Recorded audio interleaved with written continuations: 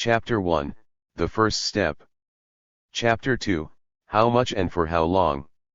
Chapter 3, Where Negotiations Have Led. Chapter 4, Where Do We Go From Here? Chapter 5, Reflections on the Role of the Private Sector. Chapter 6, Elections, Institutions, Democracy. Chapter 7, Post-Election Realities. Chapter 8, The Campaign Against Islamic Terror. Chapter 9, Modernity, Information, and Governance. Chapter 10, Total Rejection and Total Acceptance are equivalent. Chapter 11, Mandela, Netanyahu, and Arafat. Chapter 12, The Theory and Practice of Banning Books and Ideas. Chapter 13, On Visiting Wadi. Chapter 14, Uprising Against Oslo. Chapter 15, Responsibility and Accountability. Chapter 16, Intellectuals and the Crisis. Chapter 17, Whom to Talk to. Chapter 18, The Real Meaning of the Hebron Agreement. Chapter 19, The Uses of Culture. Chapter 20, Loss of Precision. Chapter 21, The Context of Arafat's American Visit. Chapter 22, Deir Yassin Recalled. Chapter 23, 30 Years After. Chapter 24, The Debate Continues. Chapter 25, The Next Generation. Chapter 26, Are There No Limits to Corruption?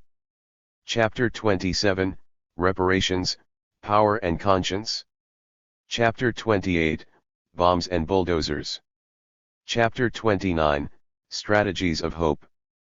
Chapter 30, Israel at a Loss. Chapter 31, Basis for Coexistence.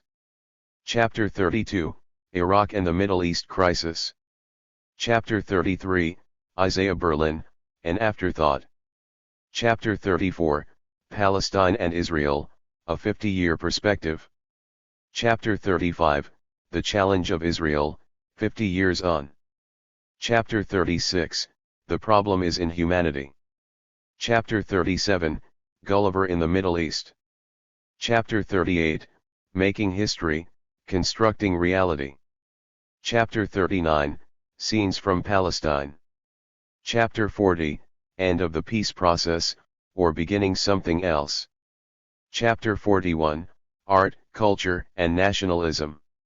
Chapter 42, 50 Years of Dispossession. Chapter 43, New History, Old Ideas. Chapter 44, The Other Wilaya. Chapter 45, Breaking the Deadlock, A Third Way. Chapter 46, The Final Stage. Chapter 47, The End of the Interim Arrangements. Chapter 48, Incitement. Chapter 49, West Bank Diary. Chapter 50, Truth and Reconciliation. To Deirdre and Alan Bergson. Acknowledgements. I am specially grateful to Deirdre Bergson for going over these essays with a critical eye, and for helping me enormously in getting them into shape. Patrick Deer also took time to look them over and make editorial suggestions. He has my warm thanks. With two exceptions, all these essays originated in the pages of the Cairo Aram Weekly and, in Arabic, in the London-based daily, Al Hayat. Mona Anis was my extremely helpful editor and friend at the former, Jihad Al-Hazen and Danya Shami at the latter. I owe them a great deal for their support and interest. Shelley Wanger in New York once again bore with me patiently as we prepared the text for publication. She is a dear friend and superb editor, whom I cannot thank enough. As ever, my assistant Zainab Istrabadi prepared, collated, numbered, dated, and put all of these pieces in order. I could not have done any of the work in this book without her, and I am profoundly grateful to her. On Visiting Wadi was published in the London Review of Books by its gifted and ever-accommodating editor, Mary K. Wilmers, whom I am happy to thank warmly. Harvey Shapiro of the New York Times Magazine proposed that I write the last piece in this book, and Kyle Crichton skillfully saw it through the editing process. I am indebted to them both for giving me the opportunity to write what I did. EWS. New York. September 22, 1999. Introduction. Ever since it began secretly in Oslo and was signed on the White House lawn in September 1993, the Middle East peace process has seemed to me not only inevitable in its course but certain in its conclusion.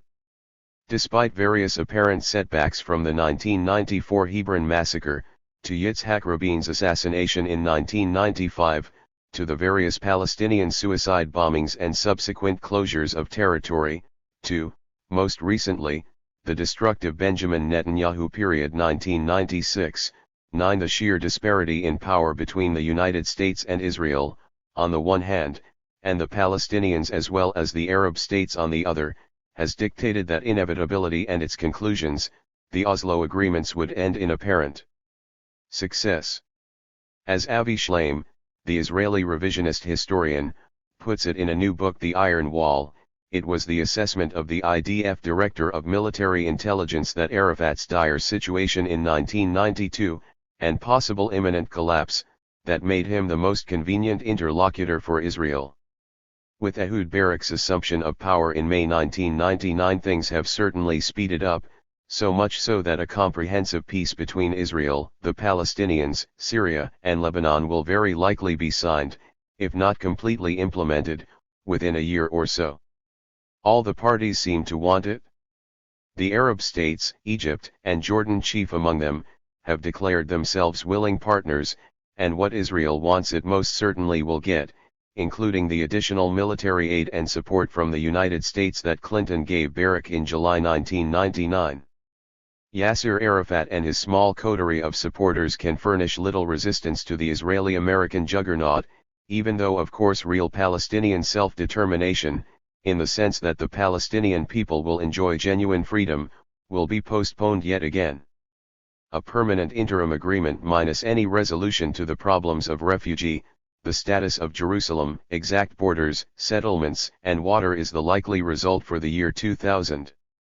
The essays in this book provide a personal attempt to chronicle the final official chapter of the Oslo peace process, to lay bare its assumptions, to detail its accomplishments and, much more, its failures, and above all, to show how despite the tremendous media and governmental attention lavished on it, it can neither lead to a real peace nor likely provide for one in the future. Written mostly for the Arab and European press, these essays, I believe, provide a detailed point of view rarely to be found in the US press. My assumption throughout is that as a Palestinian I believe that neither the Arabs nor the Israelis have a real military option, and that the only hope for the future is a decent and fair coexistence between the two peoples based upon equality and self-determination. Already the Middle East accounts for 60% of the world's arms sales. Far too much of Arab as well as Israeli society is militarized even while democratic freedoms are abrogated, education and agriculture have declined, and the situation of the average citizen with regard to citizenship itself is worse than it was in 1948. The era of partitions and separations since 1948, the date of the Palestinian Nakba, or disaster, as well as the date of Israel's establishment, has not produced wonderful results, to say the least, and can indeed be seen to have failed.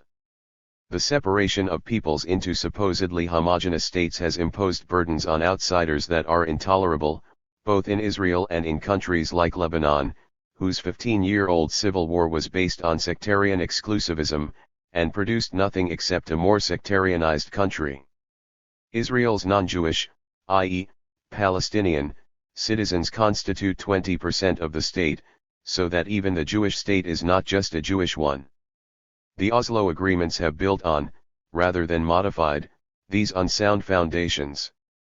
Insecurity breeds more insecurity so long as a whole nation or people feels deprived and manifestly treated as inferior on the basis of ethnicity or religion defined in advance as other or alien.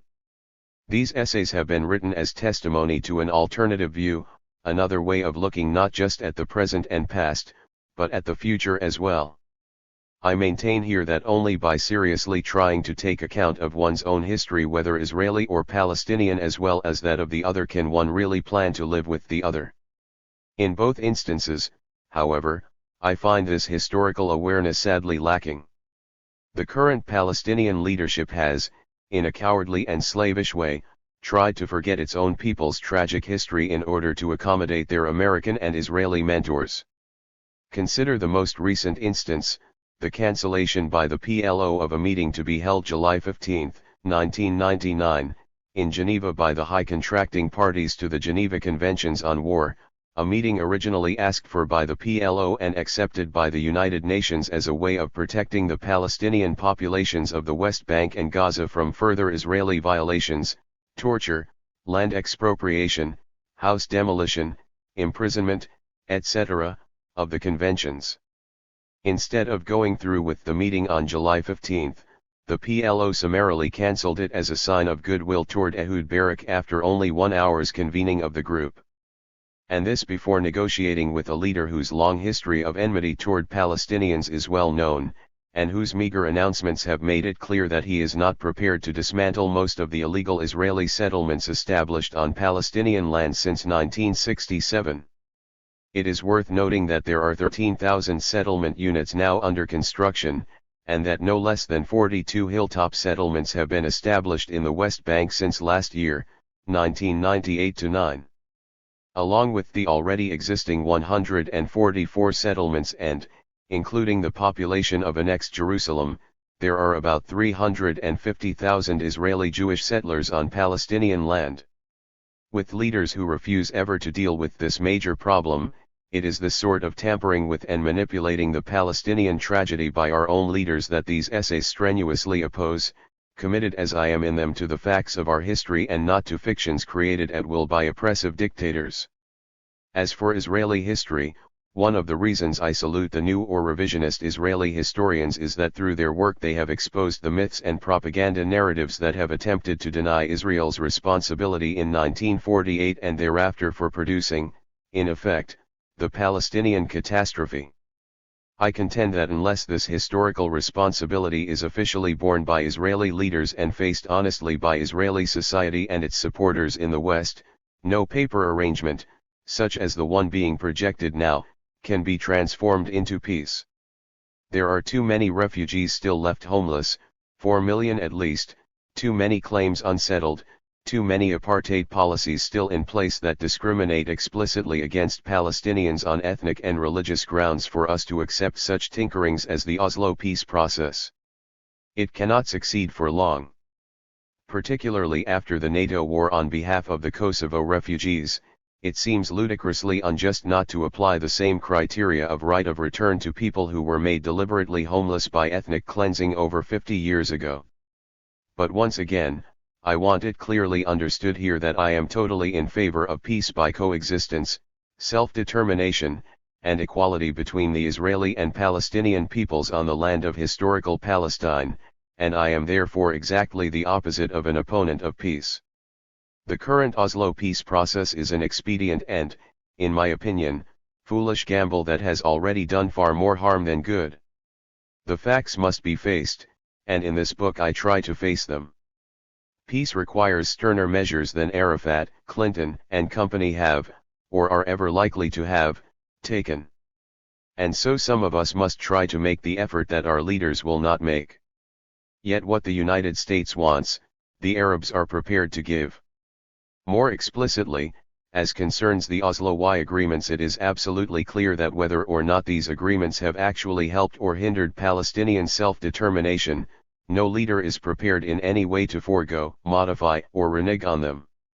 The Oslo agreements signed at the White House were first, 2 letters of mutual recognition exchanged between Israel and the PLO, though Israel only recognized the PLO as the representative of the Palestinian people, and second, a declaration of principles that laid out the interim arrangements for redeployment rather than withdrawal of the Israeli army from unspecified areas of the West Bank except for parts of Gaza and Jericho.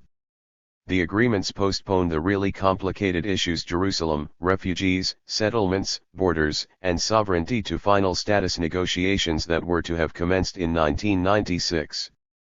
Subsequent agreements at Cairo and Taba, and later concerning Hebron, were designed to set up the Palestine Authority that was to administer Palestinian life under Arafat but retain security, border control, water, and most of the land for Israel. Settlements were allowed to continue. Far from ending, the Israeli occupation was simply repackaged, and what emerged in the West Bank was about 7 discontinuous Palestinian islands amounting to 3% of the land surrounded and punctuated by Israeli-controlled territory. Even in Gaza, Israeli settlers held 40% of the land. The Y River Agreement signed in October 1998, which was to give Palestinians about 10% more land, was never implemented by Netanyahu. He tried to modify or nullify all these agreements, but in May 1999 was voted out of office. Ehud Barak has been greeted as the peace candidate, but given his background and what he has said and done so far, I am certain that his ideas are not different enough from Netanyahu's to warrant great optimism. For Barak, Jerusalem remains basically unnegotiable, except for giving Palestinians authority over a few sacred places in the Old City and allowing Abu Dis to become their new Jerusalem. The settlements for the most part will stay, as will the bypass roads that now crisscross the territories. Sovereignty, borders, overall security, water and air rights will be Israel's. Millions of refugees will have to look elsewhere for help and remain where they are. Other than that, there can be a small Palestinian state and the authority can continue its, at best, flawed rule. These things are implied in the agreement concluded in September 1999. The real problem is that Barak does not seem inclined to visions of coexistence or of equality between Palestinians and Israeli Jews. He has clearly said that separation is what he wants, not integration. Perhaps he actually is a different sort of leader than Netanyahu and is capable of some tremendous about-face, but very little points that way, except the official optimism and hopefulness of the US administration, its European allies, and liberal Zionists, Israeli and non-Israeli alike. The disproportion in power between Israel and the Arabs is so great that there is no room for optimistic speculation of the kind that will suddenly make everyone happy. Barak is a cautious man who seems actively to be seeking an unambitious Israeli consensus which, almost by definition, has a very low tolerance for real Palestinian independence and real self-determination. What he is being promised for his basically cost-free cooperation in return by the Arabs is full normalization, full peace, full opening of markets. He'd have to be a fool not to accept and go along with and even a defanged little Palestinian statelet. If the last 5 years have taught Israelis anything, it is that Arafat can be trusted to do the job of policing and demoralizing his people far better than the Israeli civil administration could ever do it. So why stop short of letting him call his skimpy areas, 60% of Gaza included, a Palestinian state? If Clinton can force himself to do it, so can Barak and the rest. None of this makes for pleasant days ahead. But failing a credible Palestinian opposition which may slowly be forming, the main matter before those of us who wish for peace and true reconciliation is what sort of strategy and tactics to follow. In the first place, I see no way of stopping Arafat and his people from continuing pretty much the same way in business dealings, civil rights, and peace negotiations. They have no real choice, either because none is offered them by their weakness vis-a-vis Israel, the other Arabs, and the United States, or because constitutively and structurally they are incapable of anything else. Habits are habits, and in addition, they are there doing what they do because it suits their peace partners perfectly. Corruption, police brutality, and undemocratic life will therefore remain. Arafat refuses to sign either a constitution or even a basic law of the land. The real question is how much damage this does to the long-term interests of the Palestinian people, insofar as there is still a strong desire for true self-determination. I myself think there is that desire. 51 years of oppression and bad, not to say disastrous, leadership haven't dimmed its flame, even though it seems occasionally abetted by the sheer number of enemies, difficult obstacles, and detours. There is of course the strong possibility that Palestinians will be Red Indianized forever, but demography and the sheer counterproductiveness and stupidity of Israel's official arrogance are likely, though not certain, to prevent that. People tend to resist efforts to marginalize and dehumanize them the more these efforts are made. Palestinians are no different, especially given the fact that by the year 2010 Palestinian Arabs and Israeli Jews will be equal in number on the land of historical Palestine. Yet caution enjoins us to add that we cannot absolutely guarantee success. History, alas, is a cruel arbiter of the fate of small, disproportionately weak peoples, so the role of will and purpose assume greater significance for us. One of the calculations made by proponents of the Oslo peace process is that sheer persistence and the longevity of the process itself will wear down resistance to it. This is true, even though for the most part a majority of Palestinians in the working class and rural sectors have actually seen their conditions worsen, and their dissatisfaction increase, since Oslo. Unemployment since 1993 has risen dramatically, GDP has been almost halved, movement from one part of Palestine to the other is extremely difficult, Jerusalem is completely off limits, as yet there is no passage between the West Bank and Gaza even though the Oslo documents specified that there should be. It is the land of disadvantaged Palestinians that is being taken, their jobs lost, their standard of living reduced dramatically. They are the dissatisfied ones. They are the majority.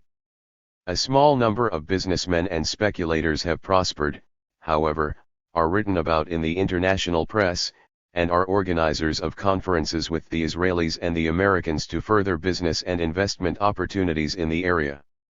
All that is well known, as are the monopolies and scams that still bedevil life under the authority, its stooges and hangers-on. What is less well known is that professionals, members of the better-off middle class, and many in positions of leadership have if not prospered then made an accommodation with the status quo. Let me say at the outset that it's easy to be critical if one doesn't have to worry about the future of one's family, job, all over livelihood. So I can perfectly well understand the need felt by Palestinian doctors, engineers, academics, and economists living through the tribulations, punishments, and anxieties of years and years of occupation and uncertainty and desperation to make the best of a bad situation. And it really is a bad situation, with Israel on one side and the coarse rule of the authority on the other. Very little reporting has been done on the day-to-day problems of Palestinians, so one has the impression that everyone manages. The question is how, and in what context. Without at all wishing to underestimate the difficulties faced, I'd like to suggest that the professional class, in particular the class, that is, which supplies Palestinian life with its officers, teachers, physicians, architects, lawyers, engineers, journalists, and economists, has in effect made its peace with the present situation. The readiness of funders like members of the European Union, the Ford Foundation, and countless others like them have made ample money available to establish a large number of research institutes, study centers, women's and professional groups, all of which are extremely productive and do important work as, mostly, NGOs, non-governmental organizations. The sad fact is that the Palestine Authority and its various spokespersons have made no secret of their animosity toward these NGOs, which they see correctly as rivals both in patronage and influence. Over the past 4 years various attempts have been made by the authority to try to close them down, acquire or at least siphon off their budgets, and generally make their life difficult. Still, the NGOs go on so long as the funding and the will and determination of their members do not waver. That is a positive development. Yet the question I raise here concerns the long-range strategy of these groups and the kind of thing they do. Put very simply, are they a substitute for a political movement, and can they ever become one? I don't think so, since each operates in a bilateral relationship with the funders, each of whom makes it clear that money for work on democracy, healthcare, education, all important things, is forthcoming only within the overall framework of the current peace process. At least that is the implicit assumption. And these NGOs, necessary though they are to keep Palestinian life going, themselves become the goal instead of, for instance, liberation, or ending the occupation, or changing Palestinian society. The leadership vacuum, the absence of a political vision of the future, the general quiescence of Palestinian life, with everyone more or less fending for his/herself, have placed such secondary tasks as assuring oneself of funding, keeping the office staff at work, setting up meetings in Europe and elsewhere, ahead of the main task facing us as a people, which can be nothing less than liberating ourselves from our legacy of occupation, dispossession, and undemocratic rule. This substitution of a short-range nationalism for a longer-range social movement is one of the intended effects of Oslo, in effect, to depoliticize Palestinian society and set it squarely within the main current of American-style globalization, where the market is king, everything else irrelevant or marginal. Just to have a Palestinian Institute of Folklore Research or a Palestinian University or a Palestinian Medical Association is therefore not enough, any more than nationalism is enough. Frantz Fanon was right when he said to Algerians in 1960 that just to substitute an Algerian policeman for a French one is not the goal of liberation, a change in consciousness is. And the likelihood of that change is slowly being eroded in the current vogue for seminars, funding missions, and project reports. We need to concentrate our collective efforts on the collective destiny of the Palestinian people, however utopian and irrelevant such efforts may now seem. Unless the group spirit remains fixed on the attainment of real liberation and real self-determination which themselves need to be clarified, we can quite easily drown in the global market with our flag proudly flying over us. The second problem of the present impasse is consequent on the first. Being or remaining Palestinian is scarcely an end in itself. It is perfectly in keeping with the colonial spirit of the peace process that Israel and the United States are at bottom delighted to give us symbols of sovereignty, such as a flag, while withholding real sovereignty, the right of return for all refugees, economic self-sufficiency, and relative independence. I have always felt that the meaning of Palestine is something more substantial than that. The struggle for Palestinian rights is first and above all a modern secular struggle to be a full, participating member in the modern world of nations from which we have long been excluded.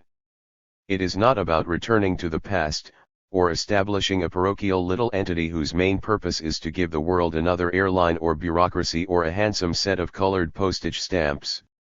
Because the struggle against the repressive aspects of Jewish nationalism is so complex and difficult, I have also always felt that what we contribute toward Palestine is synonymous with a new sense of modernity, that is, a mission for getting beyond the horrors of the past into a new relationship with the whole world, not just with Israel and the Arabs, but with India, China, Japan, Africa, Latin America, and of course with Europe and North America. For this we require more, not less sophistication and knowledge, and especially an expansive, inquiring attitude toward other peoples and other histories. Only this can enable Palestinians to transcend themselves as a small people and to enter the ranks of the human vanguard along with the modern South Africans, who did so with such effect because they linked their struggle for justice to the entire world.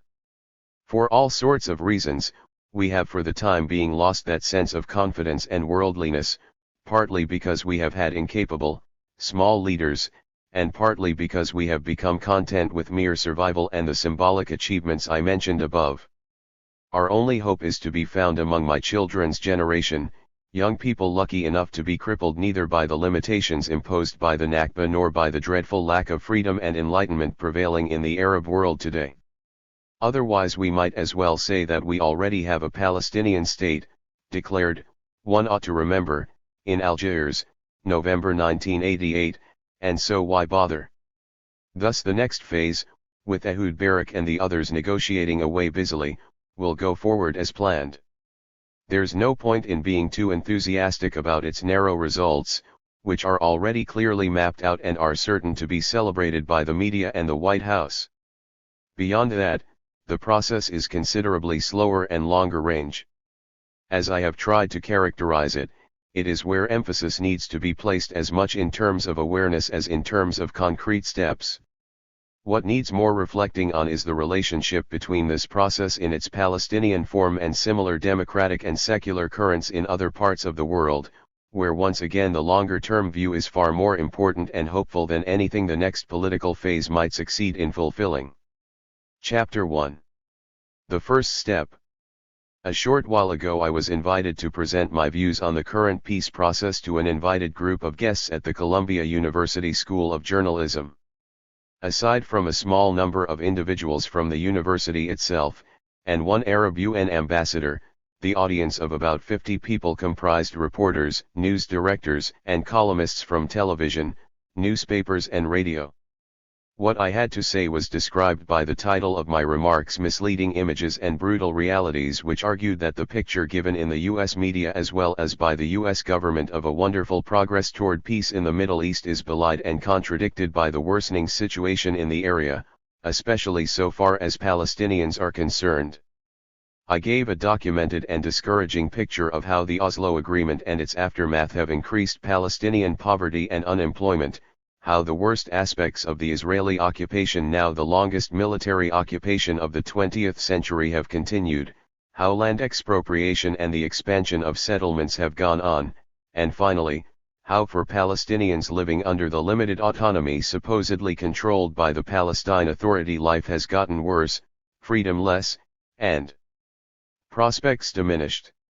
I laid the blame for this on the United States, which sponsors the injustices and inequities of the process, on Israel, which exploits Palestinian weakness to prolong its military occupation and settlement practices by other means, and on the Palestinian Authority, which has legalized the illegal, not to say preposterous, aspects of the peace process and presses on with it weakly and incompetently, in spite of incontrovertible evidence that Israel and the United States remain unchanged in their hostility to Palestinian aspirations.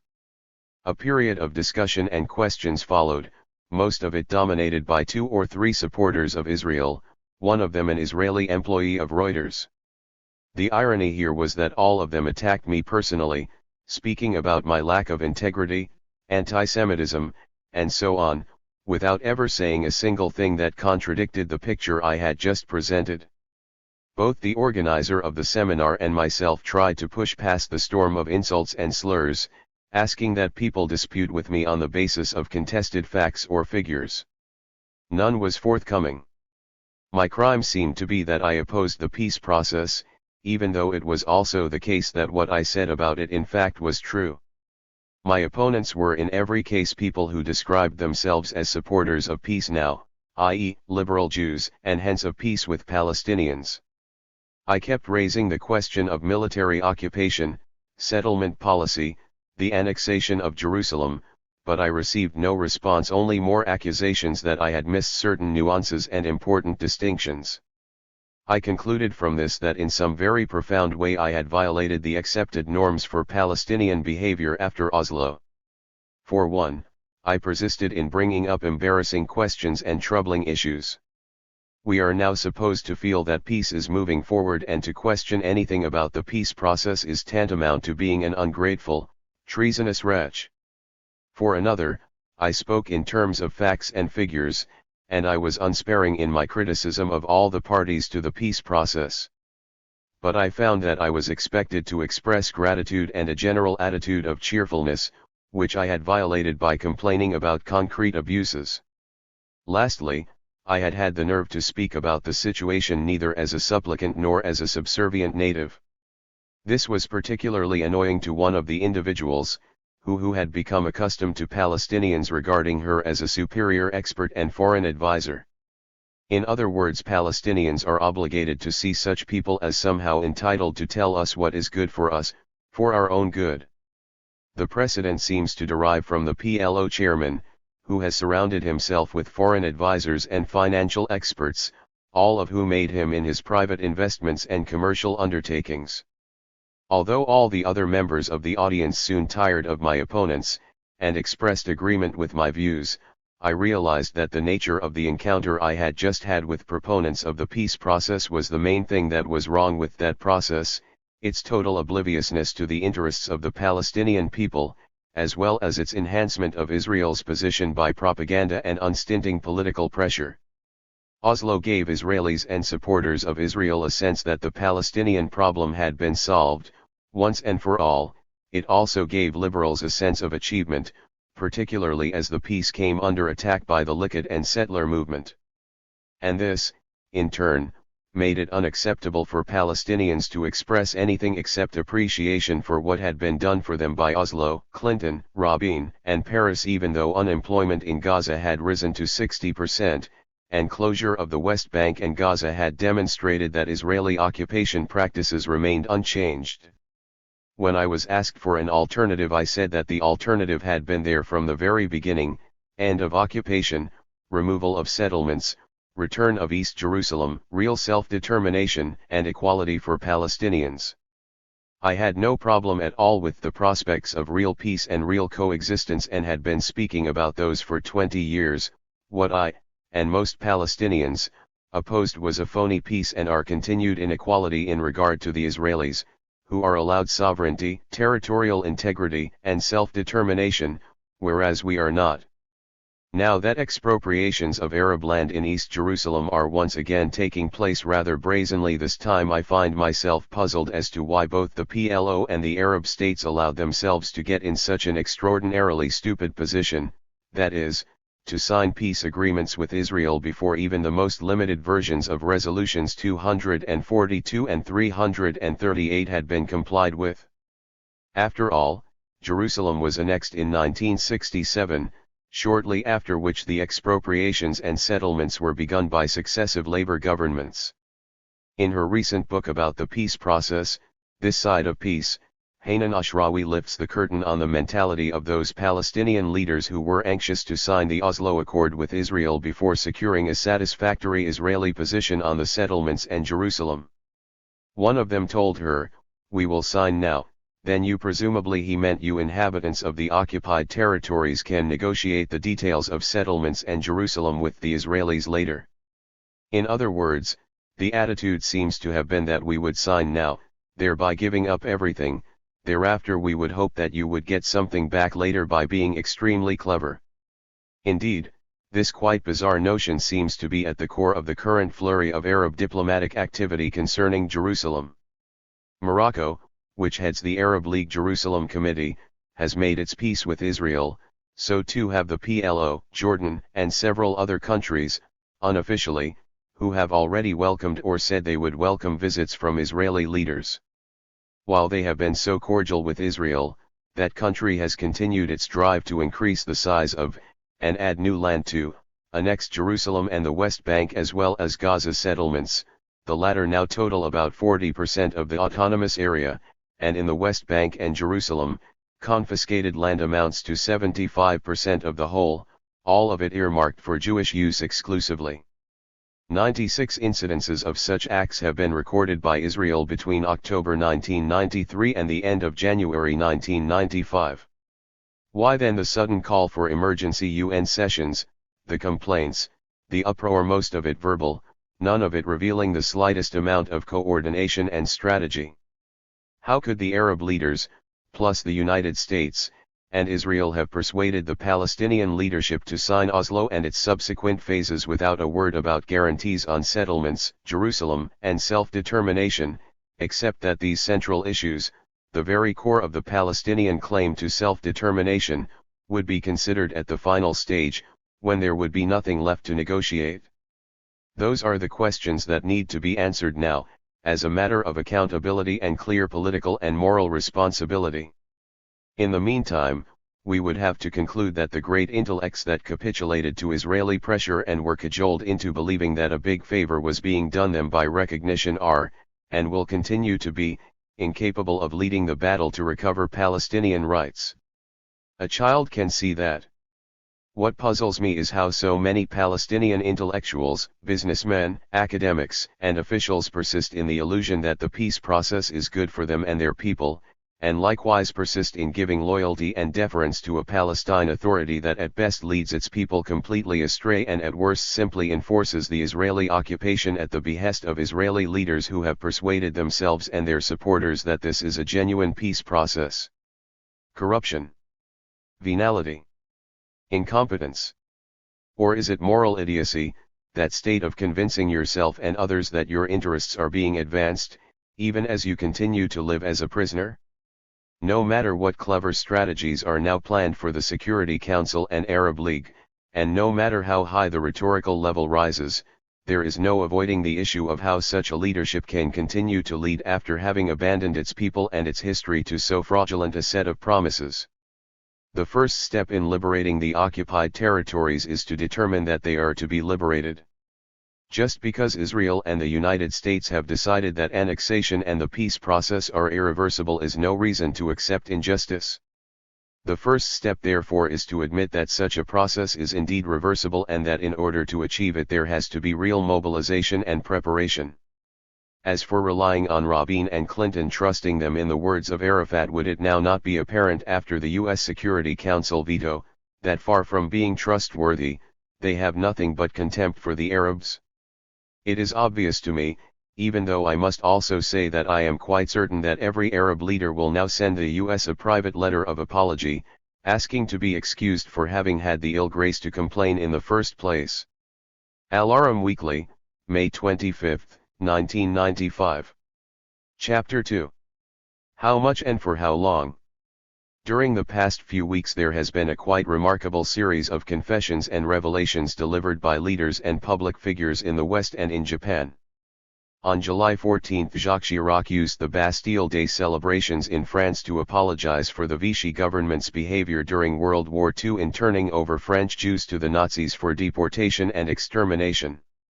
Various Japanese officials, including the Prime Minister, have made public apologies, many of them rather cautious and not very far-reaching ones, to victims of Japanese imperialism before and during the World War. For the last few days in early August, several Japanese intellectuals and writers, including Kenzaburo Oe, the 1994 Nobel Prize winner in literature, have spoken commemoratively and regretfully about the results of the U.S. atomic bombs dropped on Hiroshima and Nagasaki 50 years ago. In the United States, there has been an ongoing debate about the wisdom and morality of the atomic bomb having been used for the first and only time in history. The official position of Bill Clinton's government characteristically has been to maintain a stony silence, as if issues of retrospective morality and guilt bore no relationship to the behavior of a government believed by many of its citizens to have acted criminally. In addition, two sets of revelations have been of particular interest. First, an article by Richard Rhodes in the June 19 issue of the New Yorker magazine that details the life and ideas of the late General Curtis L. E. May, once the most influential and powerful of American Air Force generals, who was responsible for the firebombing of Tokyo, plus the destruction by air of North Korea and North Vietnam, both of which resulted in the deaths of about 8 million people, and second, an essay by the Israeli historian Benny Morris that appeared in the spring 1995 issue of the Journal of Palestine Studies and describes the contents of recently released Israeli cabinet meetings for 1948, as well as private papers of Joseph Weitz, among others, a man who was responsible for the Israeli Land Authority, that have just become available.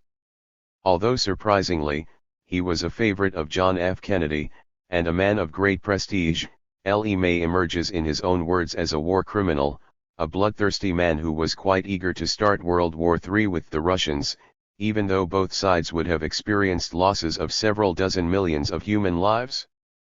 Coming on the heels of Robert McNamara's maudlin revelations about himself during Vietnam in a memoir that excuses himself and his colleagues as being well-intentioned, L. E. May's confessions at least have the virtue of brutal honesty.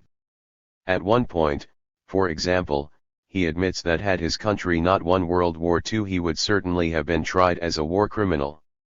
Benny Morris reveals that contrary to the official Israeli government position from 1948 on, which maintained that Israel bore no responsibility whatever for the flight of almost 70% of the Arab Palestinian population, who left Palestine because they were told to, top leaders of the Zionist movement like Ben-Gurion and Weitz made it very clear to their subordinates that the Arabs should be made to leave.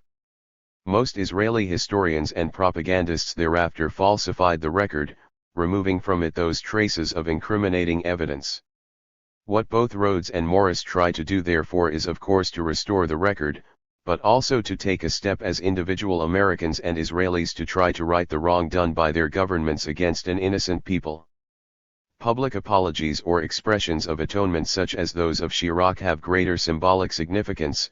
Not only do such statements constitute recognitions of wrongdoing that give victim and victimizer a sense of satisfaction in the present, these statements usually come after a great deal of debate and analysis of the past on the part of public officials, as well as historians, philosophers, and descendants of the victims.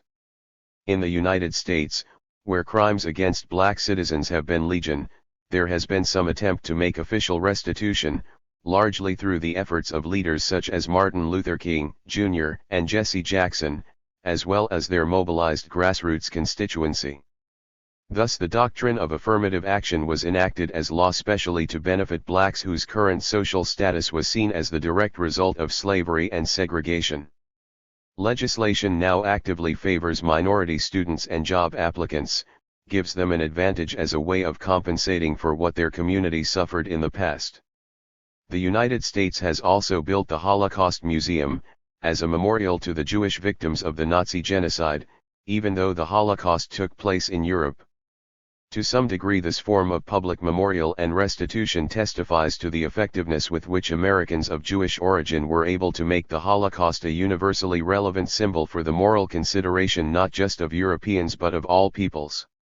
In the non-Western world, the first stirrings of the need for acknowledgement of evils historically suffered, occurred during the immediate post-World War II period, when decolonization on a world scale began to occur.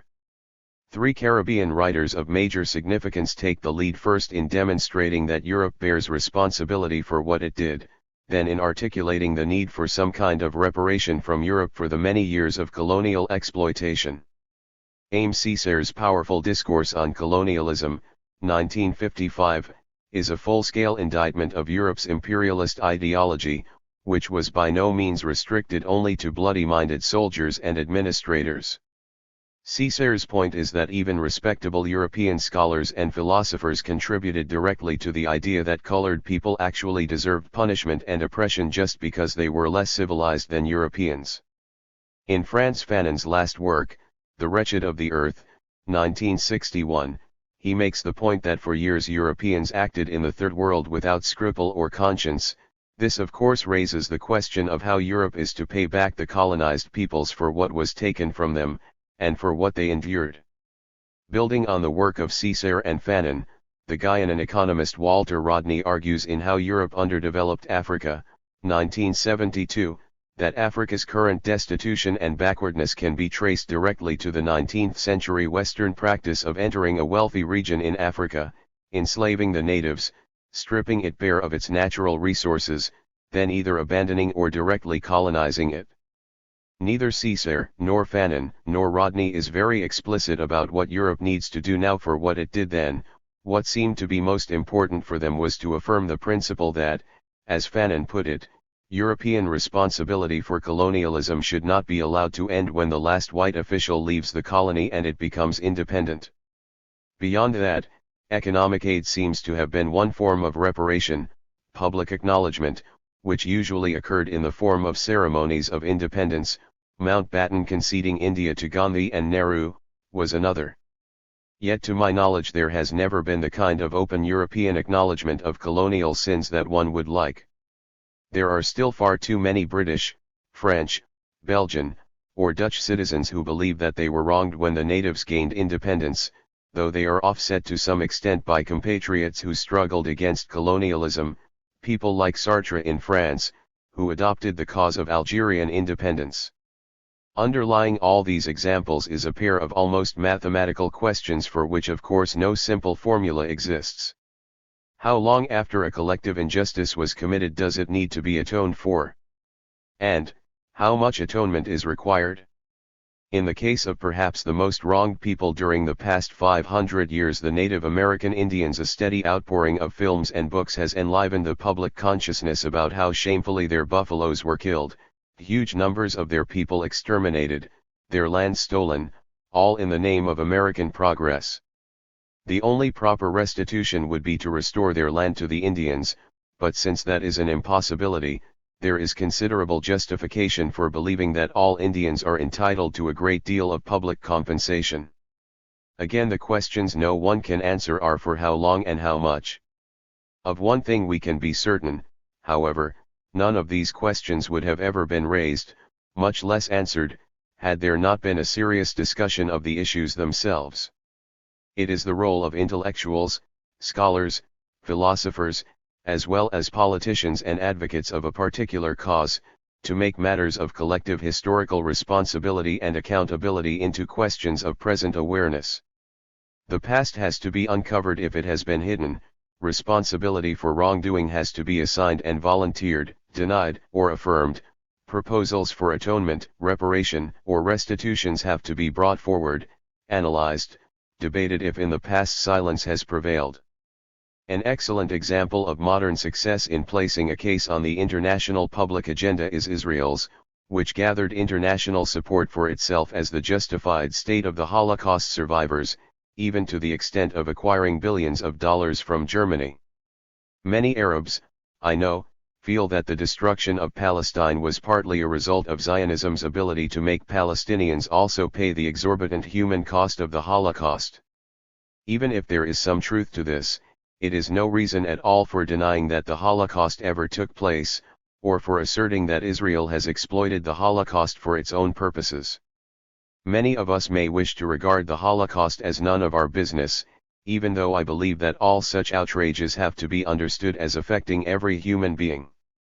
Surely there are connections to be made between the Nazi Holocaust and the genocide of the Armenians, the massacres of Rwanda, and ethnic cleansing in Bosnia. But what we have concealed from ourselves as Arabs is a much more serious thing, the fact that despite major wars, catastrophes, and enormous human sacrifices we have spared ourselves a public debate on accountability, historical responsibility, and collective guilt. Think of the Lebanese Civil War, with its 150,000 fatalities, its mammoth destructiveness, its untold social, environmental, psychological consequences. Today Lebanon goes on miraculously as if nothing happened, the same people more or less in charge. Or take the sudden change between Palestinians and Israelis. Why were so many refugees created, lives lost, property irrevocably gone, if with a stroke of the pen they would all be forgiven Israel by Yasser Arafat on a sunny September day in Washington 2 years ago? Where are the Palestinian, Lebanese, Egyptian, Jordanian, Iraqi, Moroccan, Syrian researchers and historians who have uncovered what was done in the people's name by way of unjust imprisonment, execution, confiscation of property? These are issues necessary for debate in healthy societies. They are stunningly absent in ours, one of the many negative results that come from the absence of democracy. Our collective memory seems to be blank, as if the past happened and will never return. Surely it is because of this chasm that there is an unhealthy quality to public discourse in the Arab world, and it also is why religious movements have found so many people willing to listen to them. For if examination of the past is forbidden by monopolistic public authorities, then the quality of historical, philosophical, and moral thought is devalued, acquiring a thinness and insincerity designed not to inform but to obscure. One of the most lamentable signs of Arab decadence is the irrelevance to our present lives of archives, which are mostly non-existent, and historians, who are likely to be antiquarians at best, and apologists for party or state at worst. To care about oneself is to care about one's past. Alone of most contemporary civilizations, we Arabs risk the loss of our history almost entirely. And with that we lose any capacity we might have had to discuss present realities and past responsibilities.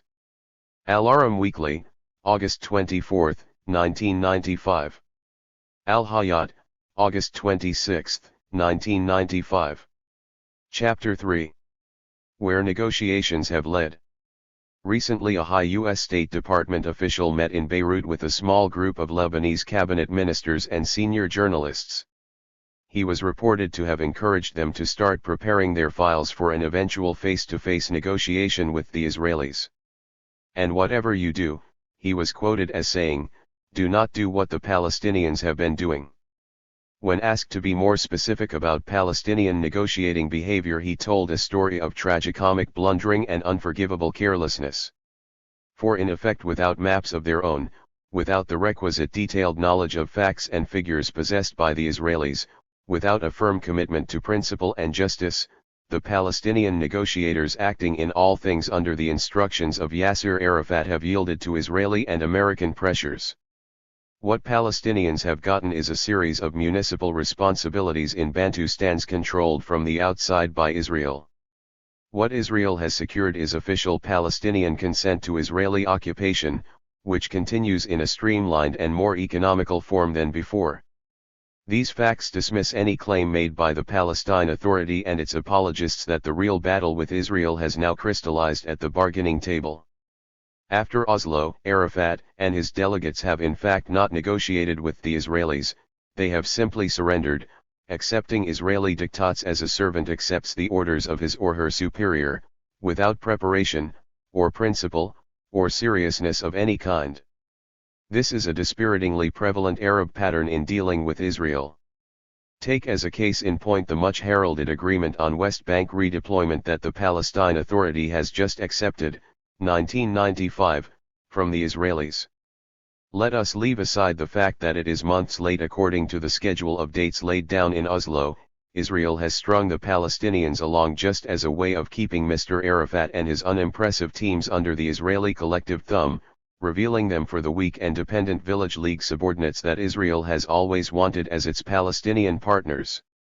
The Taba Interim Agreement, which immediately followed the September 1993 signature and took up the implementation of what was agreed on at Oslo, postpones still further the dates for army redeployment, which is now to be done in 6-month intervals. This will not end for at least 2 years. 62 new Israeli military bases are to be established on the West Bank. Moreover, Israel will withdraw its troops from the center of the main West Bank towns, excluding Hebron, but it will retain control of exits and entries to them, and it will control all roads on the West Bank. It will be relieved of responsibility for about 400 villages, but will hold 50 or 60, many of which near the Green Line, in the Jordan Valley, and Heights, will later be incorporated into Israel. Not 1 inch of East Jerusalem will be given up, and at the same time that Israel is negotiating with the PLO, it has begun systematically to threaten Palestinian institutions in Jerusalem. The new system of roads on the West Bank will connect all the settlements to each other, thus making it impossible for Palestinians to rule their own territory continuously. The West Bank will be divided therefore into a series of cantons, which I prefer to call reservations or Bantustans, separated by Israeli roads and settlements except in the north. And, finally, Israel will retain control of all territory on the West Bank which it has designated as military or state or public lands. This amounts to over 50% of the whole. In effect then, through the Palestinian negotiating tactics we have ironically fulfilled the Zionist dream of giving Palestinians rule over and municipal services for their own people but not land. Israel reserves the rights to the land, the total amount of which under Palestine Authority self-rule for 1 million Palestinians. Israel retains sovereignty, equals about 4% of the total land surface. The West Bank settlements with 140,000 Israelis account for 8% of the land, with Gaza, 40% of which Israel still controls, it adds up to 18%. This is supposed to be augmented by 22% of joint-controlled land with Israel. Politically and economically this patchwork agreement is disastrous, and it is absolutely legitimate to suggest that no negotiations at all, and no agreement, are better than what has so far been determined. The main effect for Palestinians seems to be that Oslo II gives the Palestine Authority the trappings and appurtenances of rule, without the reality. Arafat and his people rule over a kingdom of illusions, with Israel firmly in command. Any West Bank town, under the new agreement, can be closed at will, as Jericho was during the last days of August and Gaza in September. All commercial traffic between Gaza and the West Bank autonomy zones is in Israel's hands, even though safe passage is supposed to be given later. Thus a truck carrying tomatoes from Gaza to Nablus must stop at the border, unload onto an Israeli truck, then reload the produce onto a Palestinian truck upon entering Nablus. This takes 3 days, with the fruit rotting in the meantime, and the costs going so high as to make such transactions prohibitive. It is cheaper to import tomatoes from Spain than from Gaza. The main idea of course is that Israel controls the Palestinian economy in as humiliating a way as possible. There is also now disagreement about the number of members that is to be elected to the Legislative Council at some point next year, 82. Arafat wants 88 members, although Israel and the Authority can decide who may or may not be a candidate. but what is certain is that Israel retains the power to veto any piece of legislation enacted by this body, which has no jurisdiction over or presence in East Jerusalem. Arafat has won for himself the privilege not only of a separate election to consolidate his autocracy, but also of being called chairman-president. Although the Israelis have insisted that he also name a vice president chairman, he seems to have refused, at the same time insisting that anyone inferior to him must only be known as Muta'adith, spokesman. When, during a typically theatrical moment on Sunday, September 25, Arafat stormed out of the Tabo meetings, he claimed he was responding to pressures from the people of Hebron. "You want to make us your slaves," he told the Israelis. As the entire process was thus suspended, he received a call from Dennis Ross, the American consultant to the State Department responsible for the Middle East peace process. He told Arafat that unless he signed the agreement immediately he would forfeit $100 million in U.S. aid. Arafat forgot his objections, came back sheepishly to Shimon Peres, and signed the offending agreement unchanged. The major issues, however, remain unresolved. This includes the fate of the town of Hebron, which, for the misfortune of having been the site of a massacre carried out by Barak Goldstein, an Israeli settler, has been punished systematically since February 1994. There are curfews, house demolitions, imprisonments, killings, in Hebron, and naturally the settlers remain where they have been, as provocative and as aggressive as ever with the army to guard them and their exploits. There are more land expropriations, and the settlements continue to grow. Reparations have never been raised as an issue. Arafat cooperates with the Shin Bet and the settlers in rounding up opponents of the peace process, while the occupation of his people's land proceeds. Israel still holds over 6,000 Palestinian political prisoners and still controls unilaterally the water supply, although it has conceded in principle that Palestinians will be given a small additional amount of water, and of course the military occupation continues. Rabin's plan is to substitute direct control, i.e., Israeli troops in the main West Bank centers, for indirect control, i.e., Israeli troops outside the towns. Shimon Peres, who continues to be described by some leading Palestinians as their best hope, is unregenerate when it comes to Israeli rule and Israeli settlers. In an interview he gave to Der Spiegel on March 5 this year, he refused to accept his questioner's premise that settlements were an obstacle to peace. The main issue with regards to peace, he said, categorically, was how settlers and Palestinians get on with each other. A moment later the interviewer said that he found it inconceivable that all the settlers should remain in the West Bank following the conclusion of peace, to which Peres replied, "That is your opinion, I find it conceivable. If this is the kind of peace that the Palestine Authority under Arafat is able to achieve, then we should call it by its real name, a protracted, disorderly, hypocritical, and undignified surrender." Even if we accept the premise that there was no alternative to Oslo, what has occurred subsequently can only be described as a disgrace, a complete abasement on the part of Arafat and his handful of sycophants and apparatchiks before the Israelis, without even the dignity of trying to do some hard work. The other side of this is the abysmal situation which the pause rule has created. When Arafat met his executive committee in Tunis a few weeks ago to discuss the interim agreement, there was no real discussion, and there was no quorum. One would have thought that the occasion would have called for a serious discussion of where as a community we were, and where we are going. No such discussion occurred, precisely because Mr. Chairman President wants the perpetuation of his one-man rule, and the continuation of his methods. What I find unforgivable is that in all this he has appealed not to his people's best instincts, but to their worst. On the one hand, people are made to feel that their interests can be personally served by attaching themselves to the authorities' large, corrupt, bureaucratic, and repressive apparatus. On the other, people are cowed into silence and apathy. The various beatings, tortures, closure of newspapers, and summary arrests have induced an atmosphere of fear and indifference. Everyone now looks out for himself. At times I find it hard to believe that this is happening to a people who fought stubbornly against the British and the Zionists for so long, but who seem to have given up all hope and all will to resist the extraordinary disasters visited on them by their leadership, which cares not a whit for anything except its own survival. The cynicism of the authority, with its thugs, its crooked deal-makers, and its huge army of incompetent bureaucrats, is worse, I think, than its collaboration with the Israelis. The only responses that I get to my criticisms are those that draw attention to the fact that I live in New York, not in Gaza, plus the haughty comment that we, i.e., the authority and its minions, know what the problems are. Most of the Palestinian people do not live in Palestine, they are languishing in the refugee camps of Jordan, Lebanon, Syria, and elsewhere, with little to expect from the peace process or from their own leadership, which has simply abandoned them.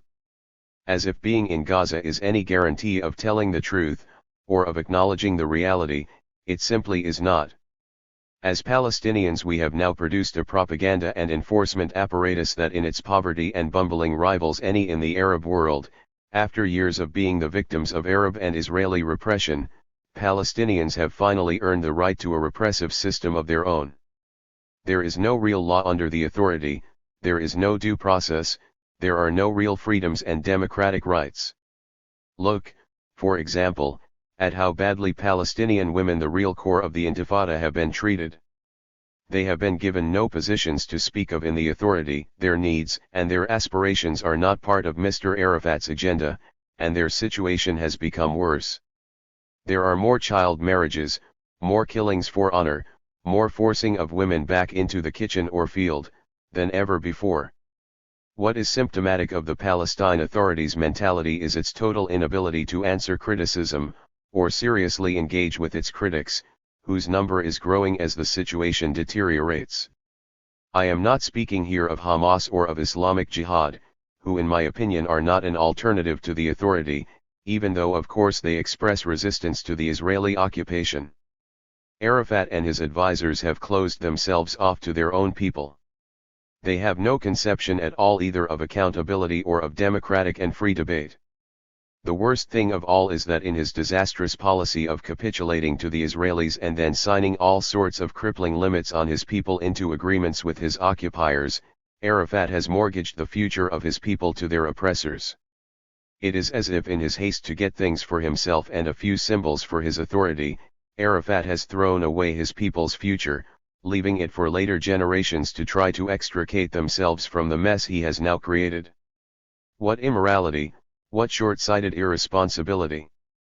And to those of his supporters who keep saying that we have no choice but to do this, we should say that Syria's method is a real alternative, to accept the idea of peace and negotiations, but also not to discard principle and national priorities. Al-Hayat, October 1, 1995. Chapter 4. Where do we go from here? We are supposed now to move from the interim stage of negotiations between Palestinians and Israelis into final status discussions. These are scheduled to begin during 1996 and will at last bring into focus what Israel and Yasser Arafat, who alone makes decisions and disposes of his people's future, unilaterally have for different sets of reasons preferred to leave undiscussed. The main subjects here will be sovereignty, or the lack thereof, over the land, resources, and security of Palestine, and the fate of the refugees who constitute well over 50% of the extant Palestinian population. Based on what Israel has done, Jerusalem's fate is largely predetermined in the short run. Leaving that aside, however, the Palestine Authority will enter into negotiations whose purpose is to decide the exact land surface, borders, and security for Israel and for the Palestinians. In addition, considerable attention will have to be paid as to whether approximately 3.5 million refugees, I speak here only of those Palestinians and their descendants who were forced out by Israeli forces in 1948 and now live outside the land of historical Palestine, will be permitted return or compensation. Since 1948 the United Nations has annually affirmed that they are entitled to one or the other. In my opinion, the fate of the refugees is the core of the Palestinian issue, and it is plain to see that from the early part of the century until now the Zionist movement has done everything in its power to ensure that the majority of Palestinians remain outside their native land. For those who have remained inside, the idea has been to reduce and limit their political existence to a bare minimum in what is considered to be a state for all the Jewish people. The immediate problem is of course that final status negotiations will not be beginning from point zero. The interim agreements have already limited, as well as prejudiced, the likely outcome of the next phase. The presence of 450 settlers in Hebron, which was agreed to in Taba, becomes a bargaining chip in Israel's hand. It is easy to predict that getting them out, as they must be made to leave, will require a Palestinian concession. The increased size of confiscated land in Jerusalem and elsewhere might lead to some Israeli withdrawals here and there, but the settlements alone, their needs and security already accepted by Arafat, not only place huge limitations on territory to be ceded to the PA, but will also furnish Israel and the United States with strong arguments as to why more Palestinians should not be repatriated. The Palestinian territory, divided up, crisscrossed by Israeli roads, settlements, and military posts, will be considered too small for the 1948 refugees. Finally, and most important, a Palestinian negotiating style that has been neither well organized nor well stocked with both real experts and hard facts, including reliable maps, statistics, and minute knowledge of the changes instituted by Israel on the ground since 1948 and 1967, is simply going to repeat the mistakes, a euphemism under the circumstances and passivity of the past. Whatever any of us may personally feel about Yasser Arafat and his tight circle of politically appointed loyalists, we should be able to admit that they are simply not capable of comprehending and dealing with the immense complexities of the real Palestinian situation. There is too much at stake, too many people who can be affected, too much of the future to be given away for that fatal yet characteristic mix of incompetence and authoritarianism to be given a free hand. Part of the general mood of capitulation and despondency that prevails among most sensible Palestinians is due to a feeling of helplessness. One of its symptoms are the two sentences, "There is no alternative and let the PA do the work." After all, they are there at the negotiating table, engaging the Israelis, while individuals like you who sit in New York or London are just critics, with no serious contribution to make. There are alternatives, however, as there always are to incompetence and dictatorship.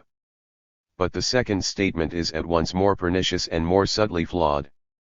The very fact that supporters of the status quo and of the PA, both of whom of course are entirely beholden to Israel, now feel the need to reply to my articles and admit incompetence and autocracy, proves that criticism does in fact make a contribution. When a situation occurs in which one person rules according to his own ideas, there is always room for someone to say out loud that that is dictatorship, and the fact that more people now publicly admit this proves the correctness of, and the need for, the criticism. There can be no such thing as solidarity before, or without, criticism. Everyone is fallible, even Yasser Arafat, and where there is no fully articulated legal or constitutional order, the need for criticism and reminder is still more crucial. This is true not only in Gaza and the West Bank, but everywhere in the Arab world, and elsewhere for that matter. The point is that criticism heightens awareness and recalls leaders to their constituency. Above all, I believe, criticism of authority is a moral duty. Silence or indifference, or compliance, in such a situation is immoral. What has made matters worse now is that the Palestine Authority seems to have subdued or compelled the majority of its secular critics into going along without complaint or organization. Certainly the configuration of power in the self-rule area suggests that Arafat has either bought off or frightened most of his opponents. Even those who a few months ago appeared to stand independently of him now reappear as petitioners at his office, or they sit in the front row and applaud loudly for him. He is of course a genius at manipulating self-interest and the power of his security forces, well stocked and supported by Israel and the United States, in order to make it seem that everyone is with him. I fear that even the much-touted elections will effectively self-select his supporters, thus assuring him of a free hand with the Legislative Council. No one dares to say that the authority is at bottom a kind of mafia, operating all kinds of special deals on, for example, oil, cement, tobacco, wood, etc., that profit the inner circle of Arafat appointees and experts, thereby alienating both the competent and the honest. Of course it becomes very easy to say that only by being an insider can you get anything done, since critics in New York or Beirut are too far away and too uninformed to be of much use. This is nonsense, of course, especially where it concerns the final status negotiations, which are of central concern precisely to these Palestinians not under the combined Israeli and PA thumb. As for the celebrated notions of pragmatism and realism argued in support of the peace process by heavyweight Arab thinkers and strategists in Amman or Cairo, they amount to little more than a debased parroting of the ideology by which tyrants everywhere use middle-class intellectuals to formulate expert advice that allows them to rule their countries by force and corruption, assuring themselves of the 99.9% consent that these experts tell them they enjoy. That is all that appeals to pragmatism and realism in our circumstances really amount to: let the leadership do what it wishes, and our job as strategists and intellectuals is to make sure that authority remains untouched by accountability or any sense that most people are now poorer and more discontented. For these strategists and the status quo that they serve to advise us as Palestinians on the final status negotiations is the equivalent of dooming these negotiations entirely. What is now needed is that the diaspora Palestinians should finally rouse themselves into action. The Palestine Authority is simply incapable of conducting our business while trying to cope with administering self-rule as well as the Israeli occupation. Besides, an authority confined to the parts of the West Bank and Gaza is not, and never can be, representative of Palestinians in Beirut, Amman, Damascus, Europe, and North America. It is imperative that a substantial, serious meeting be held in Europe of diaspora Palestinians who will set the agenda for final status negotiations. Arafat of course will try to ignore them, or to suggest that they are incompetent and rejectionist.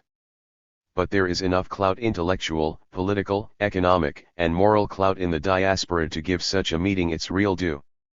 First of all, we need an accurate and credible account of numbers: how many Palestinians live outside Palestine, how many have property lost to Israel, how many want to be repatriated. There is still the Palestine National Council, ignored by Arafat, and its authority. It needs to be revived, with a new membership based on true demographic representation and competence. This body will be designated to represent Palestinian interests beyond those supposedly embodied in the Legislative Council, whose powers are severely curtailed by Israel.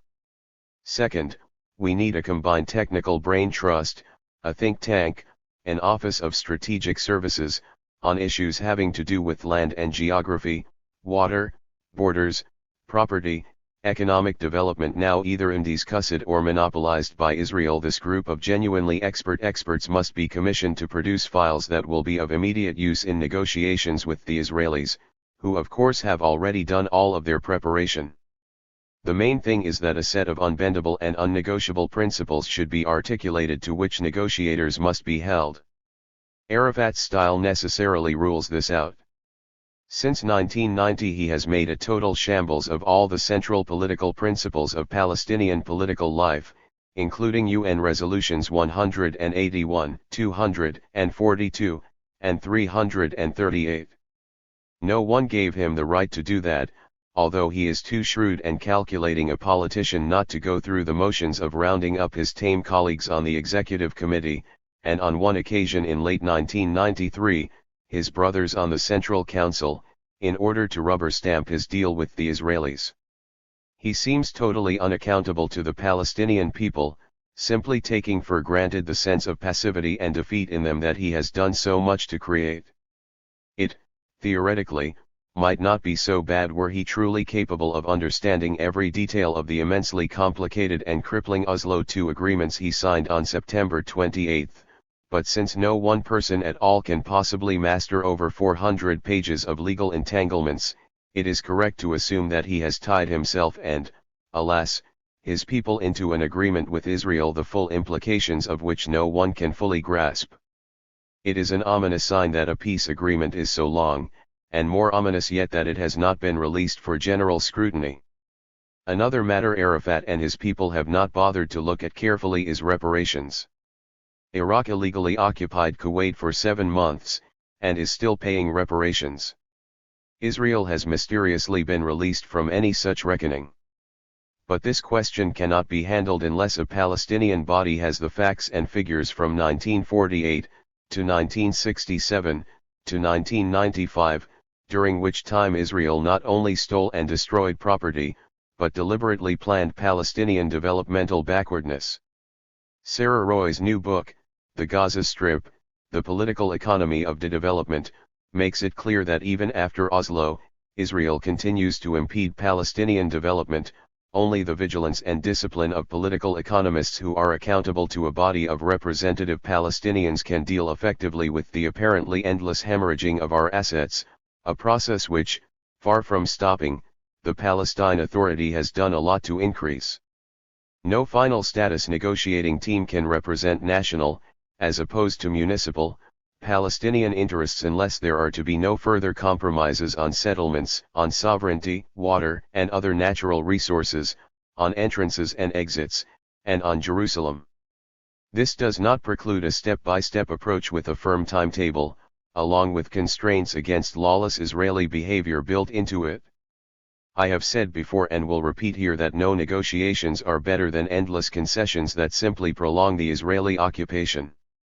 Israel is certainly pleased that it can take the credit for having made peace, and at the same time continue the occupation with Palestinian consent. It even went so far as to publish an extremely misleading summary of Oslo II, which was picked up by Arab as well as international journalists who, lazy as ever, simply repeated the misinformation. Salient details such as the invention by Israel of zones A, B, and C, or the fact that the total land area from which Israel is to redeploy amounts only to 25% of the West Bank, or the fact that 62 new military bases are being established, were excluded from the summary, thereby rendering it useless as an accurate picture of the new situation. In short, the fundamental law of the negotiations must, for Palestinians, be the unconditional end of the occupation. There can be no compromise on that. As I implied above, Israel cannot even claim peace with us unless someone like Arafat signs a document saying that there is peace. If what he has negotiated and signed is acceptable to him and to the residents of the West Bank and Gaza, then I must say so much the worse for them. But such agreements cannot be allowed to continue if diaspora Palestinians expect to have any rights or restitution at all. I am firmly convinced that unless we take the initiative in Beirut or New York or Amman or elsewhere, Arafat will give away the little that is left. I would say finally that we must enter final status negotiations as a people, not as a collection of tribes, and that necessitates preparation and principle, as well as a firm commitment not only to stop negotiations dramatically, but also to make as loud and as effective a noise as possible. Arafat has cajoled or blackmailed many in the occupied territories and, it must be said, elsewhere, into believing that he is the only alternative and must therefore be supported more or less unconditionally. Unseemly displays of reverence and fealty to him now appear to be the norm everywhere he goes these days, including New York. We do not, luckily, have a monarchical tradition, but you would not know it from the excesses of veneration and supplicancy directed at Arafat these days. I refuse to believe that this is what we now need, and the sooner it is stopped, the sooner we can survey the damage his negotiations and his autocracy have done us. Until then, however, being outside and being able to think clearly and without ridiculous illusions seems to me, and to perhaps a few of my readers, a better thing. It only takes a few bold spirits to speak out and start challenging a status quo that gets worse and more dissembling each day. I ask those of you who feel that Palestinians deserve better than this to organize, speak up, and refuse to march in this degrading and really quite ridiculous procession. Al-Hayat, November 8, 1995. Chapter 5. Reflections on the Role of the Private Sector. AC Understand It. The Amman Economic Summit was convened at the end of last month in order to bring economic development into the peace process, thereby guaranteeing a change for the better in the lives of people, principally the Palestinians, whose deprivations and generally low quality of life have to be addressed. Thus political arrangements alone are regarded as insufficient, whether because they have to do only with changes in administration and jurisdiction, or because, as I believe, they do not really improve the lives of most Palestinians, except superficially. Thus, if people could experience actual economic prosperity, then perhaps the current peace process might stand a better chance of long-range acceptance. No less important an issue in Amman was Israel's role as a newly powerful entrepreneurial force in the Arab world. To this end, a large number of Israeli businessmen appeared as part of the Israeli delegation, in effect looking for Arab business partners in enterprises that ran the full gamut from big industrial ventures to the manufacture of consumer products and the marketing of services. The word private in such a context is somewhat misleading, since every independent businessman, Arab or Israeli, was there by virtue of a massive change in governmental policy. This change made it possible for the first time since 1948 for individual Palestinians and Israelis to cooperate in joint business ventures. So in effect the private sector followed the government's lead, acting within an area of economic activity for which prior protection and approval had been granted by politicians, not by businessmen acting on their own. But whether it admitted it or not, the delegation of Palestinian businessmen was acting to consolidate the asymmetries and discrepancies in power and advantage that now exist between Palestinians and Israelis as a result of Oslo, Cairo, Taba, plus of course a whole series of economic agreements that disadvantage Palestinians vis-a-vis Israelis. Two arguments have been put forward by the business community to justify its sudden rush to investment and development either alone or with Israeli business partners in the autonomous zones. Both arguments depend on appeals to progress and development. The first argument takes as its point of departure the undoubted fact that the peace process has become a reality within which Palestinians now live on less than a quarter of the occupied territories, if not in an improved, then certainly in a different status. There they have some control over civil affairs, municipal functions, and internal security. Why not then use this different status to begin to establish businesses that would employ Palestinians, build a few institutions, and give them a chance at trickle-down prosperity? The second argument is more sophisticated, and even a little cynical. Since the Palestine Authority can never be capable of fully controlling the economy, given that all it seems to be interested in is control and security, why not let it concentrate on those matters, and leave everything else to the private sector, which is supposedly made up of loyal, nationalistic Palestinians who want to help their people develop and have proved their ability in the Gulf, Europe, and elsewhere to do so efficiently and effectively. I have even heard a few Palestinian businessmen suggest that since Israelis want to come in on some of this activity, why not use their money and expertise in our favor?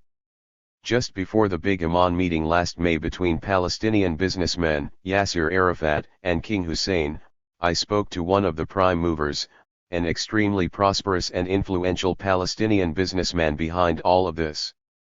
I expressed my discomfort with various aspects of what the private sector was proposing, and I said that I found it difficult to accept the notion that what moved businessmen to invest in Gaza or the West Bank was altruistic nationalism.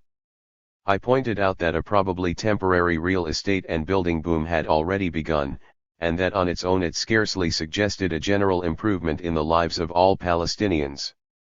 And when it came to large projects of national scope, electricity, telephones, roads, water, those had to be administered not by the private but by the public sector.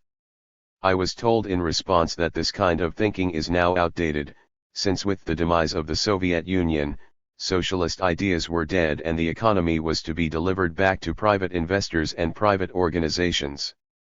Gone are the days when a national authority was responsible for the infrastructure. Even in the United States, I was reminded, electric companies and prisons in some states have been privatized. I responded with two arguments. No one has proved that privatization and free enterprise have actually improved services like electricity, transportation, and the penal system. The indications are in fact that rates have gone up, service has gotten worse, and in many instances the less advantaged citizen is not treated as well as a wealthy one. Second, and more important, deregulation in the United States exists in an environment and society of laws. There are federal commissions that oversee the stock market, the airline industry, power, transportation, and the media. In Gaza and the West Bank, there are no such provisions made for private sector investments. If a public electricity company is about to be established, the stockholders are going to be wealthy businessmen who can buy up and control all the shares, and can thereafter operate without regulatory or oversight committees who represent the interests of the consumer and indeed of the population at large. Besides, in an autocracy of the sort that now obtains in the Palestinian autonomy zones, the main requirement is that Mr. Arafat give his approval, as he has to so many deal makers.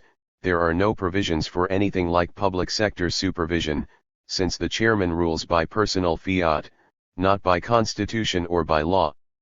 Israel has a highly developed, aggressive economy, it has a relatively efficient public sector and, so far as its governmental strategy for the surrounding region is concerned, it has a definite plan to penetrate and enter markets, using its competitive edge plus its superior organization and economic as well as technological skills.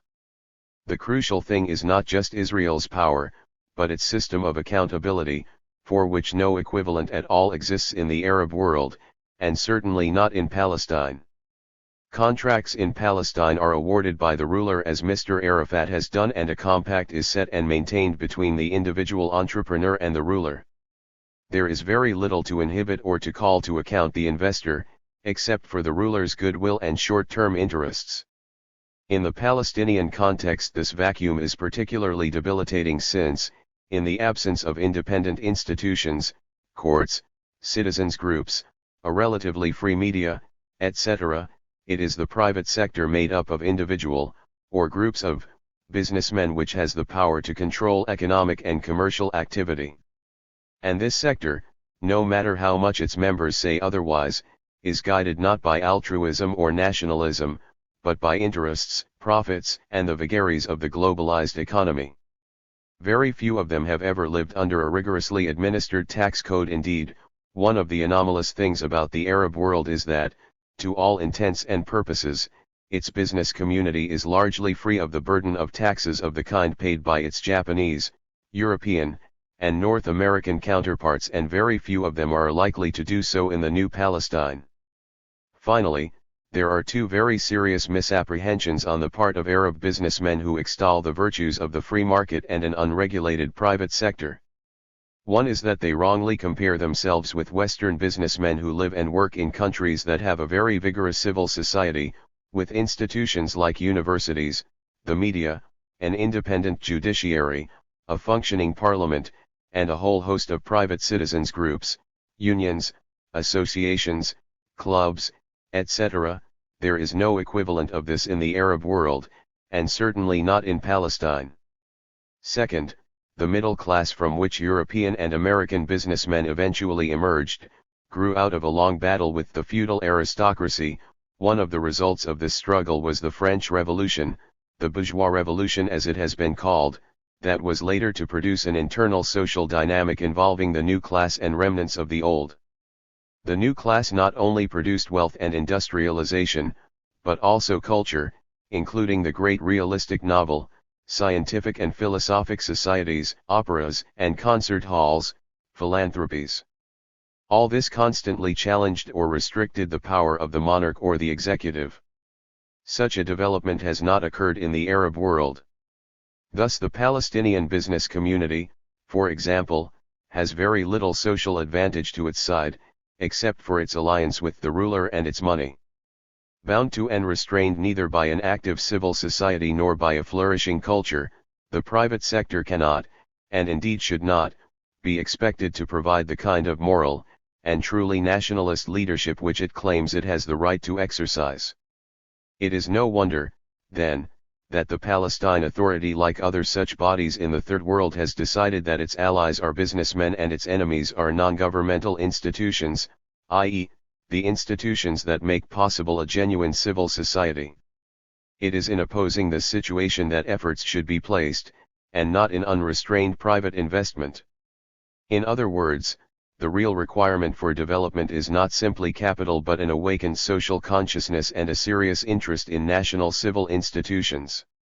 Al-Ahram Weekly, December 7, 1995. Al-Hayat, December 12, 1995. Chapter 6. Elections, institutions, democracy. I am extraordinarily glad that Samaha Khalil is running against Yasser Arafat in the upcoming Palestinian elections. A separate election is to be held for the position of RAEES.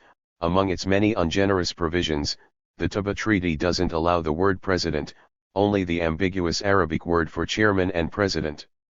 She is Arafat's only competitor, a tough, smart, energetic woman who has openly espoused the cause of the majority of Palestinians, those whose voices have not been heard, and who have been forgotten in the vulgar celebrations over self-rule, women and children, the disinherited, prisoners, and all those whose lives have become worse as a result of the peace process. She seems particularly interested in righting the wrongs of the interim agreements which, she says with admirable clarity to the British journalist Graham Usher, do not provide a just solution to the Palestinian question. The Israelis are still expropriating our lands, forcing us to live in isolated cantons. The so-called bypass roads are separating one Palestinian area from another. Students in Gaza cannot travel freely to their universities in Birzeit, Hebron, Bethlehem, and Jerusalem. The prisoners are still in jail despite promises from the Israelis that they are going to be released. For these reasons, I am standing for election. When asked how her program differs from that of Yasser Arafat, she responds with cool irony, "I am unaware of Chairman Arafat's program." This is perfectly true, since Arafat is running without any real program, in order simply to be confirmed as the head of everything. Yet just because she has spoken out against autocracy and occupation, in both of which of course the Palestine Authority has already acquiesced, Ms. Khalil has opened a small window in the elections. Arafat will surely win, although thanks to his opponent's courage he cannot get 99.6% of the votes. He will of course gain a sizable majority, and this will allow him to say that he now represents all Palestinians democratically. This is pure nonsense. The election law agreed upon with the Israelis suits him and them. It is by no means an instance of real democracy, however. Through a joint Israeli-Palestinian liaison committee, controlled by the Israelis, who have veto power, every voter is registered according to his or her Israeli identification number. This also means that every voter has been cleared by the Israelis. Every candidate of the 700 now running for the Legislative Council must also be approved by Israel. No racists, terrorists, or opponents of the peace process are allowed to run. On the other hand, Israel is not reciprocally obligated to exclude Israelis who hold racist or anti-peace views from running in Knesset elections. It is the Israelis and Yasser Arafat who alone and unilaterally can decide who is excluded, who is included. On January 1, Eric Lidbaum, chair of the electoral unit of the European Union, issued a statement from Ramallah entitled "Enough is Enough." In it he accused the authority, in effect Mr. Arafat, of tampering with the elections so as to undermine their credibility internationally as well as domestically. Arafat increased the number of candidates from 82 to 88, most of them from Gaza, whose population did not suddenly increase. He shortened the 3-week campaign period by almost 2 weeks, then suddenly restored it. He did not name the supposedly independent Central Electoral Commission until late in December.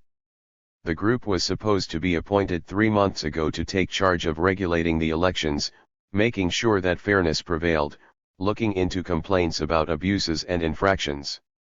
It was also supposed to be composed of distinguished jurists and, more important, well-known independents, men and women whose credentials were above party or commercial interests.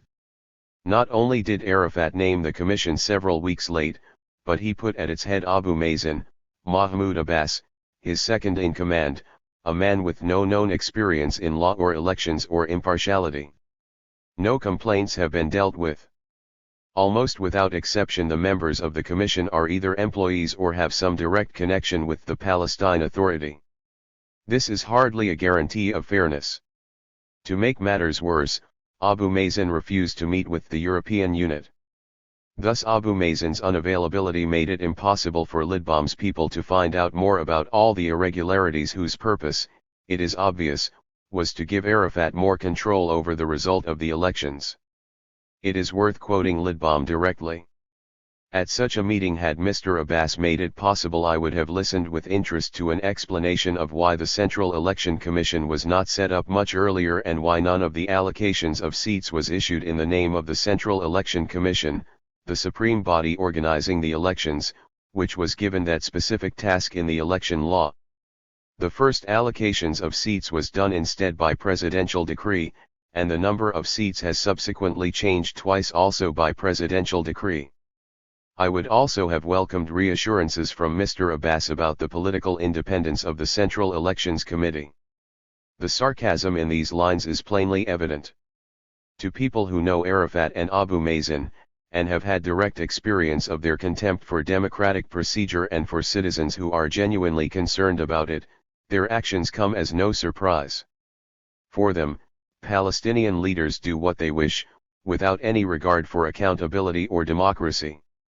Ever since the Oslo process began, this has been their practice, which no one has been able to change.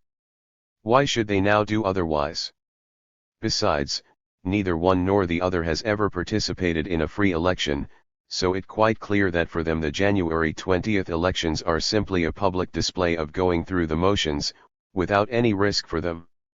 Most of the candidates are either linked to Fatah, Arafat's party, or to leading families, groups that Mr. Arafat finds it easier to deal with.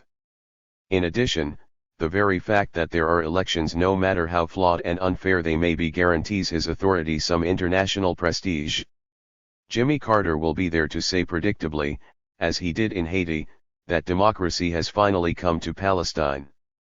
And perhaps the international donors will pay out a little more money. In the meantime, Arafat continues to run things as a personal fiefdom. The imprisonments of Mar al-Alomi and Bassam Eid were grossly unfair and brutal, but they were also almost comic, not to the prisoners of course, indications of how far the chairman will go to reinforce his personal will against his own people. The idea that a journalist like Alomi was punished for putting praise of Arafat on page 3 instead of page 1 of Al-Quds is grotesque, and shows a further degeneration in Arafat's rule. There is no freedom of the press under Arafat, who clearly wants to reduce the media to his personal mouthpieces. That so many decent journalists nevertheless go along with this is a sad commentary on Palestinian ideas of independence and free speech. But the worst thing, which the elections will not help, is that economically the condition of most Palestinians, especially in Gaza, has deteriorated steadily since Oslo. 20% of the population there lives below the poverty line, about $650 per capita per year. Sarah Roy, the American researcher at Harvard's Center for Middle East Studies, who knows more about Gaza's economy than anyone else, says that 33% of the Palestinian poor were forced into poverty after the Oslo Accord was finalized. Unemployment is still over 50% and, Roy says, the number of poor exceeds by 74% the number now being helped by the authorities' Ministry of Social Affairs and UNRWA, United Nations Relief and Works Agency. Each Gaza family now spends 58% of its income on food, and the overall Gaza economy loses $3 million a day because of Israeli strictures. One of the main reasons for so terrible an economic deterioration is the sheer cost of Arafat's rule through his police force, plus his 7, 8, or 9 security apparatuses. No one is quite sure how many he has established for himself, and his over 4,000 secret agents throughout the West Bank and Gaza, who spy on the population. Rajai Sourani, the Gaza human rights lawyer who was imprisoned by Arafat last year, estimates that there are now 20,000 security men for the 1 million residents of Gaza, at 1 policeman per 50 people. This is the highest police per capita ratio in the world. The total number of police throughout the self-rule areas is close to 30,000, and still rising, which costs the Palestinian economy about $500 million a year. This is a totally unproductive, albeit by far the largest, economic sector, which is already $150 million in debt. Because Arafat spends so much money on police, he has nothing left to spend on housing, education, health, and welfare. It is difficult to imagine how the Palestinian elections can change the situation, since Arafat and his candidates are running on a purely Palestinian platform that simply does not address the basic control of the self-rule areas by Arafat. He would like to go on doing so after the elections, and of course will claim that he has the people's support for what he does. In effect, however, he will be fulfilling Israel's program for keeping order and Israel's security in the occupied territories. Nevertheless, the idea of elections introduces something new in Palestinian life. I think we should remember first of all that the Arab and Third Worlds are full of elections that have consolidated more undemocratic regimes than one would care to mention. Even so, this does not invalidate the idea of elections, which at least promise the likelihood and even desirability of democratic change. The problem with elections in Palestine and the Arab world now is that they have the status of a ritual that takes place once in a while, without resulting in democratic change. How many rulers or ruling parties have been seriously affected by elections? Most institutions in our societies operate as immense, glacier-like structures, with one person, or a small group, more or less permanently in charge. This is why our universities are substandard and why no important work of real consequence has emerged from them in the social and natural sciences. Scientific and humanistic research require a relatively open environment in which to flourish, an environment in which researchers can say things without fear that doing so might endanger their lives or jobs. Second, for elections to work, they must be part of a continuing dynamic in which the government is entirely accountable to citizens who have the right to vote and thereby directly affect the government's performance. For this we need a functioning civil society, with trade and professional associations, an independent judiciary, a relatively free press, and a well-endowed education system. None of these of course exist in Palestine today, and it is one of the greatest drawbacks in Mr. Arafat's style of authority that he has neither the capacity nor the vision to understand that Palestine must aspire to be a society, not simply the reflection of his personal will. I wish I could participate in the upcoming Palestinian elections, if only to vote for Samaha Khalil and her program of social and economic change. But being unable to do so, I can at least hope that the idea of elections at the very least promises the possibility of change. And this idea is going to make things slightly harder for the present Palestine Authority to go on exactly as before.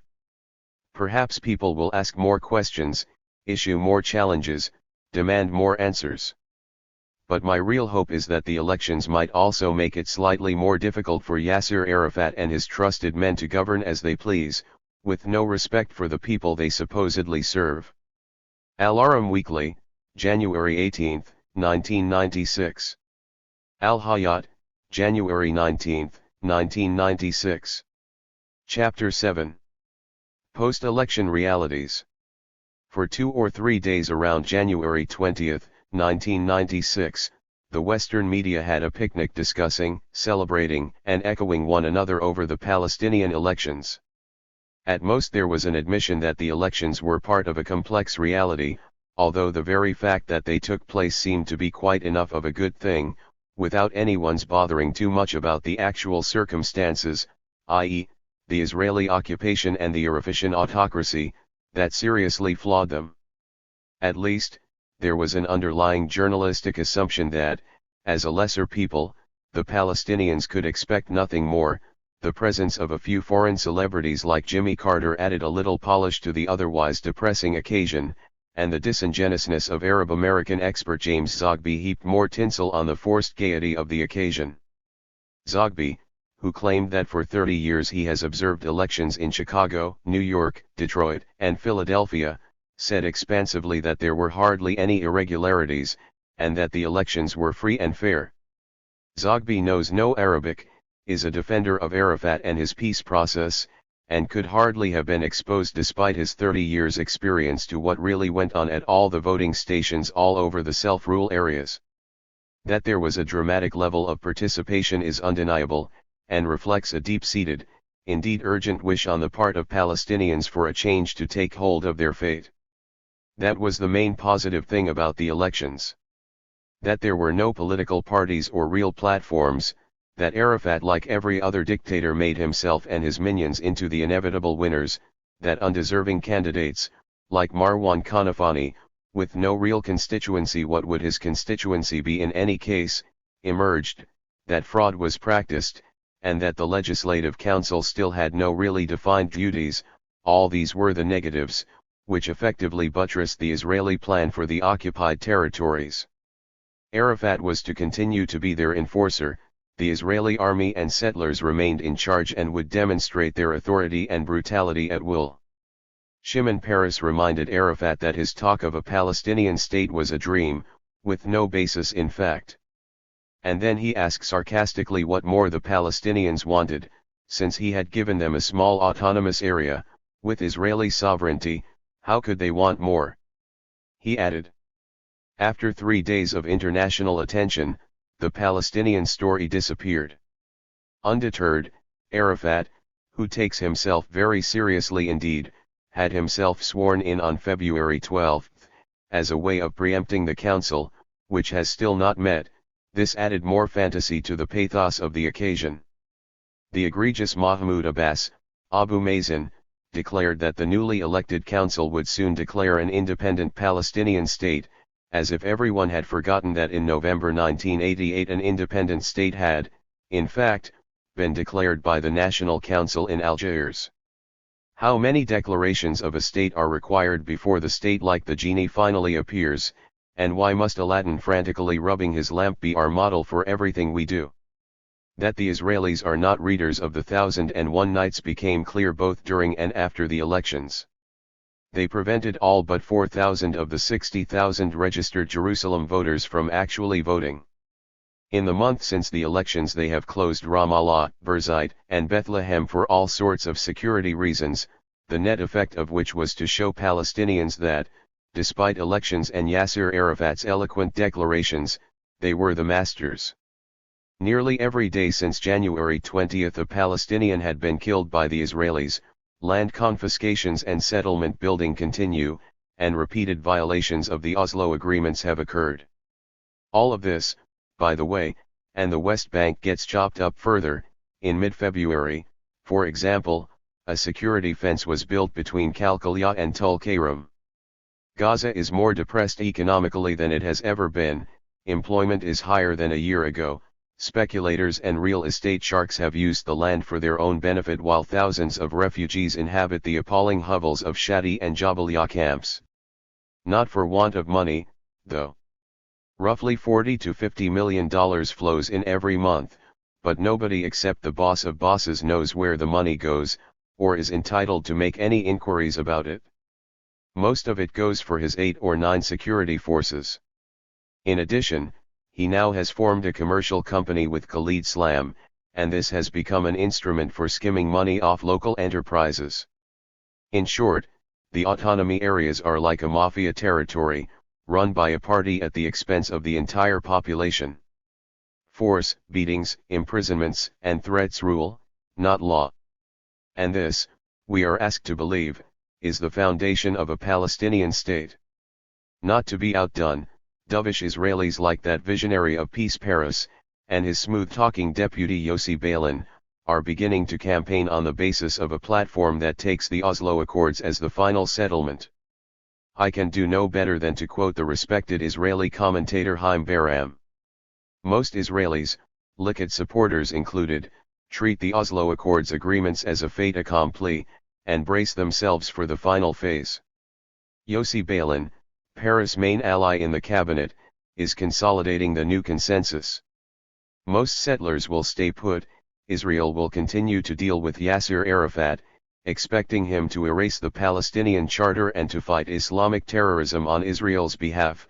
Israel will maintain the River Jordan as a line of defense, and no settlement in the Jordan Valley is to be dismantled. The huge settlement of Ma'ale Idumim is to be annexed. United Jerusalem, which constitutes 25% of the West Bank, will be the eternal capital of Israel. As against these harsh realities backed up by Israeli power and resolve, Arafat's strutting and posturing and declarations amount to very little indeed. Even if Israel were to be deterred or stopped from going through with the current labor plan, a real Palestinian state cannot emerge from so rotten, so hopelessly corrupt and incompetent a start as this. At this point I do not think it is even enough if Arafat were to resign, which he should have done several years ago. The disease infecting our society is very deep, since most of us by now have lost the ability to discriminate between fact and fantasy. Thus language has lost its meaning, when you have a leadership that has led the Palestinian people from one disaster to another, from Amman, to Beirut, to Tunis, to Baghdad, to Gaza, all the time proclaiming its new victories. Something has very seriously gone wrong in the Palestinian psyche, which seems to have an almost unlimited toleration for the follies of our great leaders. At what point does stupid loyalty end and serious questioning begin?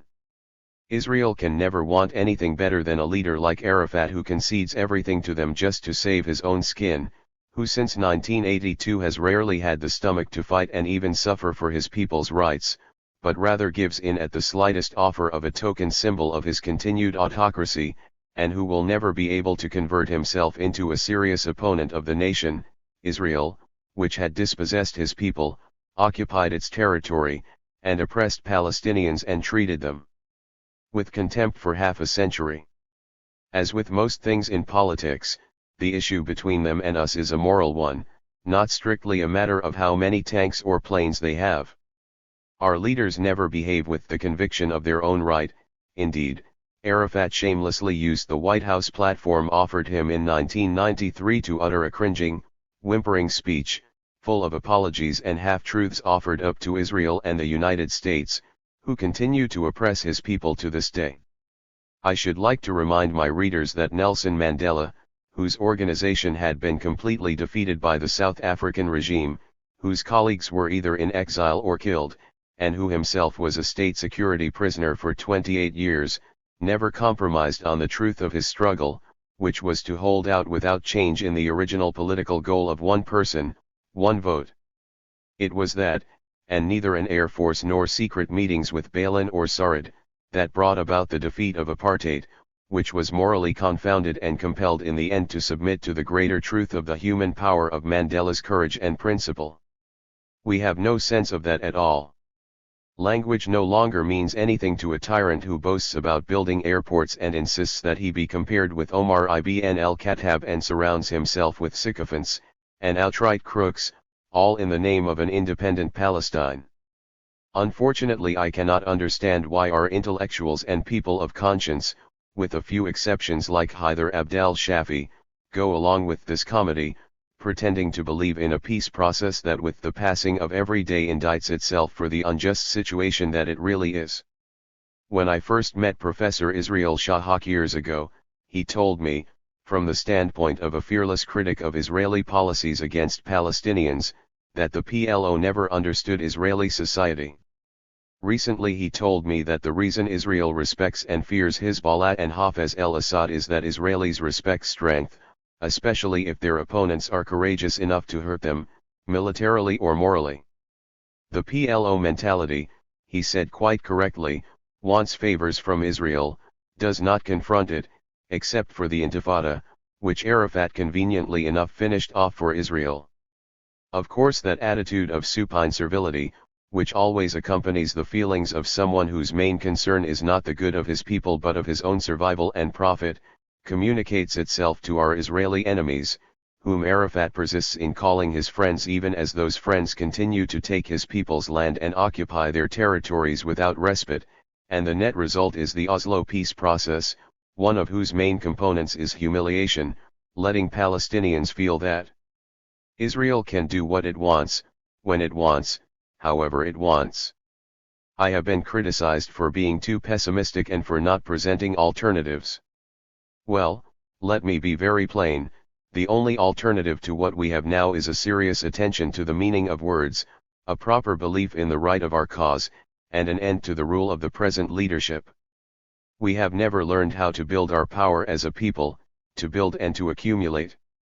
Our leaders historically have only been interested in their authority over us, not in self-sacrifice nor in a winning strategy that puts the good of the whole over the wishes of the few. In effect, this has meant that we are still without institutions, since despots think of institutions as a threat to their power, and we have done very little to construct a functioning society that can grow and develop. One would have to be a fool to deny the unimaginably difficult circumstances in which we find ourselves as a people, divided, scattered, without real independence anywhere. But we must first have a serious and collective critique of the policies and the leaders that brought us to this pass, and we must be able to assign considerable responsibility to ourselves and our failings, not just to our enemies and their conspiracies. As I said, this cannot be done unless we use language and reason to address the reality, responsibly and seriously. It is no use saying that we have a state when in reality we are about as far from one as we have ever been. Arafat and his partners use words as if they lived in a dream of their own making. Paris was not wrong. When will we wake up? Al-Hayat, March 1, 1996. Chapter 8. The Campaign Against Islamic Terror. At a moment of considerable Anglo-Indian tension in 1926, the British missionary and intellectual Edward Thompson, father of E. P. Thompson, the great historian of the British working class movement, published The Other Side of the Medal, a small book that dealt very critically with British colonial policy in India. One of the points he made in his eloquently anti-imperialist tract is that writings about India in English, even in so authoritative a source as the Oxford History of India, simply left out the Indian side of things. This, Thompson says, further deepens the irreconcilability between Indians and the British and makes unlikely any hope of reconciliation and understanding between the two sides. Most British historians of India, for example, described the famous mutiny of 1857 as a barbarous, terroristic attack on defenseless women and children, thereby converting the Indian into a savage barbarian to whom the only response was force. Thompson points out that for Indians the mutiny was in fact a rebellion in their struggle against the British, provoked by generations of punishing colonization, racist discrimination, and savage imperial repression of Indian independence. What was unusual about Thompson's book, however, is that he was one of the first to grasp that when great political and military power is translated into language that misrepresents the weak and the oppressed, as in official histories or declarations, even so relatively innocuous a thing as language can have a tremendously wounding effect on the object of that description. Our misrepresentation of Indian history and character is one of the things that have so alienated the educated classes of India that even their moderate elements have refused to help the reforms of colonial policy. Those measures, because of this sullenness, have failed, when they deserved a better fate. Change Thompson's context and time, substitute peace process for reforms, Palestinians and Arabs for Indians, and Israelis for British, and you have an accurate account of the present impasse. Great, deliberately bloody and indiscriminately violent actions like the 1857 mutiny or the recent bombings in Jerusalem and Tel Aviv are ugly, indefensible things. They sacrifice the lives of Israelis and Palestinians as they did Indians and Europeans. They induce more hatred and feelings of revenge, and, for the stronger party, they inevitably produce savage retaliation against the whole population of Palestinians. Kill the Arabs was a frequently heard refrain among ordinary Israelis, much as kill the Indians was the chorus of 1857. The bombs that killed 60 Israeli civilians were morally unacceptable, quite aside from the fact that they were strategically unproductive. Cynical manipulations of religion are appalling. To kill children or bus passengers in the name of God is a horror to be unconditionally condemned, as much as one should also condemn leaders who send young people on suicide missions. But there has been little more obdurate and arrogant than the Israeli and American response, with its sanctimonious choruses against terrorism, Hamas, Islamic fundamentalism, and its equally odious hymns to peacemaking, the peace process, and the peace of the brave. The grotesque display of bad faith, graceless posturing, and for Clinton and Paris, brazen electioneering that was the Sharm el-Sheikh summit simply made the contradictions even more glaring. Here were Israel and the United States, whose military record of imperialist behavior in the post-war world is virtually unrivaled for its lawlessness, wrapping themselves in the mantle of moralism and self-congratulation, even as lumbering figures like Boris Yeltsin, who has been terrorizing Muslim Chechnyans for several years, were allowed to draw down some of the event's counterfeit aura for themselves. The fact is that the peace process has been an offense to the Palestinian spirit. Each declaration of its virtue, each resounding compliment paid to it, each parade and celebratory event, has reminded Palestinians of how their history as the native inhabitants of Palestine who were deliberately kicked off their own land, their society destroyed, the West Bank and Gaza kept under military occupation for 29 years, has been ignored, violated, misrepresented. Terrorism is bred out of poverty, desperation, a sense of powerlessness and utter misery. It signals the failure of politics and vision. On the other hand, Israel has behaved with no understanding or magnanimity at all.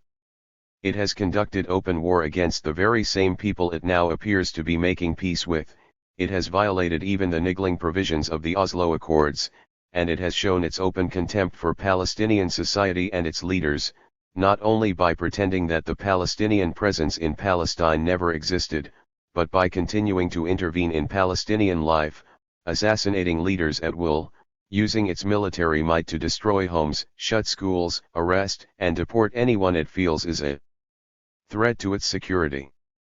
It is simply extraordinary and without precedent that Israel's history, its record from the fact that it introduced terrorism against civilians to the Middle East, that it is a state built on conquest, that it has invaded surrounding countries, bombed and destroyed at will, to the fact that it currently occupies Lebanese, Syrian, and Palestinian territory against international law is simply never cited, never subjected to scrutiny in the U.S. media or in official discourse, by Clinton and Warren Christopher most notably, never addressed as playing any role at all in provoking Islamic terror. What has made the events of the past few weeks even more dreadful is that Israel and the United States, deliberately using the weapons of mass media, psychological warfare, and political pressure, have also been leading a campaign against Islam, with Iran as its main agent, as the origin of terror and fundamentalism. Consider the background. Ever since the collapse of the Soviet Union, there has been an active search in the United States for new official enemies, a search which has now come to settle on Islam as a manufactured opponent. True, there are ancient rivalries between the West and Islam, and there has been a massive amount of rhetoric in the Islamic, especially Arab, world against the West, plus a whole array of parties, leaders, and ideological trends for whom the great Satan is the United States as the West's repulsive embodiment. In addition, recent bloodshed in Algeria, Sudan, Egypt, Syria, Iraq, and elsewhere, in which one source of conflict is a brutalizing manipulation of religion, has totally corrupted the Arab world's civil life. But this has to be seen along with the long history of imperial Western intervention in the Islamic world, the continued assault upon its culture and traditions as a standard feature of academic and popular discourse, and, perhaps most important, the frank disdain with which the wishes and aspirations of Muslims, but particularly Arabs, are treated. There are now American and Israeli armies settled on Arab soil, but no Arab or Muslim armies in the West. Few Arabs or Muslims in the West feel like anything except hated terrorists. Official Israeli discourse has taken advantage of all this. During the 1970s it was a staple of Israeli foreign affairs jargon that Palestinians were always to be identified with terrorism. Now, in the same cynical and calculated manner, both Israel and the United States identify fundamentalist Islam, a label that is often compressed into the one word Islam, with opposition to the peace process, to Western interests, to democracy, and to Western civilization. I do not want to be understood as saying that all this amounts to a conspiracy, although I do think that there is active collusion between Israel and the United States in terms of planning, conceptualization, and now, since Sharm el-Sheikh, grand strategy. What they both want is compliance, in effect, an Islamic and Arab world that has simply resigned itself, as many of its leaders already have, to the dictates of the Pax Americana Israelica. In my opinion, one can only obey such dictates as these, one cannot have a dialogue with them, since according to their most basic underlying premise, the grand strategy regards Muslims and Arabs as fundamentally delinquent. Only when Muslims totally fall into line, speak the same language, take the same measures as Israel and the United States do, can they be expected to be normal, at which point of course they are no longer really Arab and Muslim. They have simply become peacemakers. What a pity that so noble an idea as peace has become a corrupted embellishment of power masquerading as reconciliation. The evidence for the existence of such a grand strategy is compelling. In 1991, the Washington Post leaked news of a continuing study in the U.S. Defense and Intelligence Establishment of the need to find a new common enemy. Islam was the candidate. Many of the authoritative foreign policy journals, seminars, newspapers of record have held symposia, published articles and studies proclaiming the threat of Islam. In addition, feature films as well as television documentaries have also trumpeted the threat. Judith Miller, among several others, is one of the leaders of the journalistic effort.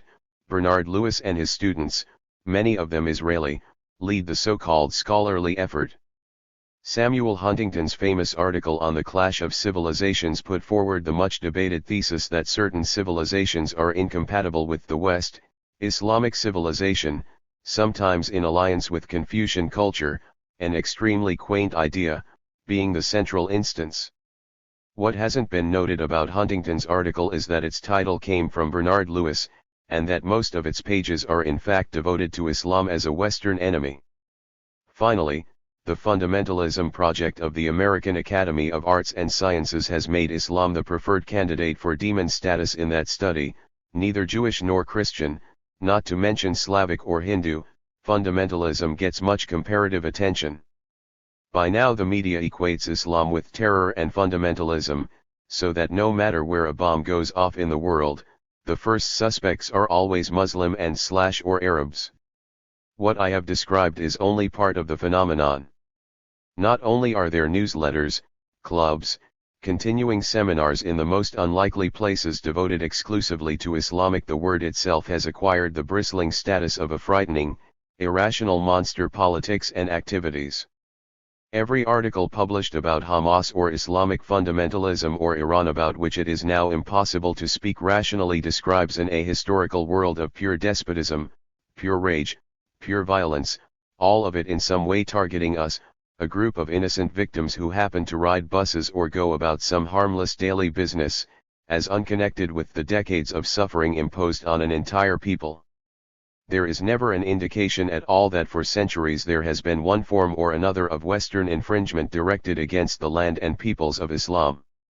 Long articles by instant experts create the impression that Hamas flourishes gratuitously or because of Iran for no other ascertainable reason at all, except to attack Jews and the West.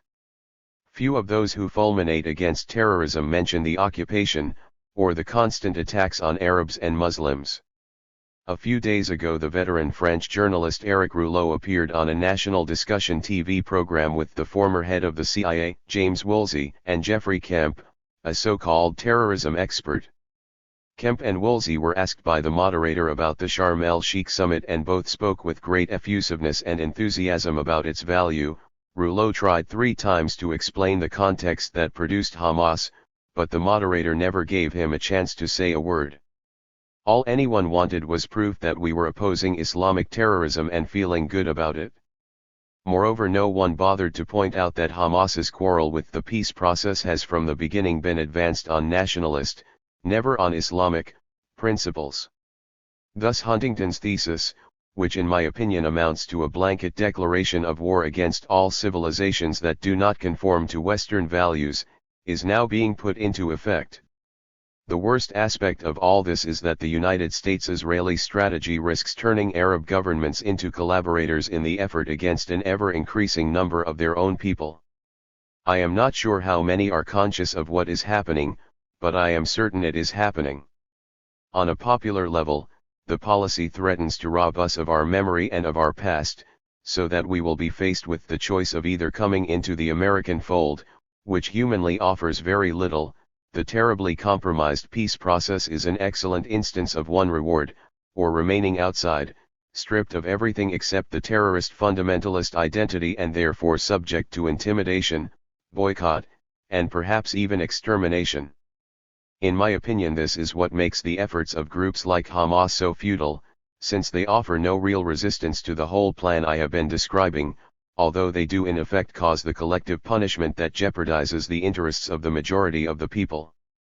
Peace and dialogue can occur only between equals. The general condition of the Arab world has never been weaker and more mediocre. We have no institutions, no science, no coordination, no counter-strategy. Most people are now indifferent or despondent. The rise of Islamic militancy is a symptom of how deplorable things are. Yet there is no short road, no easy fix for our present predicament. It falls once again to intellectuals and men and women of conscience to speak rationally of what is really before us as a people.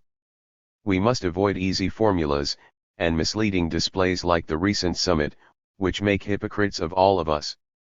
Analysis, dedication, and a decent, realizable vision, that is what we need to build ourselves up to a position where we can truly engage in dialogue, where we can really show those who speak for the West and Israel that we cannot tolerate our present status either as angry religious terrorists or as compliant Red Indians. Chapter 9. Modernity, Information, and Governance. For weeks the American press has been full of articles about the Israeli elections.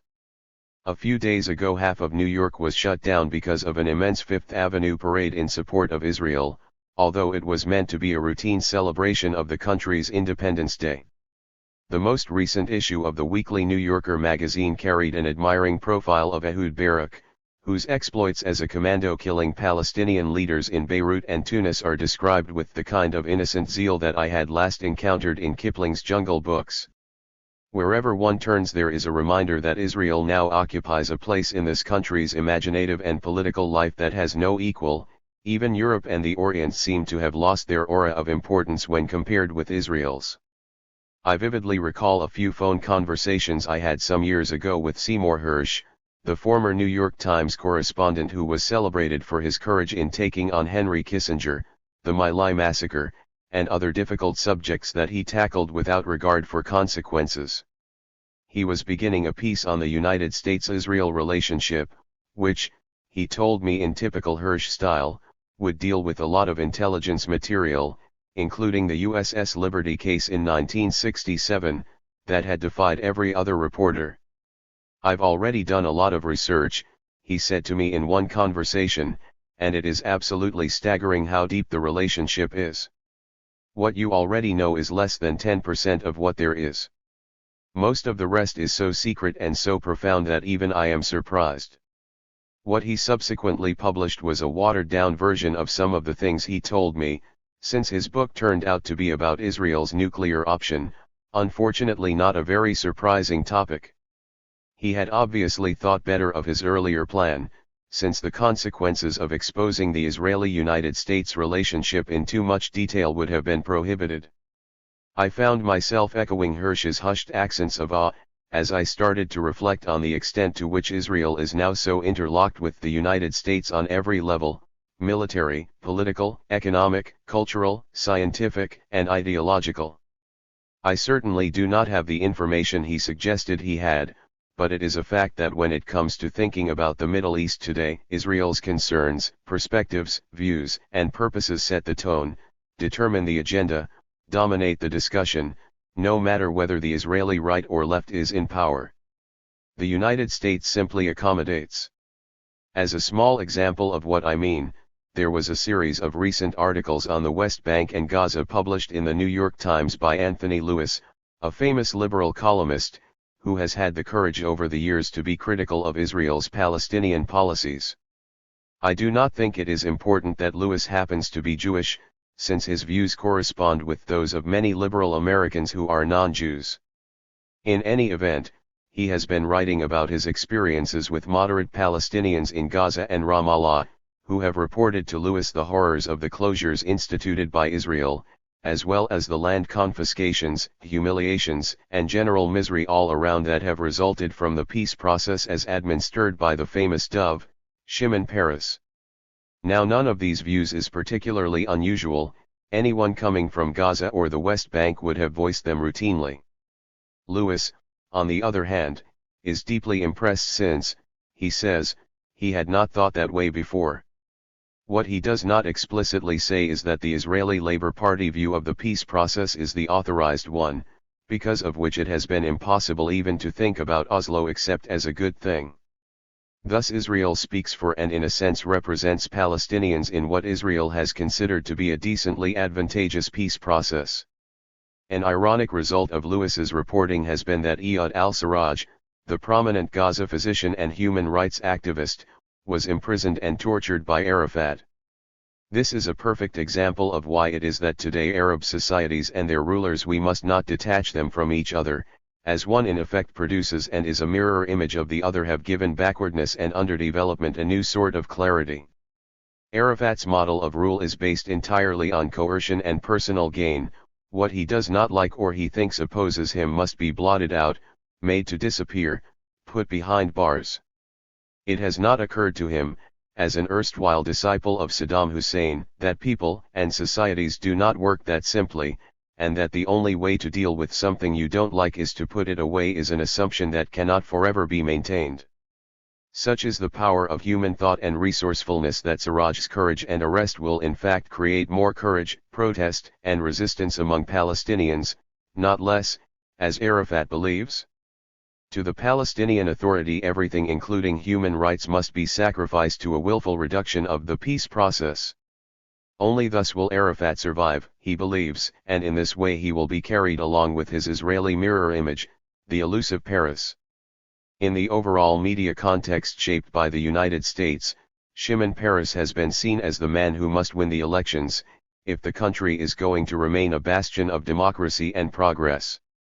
In the short run, therefore, U.S. foreign policy in the Middle East was based almost exclusively on helping Peres to win. In effect, this meant that whatever he did, he received unconditional U.S. support.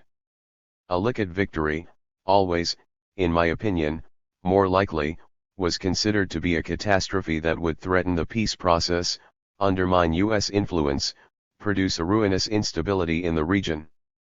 The paradox is of course that with a Netanyahu victory, U.S. policy would most probably take on his agenda, as it did Shamir's for years, and continue an extremely high level of support for Israel. The odd thing is that all the Arab leaders have believed the same thing about the importance of a Peres victory. They have accordingly done everything in their power not to make it hard for him. This was shamefully evident when more than 100 refugees were killed in a UN tent during the bombing of southern Lebanon in Operation Grapes of Wrath in TK. At that time, except for a few popular demonstrations in Arab capitals, the official response to Israel's criminality and ruthlessness was, to put it mildly, muted. Even Yasser Arafat, under whose authority Palestinians have continued to lose land, essential economic power, and social progress to Israel's peace policy under Peres, thinks his main priority as Palestinian leader is to support Peres in the elections. In all this, Israeli propaganda has achieved an important success. It has made opposition to its policies, including the closures and military operations, seem tantamount to opposing peace. It has convinced the world that it is striving for peace, although of course it wages war. It has elevated itself and its 4 million citizens to the central focal point of the Arab and Muslim world, which comprise 200 million and 1 billion respectively. It has compelled the Palestinian leadership to believe that any unnecessary resistance on its part will upset Peres, and weaken his appeal to the electorate, as if the Israeli electorate were the only one that counted. A report in Davar by the respected Israeli journalist Daniel Ben-Simon on May 10 states that at Taba the Israeli negotiators not only insisted on seeing Abu Mazen's speech before he gave it, but also changed and rewrote most of it the night before he delivered it. All this was supposed to be about helping Peres to help the peace process. Such excesses give a new meaning to preserving the status quo, which used to signify holding on to what one has, but which now means aggressively robbing your peace partner, with his help, in order to secure more gains for yourself at his expense. In the meantime, even a semblance of Arab solidarity has been dissipated, with the result that innocent Lebanese civilians are murdered wantonly while their leaders in the leading capitals either look the other way or press on with business as usual. Were this lamentable state of affairs simply the result of Israeli military power and the ascendancy of Likud, it would be possible to say that Arab defeatism was perhaps inevitable. But it is not that. The real issues are human and moral. These are capable of being addressed if we retain and are willing to employ our rudimentary capacities of rationality and will. Israel's preeminence is first of all the result of work and organization dedicated to one main task, over time giving Israel assent in the minds not only of its citizens, but over many Americans and Arabs. For this task Israel's supporters understood something essential to modern politics which has so far escaped the Arabs, namely, that a policy of persuasion and consent where information and communication are concerned is much more effective in the long run than insistent propaganda based on falsehood and exaggeration. This is not to say that the Western media, for example, are totally free and independent. They are not, of course, since they operate according to the economic and ideological constraints of the giant corporations, owned by people like Rupert Murdoch, that run them. But their methods are to try to seduce consumers of the news by employing simplified, appealing images actually based on reality which win approval with minimum resistance on the part of American newspaper readers and TV viewers. In 5 decades Israel has solidified its position as a peace-loving state surrounded by vicious enemies who want to exterminate the Jews. Israel never attacks, it retaliates in self-defense. Israel values human life. Israel is a Western country. Israel is necessary for the defense of Western values against fundamentalist, terrorist Islam. There is a further effectiveness to this information policy. The global economy is undergoing a massive shift in the northern counties away from industrial production toward knowledge production. By the middle of this century 60% of the GNP in the United States was based not on steel, coal, and automobile manufacture but on the goods and services offered by computers, high-speed electronic communication, media, management, and consultancies. It became possible to use labor-intensive third-world countries like Nicaragua, Mexico, Malaysia, and China to produce the consumer goods, clothing, furniture, TV sets, automobile parts, etc., which were planned for and managed in the West. And governments themselves relied more on the media and the distribution of images than they did on direct coercion and police forces, although in the United States there is now a political reaction to this insofar as it has become necessary to regulate the permanent underclass in Black or Hispanic urban ghettos by brutal police violence. The revolution, according to Ronald Reagan, entirely finished the mainstream media as a really independent force in society. They were turned into extensions of power, never more evident than during the Gulf War when they fought Operation Desert Storm as a department of the U.S. military. The collusion between most U.S. journalists and corporate or governmental authority is now almost complete. Alternative views are marginalized as minority or extreme while powerful white male pundits and Washington insiders play golf with the president. News has become a branch of entertainment in which celebrities like Dan Rather or Peter Jennings, indistinguishable from each other as to content, compete for the title of most reliable newsman, as if reading the news from a prepared script had anything to do with journalism or truth. In this situation Israel has again managed to maintain its public image.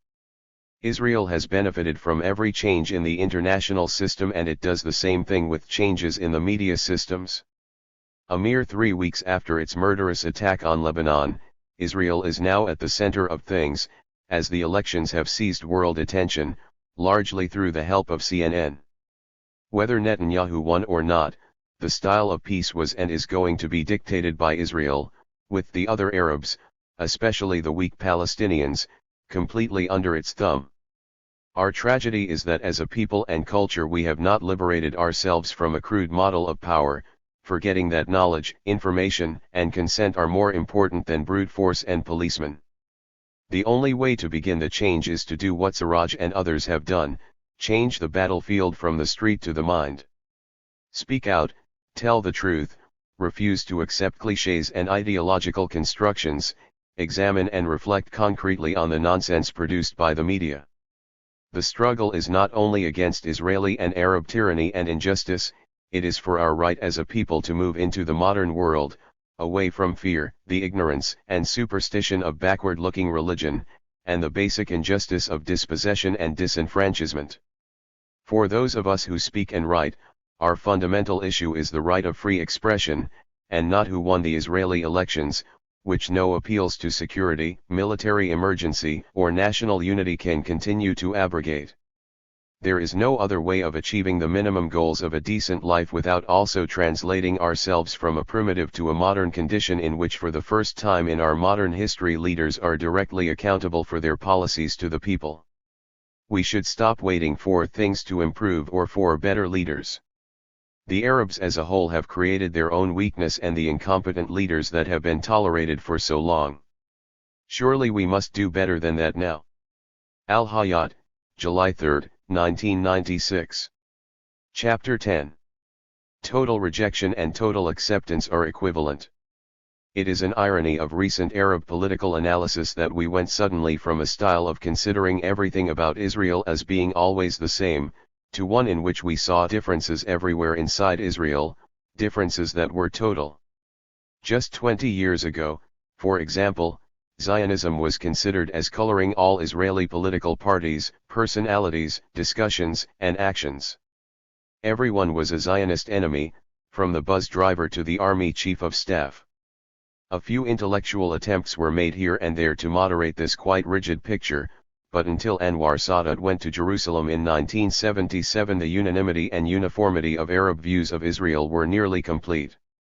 After Camp David, a greater sophistication set in, but certainly after the Gulf War and the Madrid Conference, Israel became a subject for all kinds of Arab experts to pronounce on.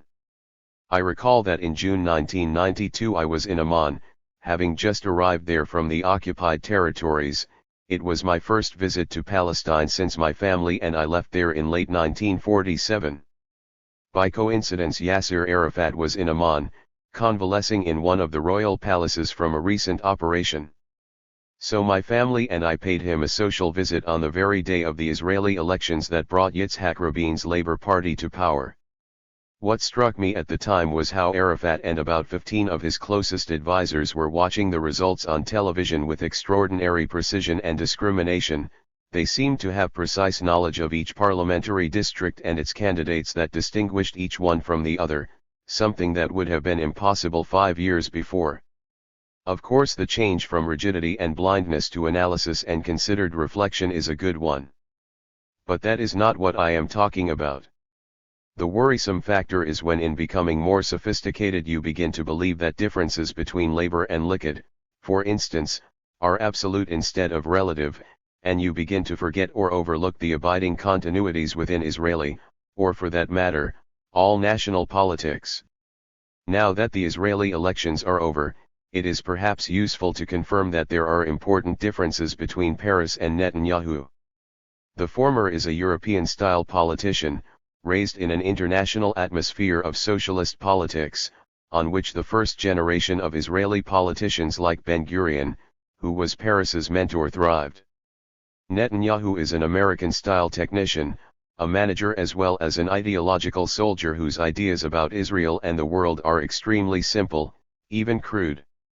He represents a reaction against the inbred, clubby world that produced Peres, and therefore thrives on the notion that he is a brash outsider. I vividly recall my impression of him when he was UN representative in New York, and we would occasionally appear together on TV programs. First of all, he always categorically refused to be in the same room with me, requiring a separate studio for himself, even though we were debating each other. Once, on Ted Koppel's Nightline, a widely watched late-night program, Koppel himself felt called upon to explain that Netanyahu had specified the extremely bizarre arrangements, otherwise he would not appear with me. I used the oddness of the man's behavior to make a comment on Zionist ideology as being premised on the absence, if not total effacement, of the Palestinian. Second, it was impossible to engage Netanyahu in any kind of discussion. This was during the Intifada, when issues like human rights, resistance, and the struggle for justice were our watchwords. Netanyahu always resorted to the numbing repetition of a few phrases about Israeli security, the need to resist terrorism, and, over and over again, the importance of defeating terrorism. He gave me the impression of addressing everyone and no one at the same time. I never had the sense of him as anything but a programmed voice in a suit, unwilling to open out 1 inch beyond his extremely circumscribed ideological vision. He was glib, never at a loss for words, and utterly committed to what he said. The last time I saw him was in April 1988, I was sitting in my airline seat bound for Europe, when he rushed on board and was shown to the seat in front of me. At first he did not see me, and spent the first hour of our flight nervously leafing through old issues of Time and Newsweek. When he came back to his seat after going to the bathroom, he saw me sitting just behind him, and his face froze. He immediately called the attendant and asked to be transferred to another seat, which of course he promptly was. A senior UN official who happened to be on the plane came up to me after witnessing the odd incident. "Mr. Ambassador seems to be frightened of you," he said with a chuckle. I never saw Netanyahu after he moved seats, not even when we arrived at our destination. In a similar situation, I suppose, Peres might have engaged in polite conversation. Those are the differences: background, generation, style. Yet both are bound to each other in the most important ways. Neither man would seriously entertain the possibility of conceding sovereignty to Palestinians, even though Peres is a master at using the language of conciliation and peace to seduce Westerners and Arab leaders and experts into believing that he really meant what the world wanted him to mean. Both men are radically committed to the superiority of Israeli Jews over Palestinian Arabs, or all Arabs for that matter. Both men are unshakably convinced that for Israel to survive as it has survived, it must have, and be willing to use, devastating power over the Arabs. Whatever mode of coexistence would be settled on, for both Peres and Netanyahu, the Arabs are seen as required to satisfy Israeli demands in politics, economics, and military terms. Peres seemed to make concessions, but if one looks back at his record, the pattern is quite clear. He took advantage of Arab disunity and Palestinian gullibility to open up Asian and African, and of course Arab, markets to Israeli economic advantage. He and Rabin manipulated the United States and the peace process so as to keep Israel in a position of superiority whereby it dictated the terms, the agenda, and every possible outcome, and all this without giving up a single strategic objective. He bombed Lebanon without real restraint. He gave up nothing except a few verbal hints to Syria.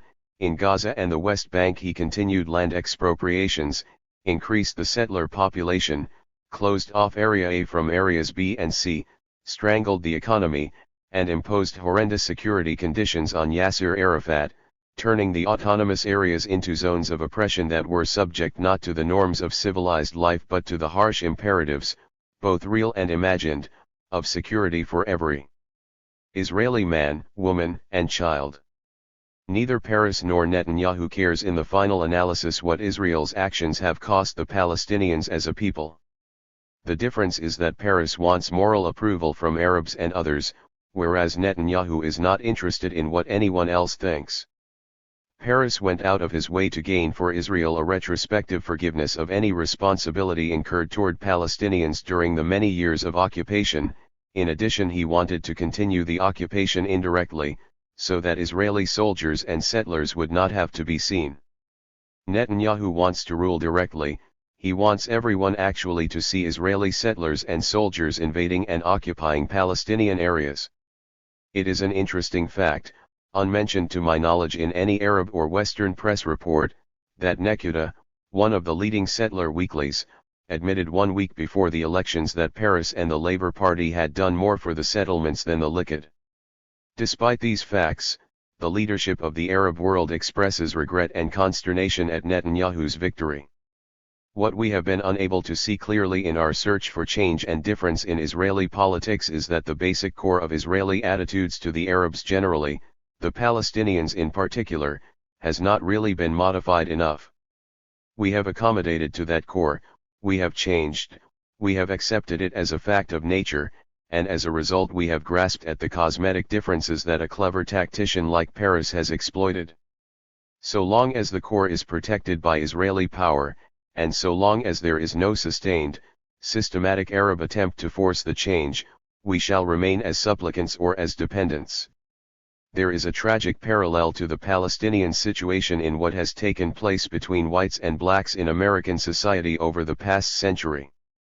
The recent outbreak of black church fires in a few southern states, for which the word terrorism does not seem to be used, demonstrates that a vast gulf of resentment and racial prejudice still permits the white majority to treat blacks as a permanent underclass who can be kept in a state of permanent backwardness and oppression. It is this gulf of racial discrimination that produces the church burnings and the pauperization of the black race on a systematic basis. Whites are too powerful, blacks too weak to make the change. By the same token, Israelis can exist inside Israel, drive their cars, water their lawns, fill their pools, go to their schools and universities without having in any way to think of Palestinians except as a nuisance occasionally to be tolerated. Arabs can do the manual labor, they can serve as waiters, they can exist in their autonomous zones, but that is all. They do not in any serious way impinge on the consciousness or sense of identity of the average Israeli, any more than a middle-class white professional in America needs to spend too much time thinking about the tragedy and the waste that define African American life. There has been no integration to speak of, neither in Israel nor in the United States. In this respect the Labour Party and the Likud are more or less the same. We cannot say a great deal that is better about our own societies, which remain extremely closed in on themselves. Take as an example the large number of non-Westerners that live and function today inside Europe and the United States, Japanese, Koreans, Indians, and Pakistanis, Africans, Arabs, among many others. I think it is not unfair to say that of them all Arabs have contributed the least to the changing of Western culture, politics, societies. In our own countries, we have the latest in consumer goods, we enjoy great creature comforts that have been imported from abroad, and when it comes to know-how and technical expertise, we are peerless in our knowledge of the latest Mercedes or the best TV programs. Yet I know of no systematic effort in Arab universities, in our civil institutions, to deepen our awareness of the other, of the different societies, languages, and histories that make up the world we live in. We are stuck, subject to the call of the past and the weight of our history, unable to get beyond ourselves, or to seek others. Most of our literature is devoid of any attempt to portray, much less to understand, the other. How many recent novels seriously attempt to represent an American or an Israeli? Hardly any. And because of our alternation between subservience and total rejection, we have made very little effort to get inside the Israeli consciousness in order to force our cultural presence on our neighbors as a people worth taking seriously. The signs are discouraging.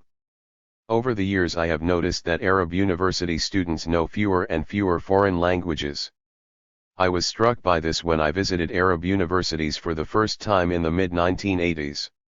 Yes, more young people knew English than before, in the sense that more of them could work for a bank or an airline, but being able to carry on a literate conversation in English or French, much less Hebrew or Japanese, is beyond the capacities of most intelligent Arab college graduates today. We tend to rush toward the past, to earlier, less complicated periods, rather than to confront the difficulties and the challenges of the present. There can be no change in our status as Arabs unless we engage others through debate, dialogue, free exchange. Rejectionism does absolutely nothing to advance our cause. I detect the emergence of a new rejectionism in the argument now being put forward by precisely those same Arab intellectuals and leaders who were once so enthusiastic about the peace process. Suddenly they have discovered that Oslo was full of difficulties and inequalities. Paris is now revealed in their minds for the scoundrel he, along with all other Israeli leaders, always was. I am convinced that this new sweeping rejectionism is just as foolish now as it was in the past, when we used to refer only to the Zionist entity. Netanyahu's election will surely give us the opportunity first of all to see how many and how seriously Israelis object to his policies, and how many are willing to oppose him on behalf of a just peace with Palestinians and the other Arabs. When 4 years ago we fell into the arms of labor, we had already been infiltrated by their intellectuals and policy elites, who persuaded us that if we made the accommodations they requested from us we could get something. That turned out to be a complete chimera. Now, I think, we should decide what exactly we believe in and are willing to stick to. Only then can we begin to make a change in ourselves, and in Israel. Chapter 11. Mandela, Netanyahu, and Arafat. At roughly the same time, Nelson Mandela was visiting Great Britain, and Benjamin Netanyahu was on his first official trip to the United States. A greater contrast between two political leaders could not be imagined. Mandela came to London representing not only the new South Africa, but also the victory of political principle and moral reconciliation as no other leader on earth today does. This is not a matter of idealizing or sentimentalizing the African National Congress, the liberation organization that Mandela has headed for over 30 years, most of them spent in solitary confinement well away from the political spotlight. The ANC was certainly guilty of corruption, cronyism, political murder, and a whole host of other unseemly crimes. Yet what it always stood for, the single goal for which it was created, and what Mandela himself embodied, never changed: the end of apartheid, and the institution of legal equality, one person, one vote between blacks and whites. It is important to remember that by the 1980s the ANC had been defeated militarily by the South African government. Most of its leaders, like Mandela and Walter Sisulu, were in jail, the rest either killed or in exile, like Oliver Tambo. Only the force of unyielding principle held onto from the position of moral strength, again represented by Mandela, was capable of delegitimizing apartheid all over the world. This gradually compelled the white government to begin negotiations with the ANC not on its terms, but on Mandela's. Nor was this all. Throughout the negotiations Mandela's policy was to attract to himself an important segment of the white business and intellectual community in his country, on the grounds that there would be reconciliation between the races, and not revenge, once apartheid was abolished. So great was the moral force of Mandela's promise to bring the black and white communities together after apartheid that his presence alone seemed to guarantee the future. It was felt that only Mandela could bring the country together, heal the wounds, and because his people had been the victims of white oppression, he was the man who could forgive but not forget the past. One of the things Mandela did after the South African elections was to set up a continuing committee whose role it was to keep before the public the evils of apartheid. This was done not in the spirit of recrimination, but so that no one would forget the evils of a system that condemned millions of people to servitude and perpetual subordination. When he appeared in Great Britain, therefore, Mandela was recognized for his two great achievements, which he accomplished with dignity and amazing persistence. The only person he refused to meet justly, in my opinion, was Margaret Thatcher, a crude and unregenerately reactionary politician who had always refused to recognize the ANC except as a terrorist organization. It is a measure of Mandela's stature that he was able to maintain his refusal in Thatcher's own country despite the fact that she is after all a former prime minister and a peer of the realm. On the other hand, Netanyahu's visit was a triumph of bigotry and falsehood. He was given several standing ovations when he addressed a joint session of Congress, and to all intents and purposes his unyielding positions on Jerusalem, the settlements, and his opposition to a Palestinian state were supported by President Clinton. Netanyahu's presence in the United States represented the triumph not of reconciliation and peace but despite all the choruses since 1993 about the immense successes of the peace process of power and injustice. Like all other Israeli leaders, he denied the past and the reality of the Palestinians. He was a man insensitive to the heavy human toll caused by Israel to literally millions of Arabs. And once again, the Arab states were condemned to silence or to impotent hand-wringing from the sidelines.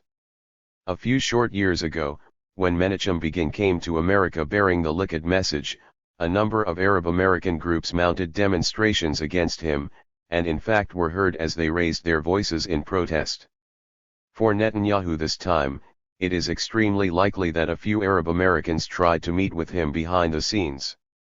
In this way have we lost the moral strength of our position on Palestine, which today represents nothing more than a few tattered symbols in the Bantustans of the self-rule areas. Palestine used to represent an ideal very much like anti-apartheid of justice and a struggle for equality. Today it is scarcely remembered except as it is applied derisively to the corruptions and injustices of Yasser Arafat's Palestine Authority. I have just returned from a short trip to the West Bank and Jerusalem.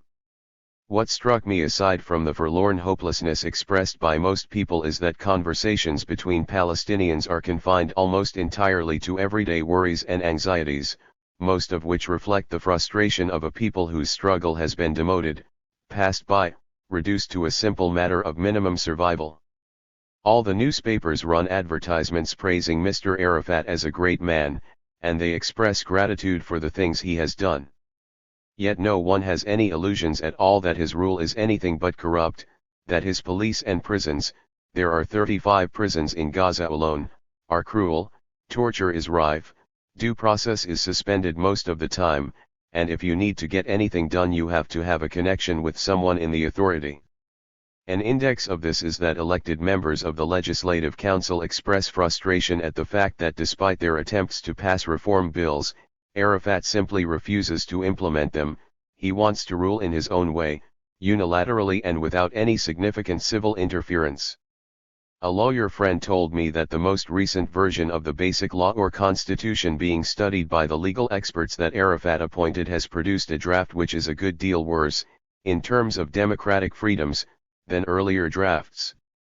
For one, Arafat no longer promises to limit his time in office to 2 terms, for another the president has the power to pass laws, for still another, the powers of the Legislative Council are greatly reduced relative to the presidency, and finally, there are severely curtailed possibilities for citizens to have recourse to the law should their rights be diminished or threatened. The whole idea is that the Palestine envisioned by Arafat is one that leaves him entirely alone to rule at his pleasure, which in turn is dependent on what Israel allows him to get away with. The tragedy is that Palestinians who view Netanyahu's ascendancy with trepidation and alarm have very little to fall back on. And in the world's eyes it is difficult to say that Arafat and what he represents constitute a genuine alternative to the unacceptable vision of things offered by the Likud. Is Arafat's vision really any better? Here is an authority, whose major figure he is, that has accepted the unacceptable, that has effectively given away most Palestinian rights just to be able to rule a series of tiny enclaves more or less as it wishes, collaborating with Israel in the suppression of real Palestinian self-determination. While on the West Bank I paid a visit to Hebron, whose present sorry state is due to a combination of settler fanaticism and Palestinian negotiating ignorance, or villainy. The difference is unimportant. The Ibrahimi Mosque today is totally surrounded by the Israeli army. Arafat agreed to this after the massacre. The whole Arab center of town is now deserted, commercial life has been stifled, and wherever you look you see crazed Jewish fanatics protected by the Israeli army legally there because Arafat and his negotiators simply accepted their demands, making life impossible for the 120,000 Palestinian residents of Hebron who are forced to submit to curfews, searches, and prohibitions on movement. After the massacre, Mr. Natshi, the mayor of Hebron, told me that he had pleaded with Arafat and his men not to sign those clauses in the Taba agreement that gave Israel such unrestricted power over Hebron, but those requests were turned down. The same thing happened in Bethlehem, a town entirely within the Palestinian zone, where Israel has now opened a road for itself to gain independent access to Rachel's tomb. This too was agreed to by Palestinian negotiators, who had no idea at the time what they were giving up to Israel. Because of this depressing background, then, the vision of Palestinian struggle that had mobilized people all over the world, before the various changes instituted by Arafat and the PLO had begun, has now collapsed totally. Arafat's pronouncements are viewed by most Palestinians as empty talk, whereas of course the cruelty of his security apparatus is much more seriously believed. Unlike Mandela, who never abandoned the principles and the goal of his struggle, Arafat and the people who follow him have trampled on principle, sold out on commitment, and emptied language of any connection with political truth. This, alas, reflects the current situation of the Arab world as well. Which leader is looked up to, admired, held up as a role model? The number is extremely small. With half the Arab population now made up of extremely young, below age 16, people, the vacuum in moral leadership is very grave. This, I believe, is why so many well-educated Arabs are turning back to the certainties of religion. What enrages them is not, as the Western Orientalists and Islamic experts allege, their fear of modernity, but rather the usurpation of political discourse and social space by a particularly mean-spirited, uninspiring brand of realism. This is especially true where Palestine is concerned.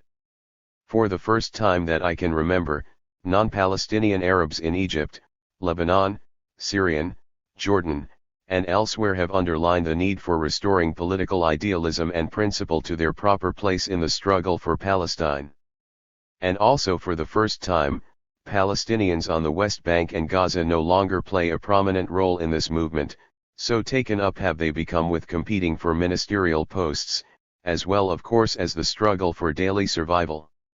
These are difficult truths. No one can be blamed for being preoccupied with the problems of survival under the double occupation of the Israelis and the Palestine Authority, and they must be faced, at least so far as their results in Palestinian and Arab political life are concerned. I have been criticized by respected friends like Dr. Haidar Abdel Shafi and others for not being concerned enough with the problems of what needs to be done now in a practical sense. Oslo, they say, is a reality, and we must learn how to live and deal with it. To me this simply evades the main point, which is that reality must be improved and changed, not accommodated to. Netanyahu and, to all intents and purposes, the United States have made no secret of the fact that their conception of the peace process grants the Palestinians extremely limited rights, no sovereignty, and little self-determination. Why are we supposed to accept that?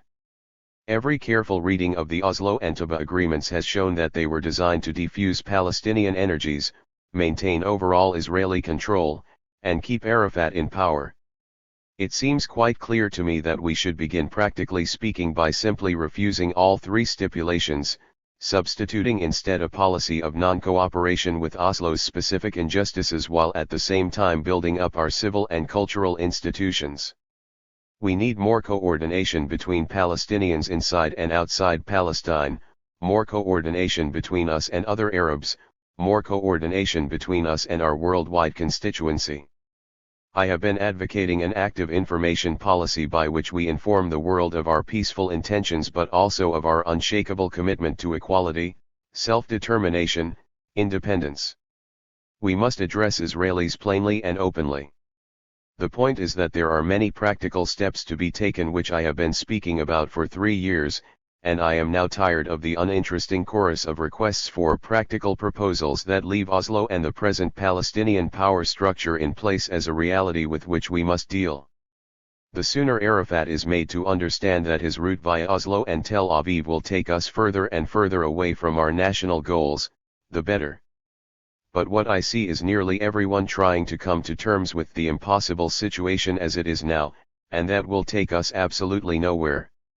The history of Palestine in the Arab and non-aligned worlds is that it represented a cause whose idealism and vision inspired people to a better understanding of both past and present.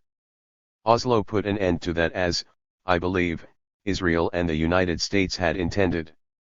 The time has come to put Palestine back in the center as an ideal for individual action, and individual commitment to principle in the same way that Mandela's actions and principles inspired the anti-apartheid movement.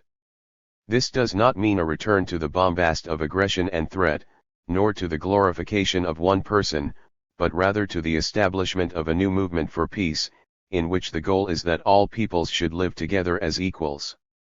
Only the vision of a multicultural and democratic Palestine can inspire such a movement. The time for a new politics and indeed for a new human being has come. Chapter 12. The Theory and Practice of Banning Books and Ideas. I recall quite vividly that when I was about 14 or 15 and living in Egypt, the films of Elizabeth Taylor, whom I've always considered one of the world's worst actresses, were banned. The reasons given at the time were not aesthetic but that she was considered to be a Zionist supporter, and therefore somehow unfit to grace Egyptian cinema screens. What I also recall was that during the 50s and early 60s, well after the revolution had been established, Copies of various foreign magazines like Time and The Economist would often arrive in Cairo with passages about Egypt or Israel. At that time Israel was referred to only as the Zionist entity, that were deemed offensive to the censor carefully inked out on the page, that government employees should spend hours going through magazines removing politically incorrect passages, seemed like a lot of work at the time, but was accepted as an aspect of national security. I also remember that during the 60s while I was working on my PhD in literature, I would often spend the summer in Lebanon at my family's house reading and writing.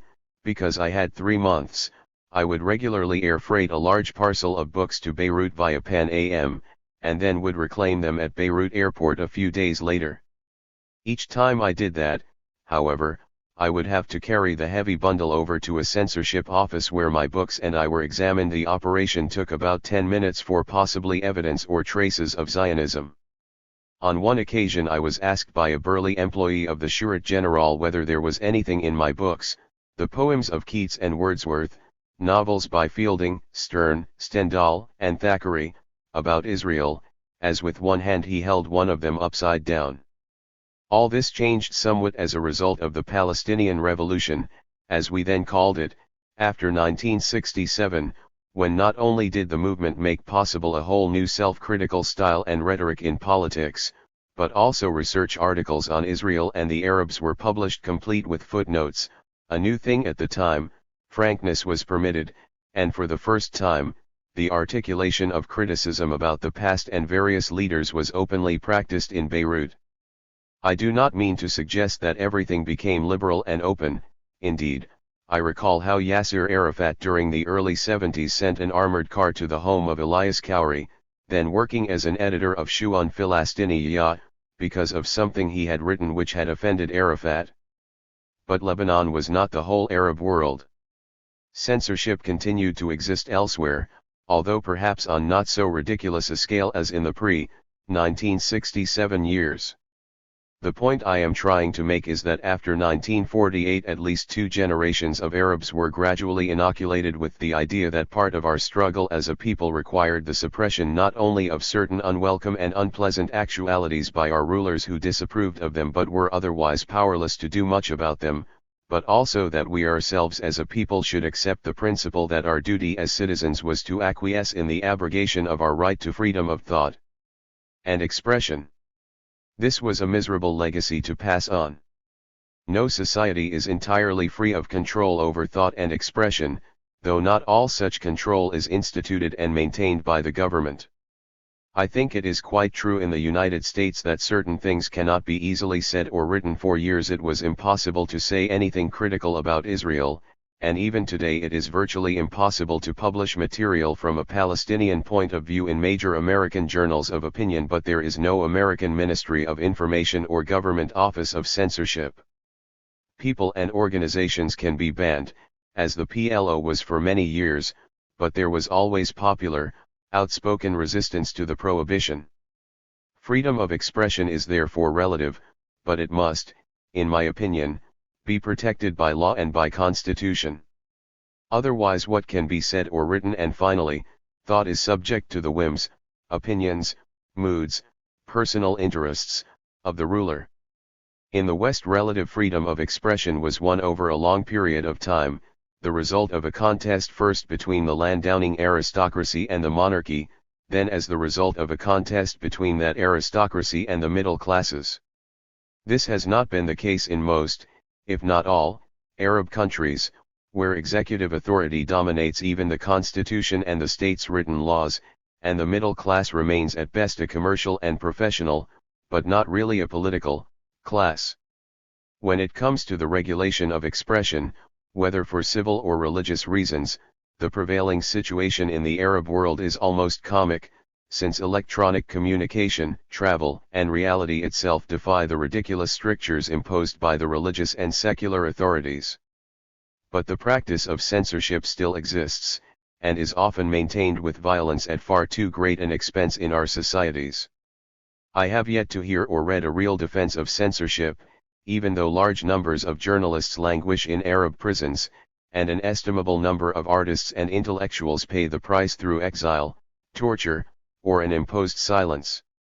No Arab constitution countenances censorship, but the ban on certain statements is still severely enforced. No ruler really ever wants to get into a debate about censorship, because censorship cannot withstand the clear light of reason, or the rigors of debate. My books have been banned in Palestine for almost a month, yet no one has taken responsibility for the order to confiscate and remove them from bookstores. There are two especially troubling aspects of the practice of censorship as it exists today in Arab societies.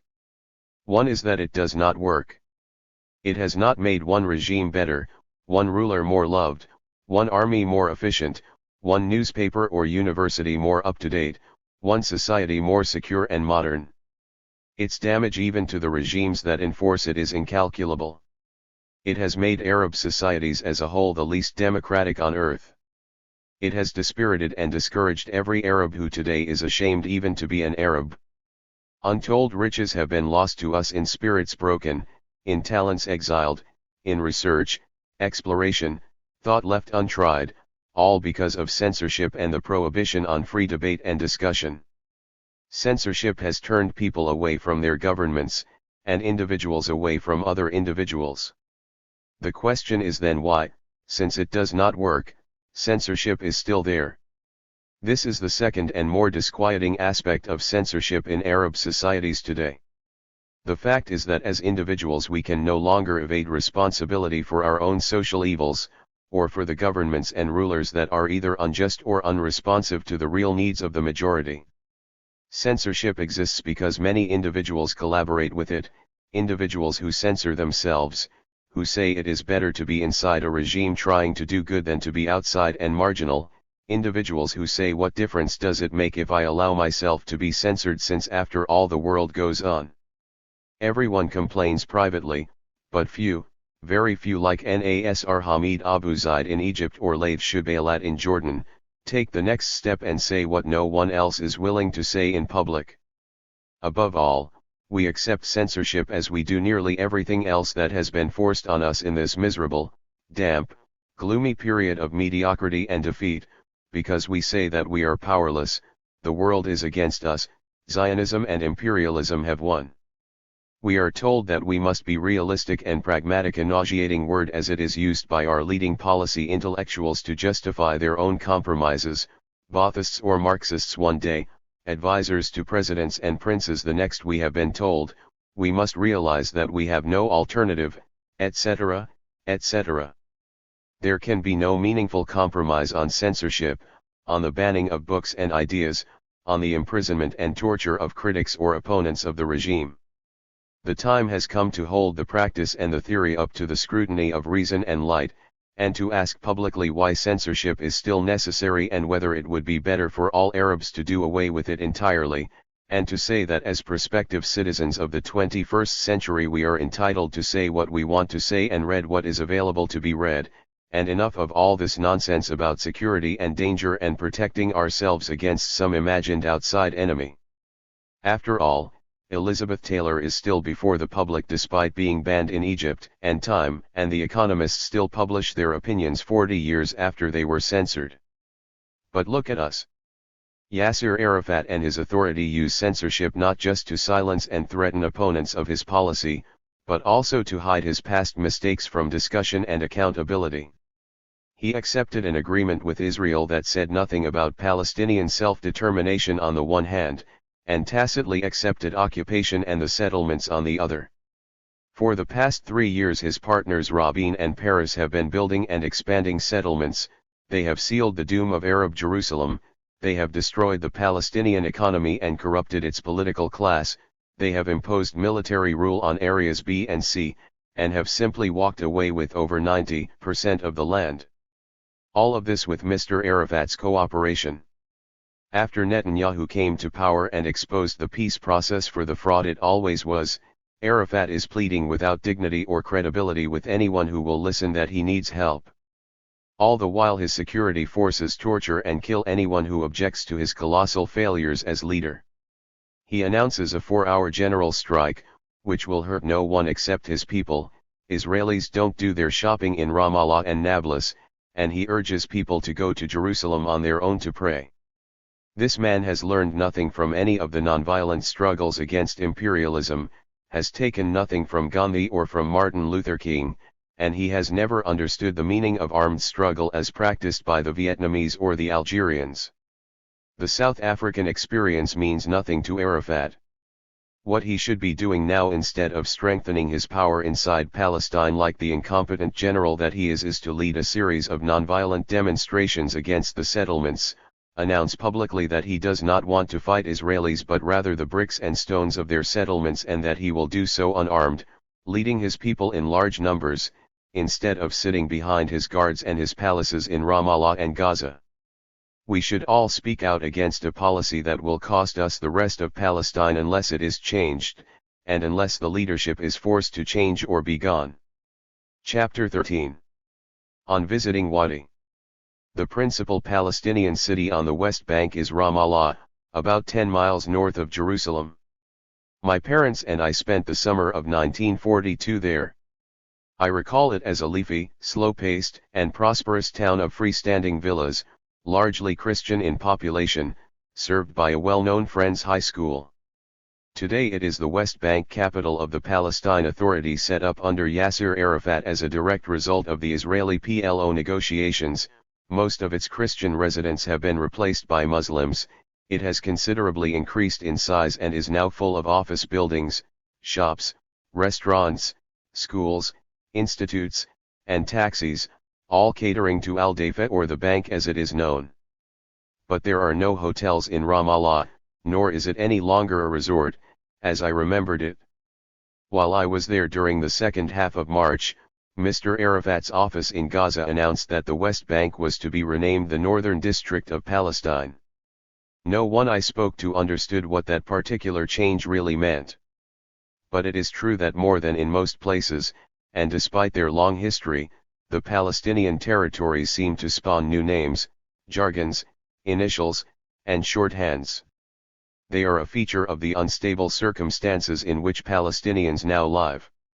My 24-year-old son Wadi works as a volunteer in Ramallah, at an NGO, non-governmental organization, called the Democracy and Workers' Rights Center, DWRC, which is headed by an activist lawyer, Hassan al-Barghouti. The Barghoudis are probably the single largest family clan of Palestinians that exists anywhere. Estimates of their uncounted number range from 7 to 20,000, many of whom live in the United States as well as other Arab countries. Wadi discovered DWRC on his own when he visited Palestine from Cairo during the winter of 1995. He is the older of my two children. His sister Najla, 22, is now a senior in college. Although they both were born in the United States and grew up as New York City kids, only Wadi has developed a consuming interest in the Arab world, the Arabic language, and of course Palestine. At age 14 he asked us if he could be tutored in Arabic, and he was. As they were growing up, both children heard the Arabic that my wife Maryam and I normally communicate in, both came to understand it to some degree, but neither was able to speak, read, or write it with any fluency. Until 1982 we would visit our families in Lebanon, but we stopped going there regularly after that year. The civil war and Israeli invasion finished off Lebanon for us as a summertime destination, and as an Arab-speaking environment for the children to enjoy and learn from. Still, Wadi persisted in his solitary efforts to acquire a working knowledge of his parents' language. In college he took 8 semesters of Arabic and made heroic efforts to speak to relatives and friends, despite the fact that he was inordinately sensitive to their natural wish to correct his mispronunciation or grammatical errors. Arabic is a difficult language for at least 3 reasons, all of them applicable in Wadi's case. It is made up of a spoken version that varies dramatically from country to country. A Moroccan cannot readily be understood by a Lebanese, for example, though Palestinians, Syrians, and Egyptians each with a distinctive accent can communicate with each other. Which dialect does one learn?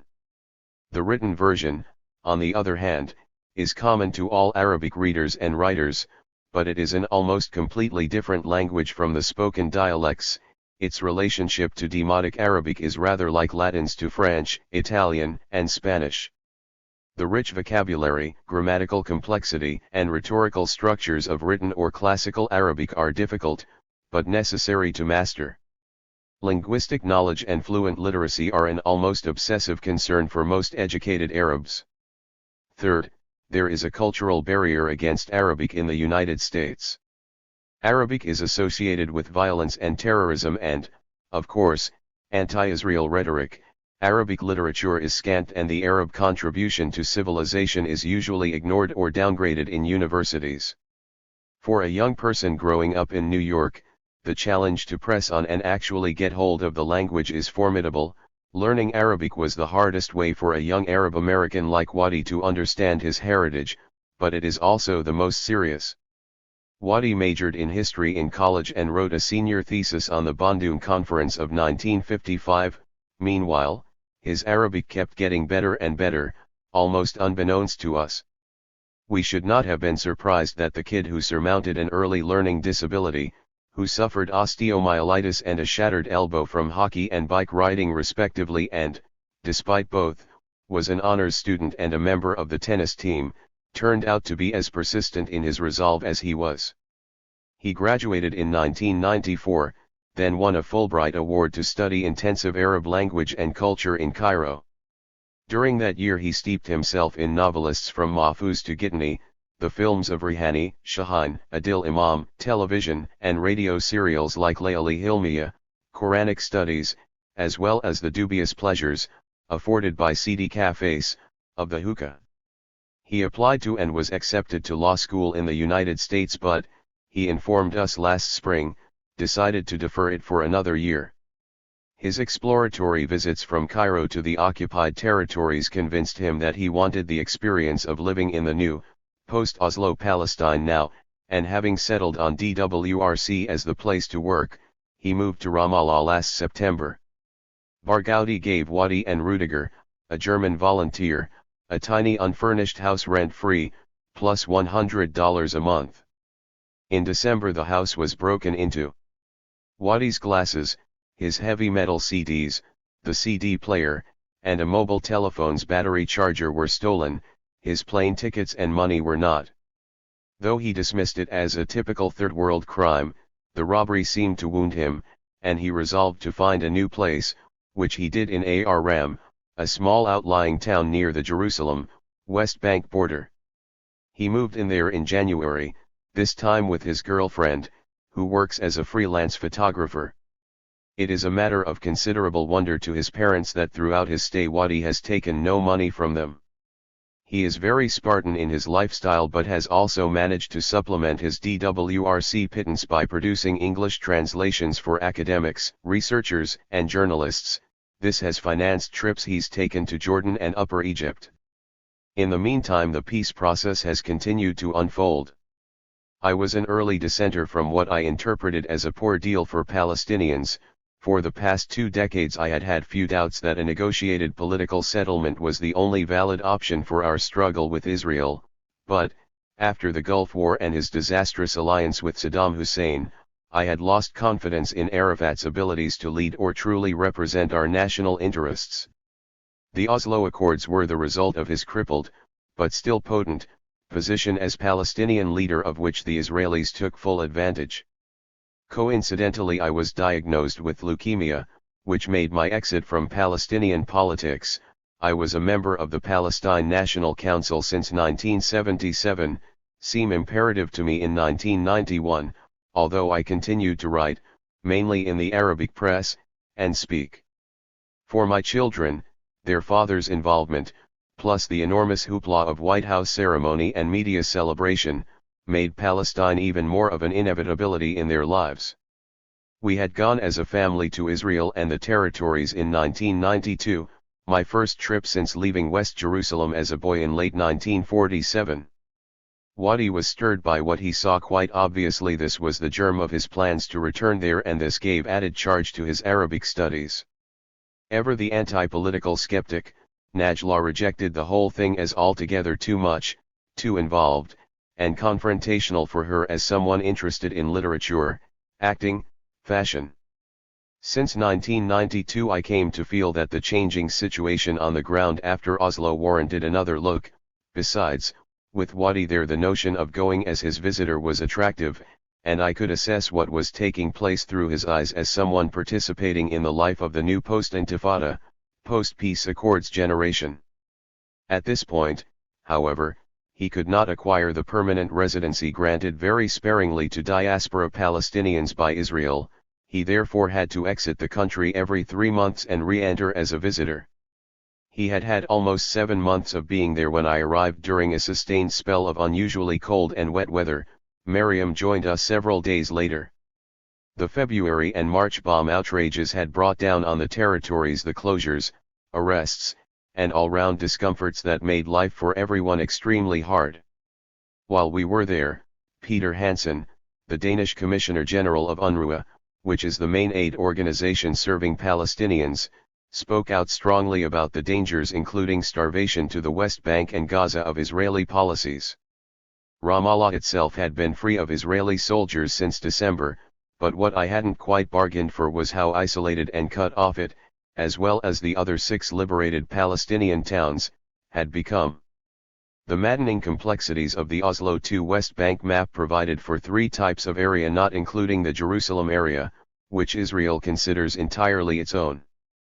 Area A is about 1% of the West Bank, and includes Ramallah and the 5 other main towns spread all over the West Bank, except for Hebron. Area A is under the PA's jurisdiction. Area B, a network of 400 villages and adjoining rural areas that comprise 27%, is controlled by Israel with the PA as a very junior partner. Area C, which is made up of settlements, and connecting and bypassing roads, was entirely Israeli, accounting for the balance of almost 72%.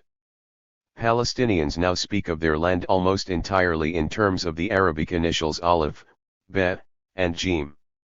One difficulty is that you cannot go from one part of Area A to another without going through Area B.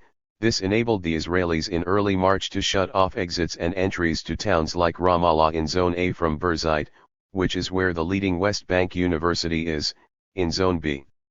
Moreover, since the expanded area of Jerusalem takes up almost a quarter of the West Bank and requires a special permit to enter, people from Ramallah find it impossible to enter the city, or even to get to Bethlehem, south of Jerusalem.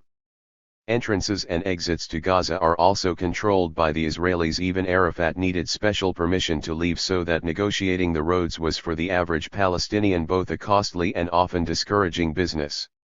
During the time I was there I made repeated, but ultimately unsuccessful, efforts to enter Gaza. In 1992 and 1993, before the peace process, Miriam and I did make it there.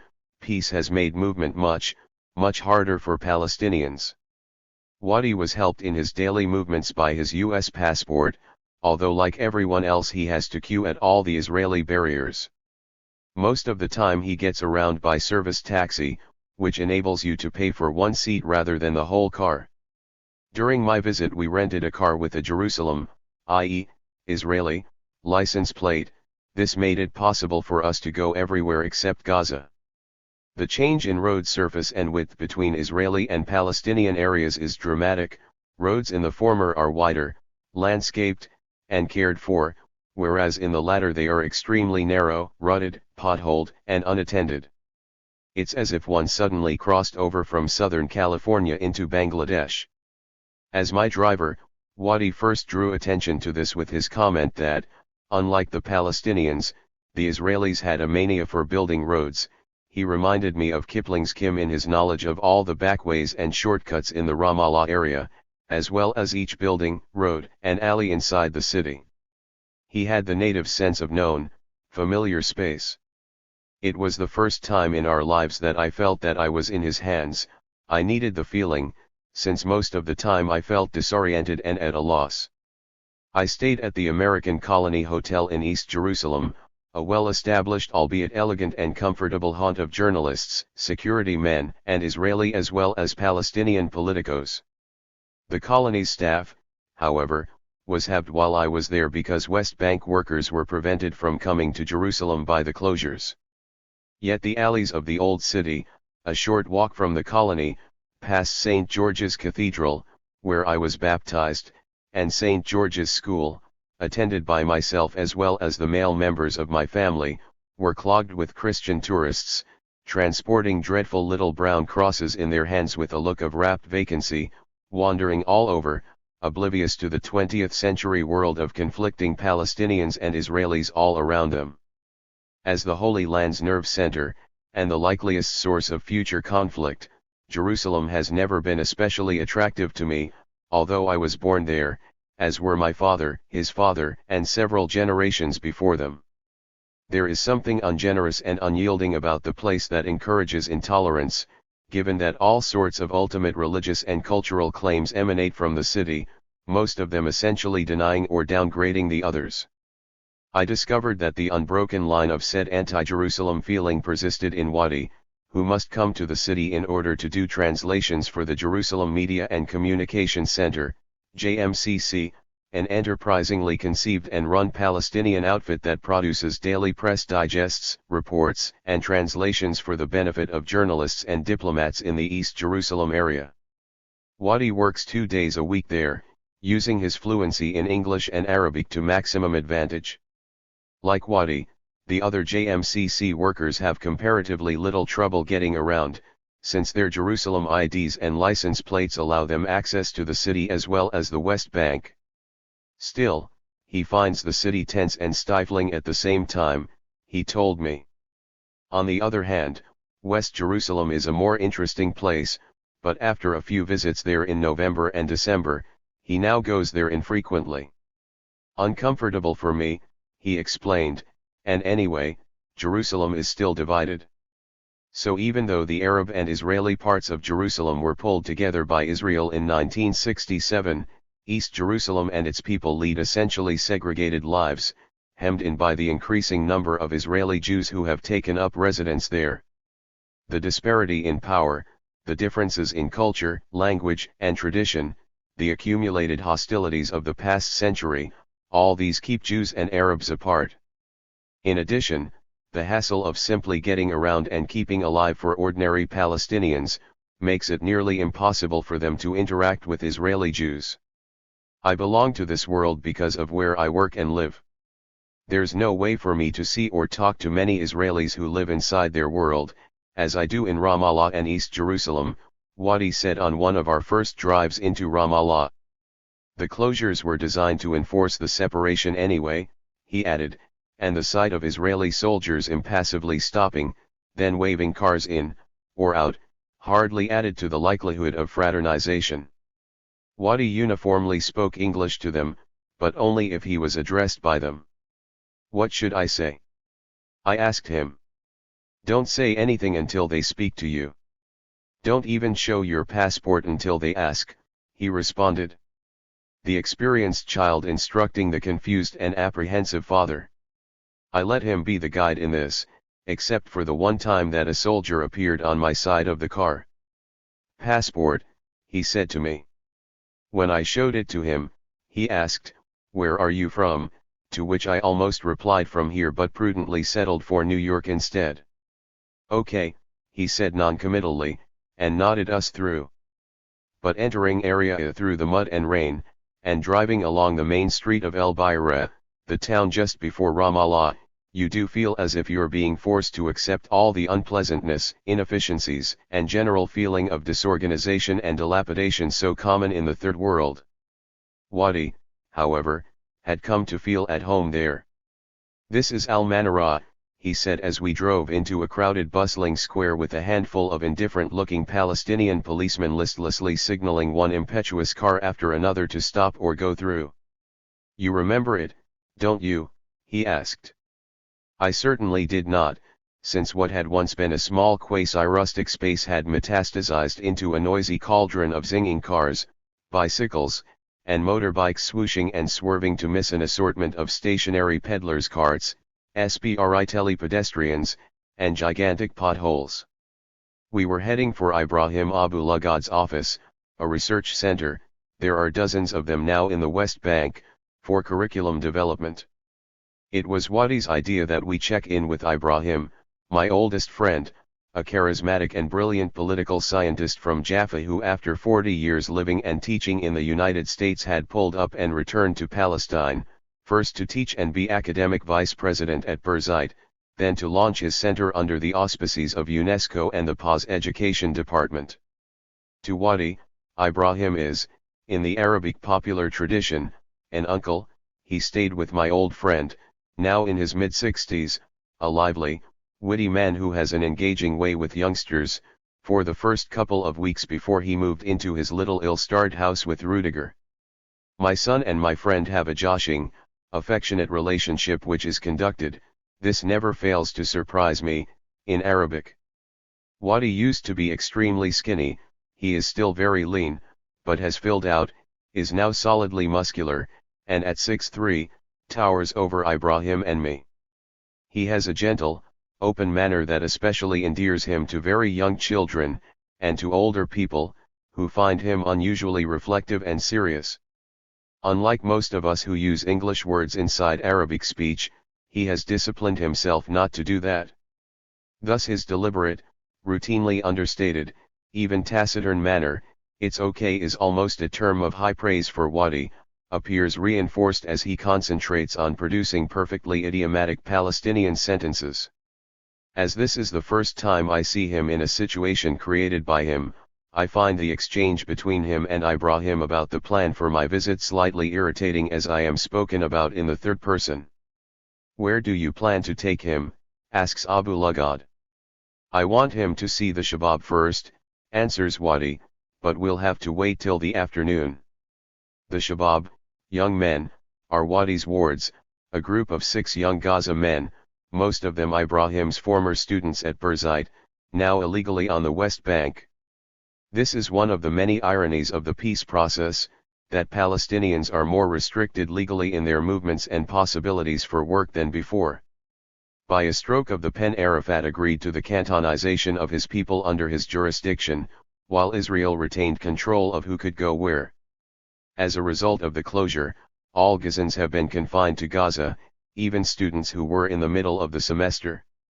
Wadi's friends attended class surreptitiously during the day, not every day, not every week, but imprisoned themselves more and more in a small Ramallah apartment, unable to circulate freely, dodging the PA police, whose job it was in Area A to reinforce Israel's closure by arresting and sending them back to Gaza. Who else does he want to see? Ibrahim asks again. There is no question of sightseeing in Palestine, it is understood that I am here to meet with people, and they with me, since this is the lifeblood of our political life at present. At some point, I interrupted, I'd like to see a member of the PA. I've been criticizing them publicly for 2 years. Perhaps they wouldn't want to see me, but I'm interested in what they have to say.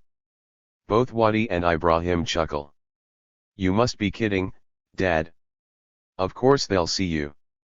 I later glean from this that no one at all on the West Bank feels impelled to defend Arafat so categorically against any of his critics. This has less to do with my popularity than it does with the problems of Arafat's regime, which to everyone I meet represents autocracy, corruption, and especially now, an unpopular alliance with the Israelis in their obsession with Hamas, their security, and holding on to as much Palestinian territory with Arafat's help as possible. The visible signs of discontent are there to see.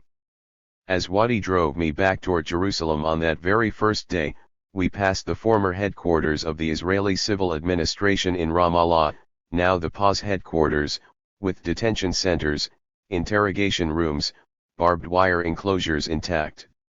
Standing in the gray drizzle across the road was a group of about 250 young people holding up signs saying "Let the students go," "Detention for how long," etc. As we drove past, Wadi said, "There's Issam, let's talk to him," and quickly pulled over about 20 yards up from the group. We said hello to Issam, the obvious leader, and to a young colleague of Wadi's at JMCC, Imad Saleh. I had met him in January when he had interviewed me in my Columbia office. A moment later we greeted a friend, Yusuf Nasir, who hurried by, a teacher at Birzeit. He said he had come to show solidarity with his students. I was struck by the bleak pathos of the scene.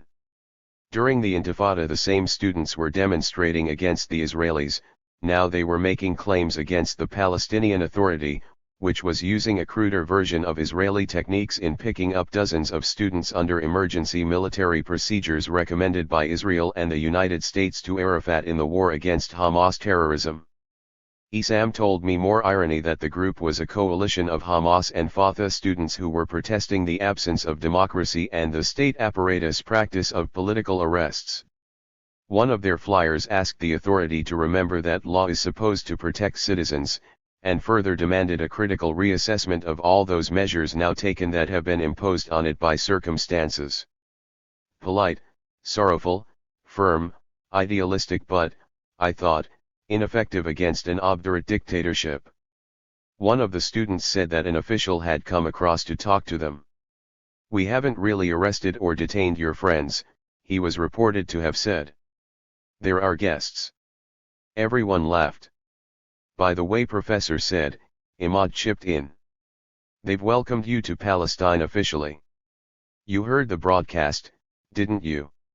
When I asked what he meant, he said that at 9:30 that very morning on Arafat's Voice of Palestine, one Yusuf Al-Qazzaz had attacked me vehemently for 15 minutes. He called you an Orientalist who is against the Palestinian people. He also said that your criticisms of how they torture and imprison journalists are simply lies. It was all pretty angry and aggressive. During the next 10 days I tried to get a tape of the broadcast but failed. Several friends, among them Hanan Ashrawi and Ghassan Al-Khatib, Wadi's boss at JMCC, gave me more details about the broadcast. I did not feel threatened by it, rather, I told myself that the attack was a compliment that at least took me seriously enough to warrant attack. At first Wadi seemed alarmed at the broadcast, but not for long. "What incredible jokers they are," he said. He stopped the car, with me in it, at a grocery store to pick up an oversized bag stuffed with cookies and chocolate on the way to his 6 Gaza friends in their hideaway house somewhere in the bowels of Ramallah. I had no idea where it was, since we reached it by an exceptionally circuitous route, but the young men were vociferously welcoming. Their apartment had filthy yellow walls, run-down furniture, and naked bulbs hanging from the ceilings. It was colder indoors than out. This was the first time I saw Wadi among Arab peers with whom he had formed a relationship based neither on school nor on family. Most of them were a fraction older than he was, all but one had been in solitary for periods of 1 to 3 months in Israeli jails, all were paralyzed by the present situation in which the valid options return to Gaza, go back openly to school, look for work were closed to them. 2 of them had once been supporters of Hamas and Islamic Jihad, but were now neither. There was one cherubic-looking young man, Ahmed, whose story seemed to summarize the current political situation for Palestinians with all its absurdities and Kafkaesque conundrums. A Fatah student activist during the Intifada, Ahmed was jailed, tortured, and interrogated. In the process he lost his left ear. "They shook and slapped me with my head in a paper bag, 4 hours, he said. The others told of similar stories of Takik, although at first I could not grasp what it was that the Israelis wanted, since everyone confessed to what was demanded in order to get off. Later I gathered that these measures were designed more to break the victim's will than to extract information. After Oslo, Ahmed sought work with LAMN, i.e. Palestinian Security Forces, now the territory's chief employer, and Arafat's instrument of patronage and control. "Do you know that he has 13 separate security forces?" Ahmed caroled, and proceeded to itemize such outfits as Police, Preventive Intelligence, Force 17, Presidential Security, State Security, Foreign Intelligence, Regional Security, Military Intelligence, I've forgotten a few, and then in triumphant conclusion Naval Security. When I mentioned something about there being no navy, logically, since the Israelis control the sea around Gaza, Ahmed produced the magnificent non sequitur, "That's why he, Arafat, has 60 of them stationed in Nablus." The young men roared at the absurdity of the 60 sailors in Nablus, which is many miles from the sea. Ahmed continued with a look of almost sublime delight. He had been assigned the job of spying and informing on students at Birzeit. "Then what?" I asked. Then we bring them in for tahqiq. Just as I used to be interrogated in the past, I now do the interrogating. It's my turn. When I made a few disapproving comments, his answer was to inform me that he hadn't been given a salary for 2 years, was going to resign or at least see an influential relative who would get him what was owed him. In any case, he was a Palestinian security man who, according to the very security forces who employed him, was illegally in Ramallah. Wadi's face registered unhappiness with all this, but I think he felt he had to appear supportive of his friend's general quandary. Tell him about the appointments, Tajainat, he said to Ahmed. The word was another one very much in currency. It signified Arafat's way of unilaterally giving his favorite supporters from Tunisia, Jordan, or the Gulf positions in ministries, security groups, and offices without regard for merit or for the sacrifices made by many competent West Bankers during the Intifada. Don't forget the army of 1 million colonels, Wadi added with a grin. Every time I go into headquarters, Ahmed continues, I find a whole new set of officers with no assigned job, without even a desk, but they all get salaries, and they immediately outrank all the rest of us. I realized that Ahmed was speaking about the very building outside of which the demonstration was taking place. They're not only his people from Tunis, Ahmed went on complainingly, but also cousins and nephews of rich families that Arafat needs. I have an uncle who's just been elected to the Legislative Council. I'm going to camp in his living room until I get my salary. It occurred to me that Ahmed's role as a police spy theoretically required him to inform on himself. Mohammed Alwani, a dark, bespectacled youngster, came in with a tray packed with glasses of boiling tea. Wadi was specially fond of Alwani as a quieter, more intellectually serious man, a science major, than the others. The room was now filled with various neighbors and schoolmates who had heard Wadi and his father, Abu Wadi was what everyone called me, were there. The overriding impression I got was of energetic, agile, and perceptive young men simply wasting their time and lives immured in the dingy flat, waiting for some change in the situation, hoping for a deus ex machina to get them living again. Wadi had given them some of my recent articles criticizing the results of the peace process to read. Each of them expressed agreement, although one, the other Mohammedan assertively cocky Islamist, begged to disagree with my too secular views. We didn't get to develop that argument at all, perhaps because too many Christians were in the room. Besides Wadi and myself, an elderly neighbor, Maitri, whose brother was married to Natalia Makarova, had joined us, but we did get into how to solve their problem. All of them seemed to express a vehement desire. I could not gauge how really serious it was to get married to an American woman, right away, and with no emotional or sacramental obligation on anyone's part. It's the only way for us to get out of here, they said in chorus.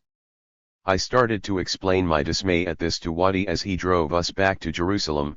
The line of cars at the Mawsum, the Hebrew word for road block that every Palestinian uses, stretched back a good half-mile, close to where, with a nonchalant wave of his hand, Wadi pointed out his street.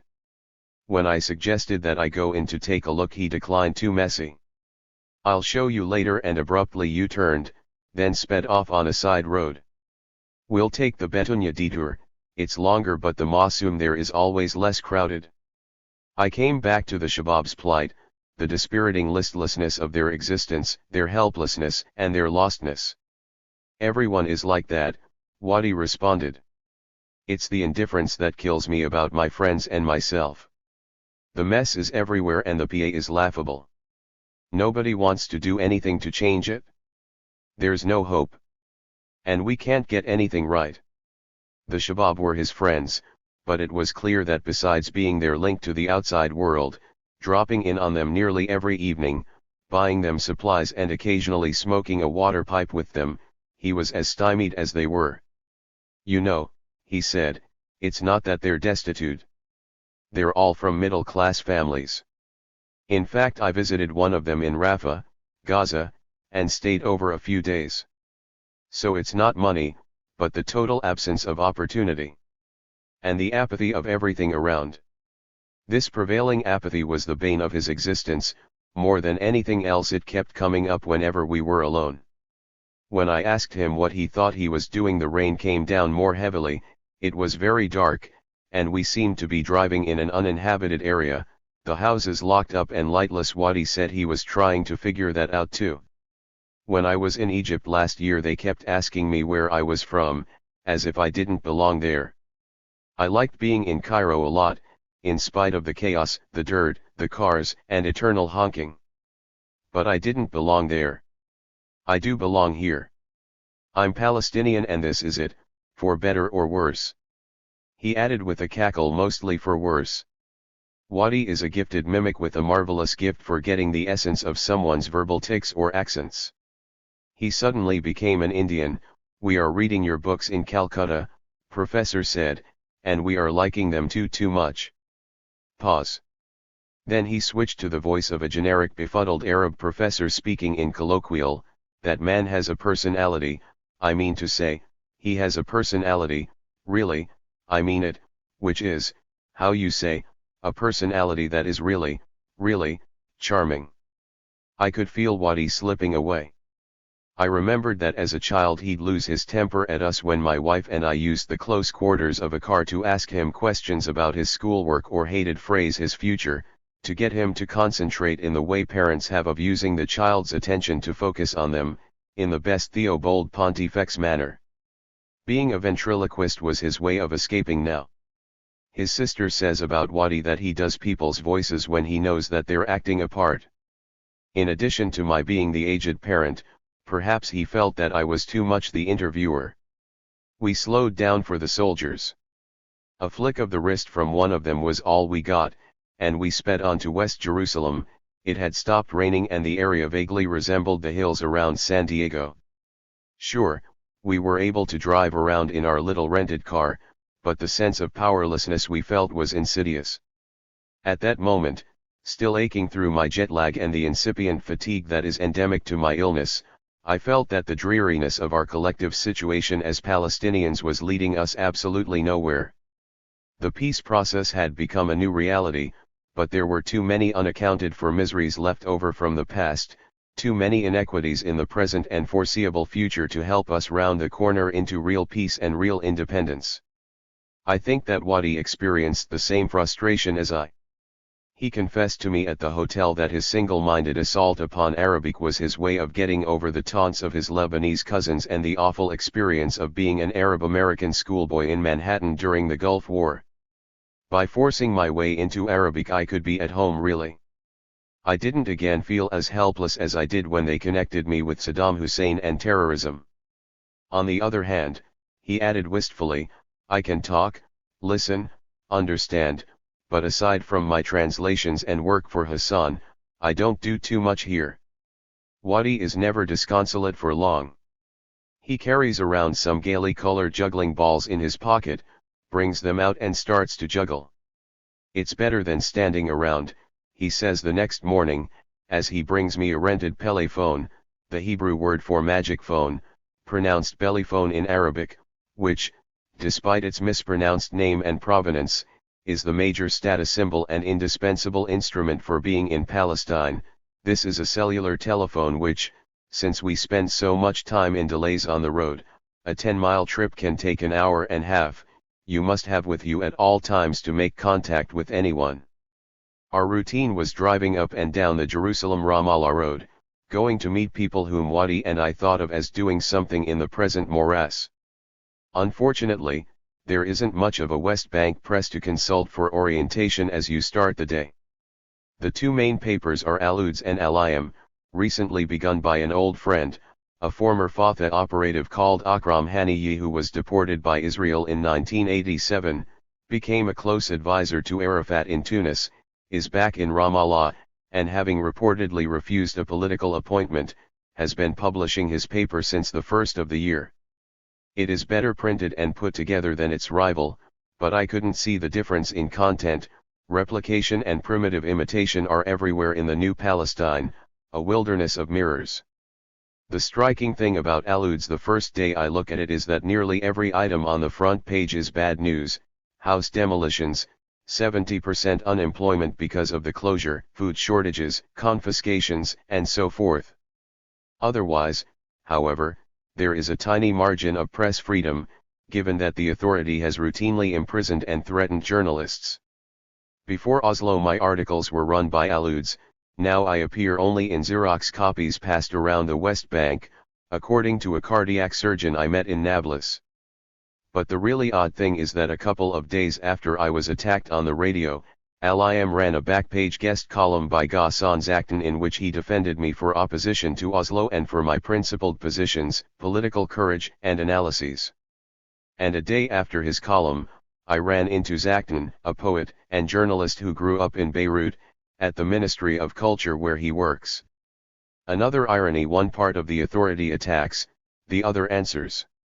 Hassan Barghouti, the DWRC's founder and director, is as tall and skinny as Wadi, but he has a serious back problem, the result of 6 years imprisonment and interrogation in Israeli jails. Despite an occasional wince, plus the awkward posture and stiff walk of the chronic back sufferer, he communicated an attractive self-confidence. The center occupies 6th-floor offices in the Bakri building, downtown Ramallah's largest structure, which is filled with souvenir and shoe shops on the ground floor. Wadi's relationship with Hassan is almost fraternal, though Wadi keeps the deferential silence appropriate for the very junior sibling who is his brother's assistant.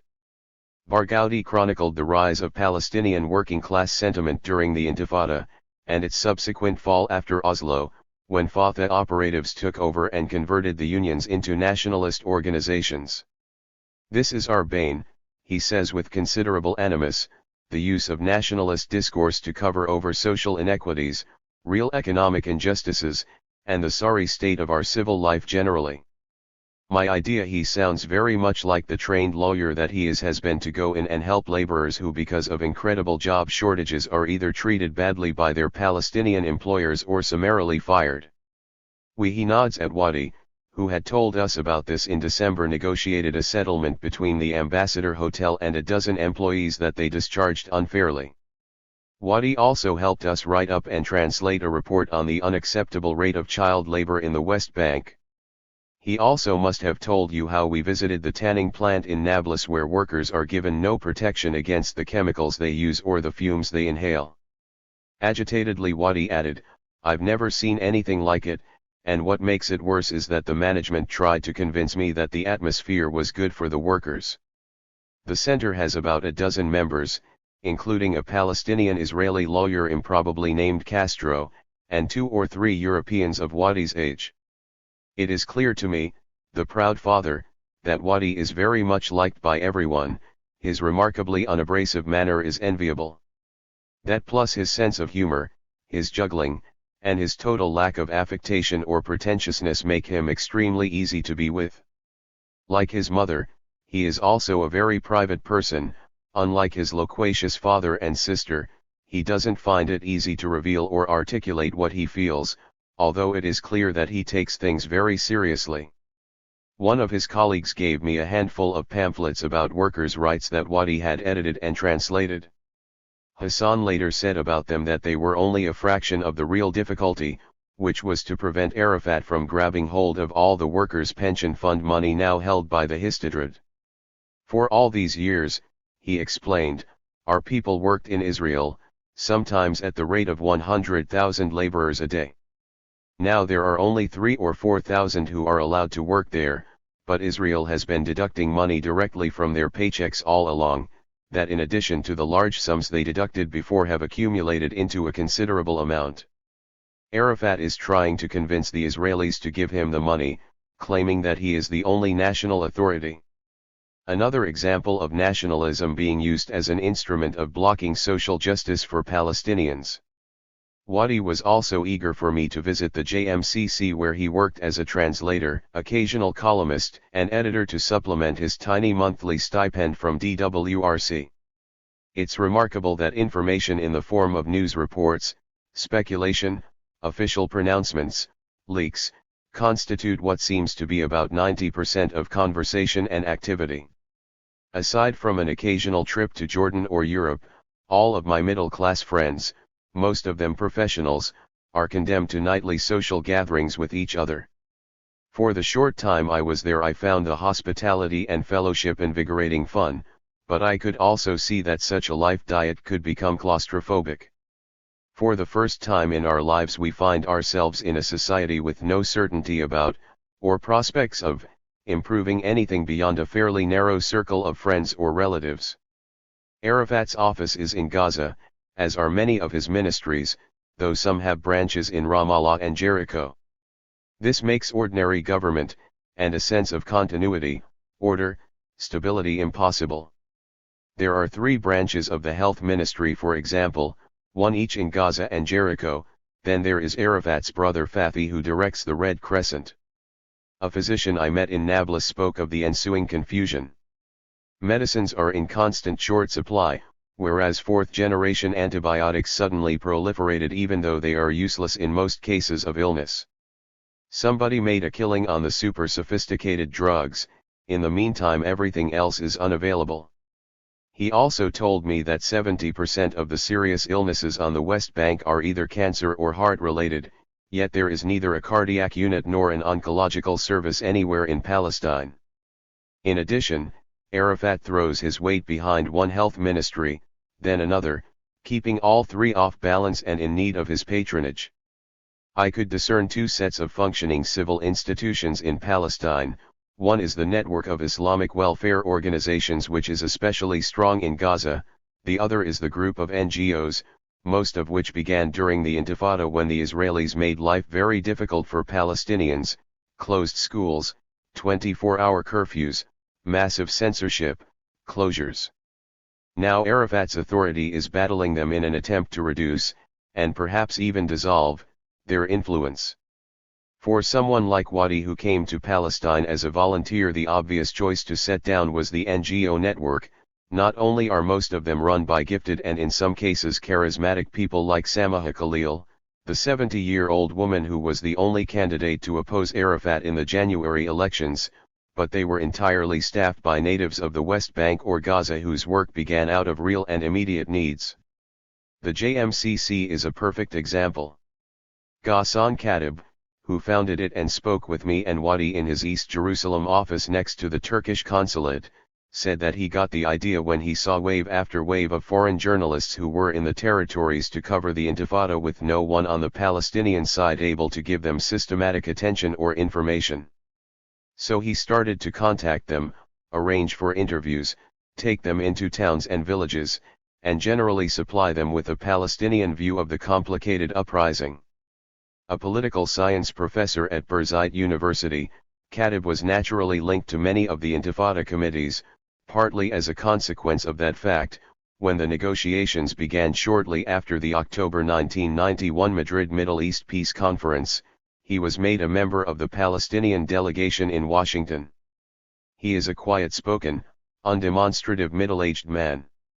Most of the ministries are not really doing much, he said. Health and education are at least managing to do something, but the overall level of services is extremely low. Mostly, and here he echoed everyone I spoke to, mostly there are lots of director generals, and undersecretaries, large numbers of them who are there as a way for Arafat to appease his supporters. But they don't actually do anything. Except for the security apparatus, which is a going concern. I had recently read an article on this apparatus by Graham Usher, who does the best foreign on-the-spot reporting from Palestine. His estimate is that Arafat annually spends $500 million on it, and still comes up short. I was curious to know what the overall legal situation was, since the authority did not have sovereignty over area but only self-rule. Khatib told me that a draft set of basic laws was circulating around, but that it hadn't passed. Another friend, a lawyer, told me later that he had been asked by Arafat to reconcile the commercial laws of the Gaza Strip, operating under Egyptian and Israeli jurisdiction, with those of the West Bank, formulated by the Jordanians and the Israelis. It was easy to do so and he turned in his report in early 1995, but until now nothing has been done. Merchants and investors therefore operate in a legal limbo, with Arafat's personal involvement necessary to conclude arrangements on any significant business. A fair amount of information in the Western press, including the Wall Street Journal, confirms this impression. For ordinary Palestinians, however, this reinforces their sense of being lost. Dia is the Arabic word for it that I heard over and over again, and of powerlessness that goes with it. With the Israeli closures and house demolitions, there were at least 2 on my second day there, plus the Palestine Authority since the February bombings picking up and holding what is now an estimated 12,000 suspects. The feeling is one of a bitter realization that this isn't peace. On the contrary, one woman told me, "We're neither at war, nor are we peaceful and independent. Frankly," she added, "I'm lost." A steady stream of publications comes out of JMCC, partly to inform foreign journalists of what is taking place in Palestine, partly also as a way of telling a story that is more truthful than the pause. "Being in Jerusalem exempts us from Arafat's control," said Wadi's colleague Imad. "We publish the Palestine Report on a bi-weekly basis, plus we have a 24-hour service that delivers bulletins to all the news agencies and correspondents on noteworthy events. One day last January, for instance, they carried a harshly critical interview with me that would never have made it into the West Bank papers. For its part, Israel is far from careless about what information and discussion it tolerates. Yes, JMCC can send out its reports by fax and email, but anything that seems to challenge Israel's real, as opposed to verbal, authority it definitely opposes. As they tell me about their work in trying to spread around real information, Wadi and Imad speak with the confidence and enthusiasm of people getting something done in a time and place where little was being done. I heard those accents occasionally and they fired me up intermittently. Munir Fasha, for instance, heads another NGO called Tamer, an association for improving general literacy and intellectual awareness. 2 of the main problems are the absence of role models and the inability to write concretely about anything, Munir told Maryam, Wadi, and me in his spotless Ramallah office, which unlike all the others you visit is not dominated by a big director's desk. We sat around in a circle with members of Tamer, who speak freely and show no deference to the boss. Young people who look out on our world see no one they can admire or emulate. Our leaders are corrupt and autocratic failures. So there's a vacuum which we are trying to fill by encouraging ideas of self-development through reading. We've developed this notion of reading passports. You get one of these passports as a child, and as you take out library books or buy them from somewhere, we certify that in the passports. Then you can move up and get a higher level passport.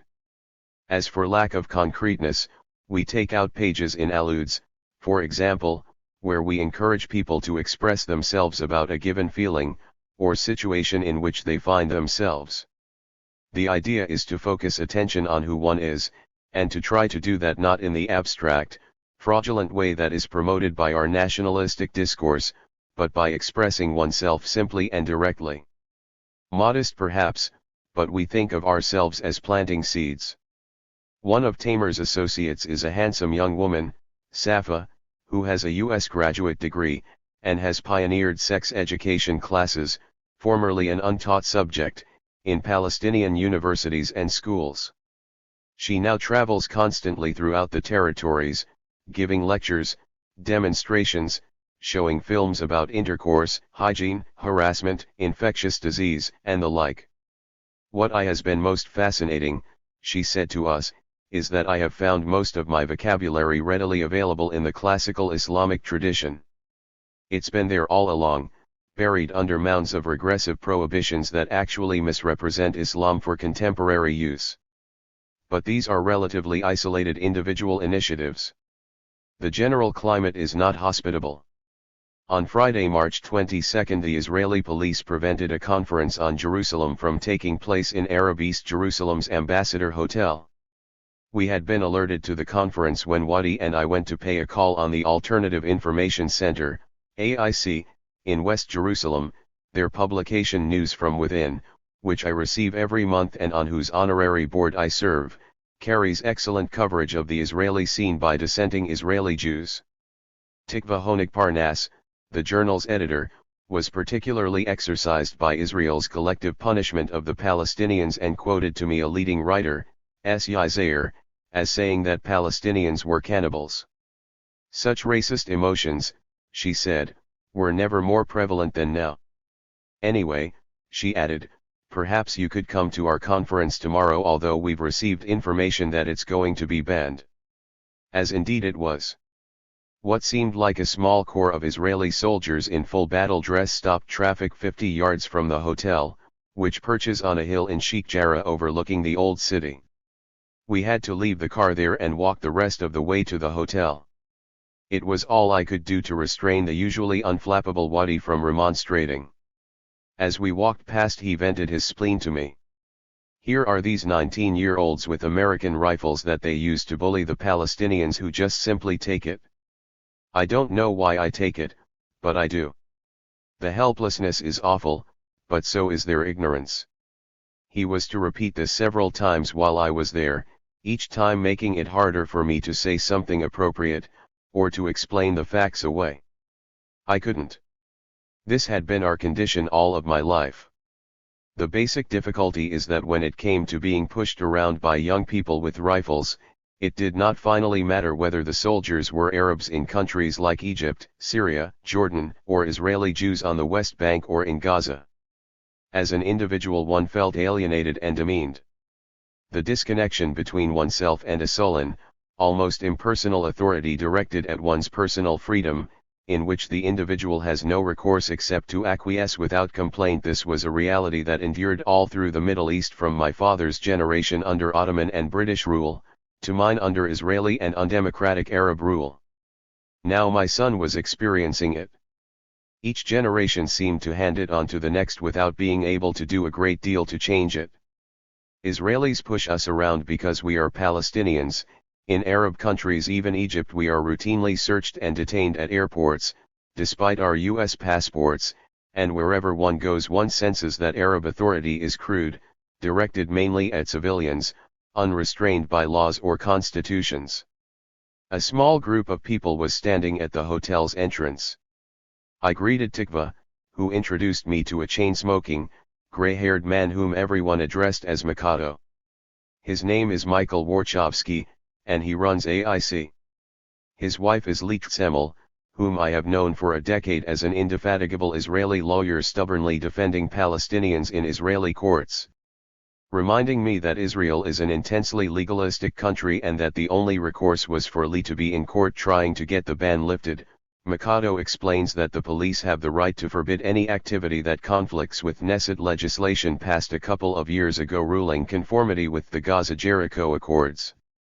So in this case, he notes matter-of-factly, the police have decided that a conference on Jerusalem in Jerusalem conflicts with the PLO-Israeli Accords that ban any Palestinian political activity in the city. When I ask on what grounds an academic conference could be construed as political activity, he says that Faisal Husseini's name on the program equals political activity. Husseini is close to Arafat, and has been designated PA minister in charge of Jerusalem affairs. He also belongs to one of the three notable Muslim families in Palestine, the others are the Nashashivis and the Nusaybis. This adds to his status. But AIC is an Israeli organization, I said. It doesn't matter, Mikado responded. It's the nature of the activity that is banned, and of course the fact that West Bank and Jerusalem Palestinians are participating. We hung around for about an hour without any change in the situation. Even the announced press conference was disallowed. Then we went back to the car. Just as we were getting in, the belly phone rang. Our appointment with the PA minister had come through. He was expecting us at his Ramallah office, and so we headed north again with some apprehension. I had no idea what our reception would be like. I had had a suspicion, which I was usually able to banish from my consciousness, that Arafat, or one of his overzealous security people, might mean me some physical harm, or that they would try to detain me in some fashion.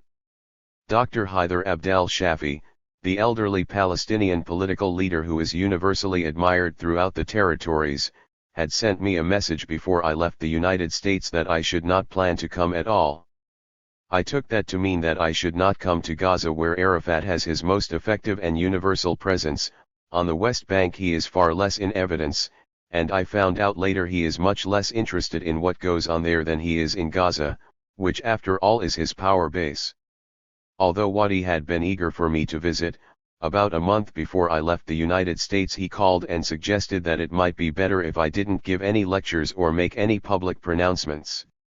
During 2 prior visits I had given lectures at Birzeit and been sought out by the local press. I decided to forego lecturing and interviews this time since I didn't feel that I could muzzle myself and not be uncritical of Arafat and his people. I had never before succumbed to fear of threats or given much mind to physical violence against me. Now, because of my illness, I was a friendlier person, because of Arafat's alliance with the Israelis and the volatility of Palestinian opinion, I felt myself to be more vulnerable.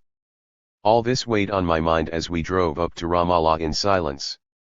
The rain increased in intensity, the flooded roads and the ever more anarchic traffic in Ramallah adding to my sense of enervation. I had decided to seek out a meeting with Yasser Abd Rabbo, Minister of Information and Minister of Culture, for 2 reasons. One was that I've known him since the middle 70s. Well educated, married to Liana Badr, also my friend and an accomplished novelist, he has long struck me as a cut above the other PLO regulars in intelligence and finesse. Once a leading member of the Democratic Front for the Liberation of Palestine, a Marxist-Leninist group headed by Naif Hawatmeh, he had broken off from that group because of Hawatmeh's post-Cold War dogmatic authoritarianism and had started a new party, FIDA, of uncertain political status, which neither grew very much nor prevented him from becoming close to Arafat during the Tunis years. He was very much a part of Arafat's inner circle of advisors as the peace initiatives were being undertaken. Given the changing political environment, this earned him a cachet of reasonableness that enhanced his prestige and visibility. The second reason is that because of his proximity to Arafat, Abd Rabbo would be the perfect insider for me to speak to. What he said, I thought, would directly reflect Arafat's thinking and the authorities' general climate. In the case of the former, this turned out to be very far from the truth.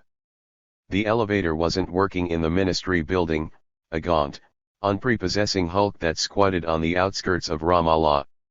We trudged up to the 6th floor and entered a poorly furnished anteroom, with a couple of coffee-stained plastic chairs and a ramshackle desk adding to the place's ill-kept appearance.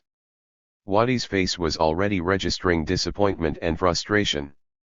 I perhaps added to his dismay by noting how the outer office replicated the PLO's office in Fakahani, the lower middle-class area of Beirut whose name in the 70s had become a byword for the PLO's sloppiness and general heedlessness.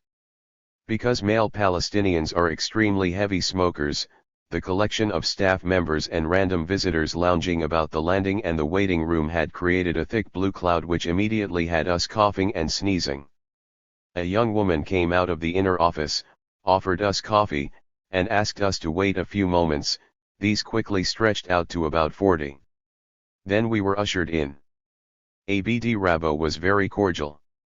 He is a good-looking, trim man in his early 50s, with, for Palestinians, unusually light brown hair and chiseled features.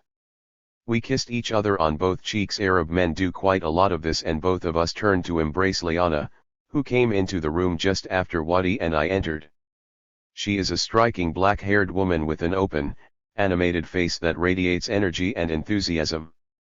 I was particularly glad to see the two of them take to Wadi, who is roughly the age of their 2 sons, both of them away in American universities. To their surprise, Wadi explained in his flawless Arabic that he has been on the West Bank for several months and that he only has a few more to go. He also exchanges phone numbers with them. After I returned to the United States, he had dinner at their home several times. It sometimes surprises Arabs that I can still speak the language after so many years in the United States, but that my son, a patently American young man, can do so is almost a shock. Abd Rabbo's office is handsomely appointed, in appealing contrast to the other rooms that we saw. As he had just come back from one of his endless trips to Gaza, I asked him how things were going, a very vague phrase that I hoped would draw him out. "There's a tremendous amount to be done," he said, "especially here." He gestured out toward the window, through which the drenched gray landscape could barely be discerned given that the man, Arafat was never referred to by name, is only interested in Gaza. I then asked what it was like to live through Arafat's leadership. Dreadful. You have to realize that all day long he goes through a mountain of papers that have accumulated on his desk overnight. Everything must be approved by him, from a request for vacation by a Commerce Ministry employee, to whether one of his cars should have its muffler repaired, to whether X or Y should attend the next meeting with the Israelis. There are two fixed points in his day around which his entire time revolves, both of them are night appointments. One is his daily 8 o'clock meeting with the heads of all his security forces. He's absolutely fixated on his various security organizations, he doesn't take anything at all anywhere near as seriously. The other fixed time is when he directs the various newspaper editors about the next morning's headlines and front page items. In December, Mar al-Alomi of Al-Quds was jailed for a week because he didn't put a Christian prelate's flattering comparison between Arafat and Omar ibn al-Khattab, the 7th century conqueror of Jerusalem, on the front page. Beyond that, the man has no vision, no idea of where we are going, no plan, no sense of direction. All he deals with are the details, and he loves those because they assure him of complete control. And they take up all his time. That's the way he stays on top, everything has to pass through him. It's a boon for me to be here, just a little beyond his immediate reach. On the other hand, no one can spend a penny without his approval and knowledge. He's now even into business through the monopolies he's set up that allow him to control petroleum products, tobacco, cement, building material, and a few others. I said that I'd heard about those and about the Palestine Commercial Services Company he'd set up with Khalid Slam. Abd Rabbo nodded agreement. A few of us try to guide him through the horrors we're going through as a people. Let me tell you how he operates. He heard from someone that American presidents can declare suddenly stricken sections of the country to be disaster areas. So he came into one of our meetings a few days ago and said that he planned to designate Gaza as a disaster area. One of us said to him that it wouldn't work here because we are so dependent on outside aid. If one of the donors heard that, despite the sums already pouring in and being used mostly to pay his security bills, Gaza was called a disaster area, there would be no further money. It took us several hours to dissuade him. The next day he came back with the same idea, and we had to go through the whole thing a second time. Or take the Sharm el-Sheikh summit. Although Arafat didn't seem to be aware of it, Clinton had slotted him in for a half-hour private meeting. We prepared a list of issues to bring up with Clinton that would try to get him beyond Israeli security and the fight against Hamas, which are the main concerns of American policy here. After all, we have very pressing needs that include getting some relief from the Israeli closures. Arafat put the list in his pocket, went into the meetings, and never looked at it or referred to what we had agreed on. I was there and from time to time I tried to prod him, it was no use. Clinton told him that his own re-election bid as well as Paris's in a sense depended on Arafat. Instead of using that fact as leverage to extract something for us from the Americans, Arafat went off at a tangent, boasting about how many Hamas members he's put away, how well he's doing against terrorism and the like. He had no idea that to the Americans and the Israelis he is an asset that they need for the peace process, and for their success at the polls. He seems unaware of his own value to them. He finds it very difficult to concentrate for very long. And we are the worse for it. This was profoundly depressing stuff. Abd Rabbo went on for almost 90 minutes in this vein. Liana then added that as someone working in the cultural field, she and her colleagues were desperate to undertake programs in film, theater, photography. Nothing was being done because in the nature of things most of the money went into security, and besides, the sense of being completely alone, suspended between war and peace, was too much for Palestinians to handle. To this Wadi added that everyone's sense of stifling confinement was made worse by the absence of freely available papers and magazines, of movies and theaters, bookstores and public gathering places. For the less disadvantaged, hotels like the American Colony drew them in on the chance of seeing foreigners, having coffee in a pleasant place, feeling that one was in contact with the outside world. Ironically, of course, even comfortably off professionals, like my friend, the urological surgeon Mahmoud El-Aker, could only get passes to Jerusalem for a few hours. We met him at the Ramallah Mausoleum rushing to recover his pass from the Israelis so that he could spend 6 hours in Jerusalem seeing patients. All of a sudden the meeting was over. Abd Rabbo and Liana had to rush to another appointment, although we did promise to see them again. This never took place. The phone lines were down. I still berate myself for not asking Abd Rabbo, who is after all very much involved with Arafat, why he doesn't resign. This question has obsessed me since the beginning. Why do all the people who lend Arafat considerable credibility continue to serve him, and why don't they quit in protest? A few days after I left Palestine, Wadi sent me an interview that Abd Rabbo had published in Dafatir, Notebooks, a publication of the Culture Ministry. In the interview he said, I think for the first time publicly, that Oslo contained major mistakes, and that we are now in the worst fix we have ever been in. And this from one of Arafat's most prominent lieutenants, who participated in all the peace negotiations. Yet Arafat's astonishing powers of survival and domination plus, alas, the unwillingness of so many good people to confront him with a serious, outspoken opposition to his single-minded ways allow him to go on as before.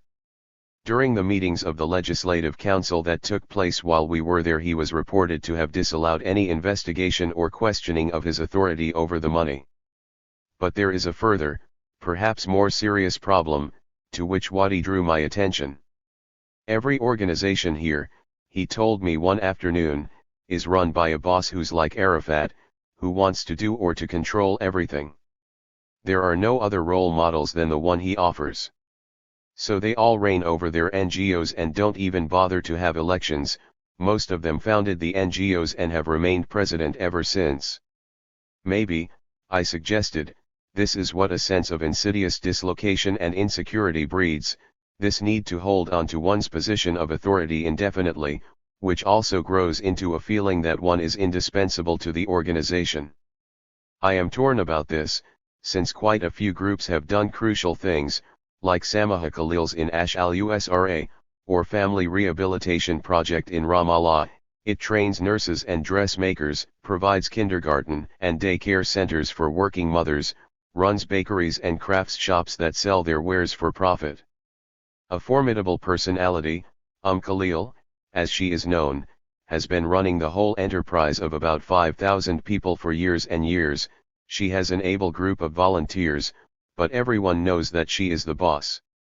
We were impressed with the 3 buildings where the organization is housed, which she took us through room by room, but you do have the feeling that if she didn't run it, it wouldn't exist, or perhaps that's what her commanding presence makes you feel. On the other hand, is that the only model for the new Palestine? Wadi and I put a lot of stock in what Raja Shehadeh, a diminutive middle-aged West Bank lawyer, has to say.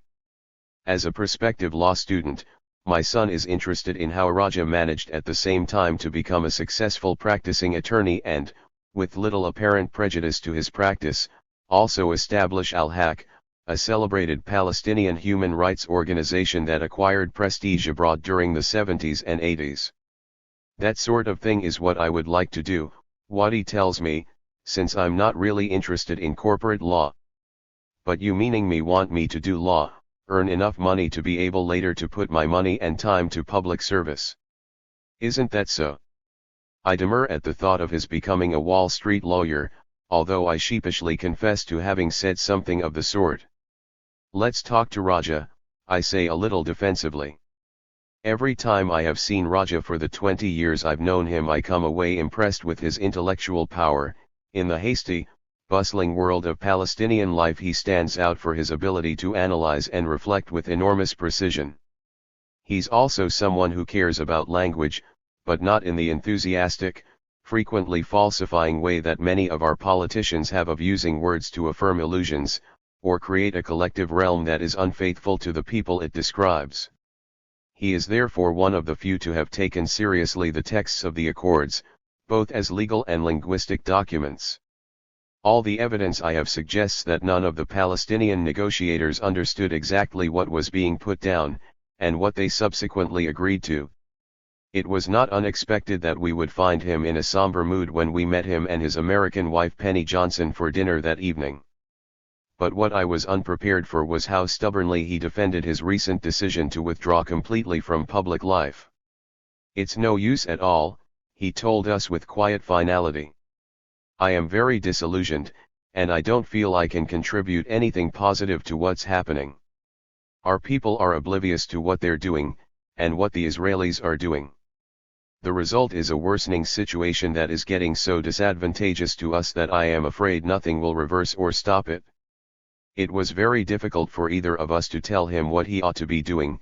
We didn't have any suggestions, and I think Wadie and I agreed with his diagnosis. What struck me, though, was his ability to separate his political disenchantment from his enjoyment of walking in the pretty hills around Ramallah, plus reading and writing, all of which he has always done. He and Penny have no children. They give the impression of a fulfilled and happy couple, quite a contrast with the surrounding gloom. In the middle of our last day, Wadie drove me to Bethlehem to get a look at the so-called bypassing road that the Israelis have been constructing near there, costing $42 million. It is known as the Jalo Gush Etzion Highway, and it links Jerusalem with the settlements south of Bethlehem. You see such roads all over the West Bank. Wide and obtrusive, they are meant to go around the main Palestinian population centers, connect up with the settlements, and make it possible for Israelis to punctuate West Bank life without having to see Palestinians. They reminded me of the South African roads that skirted the black townships. I recall driving in May 1991 from Cape Town to Stellenbosch on such a road without noticing those townships until only very momentarily glimpsed around a curve they were pointed out to me by an ANC friend.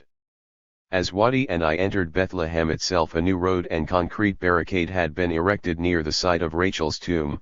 This totally slowed up traffic on the Palestinian side so that people could neither enter or leave by the north road without great difficulty. On the Israeli side of the divided road, I was struck by how its powerful, almost arrogant calm was obviously meant as a contrast to the crowded, harried appearance of the Palestinian side, narrower, muddy, filled with potholes that were never going to be repaired. To make matters more depressing, our last day was the one we had appointed for touring the Jerusalem settlements with my oldest Israeli friend, Dr. Israel Shahak. It was his idea that the three of us do this, and, being of a resolute temperament, he was not to be denied, although of course the upshot was that our mood turned sharply worse. At dinner a few nights before, he had already depressed us by detailing the ways in which the present situation in the territories was the most dreadful he had seen since 1967. Shahak is a great, albeit personally eccentric, intellectual greatly admired and liked by the four of us, the only Israeli Jew that I know personally who has been completely honest and outspoken in his criticisms of what he calls Israel's Zionistic policies towards the Palestinians. A Polish Holocaust survivor, he became professor of chemistry at the Hebrew University, and founder of the Israeli League of Human Rights. Now retired, he continues to supply me, as he has for over 20 years, with thousands of pages of translation from the Hebrew press, plus his own commentaries, reports, books, and pamphlets that make the standard Western journalistic accounts of Israel look like a crude comic book. He's in frail health, but, sedentary in his ways, he is also as amazingly erudite as ever. As we drove out toward the settlements, Wadie in the driver's seat as usual, Shahak and I talked about music, which he listens to constantly.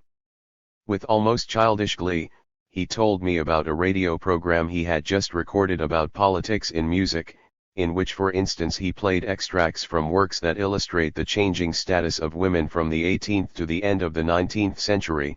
He ended with a passage from the Missa Solemnis, a piece he characterized over the air as not peace, but the struggle for peace. I took this to be a reminder to his Israeli audience that they were still very far from peace. The reason I want you to see this is that you should have no illusions at all about what is being done in Jerusalem, he said as we dawdled in an appalling traffic jam leading us out of the city toward the northwest. Soon we were on Shumel Hanavi Street, and that took us directly into Ramat, a gigantic concentration of massive, extremely unattractive, apartment blocks affixed to the gentle hills that ring the city. Ramat is no hastily thrown up collection of housing units, however, it is a small city containing almost 40,000 Israeli Jews, who now live on land that was acquired during the 1967 war, and annexed to Israel. Ramat is served by regular buses that run between it and downtown Jerusalem. Though there isn't much street life or vegetation, in fact Ramat struck me as unappealingly barren. It has stores, sports clubs, restaurants. It was late afternoon and Wadi drew attention to 5 or 6 Arab workers straggling home after a day's work. "I can't get over that sight, even though I see it all the time," he said a little bitterly. "We are the coolies here. You can see," Shahak pronounced dramatically, "that nothing will remove these settlements except for a natural cataclysm or a really tremendous military operation. Otherwise they are permanent."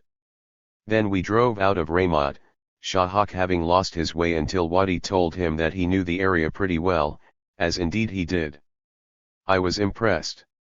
We went on to another large settlement, Givat Ziv, that abuts the Arab town of Beit Hanina. "You see," Shahak said simply. Finally, at Shahak's request, Wadi drove us to a few hundred yards from where he lived in Ram, Area A, where the West Bank settlements of Neve Yaakov, population almost 20,000, and Peskat Zeev, 30,000, stand just beyond central Jerusalem spreading into the northeastern West Bank hinterland.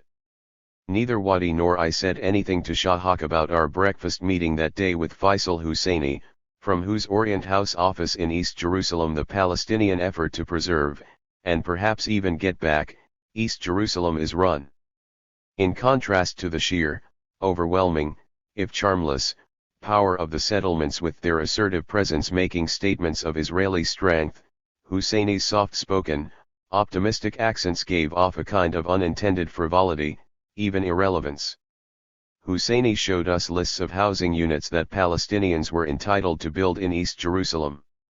When I asked whether they were actually being built, the number seemed to fluctuate between 800 and 30,000, Husseini said no, but that once the money was raised they would be built forthwith.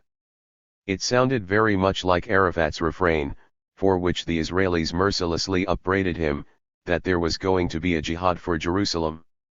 In the meantime, more and more housing was being built around northern Jerusalem, thereby consolidating Israeli domination of the area from Ramallah in the north to Hebron in the south. "The best thing Palestinians should do for Palestinians who have not been here," Shahak asserted, "is to have someone take pictures of all these buildings to show the reality of the situation." And, I thought to myself, demoralized diaspora Palestinians still further. Throughout my visit to the New Palestine I was haunted by an observation made to me over the phone about a year ago by my friend Ibrahim. "What you sense when you are here is that there is a mind working on their side, its effects are felt on all Palestinians.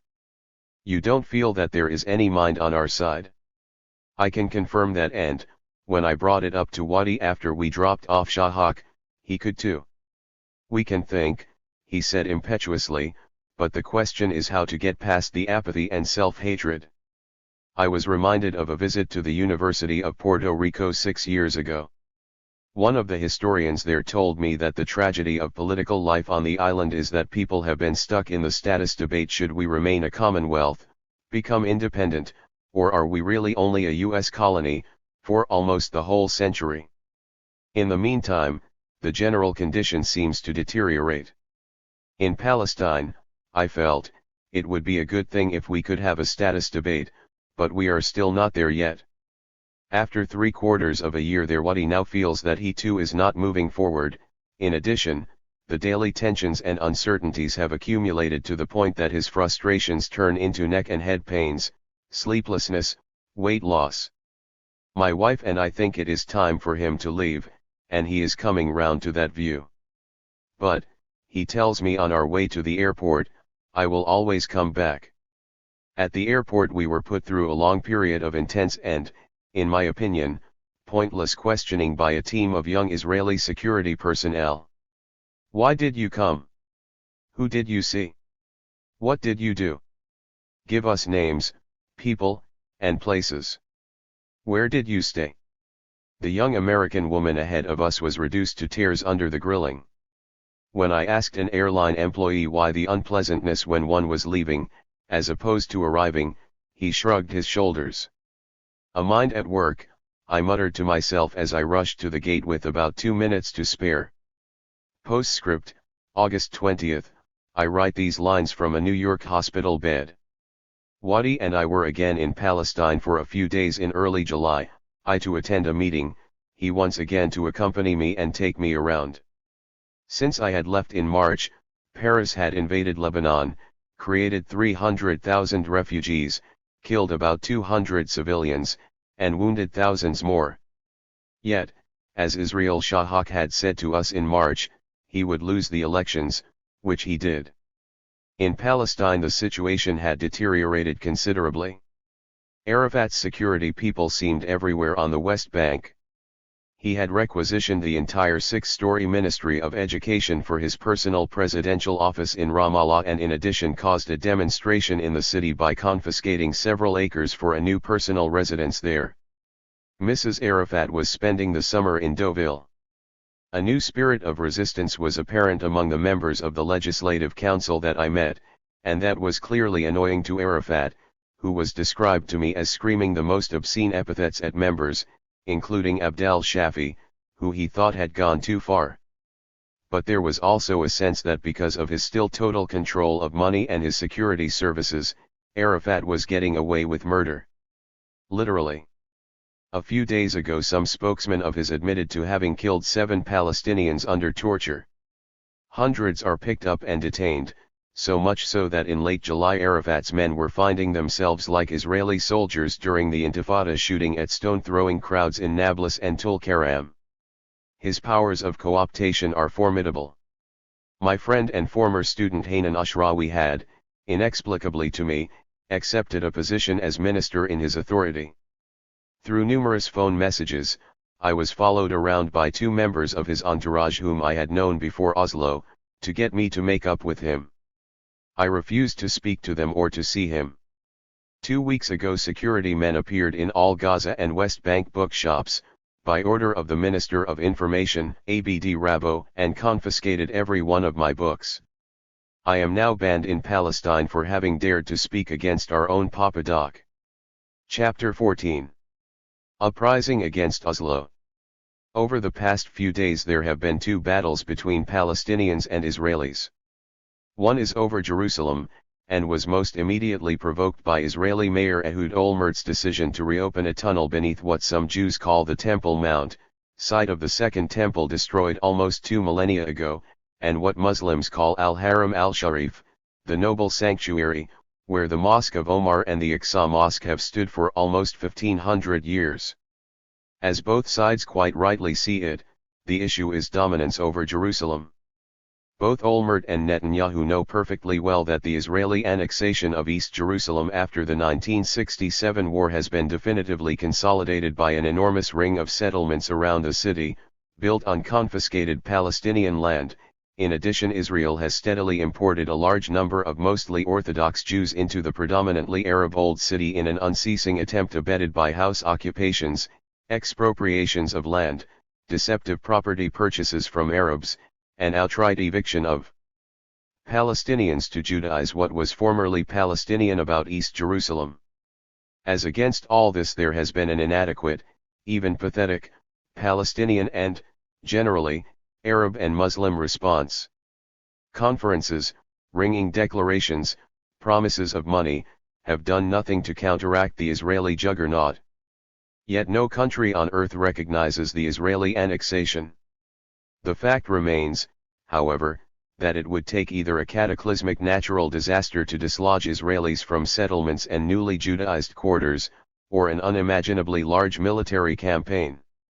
Since neither has been in the offing, the sudden, middle-of-the-night reopening of the tunnel seems the latest in a series of created facts, an act of arrogant triumphalism, a sort of rubbing of Palestinian and Muslim noses in the dirt. This had the added effect of pouring fuel on the smoldering sectarian competition that has been the city's long-standing bane. I do not think there is any doubt that this liquid assertion of what is unmistakably Jewish power over Muslim holy places was intended to show the world, especially the increasingly powerful right-wing Israeli religious factions, that Judaism can do what it wants. It is a profoundly ugly gesture planned also to dramatize Palestinian, Arab, Christian, Muslim, powerlessness. The second battle is full of paradoxes and arises directly out of the Oslo peace process. Those of us who criticized it from the start were a tiny minority of Arabs and Jews who grasped its ungenerous, essentially humiliating implications for the Palestinian people. This view has since acquired considerable support. Sponsored by the United States, the peace process was built callously upon the sufferings of a people whose society had been destroyed in 1948 by an incoming Jewish population claiming biblical rights in Palestine. 2/3 of the land's inhabitants were driven from their homes. In 1967 Israel occupied the rest of historic Palestine. Yet Oslo neither ended Palestinian dispossession, nor genuinely alleviated the short-term miseries of an Israeli military occupation, during which the economy, infrastructure, human resources of the Palestinians had been programmatically damaged. It is true that Yasser Arafat, discredited and isolated after his ruinous Gulf crisis policy, was allowed in 1994 to set up a truncated autonomy regime that was still controlled by the Israelis. But despite the rhetoric and some of the ceremonies and symbols of peace, Israeli West Bank settlements grew during the Rabin-Peres period that ended in May of this year. The newly redrawn areas of the West Bank and Gaza gave Palestinians limited autonomy, but no sovereignty, in 3% of the former and about 60% of the latter, which the Israelis were glad to get rid of anyway. Meanwhile Arafat built a Palestinian Authority that was corrupt, dictatorial and, so far as generally improving conditions were concerned, a dismal failure. The autonomy arrangements that Palestinians, excluding the 4 million refugees whose destiny was postponed to some nebulous final status situation, have to live with today are a bizarre amalgam of 3 historically discarded solutions devised by white colonialists to the problem of native peoples in 19th century Africa and the Americas. One was the concept that natives could be turned into irrelevant exotics, with their lands taken from them, and living conditions settled on them that reduced them to day laborers and pre-modern farmers. This is the American Indian model. Second is the division of lands, reservations, into non-continuous Bantustans, in which an apartheid policy gave special privileges to white, today's Israeli, settlers, while letting the natives live in their own run-down ghettos. There they would be responsible for their municipal affairs, yet subject to white, again, Israeli, security control. This is the South African model. Finally, the need to give these measures some degree of local acceptability required a native chief to sign on the dotted line. He temporarily gathered a little more status than before, the whites gave him some support, a title and a privilege or two, even a native police force so that everyone could rest easy that the right thing had been done for his people. This was the French and British model for 19th century Africa. Arafat is the late, 20th century equivalent of the African chief. The problem of course is that as a nation the Palestinians were hardly likely to be content with ramshackle anachronisms of this sort. Arafat placed himself in an impossible situation. He kept promising things, like East Jerusalem, which he simply could not deliver, but he was also too jealous of his own power to allow anyone else any authority or breathing space.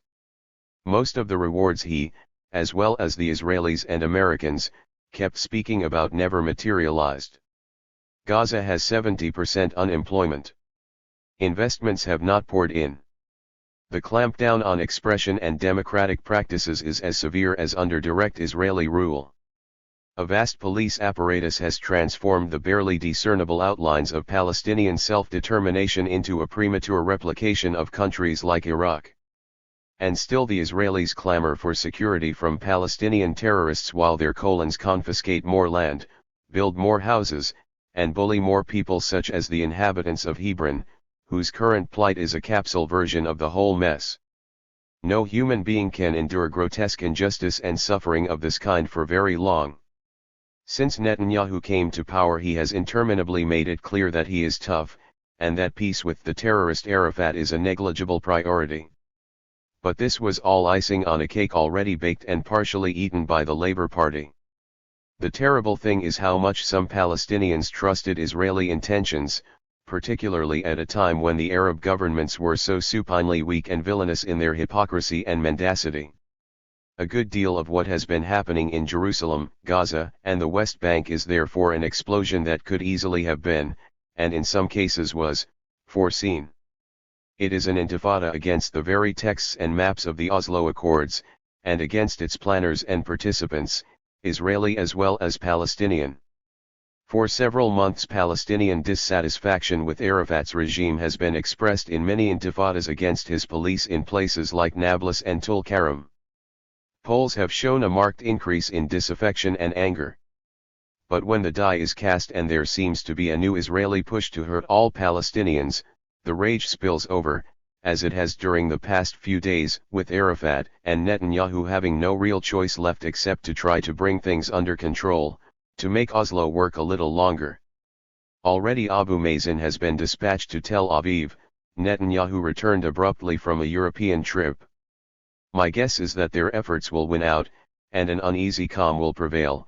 Each leader is imprisoned in a system that he does not fully control, despite the preponderance of power on the Israeli side. The horror of so much Palestinian blood wantonly spilled is scarcely mitigated by a premonition of future eruptions. Israel is trying as much as possible now to preempt, perhaps even circumvent, the final status negotiations. Palestinian options are not so clear, given the tremendous disadvantages under which we suffer as a people. The sight of Palestinians being beaten, shoved around, arrested, killed and wounded is very painful and an occasion for deep sorrow and anger. It is perhaps possible that Arafat and his shaken Palestinian Authority may have begun to perceive that the final status is likely to be as dismal as the present one, thus egging on unarmed civilians to take on the Israeli army. But there is always the danger that such justified discontent cannot so easily be turned off and on, or manipulated whenever the going gets rough with the unregenerate Netanyahu. My hope is that Arafat will at last turn to his long-suffering people and tell them the bitter truth, which is that Israel has need only of a cosmetic peace now while we are so weak and undermobilized. The present crisis is, I think, a glimmering of the end of the two-state solution, whose unworkability Oslo, perhaps unconsciously, embodies.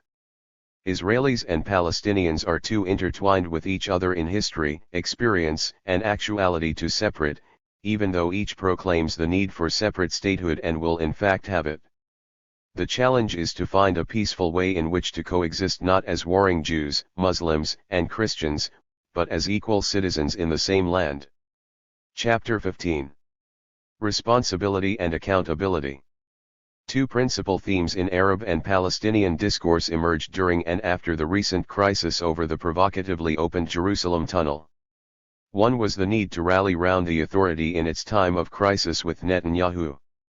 The second was the even greater urgency of returning to the signed peace documents between the PLO and Israel. Both are understandable reactions to a serious sense of great crisis and consternation. For without the Oslo Accords, the Palestine Authority would lose a great deal of its international legitimacy, as well as its internal coherence. Besides, it is natural in a time of what seems to have been a moment of extra arrogance by Israel, and after considerable Palestinian life had been lost, to speak passionately about laying down differences, setting aside inter-Palestinian quarrels, dropping all partisan politics, in the interest of the common welfare. A former Democratic Front military leader, now resident in Ramallah after prolonged residence in Tunis, ventured the thought that it was almost immoral of intellectuals at this time to say anything that went outside the accepted consensus, especially after Palestinian martyrs had fallen in the national cause. While I understand and to some extent sympathize with some of this, I must also say that I remain unconvinced by this whole line of reasoning. Certainly unity is a good thing, as is maintaining pressure on the Israelis, whose shameless and contemptible attitudes to Arabs and Palestinians have been the bane of the Middle East for 5 generations. But I cannot accept the thesis that we must all plunge ourselves heedlessly into the seething emotional turbulence of the present, without a thought, or a bit of clarity about why we are in this terrible state to begin with. The condition of Arab and Palestinian politics today is desperate not because of an excess, but because of a poverty of reason and responsibility. Is it the intellectual's duty simply to become a member of the chorus, or is it more valuable to stand aside, which implies not detachment but, I think, a greater commitment to the common good, and reflect without undue emotion on why we are here, and how we can move forward? The answer for me is clear: critical thought is much more useful now than flag-waving, a rhetorical ploy which I have always thought is one of the cheapest political tactics ever invented. In its October 14, 1996 issue, the influential American weekly magazine The New Yorker published a very long account of the Palestinian-Israeli negotiations in light of the impasse caused by Netanyahu's policies. The author is Connie Bruck, someone who has never before written about the Middle East, but whose work provided readers with one of the most complete and intimate descriptions of what has been taking place. Yet is also perfectly clear that despite her access to the substantial number of influential Palestinians whom she quotes, Abu Mazen, Abu Allah, who is her central source, Nabil Shaath, Mahmoud Darwish, Nasir al-Kidwai, Hassan Asfour, among others, some of whom were directly involved in the negotiations with Israel, Bruck seems to be an ideological labor Zionist.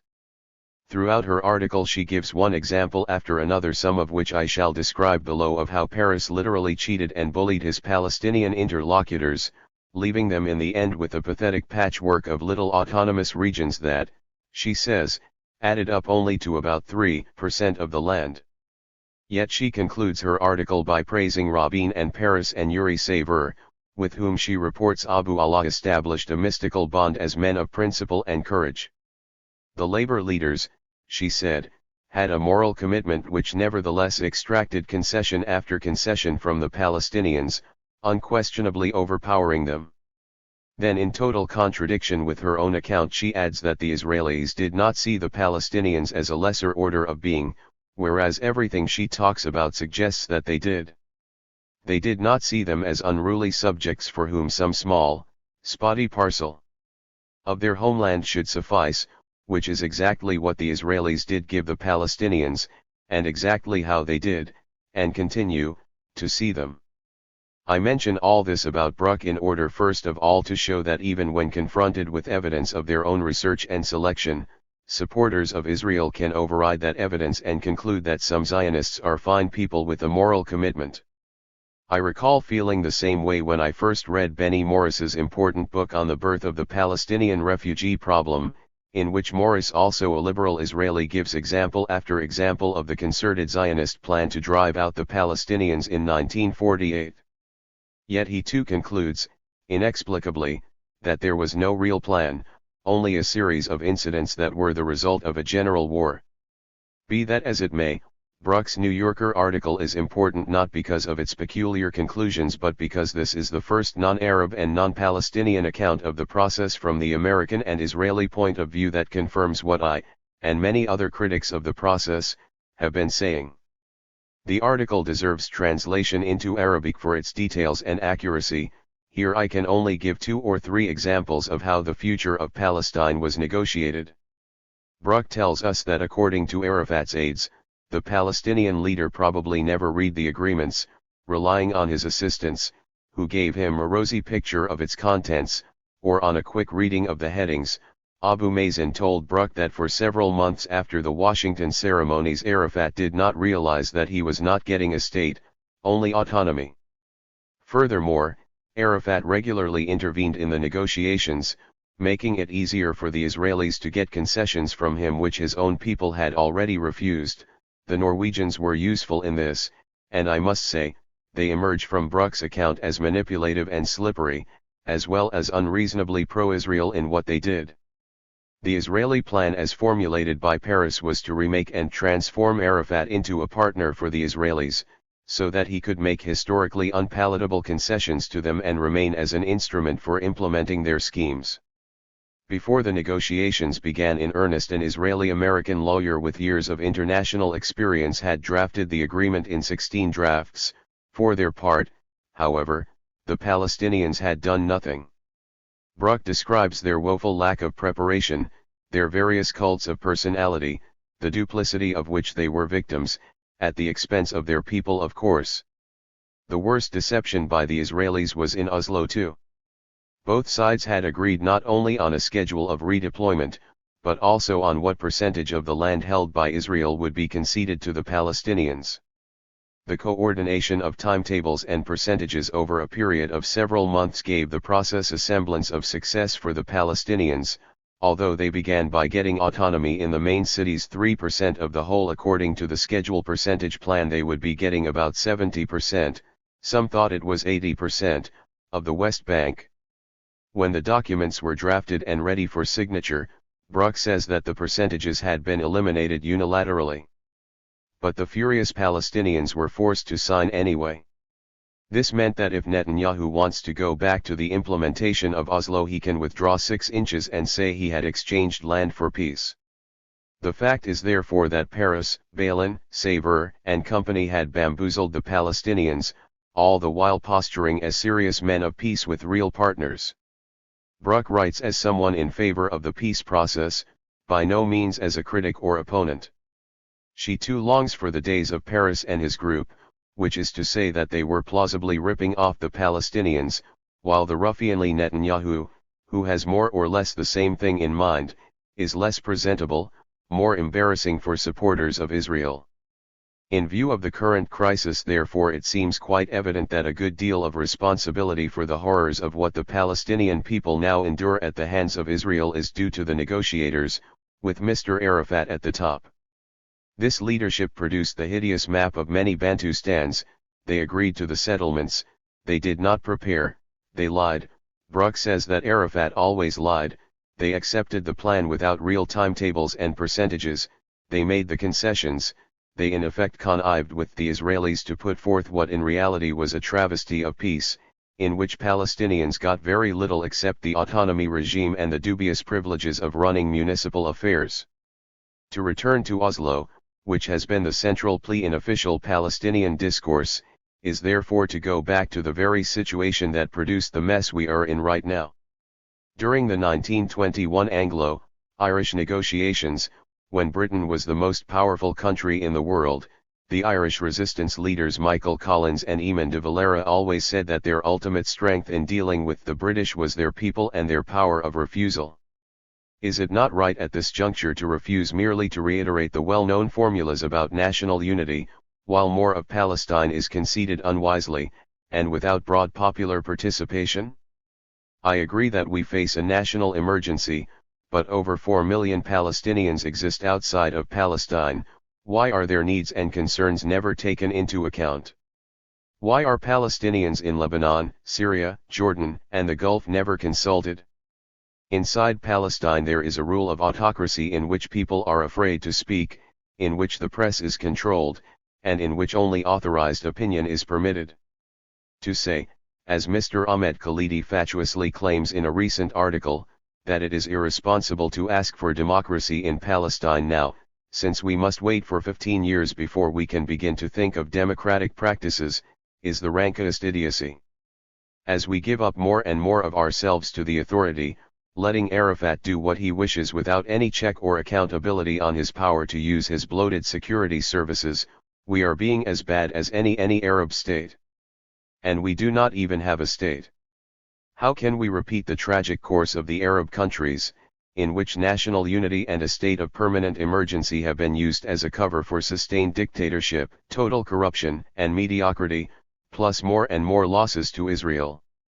Neither Israel nor the United States has the slightest desire to foster a peace process that guarantees Palestinian self-determination or independent statehood. Those are the plain facts, as even superficial scrutiny of the various peace arrangements between the PLO and Israel will immediately attest. The time for illusions and falsehoods is now over. Palestinian blood has been spilled in the fruitless cause of an agreement which is designed specifically to keep Palestinians under the perpetual domination of the Israelis. We have not hurt the Israelis, we have not defeated them in anything, why then do we expect that they will respect us, or, as the official Palestinian mind keeps hoping, do we delude ourselves into believing that they will give us something? To depend on the United States for anything more than wresting further concessions out of us is, in my opinion, utter delusion. We must learn to live in a reality that we create by our own efforts, and we must stop waiting for some external savior to appear and fix everything for us. I have been criticized for not offering alternatives, being too negative, etc. But everything I write is premised on the idea that what we have before us is a bad alternative, and that it needs changing. To expect me, or any single individual, to provide ready-made, easy solutions is part of the same ideological deformation that causes us at this late date to sit around waiting for a savior in the United States or France or Russia. The only way forward is as a people, with all of us challenging those who have given away Palestine in a fit of distraction. We must speak out, hold meetings, ask questions as loudly and as publicly as possible. Those are 4 alternatives already. And someone must finally be held to account for the loss via Oslo of what is left of Palestine. Alternative number 5. Chapter 16. Intellectuals and the Crisis. During the consternation caused in Arab and Palestinian ranks by Benjamin Netanyahu's actions over the past several weeks, there has been a tendency to emit bleats of regret over the Labour Party's disappearance from power. In addition, as I mentioned in my last article, the chorus has been that we should return to Oslo, as if Oslo with all the ambiguities and unfavorable clauses were not in fact the problem exploited by Netanyahu to squeeze, torment, and otherwise make life miserable for Palestinians. Far from being solutions for or escapes from the impasse, these 2 attempts to turn history back to some idyllic period when all things seemed rosy and invitingly possible strike me as dangerous illusions. We now know too much about Shimon Peres's actions since 1992 to accept the notion that as Prime Minister he was a man of peace in the real sense of the word. Everything he did vis-a-vis the Palestinians, and Yasser Arafat in particular, suggests that the continuity between the historical attitudes of Labour Zionism toward Palestinians, their rights and permissible aspirations, Ben-Gurion referred to the Arabs as Red Indians, and Peres's policies was carefully maintained. True, Peres is a past master of Hasbara, the art of disseminating information for the Goyim, and he is a skillful manipulator of television, so that he can always appear statesmanlike and visionary. Nevertheless, most of what he did was to extract concessions from the Palestinians according to a rigorous ideological program whereby they would always remain a subordinate people, allowing them very little in return. Given these realities, it would seem to me inappropriate, to say the least, to consider the Israeli Labour Party and its leadership, even members of Meretz, to be the prime lobby for peace inside Israel. This of course has been Arab and PLO policy since 1991, and even before.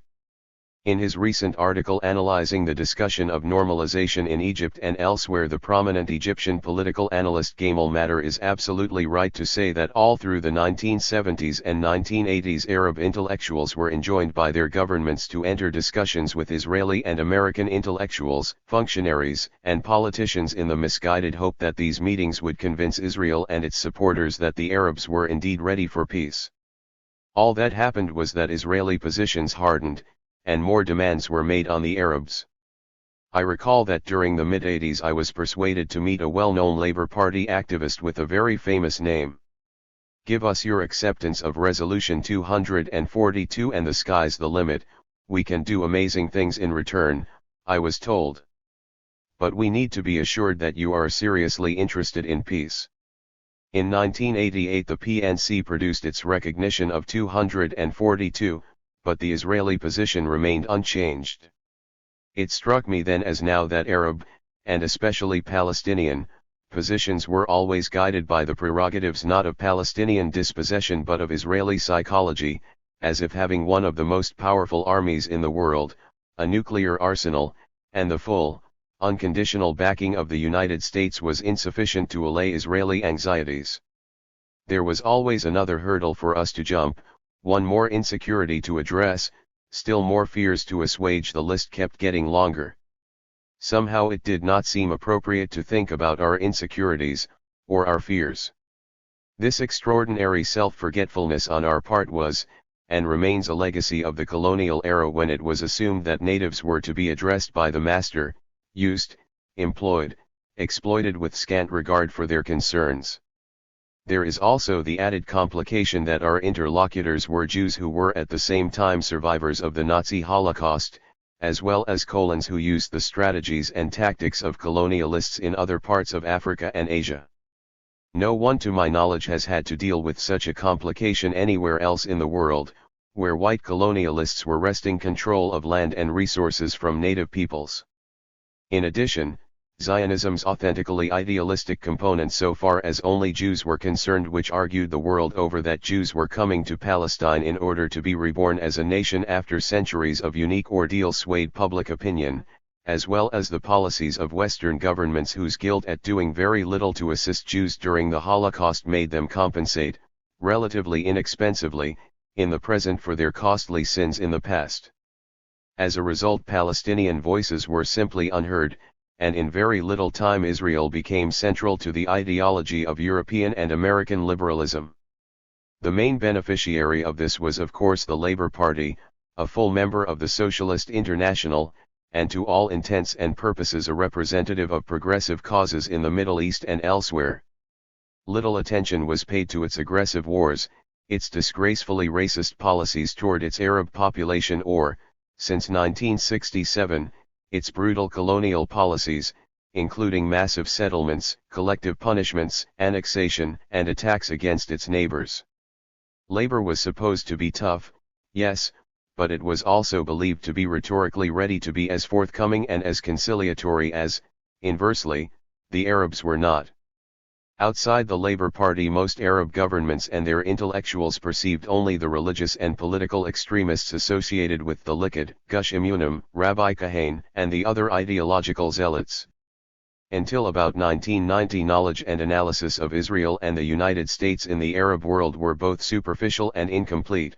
Even the tiny number of specialized institutes and individuals had very small audiences, and, in the absence of free discussion and debate, a general current was maintained in which Israel was an enemy and its existence, despite Camp David, publicly decried, or ignored.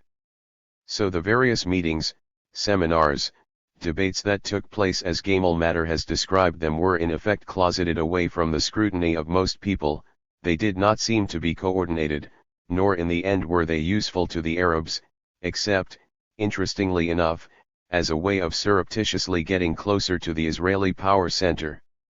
What policymakers had in mind was not made clear, and, in my own case as a member of several discussion groups between Israelis, influential, and we thought at the time, well-meaning American Jews, and a small handful of Palestinian intellectuals, I never felt that what we were doing was understood or properly assessed by the PLO. I was partly wrong, of course, since behind our backs a whole program of cooperation, based on Palestinian concessions, was being set up. This led directly to Oslo. Two important points need to be made about the present dilemma. One concerns the situation inside Israel, how it is read and interpreted. The other concerns the role of the Arab intellectual, which I would like to deal with first. There are two clear options here. So far as the intellectual's role is concerned, actually they are not so clear in real life, but for the purposes of analysis they can be construed as clear. One is to maintain a position of total independence and say you are going to talk about and act in a situation that directly confronts both Arab and Israeli political power, refusing to accept either of these as defining your role. Yet Mohammed Sid Ahmed said in a recent Aram article about the debate over the current crisis that politics for politicians and their associated intellectuals is pragmatic and the art of the possible. In that case, you act as an intellectual whose purpose is to advance various interests, to influence and be involved in policy. I myself think that is a disastrous course. It has brought us to a situation where no values or principles are maintained, since being effective, influential, mainstream, and acceptable are the main criteria for action. with the further consequence that the intellectual is guided not by his/her sense of the truth of the situation, but by considerations of the possible.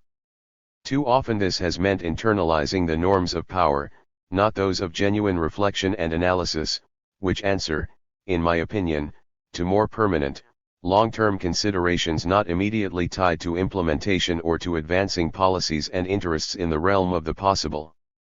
Being far less powerful than either Israel or the United States not only militarily, but also culturally and institutionally, we inevitably end up playing according to their agendas, as the last few years so shabbily attest.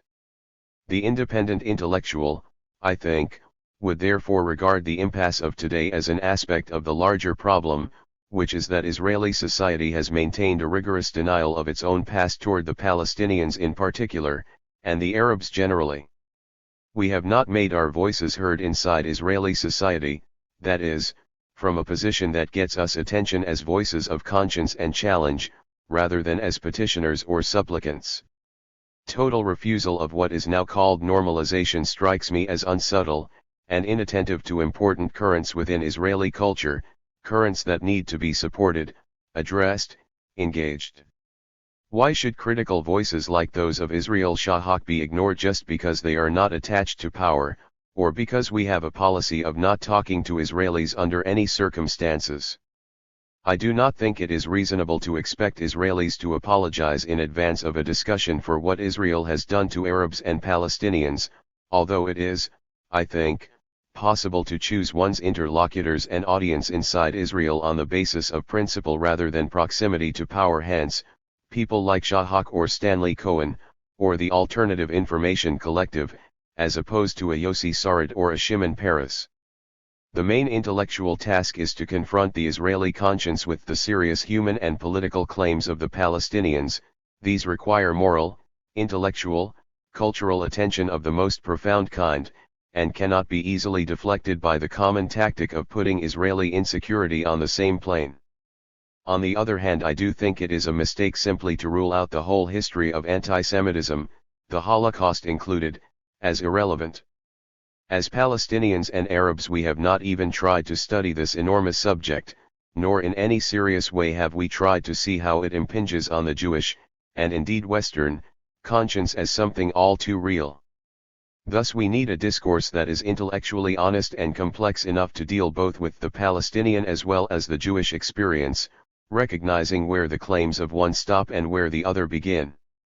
From that point on, we can then begin to discuss the mode of future coexistence between the two peoples, a coexistence that must rule out the possibility of any recurrence of the two great historical traumas that link us together. That seems to me a worthy goal, and a precondition for discussion. Such considerations would then dictate one's interpretation of Israeli society, which is the first issue I raised above. If you look at it from the point of view of the Labour Party and its interests, which has been the tendency since the 1991 Madrid Conference, then inevitably you will subscribe to an extremely limited ideological perspective. Granted that every Labour Party member is not identical with every other one, and granted also that not every Labourite is limited by party doctrine. Nevertheless, it would be a mistake to accept the Labour Party as a reference point or as the main instrument of change in Israel. So far as Palestinians are concerned, the record is not an encouraging one. Its relationship to power is necessarily inflected with militarism, colonialist attitudes, and a general heedlessness with regard to the Palestinians as a people. I see no reason to reward or endow it with miraculous capacities for change that end up as Paris did by deceiving us. Israeli society is complicated and full of considerable fluidity, but in my view it cannot be studied to advantage without attention to its potential for real, as opposed to cosmetic, accommodation with Palestinian national rights in all their historical and moral richness. Here the constituency made up, for example, of the universities, independent artists, and journalists, the Oriental Jewish community, is a genuinely more progressive agent of change than looking backward nostalgically to Paris and his party. What I have been proposing here therefore is a very different approach from what is now available within Arab discussions of the crisis we are in. Genuine independence of opinion and approach are required for it, yet these seem unprovided for inside the political establishments that ponder and are trying to come to terms with our present situation. In short, the situation seems to be especially ripe for debate, open discussion, and genuine process enacted by independent intellectuals. Are we up to the task? Chapter 17. Whom to talk to? As the debate over the role of intellectuals continues, I think it is extremely useful to provide a little more context and background on the type of ideological problem we face with regard to Israel. There has been far too general a rush to think of the Israeli Labour Party as a partner for peace, or as a possible group for Arab intellectuals to begin to lobby on the general question of peace, something on which of course Netanyahu's Likud, the far right, and the extreme religious parties that are the Likud's constituency have taken an extremely hard line. A more useful approach is to begin by asking what sort of peace it is that as Palestinians and Arabs we want, and whether or not there are deeply ingrained attitudes in the Labour Party's constitution and history that limit, if they do not altogether exclude, the possibility for Labour of ever accepting the kind of peace we would find acceptable and minimally just.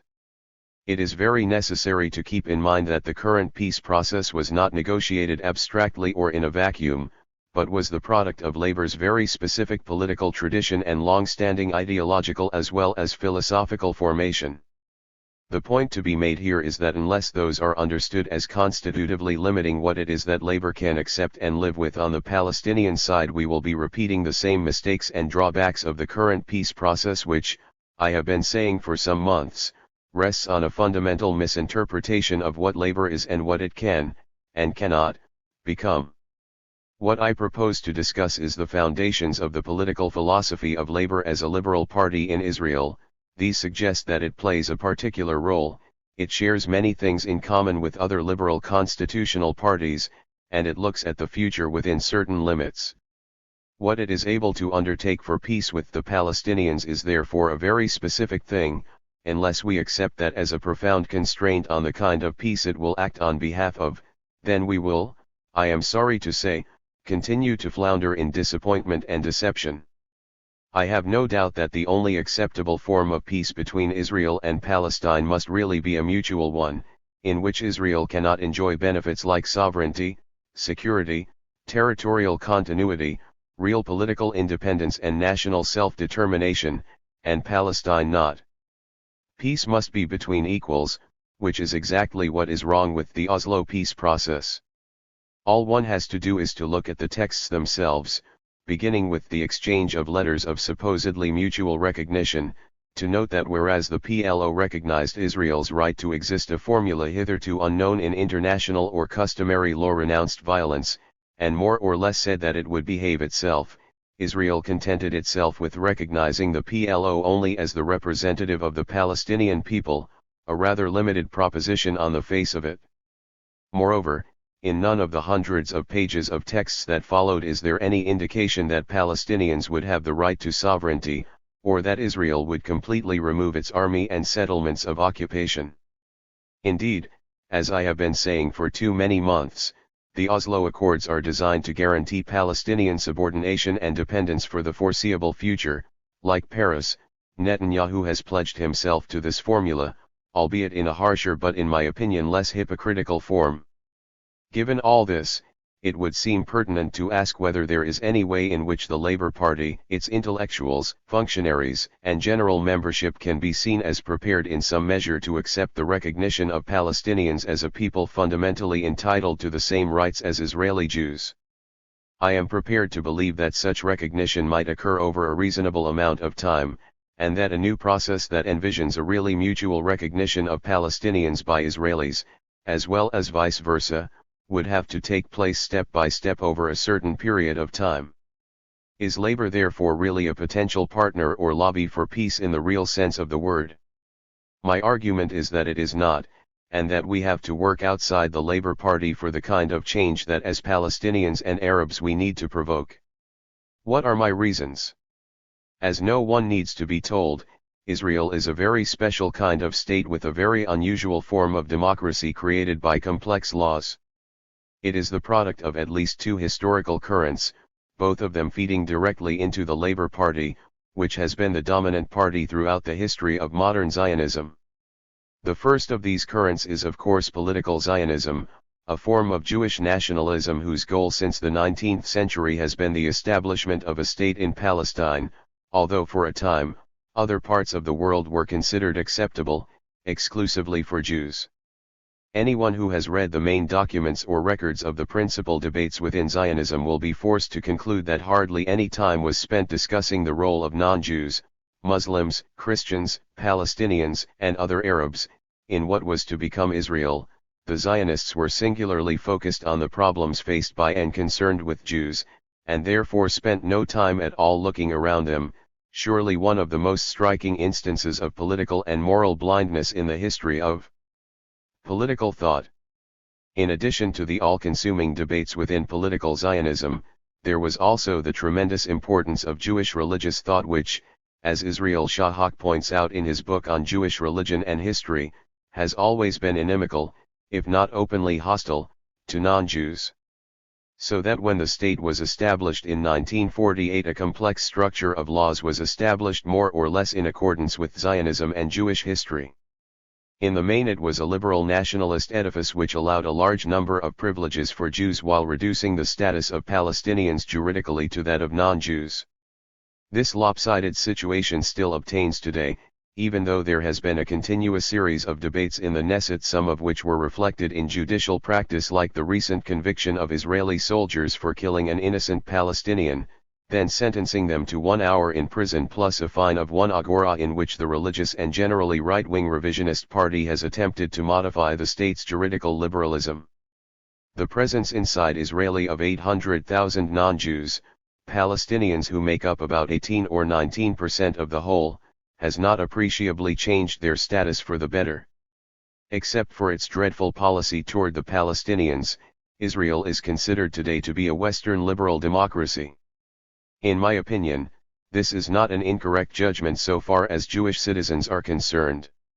What Israel today shares in common with countries like the United States, Britain, and France is that the structure of laws protects citizens perceived as equals, and as real, that is, desirable, members of the state. Those people who do not fit the category, like Palestinians in Israel, or Native Americans in the United States, may try to achieve equal rights through a process of pressure, bargaining, constant argument, and sometimes even direct action. Within each state there are 3 possible legal and authoritative positions taken by the courts and the parliament with regard to native rights, or the rights of groups not covered by the original constitution. One is a strict, traditionally nationalist position: only members of the majority, those perceived as authentically French, British, Israeli, and so on, can be recognized as members of the nation. The second position is the liberal one, which views the demand for recognition by minorities or non-integrated groups in the society as a danger to the association formed by the nation through common history, law, and outlook. The choice that liberals offer to native peoples is to tell them to try to integrate into the nation if possible, but if not, as is usually the case, the group must face the possibility of either leaving or seceding. Historically, Israel has offered the Palestinians only the opportunity of leaving, since the state of the Jewish people cannot ever be the state of all its citizens, Arab as well as Jew. Hence, as the Palestinians' academic and historian Dr. Ner Masalha has shown, the concept of transfer has been central to Zionist, and then Israeli thinking. Third is the position taken by members of the left liberal school, who say that a certain amount of recognition of native rights is possible, but that the best solution is to let deprived natives develop their own community structures, within but apart from the main establishment. In my opinion, the so-called peace camp within the Israeli Labor Party led by people like Shimon Peres and Yossi Beilin, plus of course Meretz Party members such as Yossi Sarid, have advocated this view, and in fact embodied it in the Oslo Accords.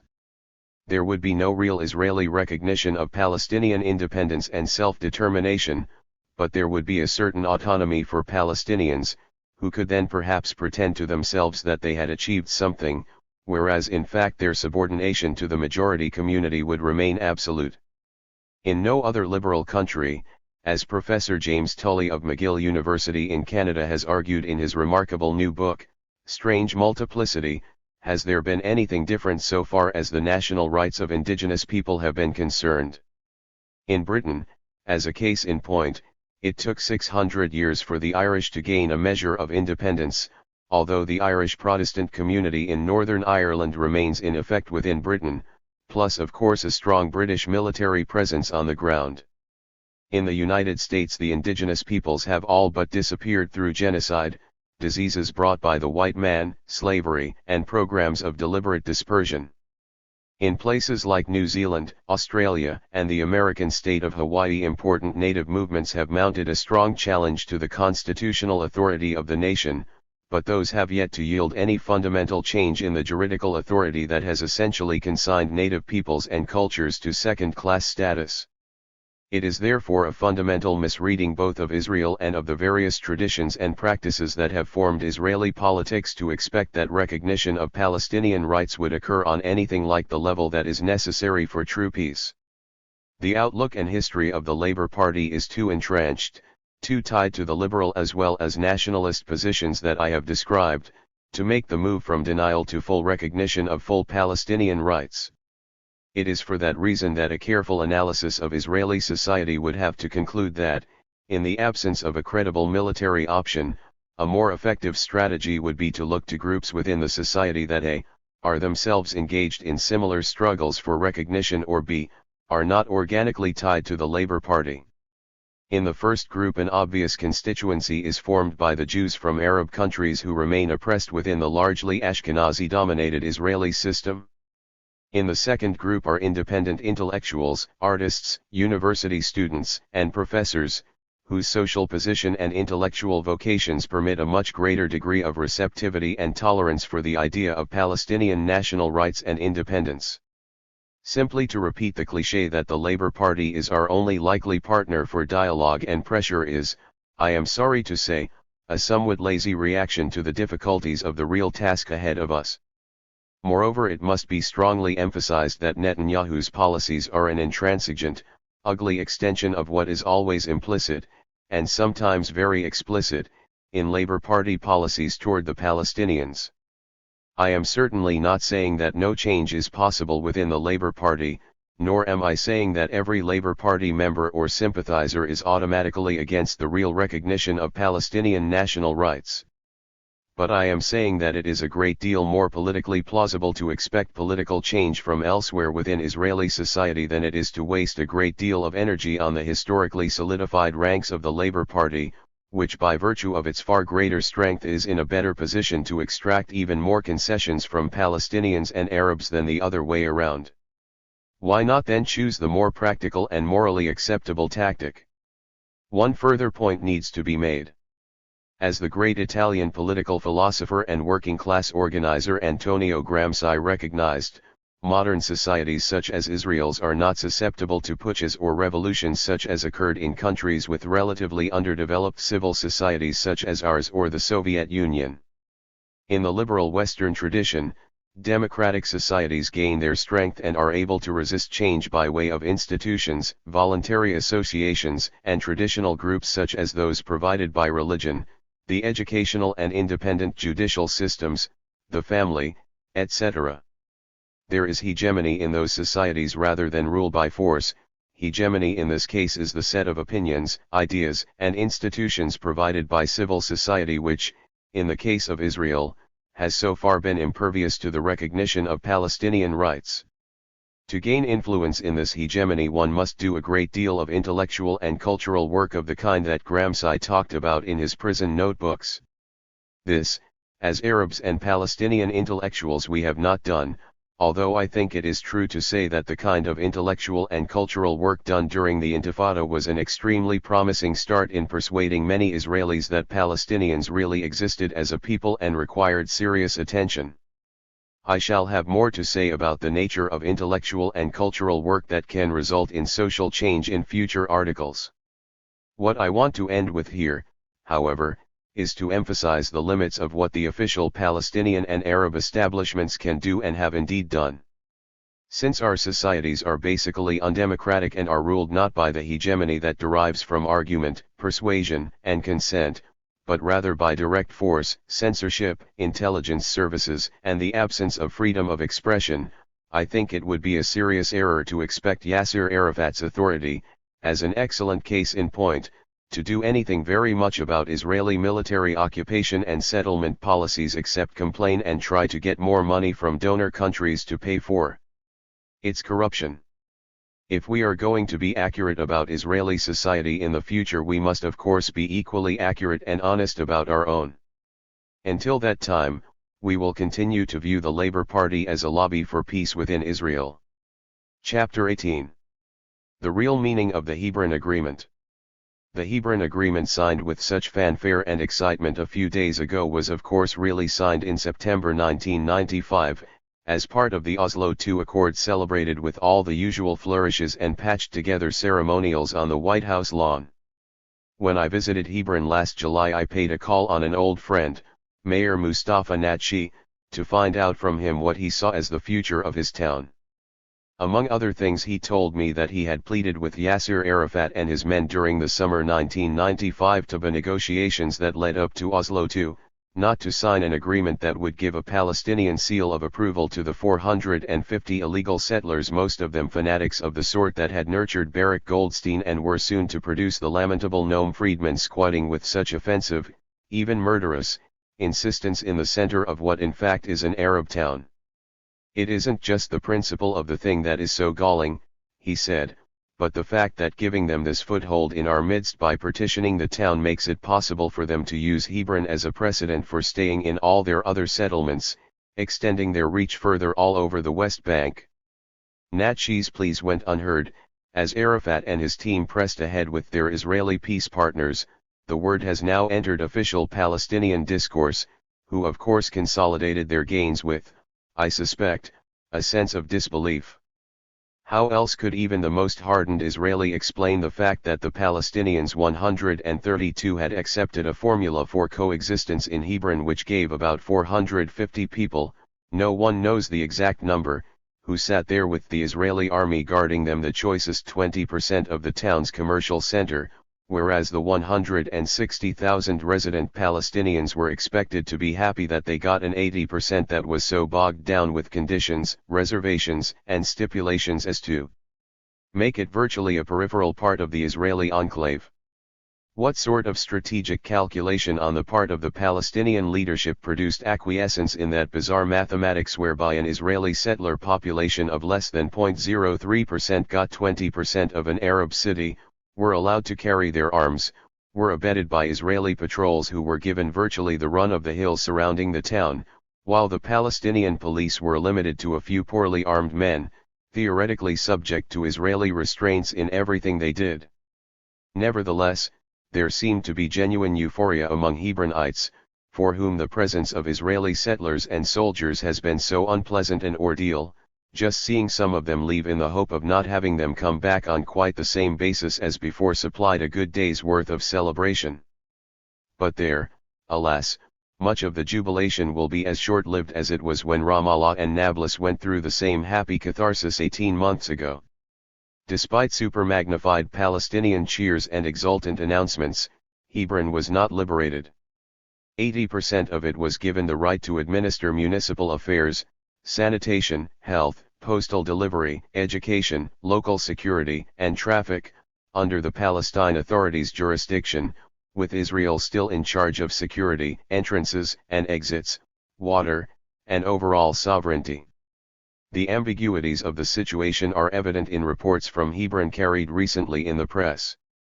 On the first day, there were reports citing Netanyahu and Sharansky as to how Hebron is still Israeli, backed up by facts and figures showing continued Israeli control over the city. The next day, one could read editorials and news stories predicting a Palestinian state emerging soon from the messy Palestinian archipelago, the word is perfectly apt, that has left both the West Bank and Gaza divided into lots of little parts without territorial continuity or sovereignty. This schizophrenic scenario must also be afflicting Palestinians who want to believe that they are moving forward at the same time that all the evidence points in an opposite direction. On U.S. television, the diriger scene of Arafat and Netanyahu shaking hands with American mediator Dennis Ross between them showed a grim-faced Arafat anxious to speed away into the night. What he had held out for was supposedly a series of U.S. Israeli guarantees that there would be a timetable of Israeli army withdrawals, or rather deployments from Area B, rural areas and Palestinian villages that constitute about 23% of the West Bank, an area which is now jointly patrolled by Israeli and Palestinian detachments, although Israel controls security there, and even, according to some wishful thinking, from Area C, or the 73% of the West Bank, minus Jerusalem, totally controlled by Israel, because C contains all the settlements, roads, military areas, etc. What he got instead was a series of remarks, as they were instantly dubbed, that had absolutely no binding power on Israel. True, he did get a timetable of dates for redeployment from Area B, but they were stretched out over an extra year and, worse, no specific areas were mentioned. As the New York Times coyly put it in its jubilant report of how well things went, the actual amounts of land to be ceded to the Palestinians were left entirely to Israel's discretion. Now this is precisely how things were left in the Oslo II documents, since just before the Washington signing the Israelis calmly removed the specific areas of redeployment already agreed upon between them, and the Palestinians, and simply left the timetable. Apparently Arafat strenuously demurred at this, but under American pressure was made to sign anyway. His latest heroics during the Hebron negotiations were clearly meant to make up for what had happened earlier, but he failed again. No wonder he didn't particularly want to answer any questions. It has been no secret that the United States, which has subcontracted out its Middle Eastern policy to Dennis Ross and his little coterie of experts, placed Arafat under impossible pressure. Israel's political concerns, its exaggerated obsessions with security and terror, the notion that one armed settler deserved more consideration than thousands of Palestinians, all these were adopted by the U.S. middlemen who were acting as anything but honest brokers. There was also an important confluence of strategic aims that united Netanyahu and Ross, namely that there should never be anything resembling real Palestinian self-determination. And indeed to this day, 3.5 years after Oslo began, autonomy for Palestinians is all that has been achieved, and achieved in tiny enclaves throughout the West Bank whose roads, access, and exits are controlled by Israel. In addition, an important town like Ramallah is now surrounded by settlements on three sides. Sovereignty in the true sense of the word remains in Israel's hands, and will remain so for the foreseeable future. One might well ask then why so many Israelis seem upset by this agreement, which after all keeps them firmly in charge throughout the still occupied territories. The reason is an ideological fanaticism so deep and all-encompassing that most Western and even Arab readers do not have an adequate sense of what its imperatives are. Despite the presence in Palestine of millions of Palestinians, they have always been considered aliens, to be tolerated at most, to be driven out or treated either as non-existent or as juridical inferiors in most cases. In addition, the land of Palestine is considered to be the land of the Jewish people entrusted to Israel. No non-Jews are doctrinally allowed to use or have this land. This is why Netanyahu, more honest than Paris, has always refused to accept the formula land for peace, and why at no point in the negotiations, now or in the future, is sovereignty accorded to non-Jews as an admissible concept.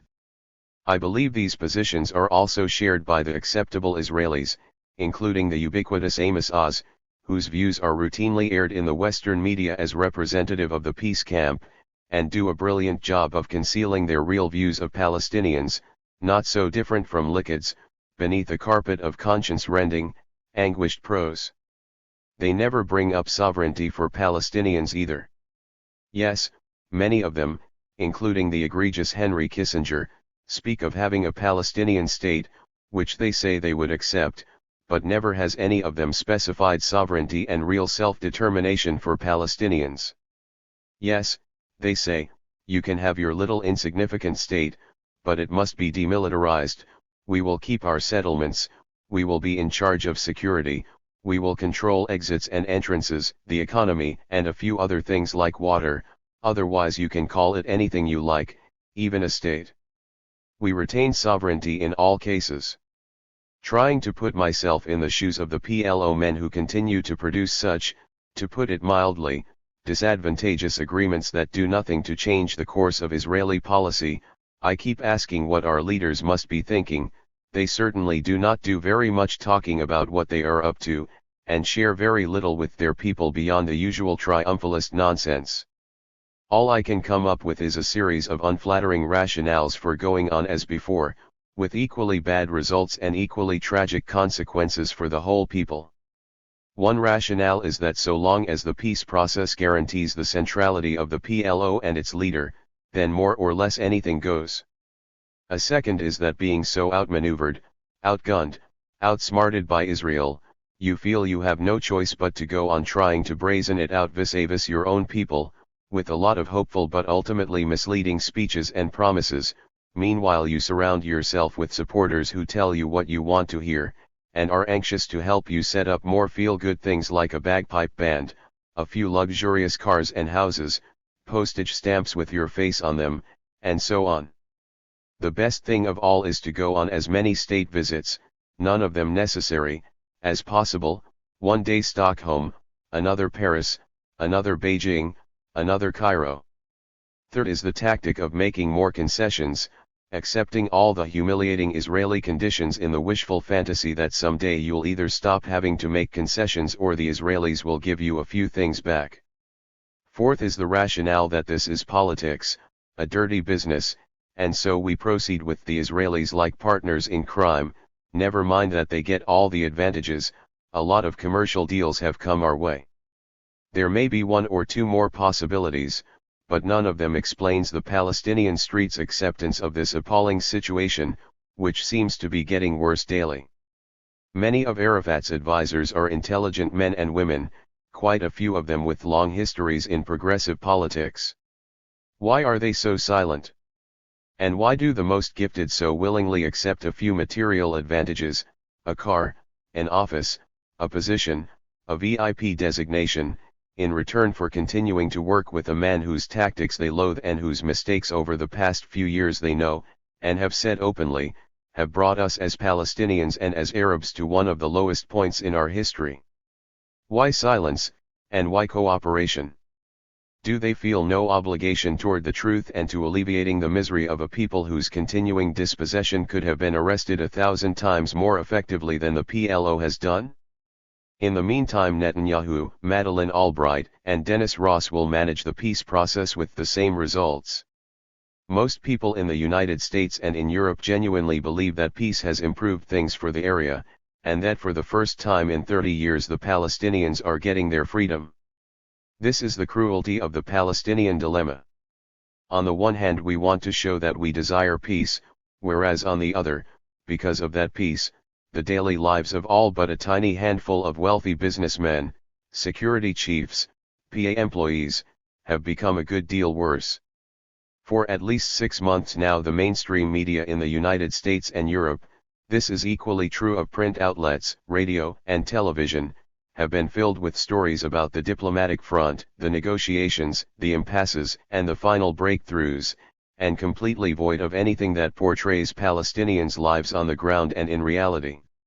There has been no coverage whatever of the thousands of students in Gaza who cannot go back to their schools and universities on the West Bank, forbidden by Israel, nothing about the large number of Palestinian prisoners still festering, and in some cases being tortured to death, in Israeli prisons, nothing about the horrors that a large family in Gaza with an unemployed father and 8 children must go through just to survive, nothing about the systematic, almost daily reprisals against Palestinians who try to prevent their own dispossession by Israeli settlers and army, nothing about what it means for a Palestinian to try to get in and out of Gaza, or the case of all West Bankers who have been forbidden entry into Jerusalem for a year, nothing about the checkpoints that make the little West Bank enclave seem like stifling ghettos, nothing about life under Arafat's dreadful regime, with books, newspapers, and magazines censored or banned, threats from the security services to average people.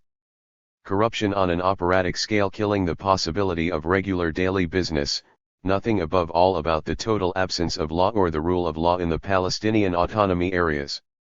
The New York Times never reports on any of this with the kind of frequency that would make it the true background to the diplomatic stories it much prefers to repeat every day. How often do Western news consumers get a chance to see before their eyes the map that Israel has imposed on Palestinians, the crazy patchwork of areas A, B, and C, demonstrating Israel's intent to destroy even the possibility of a Palestinian national existence? Given all this, plus of course the sense of frustration and hopelessness felt by every Palestinian at the cruel farce our leaders are forced to enact, it becomes an absolute duty to describe the actualities of quotidian life under the peace process, unadorned and in the greatest detail possible. The world must be told by us what our people under occupation are still going through under the totally misleading reports Israeli, American, and official Palestinian of the peace process, whose most recent episode in Hebron is surely one of the most ironically cruel. This is not a matter of money, but of discipline and will. If every one of us first took it upon him/herself to be informed about what people in Ramallah or Hebron or Bethlehem or Jerusalem are going through, and then attempted somehow to break through the official and media silence, a letter to the editor, a call to a radio or TV station, the setting up of groups to do this kind of work systematically and collectively, then we will be beginning our attempt at liberation, a minuscule and even laughably modest attempt, it is true, but surely a great deal better than passivity and collective silence. The present situation cannot last. There are too many inequities and injustices right at the heart of Palestinian life, and the Israeli scene, with its mad settlers, and religious fanatics, simmeringly angry army brass, inept government, and frustrated well-intentioned civilians who are tired of tension and frustration, is too volatile for another Hebron-style negotiation not to produce more violence, more suffering, more incoherence. Who is preparing for the next phase? Chapter 19. The Uses of Culture. I gather that Samuel Huntington's recent book, The Clash of Civilizations, has been causing a good deal of discussion, and fun, I hope, here and there in the Arab world. His article on the same subject, which appeared 3.5 years ago, seems to have stimulated more discussion than his ponderous, overwrought book has done in the United States, partly because the essay was short, had a catchy title, and was designed to shock his readership into some response at least. By contrast, the book has the plodding graduate student manner of someone wandering all over the place on uncertain territory, trying to be careful with things like definitions, facts, and statistics, at the same time that he feels his professor's ire about to descend. There are so many things wrong with the premises of Huntington's argument, for example, that civilizations exist the way he says they do, as vast and permanent blocks, rather like icebergs, so many embarrassing mistakes about the way cultures operate, so many infelicitous descriptions of what distinguishes the West from Islam or Confucianism or anything else, and at the same time so unexamined and uncritical a set of assumptions about the unique glory of Western civilization, most of which such nonsense went out with Montaigne and Hume, that it is genuinely hard to read him with serious attention. Strangely enough, his shortcomings are most striking in his discussion of his own civilization, the West, although it is plain enough that what he says about Islam, for example, is full of material borrowed from unreconstructed Orientalists like Bernard Lewis. Huntington's fundamental mistake is to perceive the West as possessing an unchanging essence, a kind of absolute core which remains as it is from century to century. He says that civilization is comprised of the major books, heroes, values that are central to it. This then forces him to take the position that everything about the West confirms these essences and values, as well as vice versa, a determinism that scarcely allows for diversity or change in the real sense of both those words.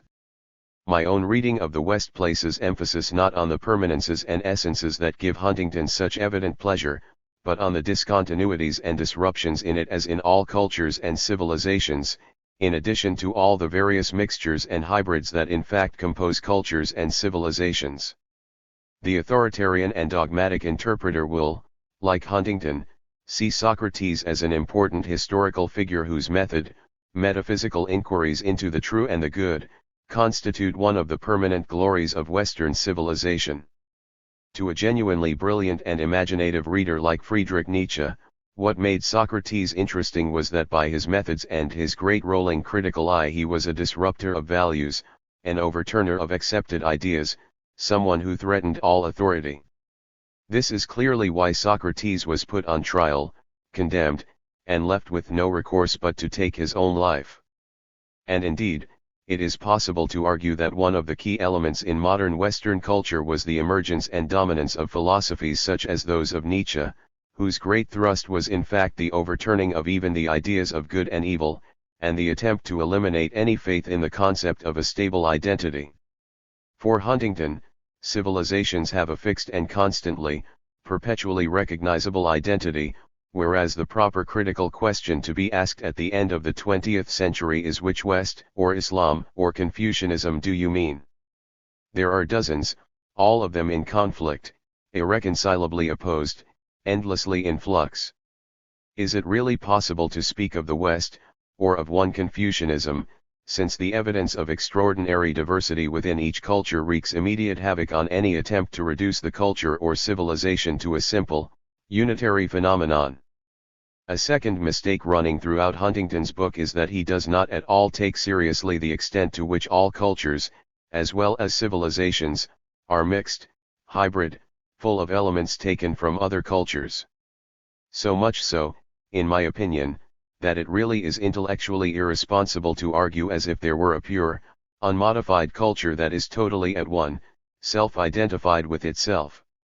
Nothing could be more fruitless than seeing the West as somehow standing apart and above from the civilizations of Africa, Islam, India, and Latin America. True, there are specific ideological attempts in all cultures to pretend that some pre-existing essence defines the culture once and for all, but that is ideology, not history, or the serious interpretation of culture. I happened the other day to be reading about a new book on the emergence of calculus whose argument was that indispensable mathematical tool sprang up full-blown in the 17th century and emerged simultaneously in Leibniz and Newton. According to the author, this amazing occurrence was a direct consequence of Greek science suddenly reappearing in the 17th century. I would call this an ideological, rather than a true historical, interpretation of what happened. To eliminate from this description of Western scientific genius any mention of the crucial role played by Arab mathematicians, without whose work neither Leibniz nor Newton could have formulated calculus, is to try to maintain the fiction of a pure, self-enclosed West, whose dominance and power are entirely its own, and whose history in the final analysis has no real connection with any other culture or civilization. Huntington's equivalents exist in all cultures today as a consequence, in my view, of nationalism, or at least that aspect of nationalism that is defensive, xenophobic, politically amenable to the kind of manipulation that has produced ethnic and religious conflict as well as partitions of multicultural societies into separate little entities who can snarl at each other across their barbed wire borders. Huntington himself writes from the point of view of someone who wants to manage such conflicts. He is an intellectual serving the interests of the last superpower. He is actually quite frank about this, whose preeminence as a world power he is set on serving and maintaining. The real subject of his work therefore is not how to reduce the conflict of cultures, but how to turn them to American advantage, as a way of conceding to the United States the right to lead the whole world. Yet none of his grandiose rhetoric can conceal the fact that this style of thought derives from the same polluted source to be found in all cultures, the notion that my way of life, my traditions, my way of thinking, my religion, or civilization can neither be shared with anyone nor understood by anyone who does not have the same religion, color of skin, etc. India, Pakistan, Bosnia, Ireland, South Africa, Lebanon, and of course Israel-Palestine bear the ravages of such a logic, which in the end leads to more, not less narrowness, misunderstanding, violence. The point of course is that there is nothing inevitable about these ideas, despite what Huntington and others like him have been preaching. Although he shares very similar ideas with right-wing Zionists who believe that they have a superior right to the land of historical Palestine and are prepared to battle Palestinians until doomsday, he is taken more seriously because the United States has greater power than any other country today, a fact which scarcely validates the soundness of his argument. No culture today is pure. Huntington writes about the West as if France were still made up of exclusively of Duponts and Bergeracs, England of Smiths and Joneses. This is fundamentalism, not analysis of culture, which, it bears repeating, is made by humankind, not decreed once and for all by an act of divine genesis. Every identity therefore is a construction, a composite of different histories, migrations, conquests, liberations, and so on. We can deal with these either as worlds at war, or as experiences to be reconciled. It is one of the prerogatives of power historically to classify lesser peoples by placing them in eternal categories. The patient Chinese, the servile black, the devious or violent Muslim, are well-known examples that condemn them to solitude and apartness, the better and more easily to be ruled or held at bay. This is precisely what the separation of Arabs from Israelis is all about, in the past and during the peace process. Is that the only way for civilizations to coexist? I think not. Another way of using difference in culture is to welcome the other as equal but not precisely the same. Most of the great humanistic scholars of our time, from Erich Auerbach to Joseph Needham, Louis Messiaen to Taha Hussein, saw in the past and in different cultures an opportunity to overcome the alienation of time and distance. Reading Dante, Auerbach caught that poet's relationship to the 14th century, as well as to our own. The idea therefore is to study culture not nationalistically, but in order to understand how it is made, and how it can be remade for others. In this it is the critical humanist or intellectual, not the Huntingtonian crisis manager, who has something to offer, as well as a more authentic vision of the possibilities for human community. I have spent 35 years of my life teaching young people the arts of interpretation, that is, how one reads, understands, and connects the products of human culture with other human activities. This has enabled me, I think, to understand politics better, since interpretation teaches one that all human activity takes place in history, is of history. The goal of interpretation, in my opinion, is to learn how to connect things with each other, different cultures, different peoples, different historical periods. That is an act of choice, the very opposite of the choice made by Huntington and others in the West and in the Islamic world, to see cultures in terms of opposition and clash. The clash of civilizations thesis is presented as if it is inevitable, whereas of course it is imposed upon a world filled with uncertainty and potential as well as actual discord. But we always have a choice to work for conflict, or against it. We must not be fooled by Huntington's martial accents into believing that we are condemned to ceaseless strife, because in fact we are not. Chapter 20. Loss of precision. For the past 7 or 8 weeks I have been plagued by a series of infections that inflicted more or less persistent pain on me, in addition to the necessity of remaining at home all the time, unable to teach my classes, which had to be cancelled for the semester, and enduring the kind of despondency and discouragement that a patient feels when he believes that he has suffered too long and too much. Despite that, I was able to experience something of the effect of what it must be like for an American to watch television for long periods of time. In too much discomfort to read anything for very long, unable to listen to or play music, I found myself all too frequently resorting to the handy television remote which so easily and seductively seems to bring the world to life on a small screen with the mere pressing of a button. People who live in New York must subscribe to a cable service. There is only one, a monopoly owned by Time Warner, since without the cable the presence of so many high buildings makes even minimum reception totally impossible. So as you lie on your bed of pain you have flitting before you no fewer than about 75 channels, with films, news, sports, documentaries, talk shows, and many more varieties than I can enumerate here, available 24 hours a day.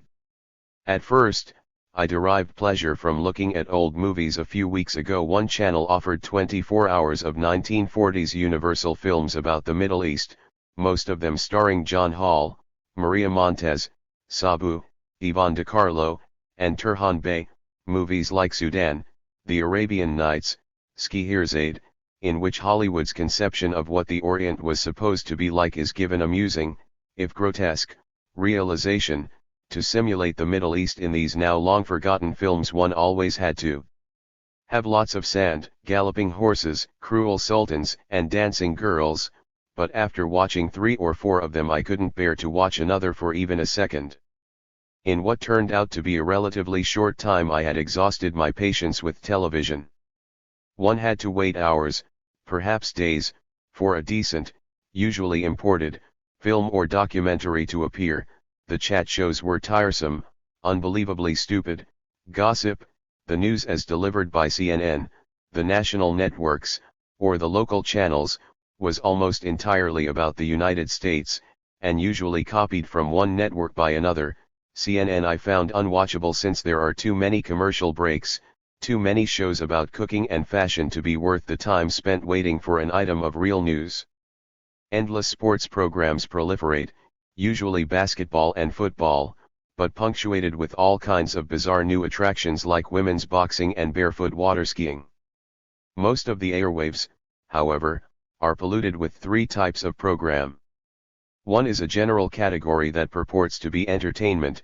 This runs the gamut from cartoons to soap operas to weekly hour-long dramas and films. Intended to appeal to audiences of 20 million and more, these are usually sensationalist, extremely simple to follow, sentimental, vacuous. Most Americans tend to watch these shows round the clock, even as they work, and certainly after coming home from work one imagines these silent gatherings around the TV set replicated all over the country, with lots of popcorn eating, beer drinking, and the like, as entire families sit around the main TV set. Every house, except for the very poor, has more than one set, transfixed by what is being watched. Second, is the vast category of talk show, in which an interview takes place between a host and various invited guests, usually celebrities, but often people with peculiar problems, women who go out with their sons' girlfriends, men who always fall in love with extremely fat women, etc., or newsmakers, that is politicians, or important visiting dignitaries like Princess Diana, but also Benjamin Netanyahu. So self-referential has television become and so powerful are its personalities that very frequently the top journalists interview each other, with the result that the news is what these characters say it is. Lastly, there are the religious programs, which probably outnumber the other 2 categories. The enormous proliferation of these religious programs is one small index of how the United States is by far the most religion-obsessed country in the world. According to a recent poll, 88% of the American public believes that it is loved by God. Television religion includes all the standard denominations enacting their services, but that is minuscule compared to the weird cults and sects that proclaim their secret pathway to God on the air the rest of the time, from Christians who believe that a true understanding of God is available through a decoding of the structure of the Great Pyramid at Giza. I have actually seen these people on television, so you must believe me, to the various faith healers who purport to make the blind see and the lame walk in full view of millions of witnesses. Even this quick summary is enough to suggest that American television, now exported all over the world, is from the point of view of a moderately well-educated individual a deeply unsatisfying source of information or, in the real sense of the word, of entertainment. For one, because of its extraordinary prodigality of programming and availability, it imposes on the mind a sense of dependency and passivity. Most people feel that they can avoid, or perhaps even solve, their problems by simply flipping on the television, and getting lost in the daydreams and fantasies that very soon acquire both a familiarity and reality that is more attractive than their own world. As for growing children, there is nothing easier for parents than to plant their 3 or 4-year-olds in front of the TV set as a way of pacifying them for hours. In all sorts of obvious ways, then, television can become a kind of drug to be used with greater dependency once the habit gets started. Above all, from the perspective of someone who is interested in why so few people in this society or for that matter, in the Arab world refuse to accept the various abuses and lies of their governments, and why we seem now to be led by mediocre leaders who are simply not doing their jobs correctly, Television provides an answer. It disarms critical or moral thought by its totality, by its all-enveloping, easy accessibility, and by its underlying ideological message, which is that this is America, the greatest society on earth, where all problems are as easy to deal with as opening a bottle of Coca-Cola. I do not at all want to suggest that television does not present anything except silly farces. On the contrary, local news channels, for instance, are mainly full of murders, rapes, fires, and natural disasters. The medium has an amazing way of distorting reality so that where news programs are concerned you get the feeling that because it is on TV, a story is therefore real. Conversely, if it is not, then it does not exist.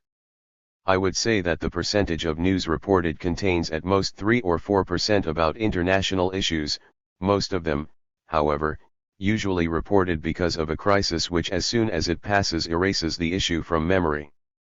Rwanda and former Yugoslavia make extremely rare appearances these days. In most minds, they are now only associated with the idea of trouble and little else. But by comparison, the amount of time devoted by television, and in effect by all the media, to the various O.J. Simpson trials has distended and bloated the story into something beyond all reason or even emotion.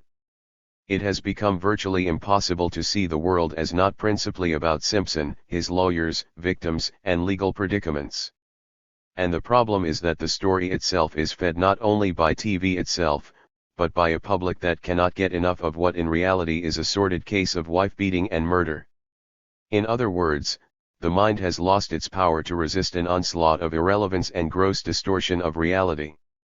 I am convinced therefore that television dependency has played not only a great role in inducing an absence of critical thought but an even more crucial role in reducing the capacity of the mind for precise and exact uses of language, language being what it is we think with and in when we think about our world. Television images are a form of magic that work by quick shifts from one place, image, time, and subject to others. They depict the world as subject to sudden magnifications and equally unlikely arrests, that give us a reassuring sense that what we have before us, whether as soap operas, news broadcasts, sports spectacles, or journalists chatting authoritatively to each other, is the world, and its life is being lived, explained, and transmuted for us, without any effort on our part. Individual consumers of TV have no choice in what is before them, although of course they can switch from one program or channel to another. Gradually, then, the repertoire of images and verbal discourse derived from television becomes a substitute for the processes of one's own mind, whose laboriously built-up capacities through education begin to atrophy and then finally give up. Instead of thinking concretely and self-consciously then, you rely instead on what you heard or saw on television, which simply floods in as you are looking for a word or thought. It articulates your thoughts, provides much of the vocabulary, constructs sequences, and reduces complexity to simple images. In this way, over the years the image of the Arab or Muslim has been essentialized down to the one simple meaning, terrorist. For the time being, I am sorry to say that we are stuck with that identity in the American consciousness, regardless of how moderate and concessive our leaders appear, and irrespective of how many times they appear for photo opportunities at the White House. It should also be kept in mind that there is virtually nothing, and I mean this literally, in what one sees on television that can provide a viewer with even the possibility of doubting that the United States is God's country, has never done anything wrong, and is basically a force for good in the world. The phrase our country or the pronoun we has acquired an unassailable positive force, so that even the word America in common discourse is an ideological term, not just a simple national designation, and is used as such on television. Most individual vocabularies today therefore tend to be assaulted constantly by prepackaged terms like "we are going forward," "the great opportunities that God has given us," and so forth, most of them safeguarding unrestrained capitalism even though the majority's interests are being harmed. A perfect instance of this is the chorus of attacks on government, which now means big government, i.e., socialism. During the abortive debate 3 years ago about health care, one must remember that over 45 million people have no health coverage, since the government doesn't provide any, one must either be wealthy or be enrolled in a corporate health plan. The one alternative never seriously discussed was national health insurance. Here even the thought was never analyzed, because that kind of national medical care had been polluted and transformed into the idea of socialism, a concept which still has a very potent negative resonance for the average American. What I have been saying about America is also true about the Arab world, where rote learning in school, radio, and television, plus an almost completely corrupt or at least counterfeit public discourse on matters having to do with the state of society, makes it very difficult to express oneself clearly and concretely. The noted West Bank educational activist Munir Fasha some years ago did an analysis of the prose produced by high school students. Two things stood out in every case: 1. The student's inability to write concretely about any subject; 2. A total incapacity to write about oneself directly. Thus, when requested, for instance, to write about specifically what the student saw and felt walking to school, the young people were only able to say extremely general things about the weather, about the street, about the need to go to school, all of them very conventional, and very imprecise so far as that individual was concerned. Very often the framework was provided by a few political slogans: "We are winning our independence," "the importance of a Palestinian state," etc. Some of this, of course, had to do with the difficult circumstances of life for these students, but the loss of precision and concreteness, the tendency to give up clear conceptual thinking and process, are to be found in the prose of my students here, in a major American university. The phenomenon, therefore, is a universal one, and of central importance during the coming years, when of course the power and influence of electronic communication in all its forms will grow and acquire more authority over the individual mind and will. Thus the worldwide market system, call it the IMF or World Bank model, seems to have produced alongside itself a communications apparatus whose effect is to lessen resistance, whether to political or to commercial ideas, on the part of the individual. For me, the test of the individual consciousness is how quickly, or easily, it can be made to accept what is presented on television or in public discourse, even though the reality is not only more complex but totally different. The great precedent in the United States was the 1991 Gulf War, which, quite aside from Saddam Hussein's illegal occupation of Kuwait, was fought as a global projection of U.S. power. That war was in effect a war without a popular constituency in the United States. Between September and December of 1990 a consensus was built up laboriously over television, persuading citizens that Saddam was an evil demon who threatened our freedom, and that his aggression must be stopped by us. No one asked about our aggressions, or who exactly had appointed us as the guardians of world order. Most minds were prepared by years of ideological insistence that we always did the right thing, and that sordid economic, political, or strategic motives could not be attributed to our actions. More to the point, the war was planned and fought as a clean surgical electronic war on television. Viewers were persuaded that, yes, there were American forces in the desert, but since they were being watched at home, the war itself was without real damage or cost to anyone, except those evil Iraqis. The frightening thing was that for the few who actively opposed and spoke against the war, it was impossible to break through into the media, which in cooperation with the government, had created an electronic wall around what was being done. In short, an imprecise, not very concrete hold on language and reality produces a more easily governable, accepting citizen, who has become not a participant in the society but an always hungry consumer.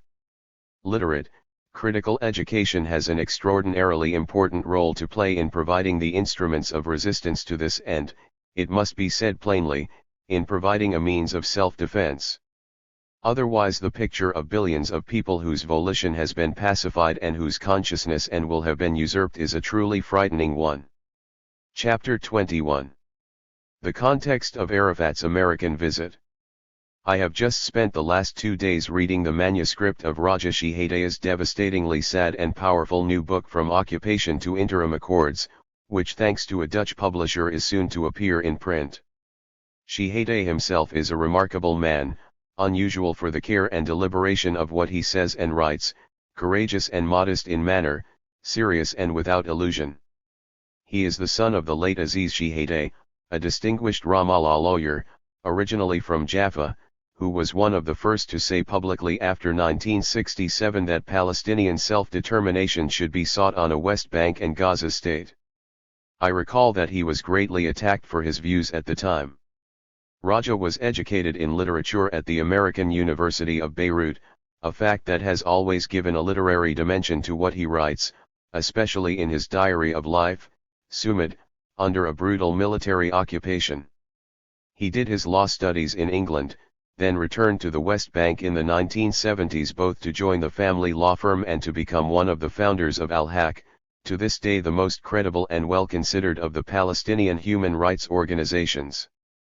Written in a clear, analytic style without exaggeration or bombast, Al-Haq's studies, including Raja's own analysis of the system of laws imposed by the military and civil authorities entitled Occupier's Law, stand as ineradicable records of Israel's systematic strategy for controlling the Palestinian territories for a very long time. I recall several discussions with him about this during the 1980s when he lamented the fact that the PLO didn't seem to understand that the Israelis were not just passing laws here and there but were operating with a plan and a vision for bringing these territories which they clearly never planned to give up under the rule of law for their purposes. He was the first, I think, to understand the legalistic character of Israeli thinking, and he remains a member of that small minority of Palestinians who always try to grasp the overall structure of domination that gives Israeli thinking about Palestinians and their land its coherence and power. I recall being delighted that after the 1991 Madrid conference Raja Shihadeh was appointed as legal advisor to the Palestinian delegation that came to Washington that autumn to negotiate with the Israelis. But I also recall seeing Raja in London a few months later when he told me with great despondency that he had decided to resign. It was clear to him that the Tunis PLO under Arafat was undermining the work of the delegates from the West Bank and Gaza, and he therefore felt that there was no use in continuing. That was the first inkling I had that Arafat and his men were probably trying to make a separate and secret deal with the Israelis to guarantee that the outside PLO, and not the West Bank and Gaza delegates, would be the ones to become Israel's interlocutor. Raja was always disciplined enough to draw conclusions and then act definitively on them. From that time, it was late 1992 I think, he has withdrawn from politics and now concentrates on his law practice. His new book is therefore, he says, a kind of unhappy post-mortem of what happened from the Washington talks until the present, in which he documents in great detail the concessions and the massive inattentiveness and incompetence of what the Palestinians were doing. This, he makes clear at every juncture, is in absolute contrast with the Israelis, who used the negotiations according to carefully prepared plans to consolidate their hold on the territories and by no means to concede sovereignty or self-determination to the Palestinians. Peace in this context was a very misleading word. What the Palestinians seem never to have grasped was the nature of the Israeli context, the schemes, legal maneuvers, and meticulously prepared negotiating tactics that drove them forward first in Washington and then much more seriously in Oslo. In order to have understood this context, the Palestinian leadership would have had to study Israel carefully, understand the dynamics of its politics and ideological commitments, and take a much more active and demanding position vis-a-vis the Israeli negotiators. Instead, as Shihadeh shows in painstaking detail, they were always anxious to show the Israelis, especially after the defeat of Arafat's policy of alignment with Saddam Hussein during the Gulf crisis, that they were willing to concede major Palestinian positions on, for instance, settlements and Jerusalem, just to prove to the Israelis that they would make willing partners. On one occasion in 1993, in order to test Palestinian intentions, Rabin submitted 50 questions to the Palestinians, all of which were answered positively by Arafat and Abu Mazen, who emerges from this whole story as a catastrophically uninformed and ignorant man willing to give everything up just to stay in power.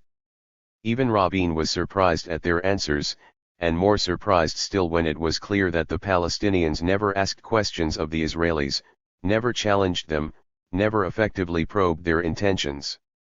I have gone on at such length about Shihadeh's book because precisely the same situation obtains today between the Palestinian Authority, i.e., Arafat, and his group, and the Americans. Arafat came on a so-called state visit to this country during which he saw President Clinton, Madeleine Albright, and a few members of Congress in Washington. After that he came to the UN for a reception, a meeting with Jewish leaders, in addition to a speech at the Council of Foreign Relations, and then visits to George Bush in Texas and Jimmy Carter in Atlanta. Of course he seemed generally delighted to be welcomed to the United States on his own, to be treated by the government and media with elaborate courtesy, and to be the center of attention. Beyond that, both he and his entourage seemed oblivious to the political and intellectual context in which they were being manipulated by the Americans. Clinton made one statement, just one, indicating his displeasure with the Israeli announcement that a new set element was going to be constructed in Jabal Abu Ghneim. The State Department spokesman made one statement criticizing Israel's intention to close down 4 Jerusalem offices that were allegedly political. And that was it. At exactly the same time as Arafat's delegate in the United Nations, his nephew Nasser al-Kidwai, was putting forth a Security Council resolution that had the unanimous consent of the members, in which Israel was condemned for Jabal Abu Ghneim. The Americans made it absolutely clear to the PLO that if the resolution came to a vote they would veto it, which of course they did. Moreover, Arafat seemed uncomprehending, or at least unaware, of how gently he was being treated by the media, which a very short time ago had compared him as a mass murderer of innocent Jews with Hitler and Stalin. He appeared on an evening talk show with Larry King, a devoted Zionist, who asked him questions about his kufiyya and whether there was democracy of the press and other freedoms in the Palestinian territories. "Yes," answered Arafat shamelessly, "we have a full democracy," which King clearly knew was a lie, but which he passed over so as to spare Arafat the disgrace of exposure. Never once in all his media appearances did Arafat say a word about the sufferings of his people, or about 1948, or about the closures, or the thousands of prisoners still held by Israel. He was a creature of a context he neither understood nor tried to change, for in fact Arafat was in America not to advance the cause of his people but rather to play a small role in American politics as a reformed terrorist who was here to testify to the power and goodness of America, and to further the cause of American interests in his part of the world. He seemed to have no consciousness at all of the fact that his posturings as a military commander or as a major political actor were tolerated because in the American political context, which did not give him much in the way of promised money, he had already conceded his people's aspirations to be free and to have real self-determination. This was the price he had paid to be treated with respect by Clinton and Albright. In the American context he was only a local enforcer of the peace that Israel and the United States had imposed on him, a peace which, as Rajesh Haida's work very clearly shows, is a consolidation of Israel's territorial gains in Gaza and the West Bank. His submission was apparent in the colorless language he and his various assistants used. It was sad to see the gifted and brilliant Hanan Ashrawi reduced to the status of his translator and linguistic helper. The worst thing of all during his American visit was that Arafat seemed to have no idea who his real supporters were: the African Americans, the students and professors, the various Arab American organizations and other civil rights groups who have defended Palestinian self-determination for years in this country against extremely difficult odds. He paid no attention to any of these, contenting himself at a large and expensively pointless UN reception with shaking a lot of anonymous hands. In the American context he was no longer a fighter for his people's rights, but a curiosity who made a series of appearances and then left. This, I believe, is an extremely reckless way to behave for someone who represents himself as the head of a nascent Palestinian state. He ought to come here as someone who knows and makes others aware of how much damage the United States has done to his people, to challenge Americans, to ask difficult questions, to enter into the life of this country not as a mindless petitioner, but as the representative of a cause and a people which the United States and Israel have done everything to destroy. But, as Rajesh Haida concludes, it may be too late for us. So long as the present Palestinian leadership remains, we shall lose more and more, and, alas, our leaders will appear more pacified, tame, and uncomprehending than ever, even as, ironically, they seem to be getting a Palestinian state stripped of most of the attributes of sovereignty. And yet there are signs here and there among the Palestinian people that the leadership's attitude is not theirs. The popular attempts to prevent further building of Israeli settlements is one such sign, and there will soon be others as Arafat's tyranny against his long-suffering people increases. Chapter 22. Deir Yassin recalled. My parents, sisters, and I left Palestine for the last time during the latter part of December 1947. In addition to the family business in Palestine of which he was a partner, my father was in charge of the Egyptian branch, so in effect when we left Jerusalem for Cairo we were returning to somewhere familiar, to a home, schools, friends, etc. The rest of my extended family was not so lucky. By mid-spring of 1948 every one of them on both sides, paternal and maternal uncles, aunts, cousins had become refugees scattered throughout the Arab world. Most went to Jordan, a few to Lebanon, my paternal aunt and most of her grown children to Egypt, where they joined my father in the business of which they too were partners. I recall quite vividly that though I was 12 at the time, I neither was told much about nor was able fully to grasp the nature of the catastrophe that had overtaken us as a people. I am not even sure that I thought of us as members of a specific people. Our household was totally depoliticized, although we came to feel the difficulties of Palestinian refugees in Egypt as somehow involving us. This was natural enough, since I remember it was quite common to see relatives in very reduced circumstances, worrying about how they were going to pay the rent, find jobs, and so on. During the course of 1948, however, it dawned on me imperfectly and incompletely, I am sure, what a true misfortune had befallen Arab Palestine. No small role was played in this growing awareness of the question of Palestine by the fragmentary reports I heard around our dinner table in Cairo during the spring and summer of 1948 about the Deir Yassin massacre, which took place on April 9, 1948. My aunt and her daughter in particular had been in Jerusalem, about 4 kilometers away from Deir Yassin, at the time, but had heard only the desperate and horrified accounts of the ordeal of those 250 men, women, and children, innocents, all of them ruthlessly murdered in cold blood by the Jews, as everyone called them. More than any single occurrence in my memory of that difficult period, it was Deir Yassin that stood out in all its awful and intentional fearsomeness. The stories of rape, of children with their throats slit, mothers disemboweled, and the like. They gripped the imagination, as they were designed to do, and they impressed a young boy many miles away with the mystery of such bloodthirsty and seemingly gratuitous violence against Palestinians whose only crime seemed to be that they were there. Yet it was not until almost a decade later that I was able to understand the context and real meaning of what happened at Deir Yassin. It used to be thought that the massacre was a deliberate but somehow random terrorist incident planned and executed by Menachem Begin's Irgun. What we now know is that according to Benny Morris, the operation at Deir Yassin was not only abetted and participated in by the Haganah, but was part of an overall Zionist plan, Dalit, first written about by Walid Khalidi, to systematically empty Palestine of its Arab population. Deir Yassin, because of the sheer horror of its murderousness, had, says Morris in his book The Birth of the Palestinian Refugee Problem, 1947-1949, the most lasting effect of any single event of the war in precipitating the flight of Arab villagers from Palestine, p. 113. The fact, of course, is that it was not just Arab villagers who left for that and similar reasons, but 2/3 of the entire Palestinian population, about 800,000 people.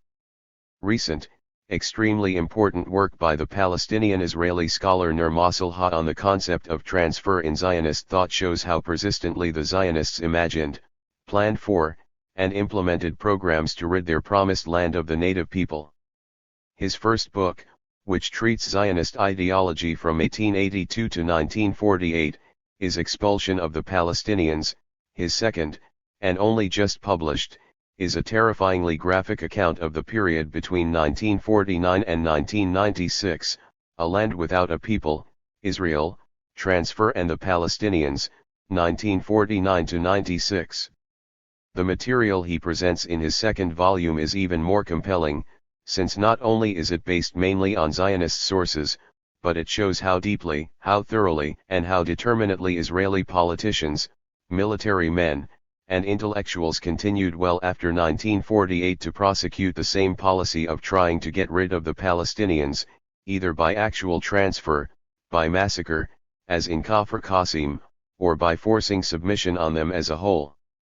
The entire idea has always therefore been to reduce the Palestinian actuality to nil, to efface Palestinians as a people with legitimate rights, to render them alien in their own land. And indeed Israel has so far succeeded in its own mind. The Oslo peace process, the settlements, the arrogant defiance of Netanyahu, these all derive in a straight line from events like Deir Yassin and the idea that made Deir Yassin into the massacre it was. Yet the question remains, why has Deir Yassin mostly been forgotten, and why has 1948 been removed from the peace agenda by Palestinian leaders and intellectuals?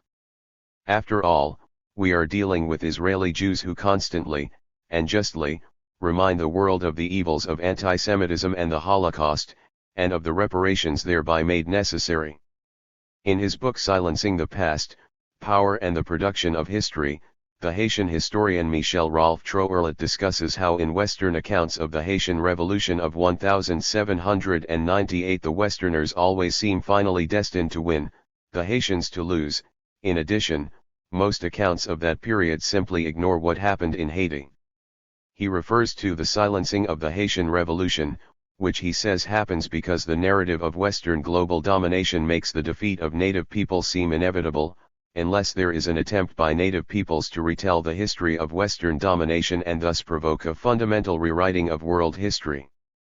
As Arabs and Palestinians we are very far from that stage. Our history is written by outsiders, and we have conceded the battle in advance. Our leaders negotiate as if from a tabula rasa. The agenda is America's and Israel's. And we continue to concede, and concede more, and concede again, not only in the present, but also in the past and in the future. Collective memory is a people's heritage and also its energy. It does not merely sit there inertly, but it must be activated as part of a people's identity and sense of its own prerogative. To recall Deir Yassin is not just to dwell on past disasters, but to understand who we are and where we are going. Without it we are simply lost, as indeed it seems we really are. Chapter 23. 30 years after. One of the most daring books of historical research and argument to emerge in the United States is by Arno Meyer, a Princeton professor, who in 1981 published The Persistence of the Old Regime, Europe to the Great War. Meyer's argument is that after 1789, and despite a century of revolutions against the monarchy, aristocracy, and church, Europe's established, quasi-feudal structure persisted well into the early 20th century with the old elites, the traditional high cultures, and the rituals of authority guarding their preeminence against the inroads of industrialization, the ascendant bourgeoisie, and an irresistible trend toward mass democracy. If there was ever another case of an old order persisting well past its time, it is to be found in the post-1967 Arab world. To every Arab and Israeli at the time, the June War was one of the great turning points in contemporary Middle Eastern history.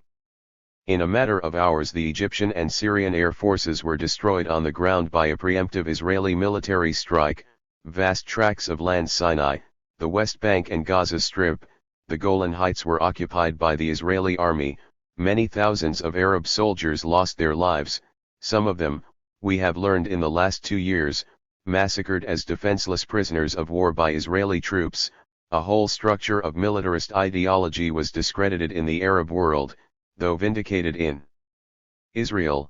The Jewish state became the dominant regional power thanks in part to its alliance with the United States, whereas the Soviet Union, whose weapons and political support had backed the Syrian and Egyptian regimes, was very much the loser until during the 1973 war its regional allies somewhat recouped their reputations. The great irony is that every Arab regime of consequence is still essentially unchanged today, 30 years after the greatest collective defeat in Arab history. True, nearly every government has switched its allegiance to the United States, and formerly belligerent Egypt, Jordan, and the Palestine Liberation Organization have signed peace agreements with Israel. But the structure of power in the Arab world has remained in place, with the same oligarchies, military cadres, and traditional elites holding precisely the same privileges and making the same general kind of decisions that they did in 1967.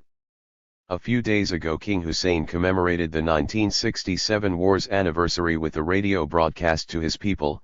The war, he said, had been a regrettable mistake, the result of poor planning, poor coordination, ill-considered strategies, and strident propaganda.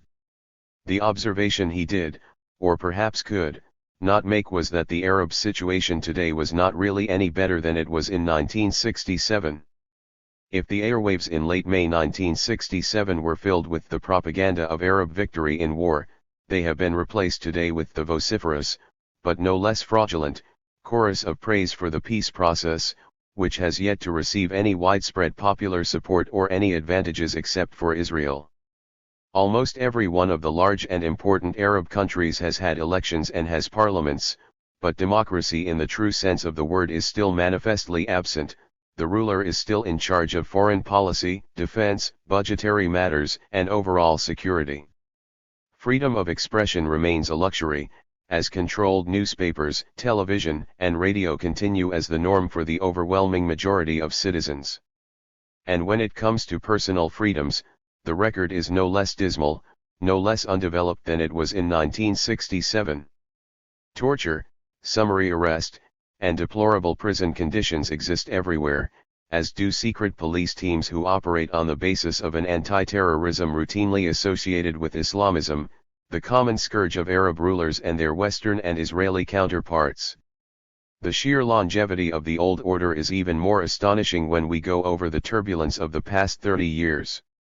For not only did Israel in effect maintain its occupation of the West Bank and Gaza, 90% of the former and 40% of the latter, despite the peace process, but a major war was fought in 1973, followed by an oil embargo that raised the price of oil to undreamed-of heights, the fruits of which have not significantly increased prosperity in the Arab world.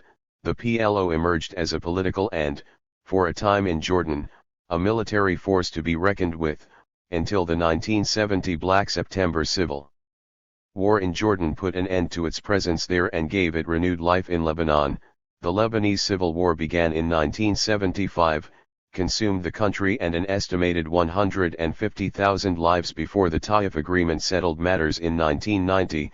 Israel invaded Lebanon in 1982, there had been a previous intervention in 1978, expelled the PLO, destroyed and then occupied a part of South Lebanon at a cost of about 20,000 civilian casualties, which included the many hundreds of defenseless Palestinian refugees slaughtered in the Sabra and Shatila camps. Iran's Islamic Revolution brought a new factor into post-1967 politics, first as a supporter of Palestinian resistance, then as a sponsor of local guerrilla groups such as South Lebanon's Hezbollah, which alone among Arab military movements has fought Israel's occupying forces to a stalemate. The Palestinian Intifada began in 1987 and for the first time since the conflict between the Palestinian people and Zionism compelled Israel's leaders to a new acknowledgement of this people's political inevitability. As much as the turbulence and volatility seemed to portend the most radical change, the striking feature of the political landscape has been the power of the Arab Old Order, the United States, and Israel to contain and head off any serious challenge. Each successor to a major predecessor has been a diminished version of what came before. Abdel Nasser was followed by Anwar Sadat, Sadat by Hosni Mubarak, one military figure after another, with less flair and charisma as the line progressed. Arab nationalism was succeeded by local patriotisms that tailored geography to more tightly patrolled, less generous borders. Nowhere was this tendency more desperately and criminally opposed than by Ba'athist Iraq, for whom its neighbor was the stuff that debased Bismarckian dreams were made of.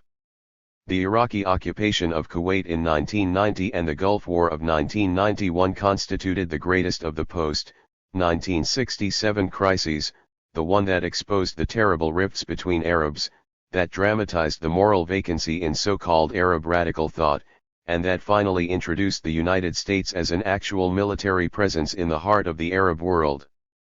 Out of American ascendancy, as well as the tragically misguided policies of the PLO's Arafat, who preposterously aligned himself with Saddam Hussein and was thereafter forced by his own cowardice and short-sightedness both to end the Intifada and accept his people's subjugation, came the famous Oslo peace talks and the new agreement between Zionism and the head of the Palestinian National Movement. The inequities and shortcomings of what began in September 1993 in a blaze of exaggerated publicity on the White House lawn have brought the famous peace to a complete standstill, but not before Israel has secured every one of its historic strategic gains and reduced Palestinians to their lowest ebb. Personal income on the West Bank and Gaza has dropped by 50%, while 40% unemployment, widespread poverty and frustration, food shortages, and continued incursions by Israeli military forces against civilians have ground Palestinians further down. Meanwhile, about 450,000 refugees in Lebanon remain stateless, given no permission to work or move, and face mass deportation. Almost 800,000 refugees in Syria are quarantined in camps without adequate attention to their needs, and over 1 million in Jordan, and several thousand more in various other Arab countries linger in a limbo without respite. In the Palestinian autonomy areas, it should be remembered that the Oslo Accords specify autonomy but leave sovereignty, exits and entrances, resources like water and land, as well as overall security entirely in Israeli hands.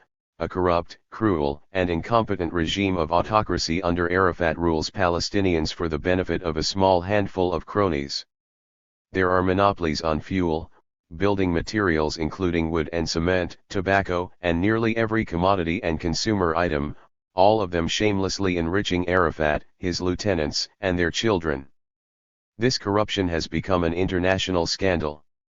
A popularly elected legislative council has been unable for 3 years to pass any laws, or make any constitutional inroads on a despot who controls the budget, in addition to his 20 security services who torture, kill, imprison critics and ban their books at the whim of Palestine's overweening tyrant. Nor is this all. The Palestinian population of about 7 million people is at the mercy of an incompetent man who serves as the implementer of Israeli occupation and dispossession, and who can do nothing more for his people except oppress and deceive them. It is rarely noted that Arafat now represents a minority of his people, the inhabitants of Gaza and the West Bank, whereas 60% of all Palestinians reside outside, and must seek redress for the injustices done them in other ways and with new leaders, new thought, new purpose. It is an insufficiently remarked irony that Arafat's corrupt peace with Israel forgave the Zionist movement everything that it did to Palestinians, beginning with the destruction of their society and the forced expulsion of 70% of their numbers from Palestine in 1948. To compound the irony, the PLO essentially ignored the devastation of 30 years of Israeli military occupation, accepted the annexation of Jerusalem and the presence of 140 settlements on expropriated Palestinian land, and more or less said let bygones be bygones. And this while confronting a people which never let the world forget injustices done to them, received huge reparations from Germany for the Holocaust, and today seeks out former Nazis and countries like Switzerland who have been accused of collaborating with fascism. There is a fundamental blindness in the Israeli conscience which the PLO encouraged, instead of forcing responsibility on Zionism for its crimes against an entire people. There can never be peace between Palestinian Arabs and Israeli Jews, and their many diaspora supporters, until public acknowledgement of Israel's dispossession, oppression, and robbery of the Palestinian people is recognized as a matter of state policy. Thanks to the efforts of courageous Israeli and Palestinian revisionist historians, the stark record of what transpired is now easily available. We know that every major Zionist figure since 1897 has dreamt of ridding Palestine of its indigenous Arab inhabitants in order to keep alive the myth of a land without people for a people without land. We also know that the War of 1948 was fought by Zionist forces with an end to driving out as many civilian Palestinians as possible. The late Yitzhak Rabin was personally responsible as the Haganah commander who emptied the Palestinian towns of Lydda and Ramleh of 60,000 men, women, and children. After 1948, one Israeli leader after another took part in the effort to suppress and defeat every attempt at Palestinian self-determination, usually by attempts at forced exodus. Over 300,000 refugees were created in 1967 alone, or more recently, by closures, curfews, roads built on Palestinian land for settlers, etc. By the admission of many of its leaders, including the super hawkish Begin, Israel had no real need to fight the 1967 war, except for the desire to add more land to its territory while keeping the Palestinians subdued. An apartheid system today exists on the West Bank where there is no continuity between the Palestinian areas, which are divided from each other by barricades, settlements, bypassing roads, many of them built as part of the peace process. For every one of his exits and entrances to and from Gaza, Yasser Arafat must get Israeli permission, a condition which is more harshly administered for the average Palestinian. East Jerusalem is closed to inhabitants of the West Bank and Gaza. As for those Palestinians with official residence permits there, Israel is trying methodically to cancel them, in order to proceed with its Judaization of the city. Given all this, it is little short of amazing that the Palestinian leadership persists in its illusion that negotiations with Israel on the basis of the Oslo Accords can deliver land for peace. They cannot, and they were never intended to. The Labour Party never made any secret of this, and certainly Benjamin Netanyahu's extremist government has made its intentions very clear to colonize and steal more Palestinian land in the name of a fraudulent right to settle anywhere in the land of Israel. There seems to be little intention on the part of the Clinton administration to do anything more than support Israel unconditionally, as Vice President Al Gore put it recently. It is therefore evident that on both sides the inclination toward a real peace with justice and equality is lacking. Israelis feel that after 30 years of military supremacy they can do what they want in either peace or war. Palestinians refuse to reconcile themselves to a state of permanent subjugation despite their leaders' weakness. So long as the fundamental reality is denied or avoided that Israel exists as a Jewish state by virtue of its having supplanted the rights of all Palestinians with a superior Jewish right, there can neither be reconciliation nor true coexistence. If the past 30 years have taught one lesson, it is that a yearning for peace and self-fulfillment amongst Palestinians cannot be abrogated or totally suppressed, no matter how militarily and politically powerful Israel is. What is now needed is a change of consciousness. Israelis must realize that their future depends on how they face up to and deal courageously with their collective history of responsibility for the Palestinian tragedy. And Palestinians, as well as other Arabs, must discover that the struggle for Palestinian rights is indivisible from the need to create a real civil and democratic society, to invest massively in innovative education, and to explore modes of secular community now unavailable in the returns either to Judaism, Christianity, or Islam, which are characteristic of contemporary religious fundamentalism. Chapter 24. The debate continues. During the early part of 1997, a meeting between various Arab and Israeli intellectuals was held in Copenhagen with the help of the Danish government. Let us accept the notion that these were intellectuals, even though one of the Israeli participants was an intelligence operative who had many years of well-documented service throughout the Arab world, especially Lebanon, and the Jordanian contingent was reportedly made up of military officers designated for this task by the government, which was unable to find independent civilians to participate in the Copenhagen meeting. Immediately after the meeting, a declaration was issued which was supposed to chart a course toward peace between Arabs and Jews. The claim was that all participants in the meetings were representative of a wider, more popular movement than the few who had gathered in Copenhagen. No evidence was given for this. Nevertheless, the document and news of the meeting were widely circulated and debated in the Arab world, with only one or two references to it in the US media, which treated the whole matter as a non-event. A few issues raised there seem interesting and worth looking at, especially if one can avoid the frequent name-calling and invective used to discredit adversaries, a most disagreeable aspect of the whole business.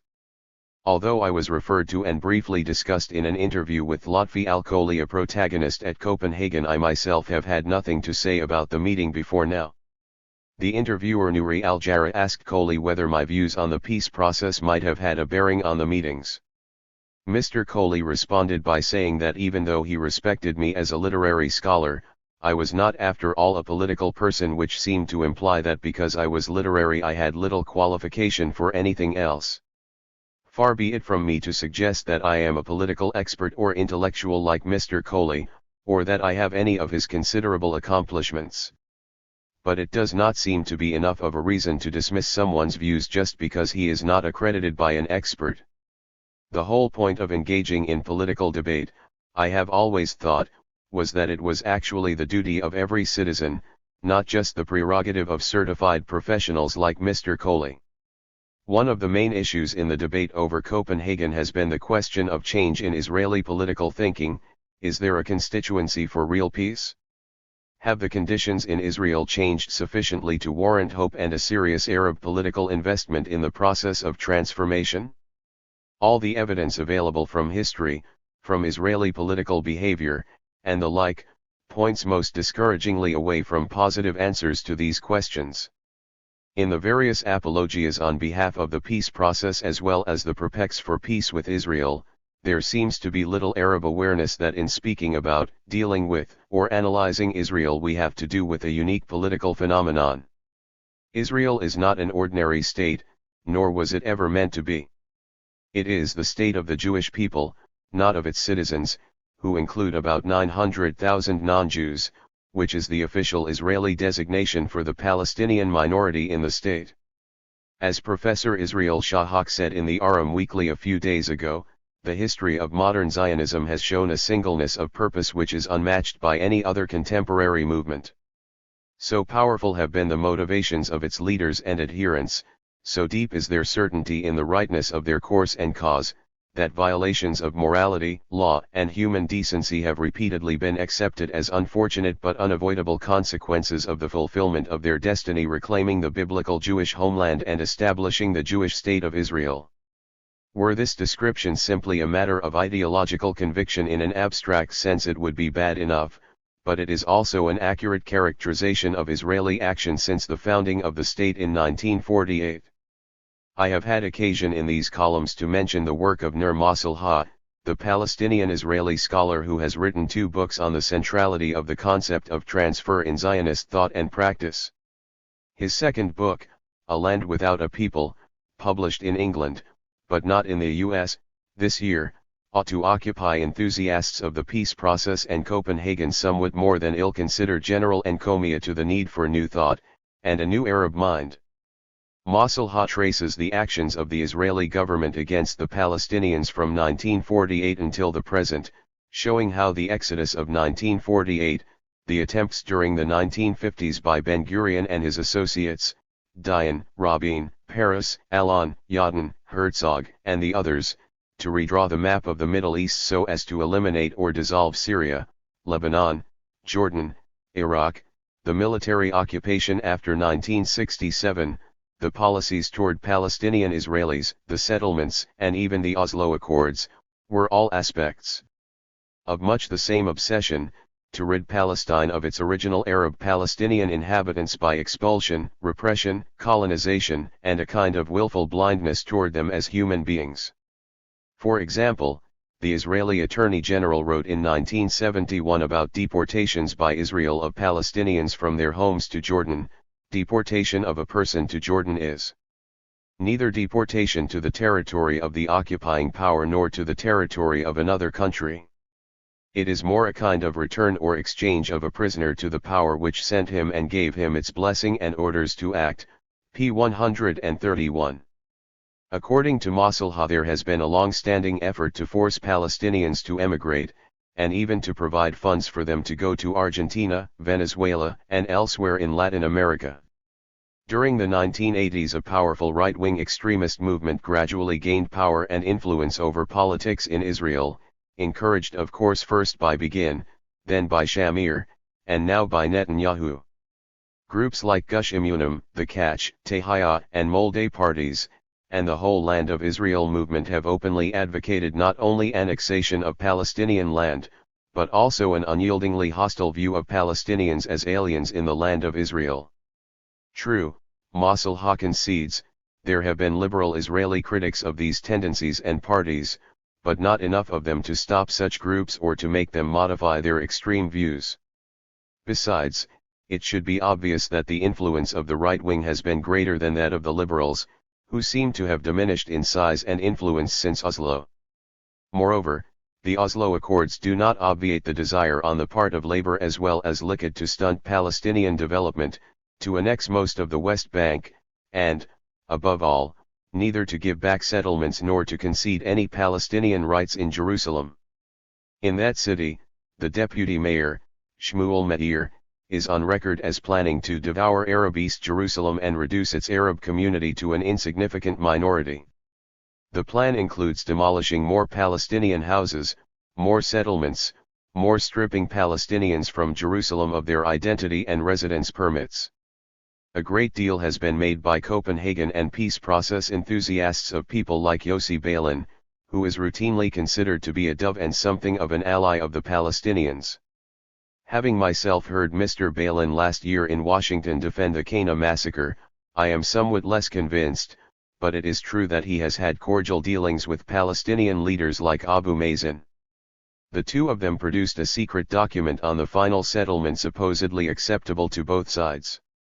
Not only was the document leaked everywhere, but Beilin made a similar agreement with a Likud Knesset member in which it was decreed that there would be no uprooting of settlements, which will be annexed by Israel, no return to the 1967 borders, no Palestinian state, but only a demilitarized entity, and the Jordan Valley will remain an Israeli security zone. He put it quite plainly in Haaretz on March 28, 1997, we will have a demilitarized Palestinian entity, with limited sovereignty, in return for a whole and undivided Jerusalem. He said even more on a television roundtable on March 17, 1997, I am in favor of building everywhere in Jerusalem, including the building of Har Homa, since this is our right, the question is one of timing and clever tactics. We the Rabin government increased settlements by 50%, we built in Judea and Samaria, but we did it quietly and with wisdom. You the Netanyahu government proclaim your intentions every morning, frighten the Palestinians and transform the topic of Jerusalem as the unified capital of Israel, a matter which all Israelis agreed upon, into a subject of worldwide debate. The main thing is to get the Palestinians to agree that Jerusalem is the capital of Israel. Without their agreeing to this, there will be no agreement. 1. With so reliable and honest an ally, Arabs have very little to worry about. The Israeli peace camp is lined up and ready to march with us.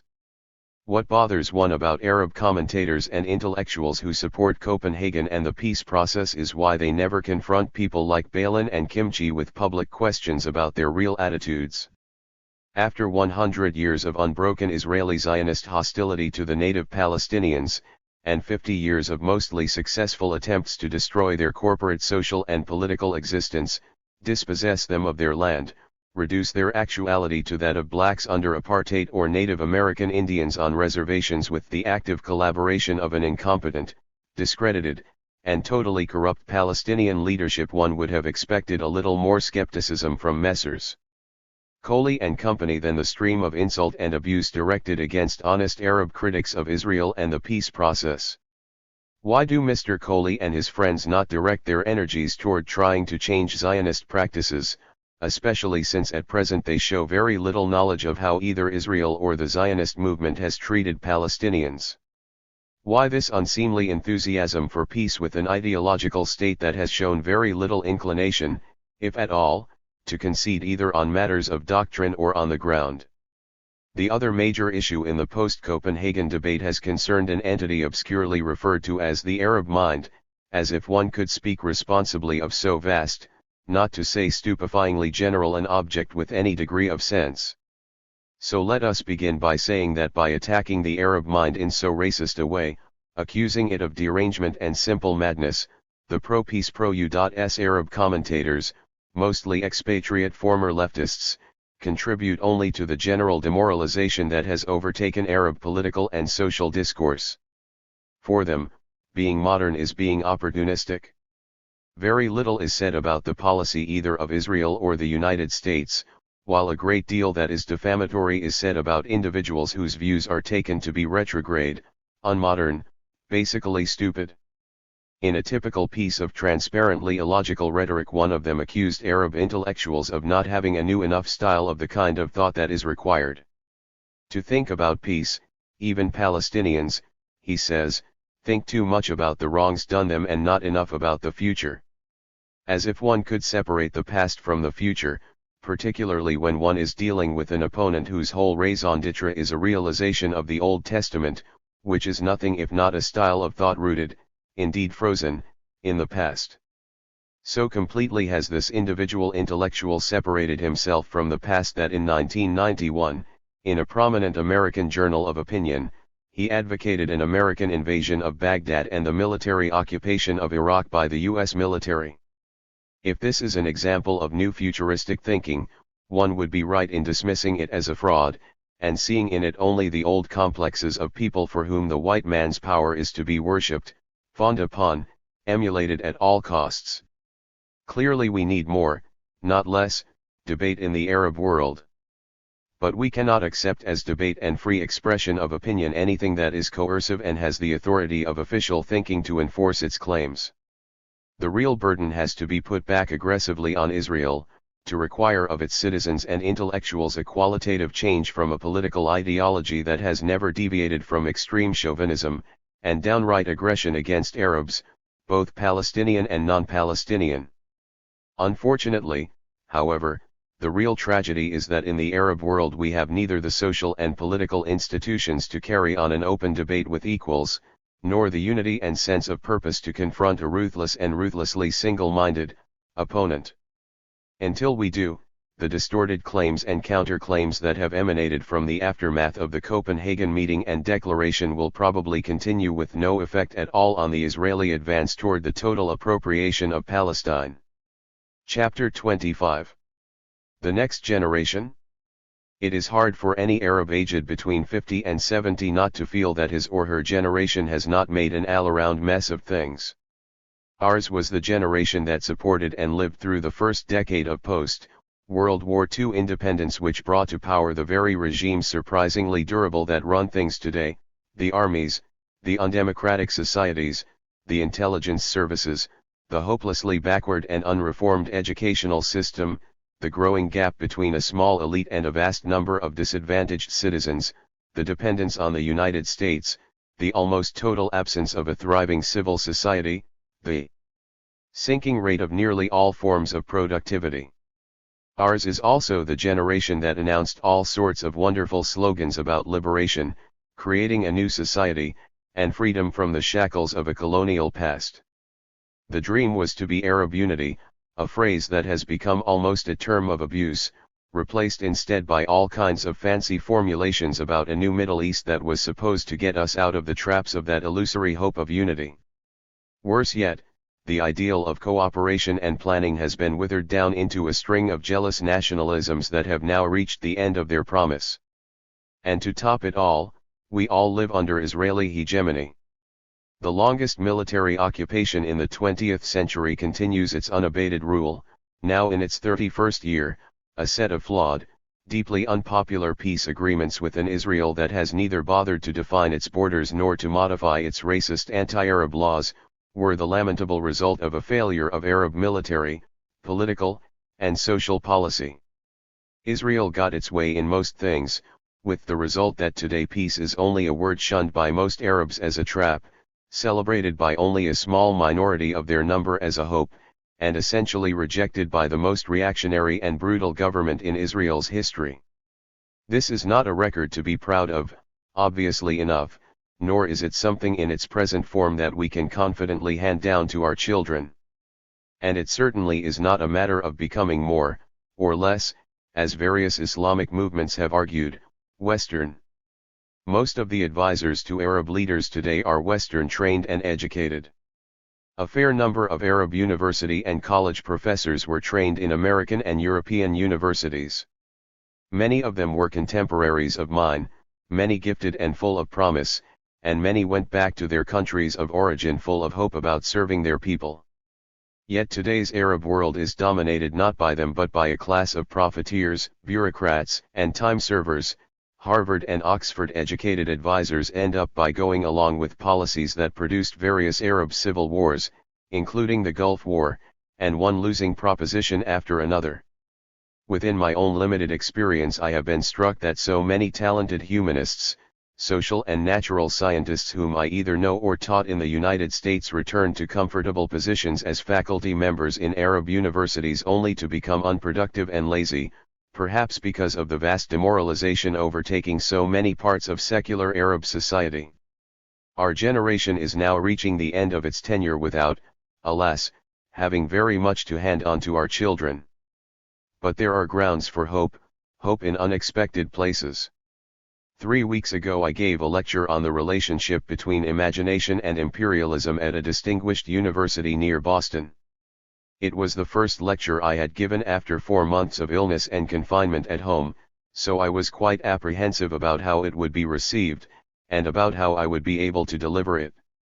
The lecture went reasonably well. There was a spirited question and discussion period after it, and then we were all invited to a reception next door.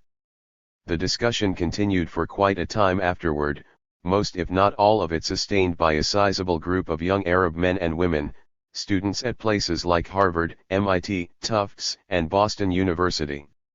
All of them seemed to be between the ages of 20 and 30, with a preponderance of younger people in that range.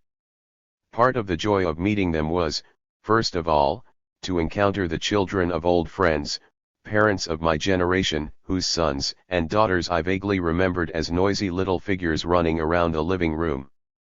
They had now become lively young university students, hungry for ideas, brimming with theories and questions, critical and yet very engaged with the Arab world. Not all of them were Arab Americans, although most of them were in fact the product of good secondary schools in the eastern United States. There were a fair number of young scholars from countries throughout the Arab world, including the Gulf. I spoke to sociologists, economists, literary scholars, poets, political scientists, and 1 or 2 people in the natural sciences. The one thing that impressed me about every one of them was the almost total absence in what they said of the clichés and vague formulas that were the stock in trade of my generation. None of them seemed to have any system of answers to our problems. Rather they were full of questions about why we were that way, and full also of a kind of healthy skepticism about easy answers or solutions. None of them seemed disengaged from the Arab world, even those who were born or brought up in the West. But their connection, although very real, was unsentimental. All of them were essentially bilingual, fluent, and at home both in English and Arabic, which the Americans among them had learned the way my son learned the language, on their own, the hard way, and there was a mastery of both Arab and Western discourse that suggested an ease unavailable to my generation, which I have always thought got the worst of both worlds, mostly resentful and hostile about a West that had seemed to reject them, sentimental about an Arab world that an unhappy expatriation had painted in falsely rosy colors. It is important to mention that the whole group of about 40 young people, graduate and undergraduate, seemed to be in the care of Professor Elaine Hagopian, a marvelously kind and generous teacher of sociology at Simmons College in Boston.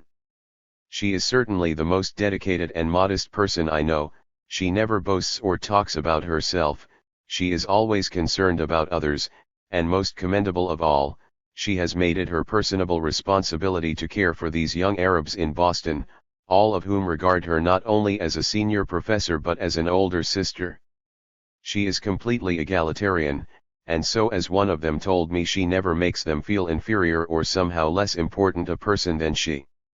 What she does without money and without official support. No wonder, then, that all the young people I met, all intelligent, all articulate and eager for some work to do to help our Arab world, seemed so indebted to her.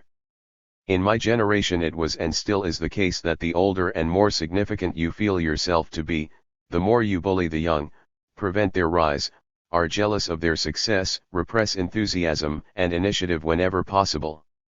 Professor Hagopian is the exact opposite, a genuine mentor. For the first time in years I felt my gloom about our condition lifting. Here was a new generation that had suddenly emerged. There must be many like them in the Arab world and elsewhere, despite the miserable failures of the past and present. In my opinion, one of the great things about this generation is its ability to exist comfortably in more than one world. Gone is the paranoid defensiveness of the past, when a blanket of hatred of the West coexisted both with fear and ignorance of it, along with a secret subservience to its every dictate. I felt it was my duty to announce to our disheartened people that a new generation of fine young people was present, and needed careful support and nurturing. Can we follow Elaine Hagopian's example, or are we going to follow the example of our generation? Yes, it is a new generation, but we bear responsibility for its ascendancy. I hope we can do the right thing. Chapter 26. Are there no limits to corruption? While I was in London a few days ago, I attended the annual fundraising dinner for Medical Aid for Palestine, MAP, an important British charity that supplies medicine, training, and hospital equipment to Palestinians in Lebanon, the West Bank, and Gaza. Most of the audience, and indeed many of its supporters, was Arab generally, Palestinian in particular, but there was also a considerable British presence as well. The two main speakers were Lord David Steele, MAP's current president, a former member of Parliament and leader of the Liberal Party, and Clare Short, Minister for International Development in the new Labour cabinet of Tony Blair. Both are well-known supporters of Palestinian rights and, though they spoke approvingly of the now-defunct Oslo Accords, were emphatic in lamenting the current state of affairs in which Palestinians continue to suffer the denial of their rights. The striking thing about both speeches, however, was the reference made by each speaker to the misuse of public funds by the Palestinian Authority. Steele and Short stressed the need for accountability and transparency, in effect saying that what is now a universally known aspect of the pause rule should stop, given that Palestinians are an oppressed people still in need of financial aid and support. These remarks came at a very difficult time for all Palestinians. Not only has the peace process worsened economic and political conditions in the occupied territories, but the extreme right-wing government of Benjamin Netanyahu has intensified the provocations and outright robbery which is the core of its settlement campaign. In addition, the United States Congress, acting in accordance with its policy of being more unconditionally loyal to Israel than to any other country, has passed a resolution giving Israel total sovereignty over Jerusalem. There has been very little help to Palestinians from the Arab states, and internationally the cause of Palestine has lost a great deal of its luster. There are, after all, many other problems in the world. Thus it is entirely correct to say that Palestinians feel embattled and isolated. They are either forgotten refugees, or prisoners of Israel's occupation. But it would be entirely wrong to conclude that all their problems derive from their enemies. Some responsibility for the disastrous state of affairs must be laid at the door of the Palestinian Authority and its head, Yasser Arafat. When a report issued by his own internal auditors states flatly that 40% of the authority's budget has either been wasted or misused, it would be absurd to blame Israel, or to say that all Middle Eastern governments are corrupt and inefficient and so why should we be different? Nor is it the case that Palestinian official malfeasance is an invention of the pro-Zionist Western media. A few weeks ago, The Guardian's senior correspondent David Hurst, a lifelong sympathizer with the Palestinian tragedy and a first-rate reporter who has devoted his life to living in and writing about the Arab world, wrote a devastating report entitled "Shameless in Gaza" in The Guardian on the open corruption of the Palestinian Authority. He described the enormously ostentatious and expensive villas being built on the coast by Abu Mazen and Jihad, the company called Al-Bar which, true to its name, the sea, swallows up property and businesses for Mr. Arafat's interests, the nightclubs, the luxurious limousines, the commercial abuses of various high officials, all of them going on at a time of 40% unemployment in Gaza, the protracted misery of the thousands of camp dwellers, the total paralysis of the Palestinian economy, and the complete breakdown in any sort of advance in Palestinian rights. When asked about all this in a more than usually disgraceful interview with Newsweek, Mr. Arafat said it was not true, and that there was no money in the authority, which he said is under the thumb of the donor countries for its budgetary activity. Every time he was requested to explain an embarrassing aspect of his regime, example Daoud Kuttab's summary arrest and 10-day detention, either he would say that he had appointed a committee to look into it, or he would object to the questions by saying, "Do you realize that you are speaking to Yasser Arafat?" For not only does Mr. Arafat have no notion of proper governmental responsibility and accountability, but he believes he can fool everyone with his prevarication and bluster. No one needs to be reminded that Mr. Arafat's word in the territories is law, he is the authority and very little can get done without him, he is the sole source of patronage, and only he knows the full scope of the budget. We have now become an international scandal.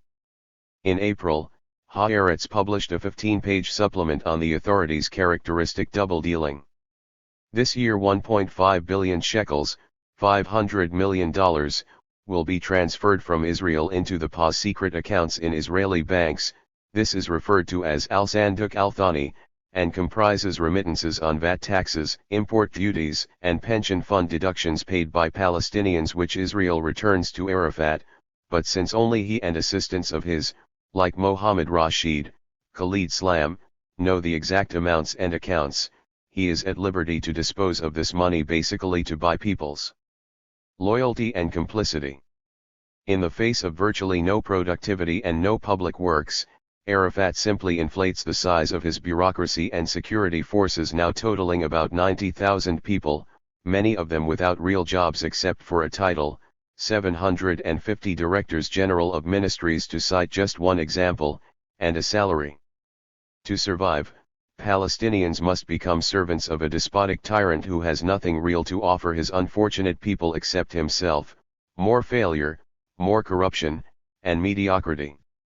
The really serious theft is the system of monopolies operated by Arafat and his cronies, including his ministers, their children, wives, uncles, and aunts.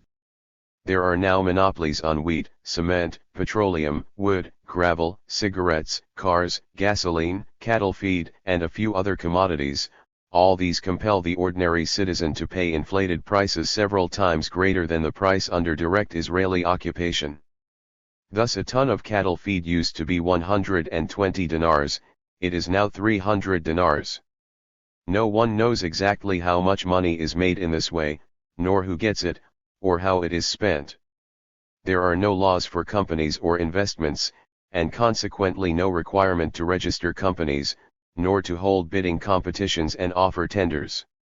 There is no way of regulating mortgages, no orderly routine for collecting debts, no laws for recording joint companies, and so on. In such a deliberately chaotic situation, Arafat and his associates can do what they please, with neither a legal system nor an aroused independent media to inhibit their appetites. Many of the security chiefs and their services are used for enforcement or extortion, and above all for threatening anyone who dares to object. The results of all this are uniformly negative. No real development can take place, no institutions can develop, no prosperity can occur. When ministers and their assistants charge their home expenses to the authority, own 4 cars, insist on traveling first class, all this sits badly for a society that is still under occupation and for whose majority life is extremely difficult. Besides, these are all abuses of public funds and the public trust that demoralize and cheat people for whom the peace process from the beginning was a fraud and who are still entitled to yearn for justice and freedom. During hard times, leaders are expected to set a high standard of personal conduct and commitment.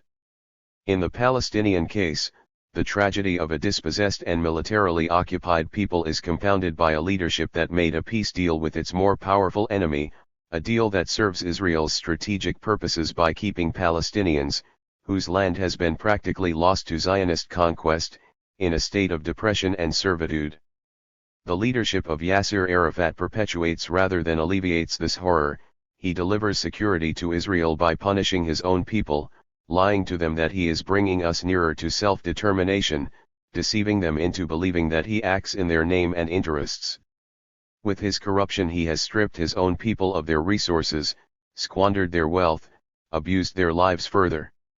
What right does he claim to do all this while robbing his people, forcing them to accept monopolies, allowing himself to be accountable to no one as he bribes, bullies, corrupts everyone in his way. The fact is that by his behavior Mr. Arafat no longer represents the majority of Palestinians, and now survives without dignity by virtue of US, Israeli, and Arab support. He has no use for his people and, if they were free to say so, neither have they for him. The cause of Palestine can only be served if he resigns. I said this right after the Oslo Accords were signed, and I am sorry to say that time has proved me right. Yasser Arafat neither has the vision nor courage to lead anyone anywhere except into more poverty and despondency. Chapter 27. Reparations, Power and Conscience. The drama of Swiss banks being forced to reveal the contents, amounts, and numbers of their secret accounts continues day by day. For years these extremely powerful and prestigious institutions took the position that their absolute secrecy as to the identity of holders of bank accounts would never be broken. The country's credibility was at stake, as was its continued prosperity as the recipient of funds deposited there as a refuge from foreign scrutiny, persecution, or generally unwelcome attention. But for quite some time now the phrase "a Swiss bank account" has been synonymous with cheating or wrongdoing. The idea that there was one very safe place on earth where illicit money could be kept in absolute secrecy has appealed to every dictator and criminal throughout the world, with results for Switzerland itself that assured it both of affluence and a reputation for neutrality. It is also worth recalling that for at least 2 decades there has been a determined Swiss opposition to the bank secrecy laws. The courageously outspoken Swiss intellectual and parliamentarian Jean Ziegler attacked his own country's policy as immoral since, he said, whatever benefits accrued to Switzerland came at the expense of the poor and oppressed in the Third World. Others joined Ziegler's campaign to do away with bank secrecy, but to no avail until through a combination of American political pressure in alliance with the World Jewish Congress earlier this year Switzerland was persuaded to open up its banking records. As I write these lines, today's New York Times, July 23, contains 2 full pages of names and accounts totaling 2,000 unclaimed amounts. This could not have happened without the pressure exerted on Switzerland by influential members of the U.S. Senate plus distinguished Jewish Americans. Last winter there were several days of congressional hearings in Washington in which witness after witness declared his/her knowledge of accounts held by Switzerland whose owners were Holocaust victims, but whose descendants or relatives were alive and competent to take over the funds. In time a commission was appointed by the Congress, headed by Paul Volcker, a well-known economist and former head of the Federal Reserve. Its mandate was to secure as much knowledge and information as possible about these World War II accounts, to make them public, and obviously to get hold of the money for both Jewish and non-Jewish beneficiaries. A great deal was made of this in the international and especially the U.S. media, and as pressure on the Swiss government mounted, various officials felt it necessary to resign in the face of growing public outrage at what was seen as Swiss greed and obduracy. The case for disclosure was greatly helped by the defection of a Swiss bank security guard who smuggled out lists of names and accounts to the United States.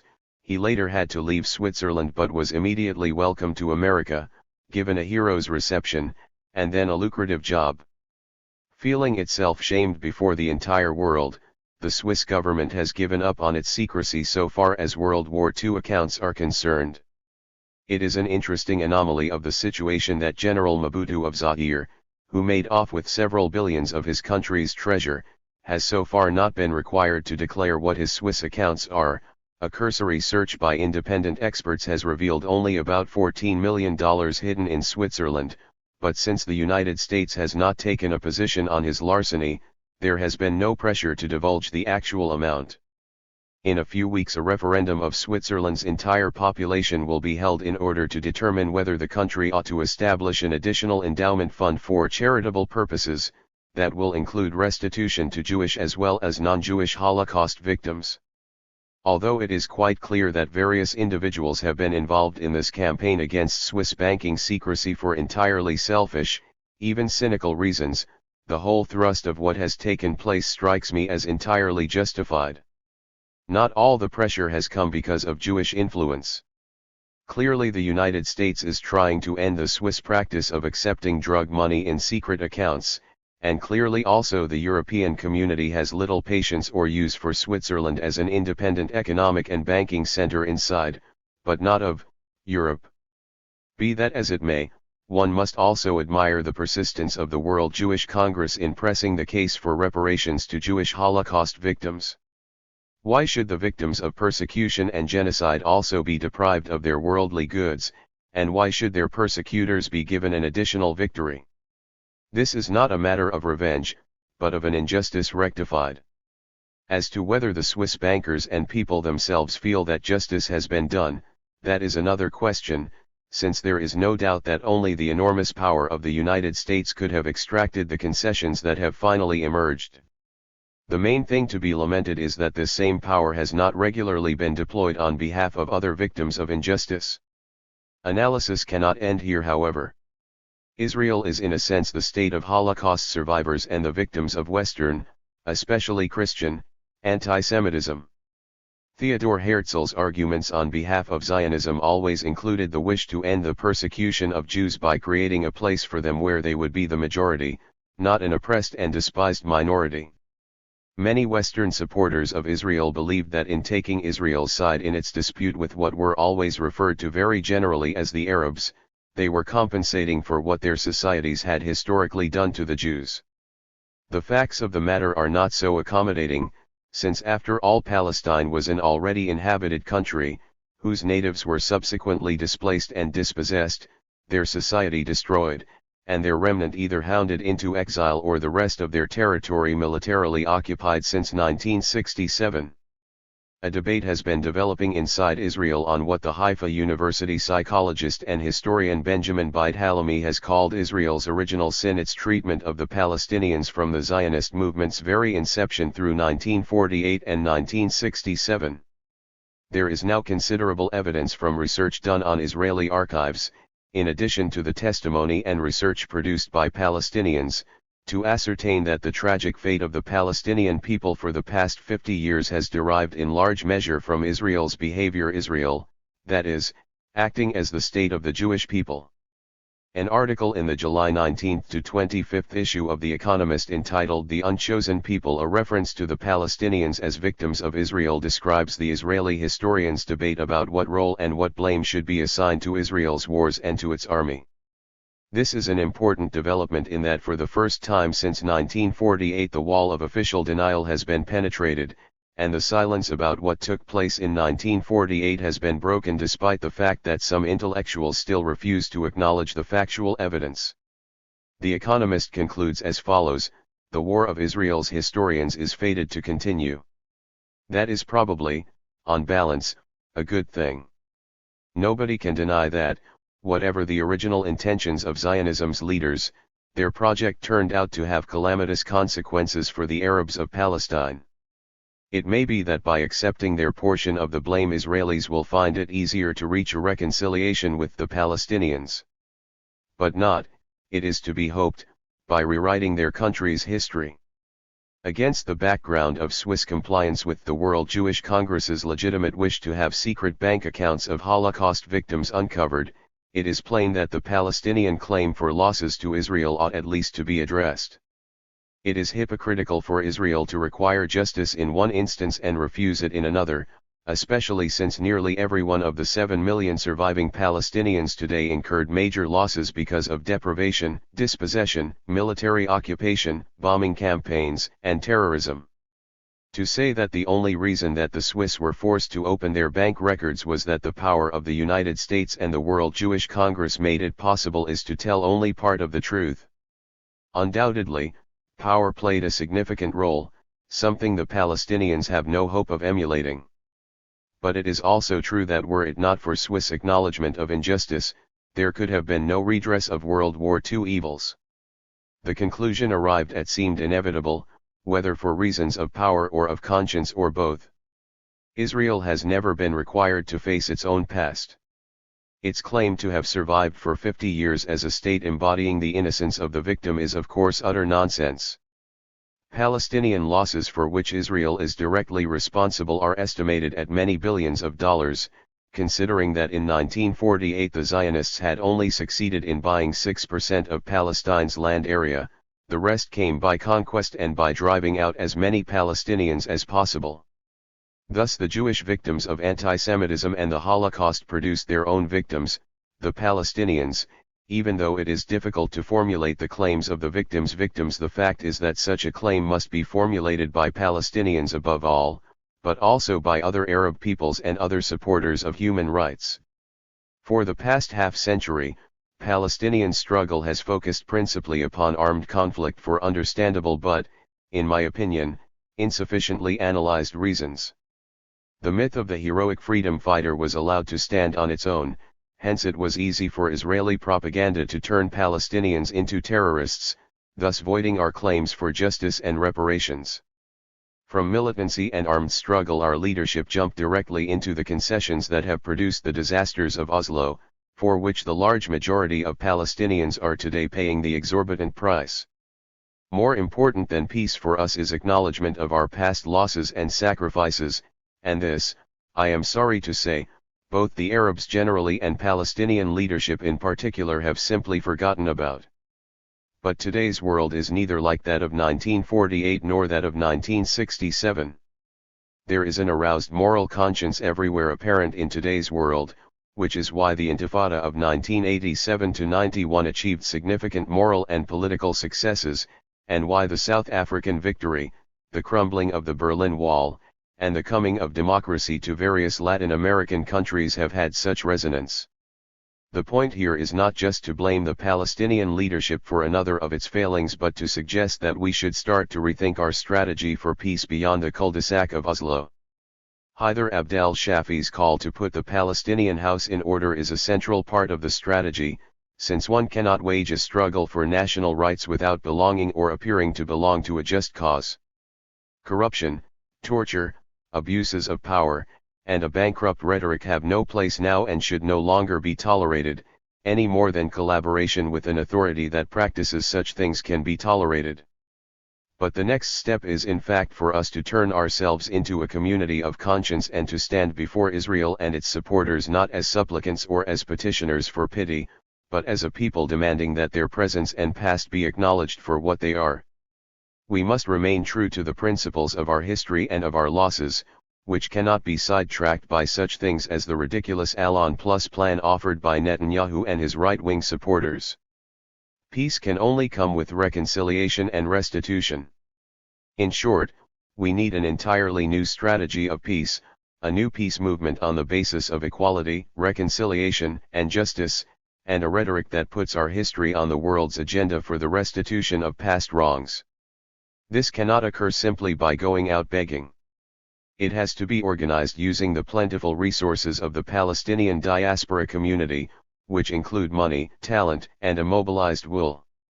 In the end, though, there is no substitute for finding a new national language that does not bear within it the tired slogans of the past, nor the meaningless concepts of the American-Israeli peace process. Sooner or later this generation of leaders is going to pass. We should start to think about the future constructively from now on, but we cannot do so until we anchor ourselves in our real history and agenda. We have had 1 century of loss and failure. Surely, since even the Swiss banking system has had to change, we too can change. Chapter 28. Bombs and bulldozers. It has taken almost exactly 4 years for the Oslo peace process inexorably to peel off its cosmetic wrappings in order to reveal the stark truth hidden at its core. There was no peace agreement, only an agreement to keep Israeli hegemony over the Palestinian territories safeguarded by hypocritical rhetoric and military power. In this, as I have been saying for a long time, there was a lamentable Palestinian failure to judge Israeli motives, especially under labor, and to preserve a degree of skepticism. Instead, we entered an appalling spiral of loss and humiliation, gulled by the United States and the media into thinking that we had at last achieved some measure of respectability and acceptance, all of which has impoverished our people whose per capita income has been slashed by half. We have lost our ability to move around freely, confined to the dreadful little Bantustans, about 3% of the West Bank, that we insist on calling liberated zones, obliged to watch more settlements being built and more land taken, more houses destroyed, more people evicted, and sadistic collective punishments meted out without proportion or reason. Western liberals must remember that Oslo was not a tabula rasa. It came after 26 years of Israeli military occupation and, before that, 19 years of Palestinian dispossession, exile, oppression. If Israel has all along insisted that it is not responsible for what has been visited on the Palestinian people since 1948, then it should explain to us why we, alone of all people, should forget the past, remain uncompensated, our travails unacknowledged, even as all other victims of injustice have the right to reparations, apologies, and the like. There is no logic to that, only the cold, hard, narcissistic indifference of a moral power. I have not heard one Palestinian applaud or even mildly approve the marketplace bombs of last week. They were stupid, criminal acts that have brought disaster on our people. Yet the media and the Israeli and the US governments, united with Micronesia in the UN, a marvelous alliance, have insisted that Palestinian terror and violence be stopped. The predictable Amos Oz has demanded that we decide between peace and violence, as if Israel had grounded its planes, dismantled Dimona, stopped bombing and occupying South Lebanon. 2 70-year-old Lebanese men were killed by Israeli planes at the time of the marketplace bombings.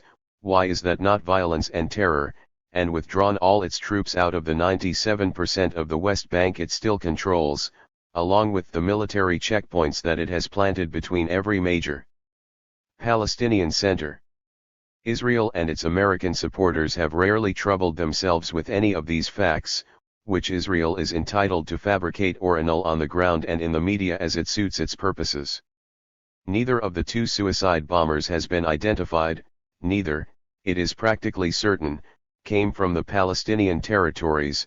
No recognizable party or group has claimed credible responsibility for the crime. On the contrary, Israel, in its mania for security, has retained control of every exit and entrance into the territories, and it alone is responsible for West Jerusalem, where the attack took place. How dare the egregious Netanyahu and his chorus of American minions demand that Islamic militants be summarily arrested, and Israeli security be guaranteed? Who does he think he is addressing as his bonded servant, and by what standards of human decency does he dare assume that the hundreds of Palestinians murdered during the Intifada, the victims of the Sabra and Shatila massacres, all of them directly the responsibility of Israel, are nothing compared to Israel's security needs? Only a few weeks ago the Israeli justice system ruled unilaterally that victims of Israel's military during the Intifada were not entitled to pursue their claims against the state since it was a war situation. Who do those people think they are, that they can make light of or ignore what they have done to us and still wrap themselves in the mantle of the survivors? Is there no term limit? Is there no sense of respect for the victims' victims?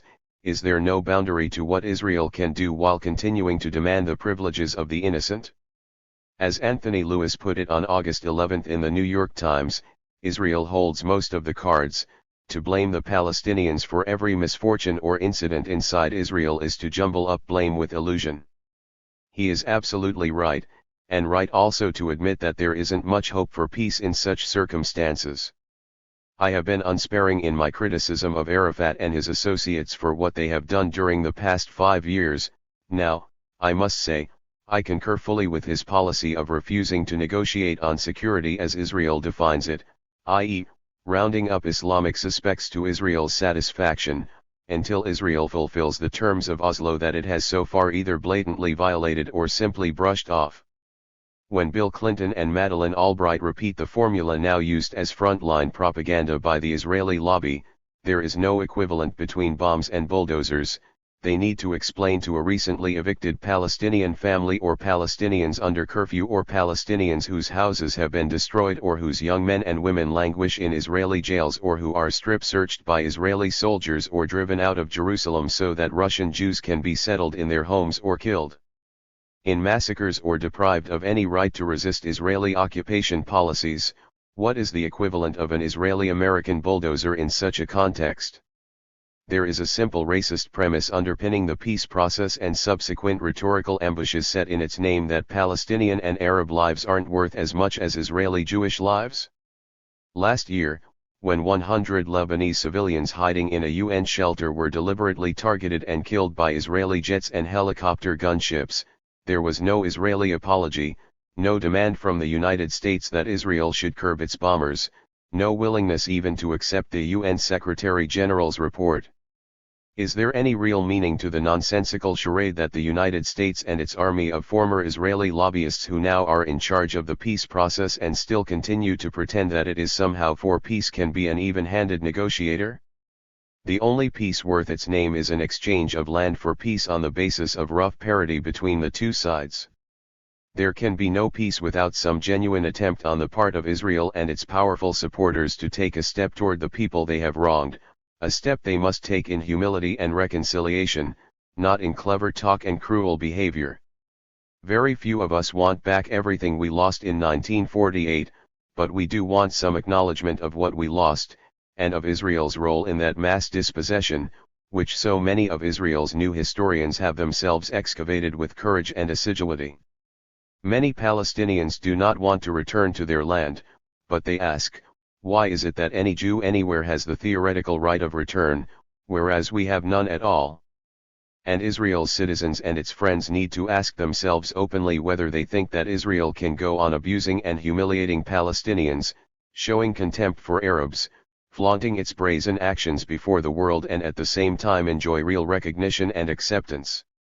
The sad fact is that both the United States and Israel are so out of touch with Arab actualities, so enamored of clichés about Islamic terror and Arab radicalism and anti-Semitism, that they seem to have missed the fact that Arabs want peace, that Palestinians want also to lead a decent life of independence and democracy as much as the common Israeli or American.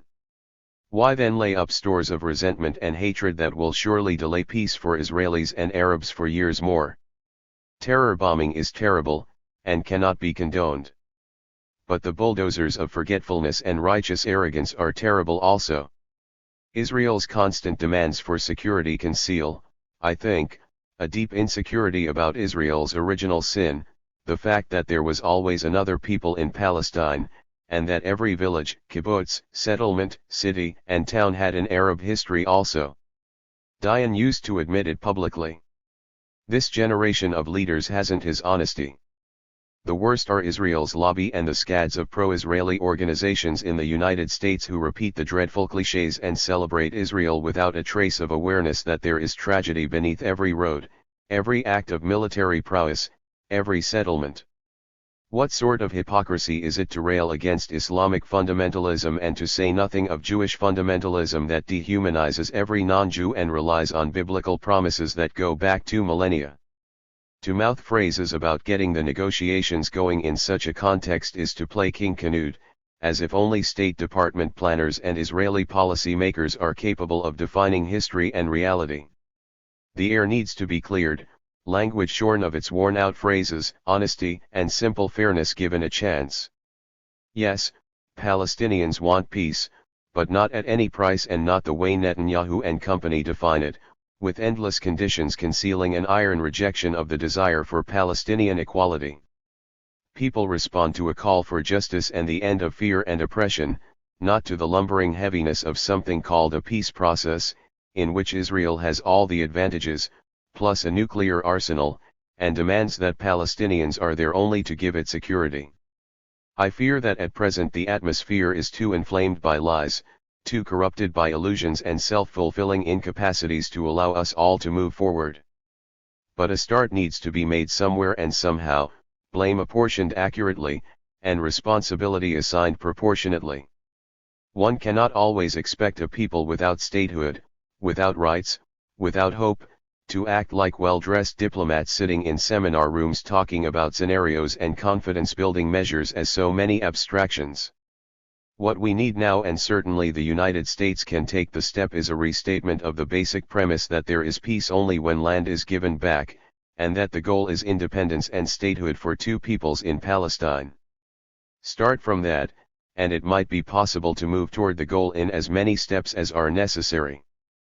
But one cannot expect peace and security while Palestinians continue to suffer and not one word is said about the causes of that suffering. Chapter 29. Strategies of Hope.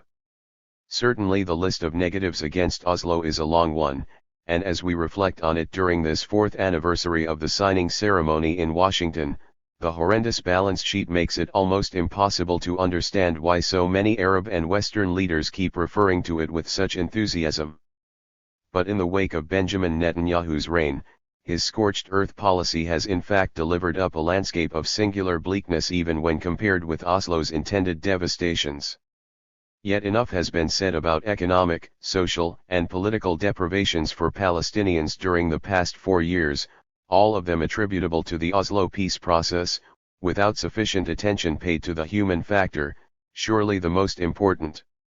For in the age of globalized capital and the triumph if not of the actual then of the theoretical market model, most analysts tend to reproduce one of the ideological correlatives of this triumph, which, I believe, is the conviction that there is no alternative to it. If you now think that only the IMF, the World Bank, market economics, which favor the wealthiest transnationals and countries, count in the world today, and that more equitable distribution and social justice are sentimentalized aspects of socialism's defeat, then you will also be condemned to think that there is no alternative but to compete in the market. Individual will and agency recede in importance, while the sheer power of market economics seems to dominate every individual everywhere. So it has been with Oslo, which has been a triumph for the powerful, in which Israel and the United States have convinced Palestinians and others that what has taken place since 1993 is not only the best, but the single remaining solution to our extremely grave problems. So the attitude today is let us get Oslo back on track, since anything else is unthinkable. At such a juncture it becomes evident that Oslo's greatest expense for Palestinians has been the loss of faith in what I called above the human factor. We need to remind ourselves that political struggles are always contests of will, in which one side attempts to persuade the other side to give up, to lose the will to resist and fight on. This is not a military, but a political and moral matter. I therefore think that the task for Palestinian intellectuals today is the reactivation of will and, just as important, the revival of belief in the possibility that what human beings do can make a difference. The tragedy of suicide missions is that they stem from hopelessness. They cannot be part of a program for national revival since what they promote is negation for its own sake. The problem with the present impasse is not that Madeleine Albright and the United States are unwilling to pressure Israel enough, but that the leadership is caught up mainly in the effort to survive rather than in the effort to mobilize as many Palestinians as possible to resist what Israel, in its arrogance and blind heedlessness, is trying to do to us as a people. This attempt at survival is understandable but insufficient as the core Palestinian strategy, since the good of the many, the good of the nation, is of far more significance than the well-being of a few. What then are the imperatives? Some of them are obvious and scarcely need insistence here. Summit is crucial, as is the building of civil institutions by and for Palestinians, quite independently of what the Palestine Authority may or may not have in mind. For we have a tendency to think only in literal terms, not sufficiently in symbolic and moral ones.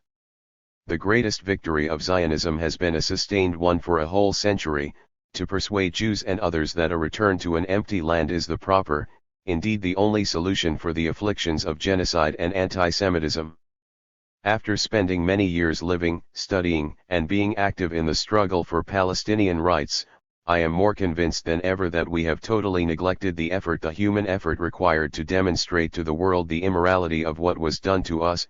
This, I now think, is the essential task facing us as a people now.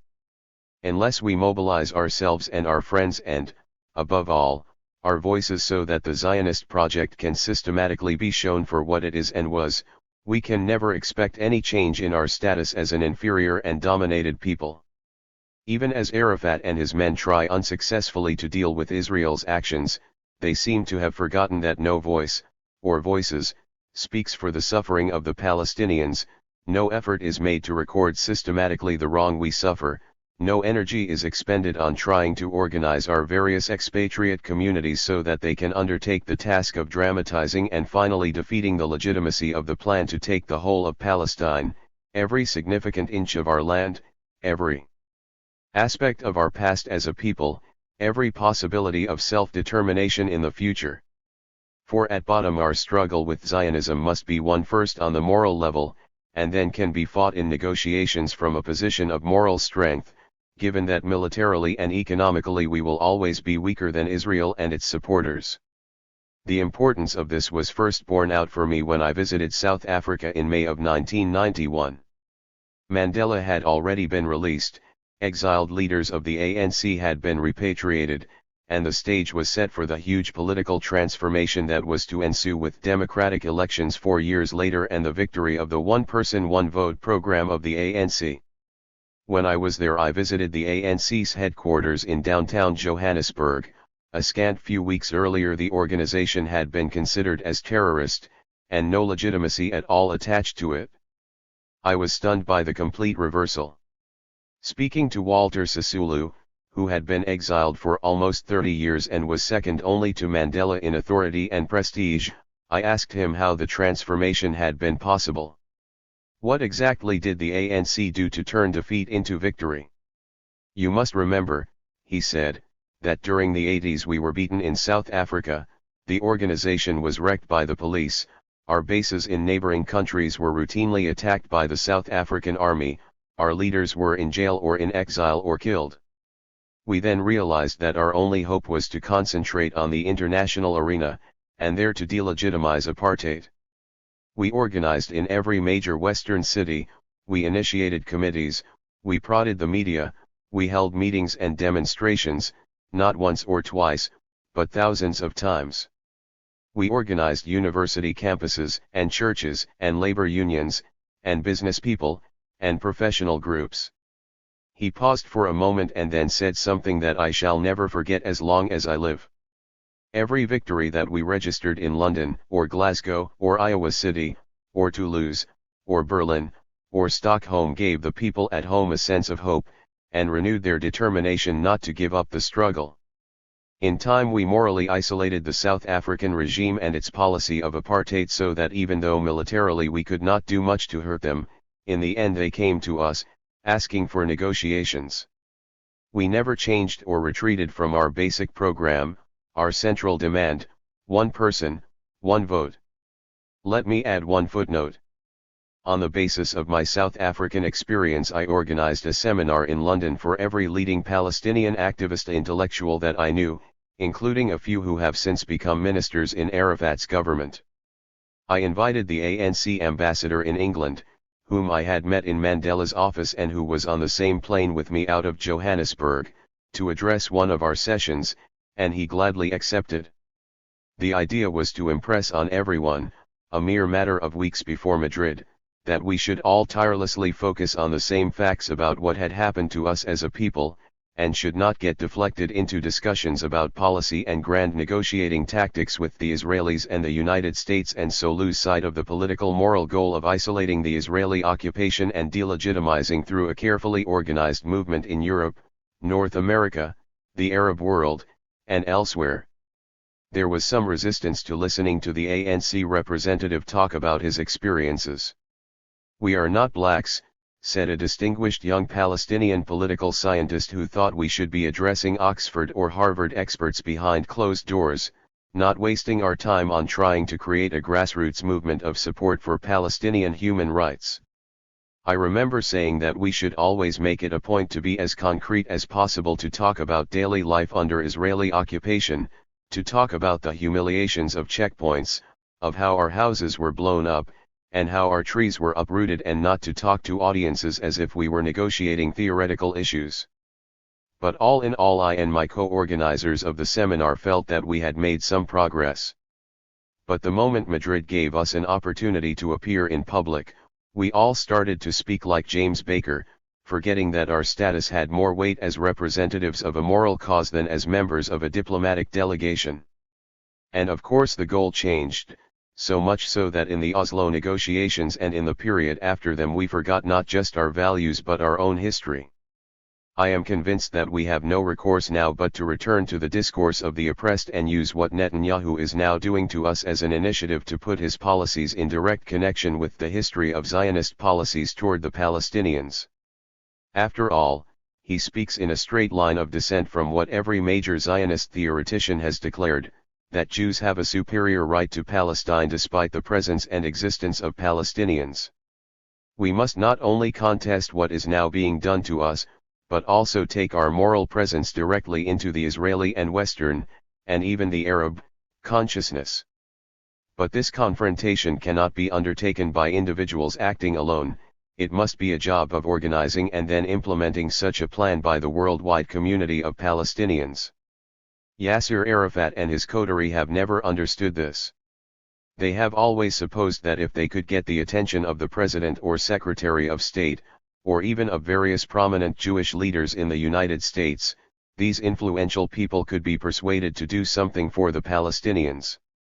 I have always refused the premise that what we demand as a people ought to be conceded to us charitably, or in bits and pieces as a reward for our good behavior.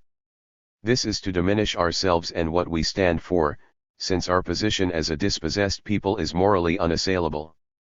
I am not at all saying that we should advocate the destruction of Israel, nor the dispossession of Israelis. Our movement gains its moral stature by its humane dimensions, its sincere willingness for coexistence, its firm belief in respecting the rights of others. What I am talking about is a new peace initiative designed over a long period of time to bring parity between us and the Israelis, who so far overpower us now as to make the moral dimension our only field of struggle. We must show Israel and its supporters that only a full acknowledgement by them of what was done to us can bring peace and reconciliation. To do this, therefore, we must have a policy of concrete detail, not one of broad, abstract statements that are not fully engaged in the struggle for opinion. It would be good, for example, to remind readers of journalistic articles that various sites in Israel were once Arab sites from which their original inhabitants were expelled. Thus, in a recent profile of Anatol Sharansky, in the New Yorker magazine, David Remnick mentions casually that the Soviet activist now resides in Kiddaman, an old quarter in West Jerusalem, without adding that it was an Arab quarter emptied of its inhabitants by force in the early months of 1948. Similarly, when Madeleine Albright cites her appreciation of Palestinian suffering, we should be challenging her to do the arithmetic in public: how many Palestinians need to suffer, and for how long and in what way, for Israel's security anxieties to be allayed. Or yet again, in a recent issue of the New York Times Sunday magazine, which contained a profile of Jibril Rajab by Jonathan Goldberg, who admits to having served in the Israeli army, we should be publicly challenging the appropriateness of an ex-Israeli soldier to write fairly of a Palestinian activist. The examples can be multiplied infinitely, but all of them rest on the assumption that there is a full-scale moral argument that as a people we carry what has never been fully heard or taken into account. What we ask for is acknowledgement, not destruction; equality, not subordination. I think also that we must always be very clear in our understanding of Jewish suffering and in making it apparent that what binds us together is a common history of persecution, which must be shown not to be the exclusive possession of the Jewish people. Only by raising our voices in concert and registering moral victories can we then further encourage and empower our compatriots in Palestine or in the various refugee camps in the Arab world. We should be voices of courage and honesty, both of them credibly connected to an ongoing effort to gain real self-determination for the Palestinian people. I know that skeptics will say that words are not as effective as deeds, and that only the experience of facing Israeli settlers on the land is what counts. But that, I think, is sadly to miss the moral dimension that must be expounded on wherever there are people to listen and unjust power to engage with directly. The greatest victories of Zionism were not simply that they had better armies than we did, but that they had organized opinion to accept and even support the idea that settling Palestine with incoming Jews was a morally positive idea. We must now undertake the same laborious task, first of delegitimizing Israel's military and colonial policy in Gaza and the West Bank, then of giving our quest for self-determination the authority it still lacks. We should be prepared to ask academics and professionals to boycott visits to Israel unless they make an effort to visit and support Palestinian universities and institutes, We should also be mounting a campaign to ensure that tourists to Israel who think of it only as an interesting place should begin to see it as a land whose two peoples must live together peacefully and equally. In other words, what we now have before us is a commitment that far exceeds anything that Oslo either foresaw or promised, and if we do not take up the challenge, I fear that we will be the very compromised and much impoverished permanent losers. Chapter 30. Israel at a loss. Anyone acquainted with Israel's history since 1948 will be aware that its leaders have always arrogated to themselves the right to intervene unilaterally in the affairs of other countries.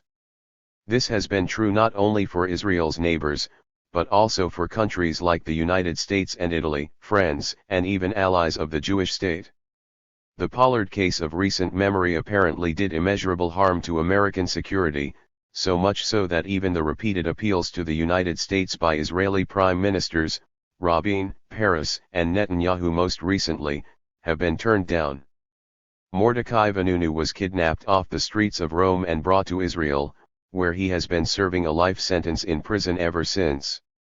The list of invasions, in addition to assassinations, bomb outrages, kidnappings, and the like against Arab countries is far longer.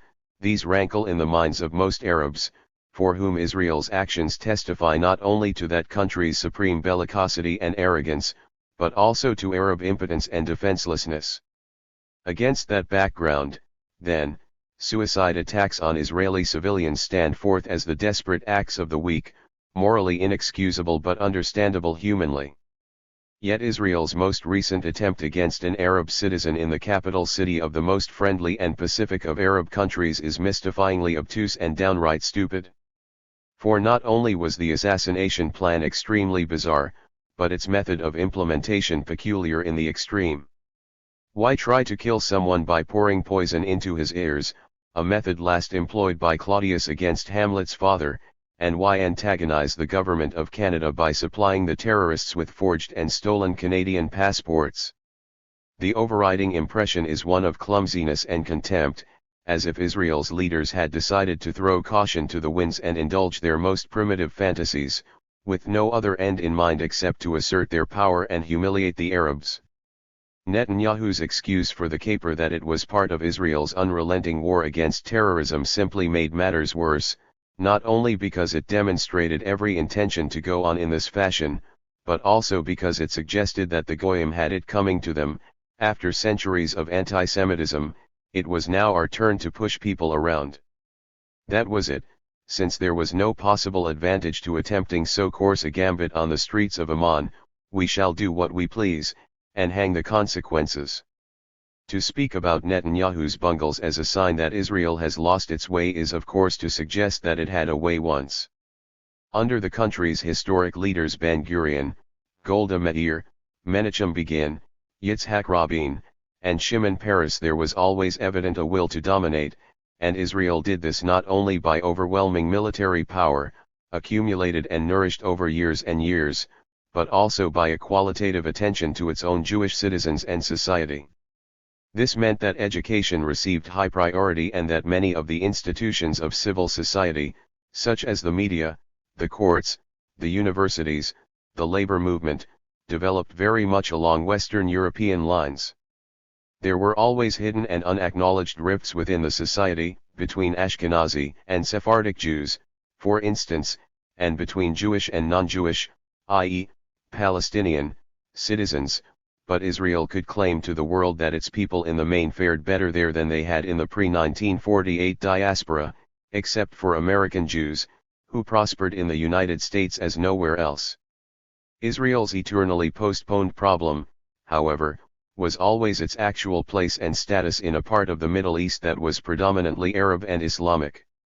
Ben-Gurion, we now know, felt in the beginning that it was better for Israel to reject Arab peace overtures after 1948 and well into the early 60s. He thought that the state of siege was materially beneficial to the country while at the same time allowing Israel to insulate itself against Levantinization, Arabization, and the like.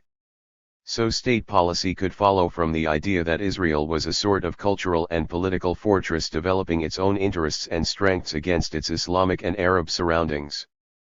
As a result, Israeli identity had specific content as something assertive and collective at the same time, something that could be shaped and formed over time as a separate Jewish identity freed from its burdensome past and its immediate context in the Eastern Mediterranean.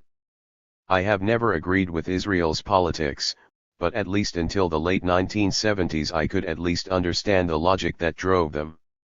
It is not difficult to put oneself in the place of a people whose centuries of persecution and weakness required restitution, they felt, by means of a new political identity that was the opposite of what Jews had been in the past. Yet so great was the power that Israel was able to accumulate since the 1967 war, and so remarkable were its successes for diaspora Jews that it soon outstripped the Arabs economically, culturally, and socially. What had been a beleaguered and uncertain national state became a nuclear power and, more significantly, an occupying power, ruling over several million Arabs which it persisted in treating as inferior and alien. The stunning thing is that as one reflects on the past 2 decades, Israel's policies emerge as fundamentally unwise, foolish in fact, as if all considerations of prudence and normal human caution had been dismissed by the country's leaders and its electorate as so much unnecessary nonsense. There is no question that Israelis want acceptance and the normalization between themselves and their neighbors that all human beings depend on for their security. But as the colonization of the West Bank and Gaza increased, as the grandiose international adventures multiplied, for example, during the invasion of Lebanon, and the continuing occupation of the South, as political gains were squandered, it was as if the country lost its bearings and drifted without sense of proportion or of self-preservation. I used to imagine myself addressing Rabin or begin with the question: where do you expect all this violence against Arabs, all this willful humiliation, all this reckless expenditure of your power, to lead? Do you think that in the end we will say, yes, you are wonderful and we accept you? Do you expect all of us to forget the past? The import of such a question is totally missing in Israeli politics today, with the exception of a small group of individuals whose consciences and sense of reality are activated by the havoc all round them. It was extremely significant that for the first time ever, as a result of a Palestinian terror-suicide raid, that an Israeli voice was raised in accusation not of the perpetrators but of the Israeli government. General Matti Peled's daughter, whose own daughter was killed in the market bomb attack, wasted no effort on railing against Palestinians, but vented her wrath on the willful policies of her government which, she said, actually create terrorism. I knew her late father very well, and recall that in 1983 in Geneva, at a UN conference on the question of Palestine, I asked him what caused him to accept the difficult fate of a lone Israeli voice speaking out against his former military colleagues and his own government for their inhumanity to the Palestinians. Remorse, he said simply and definitively.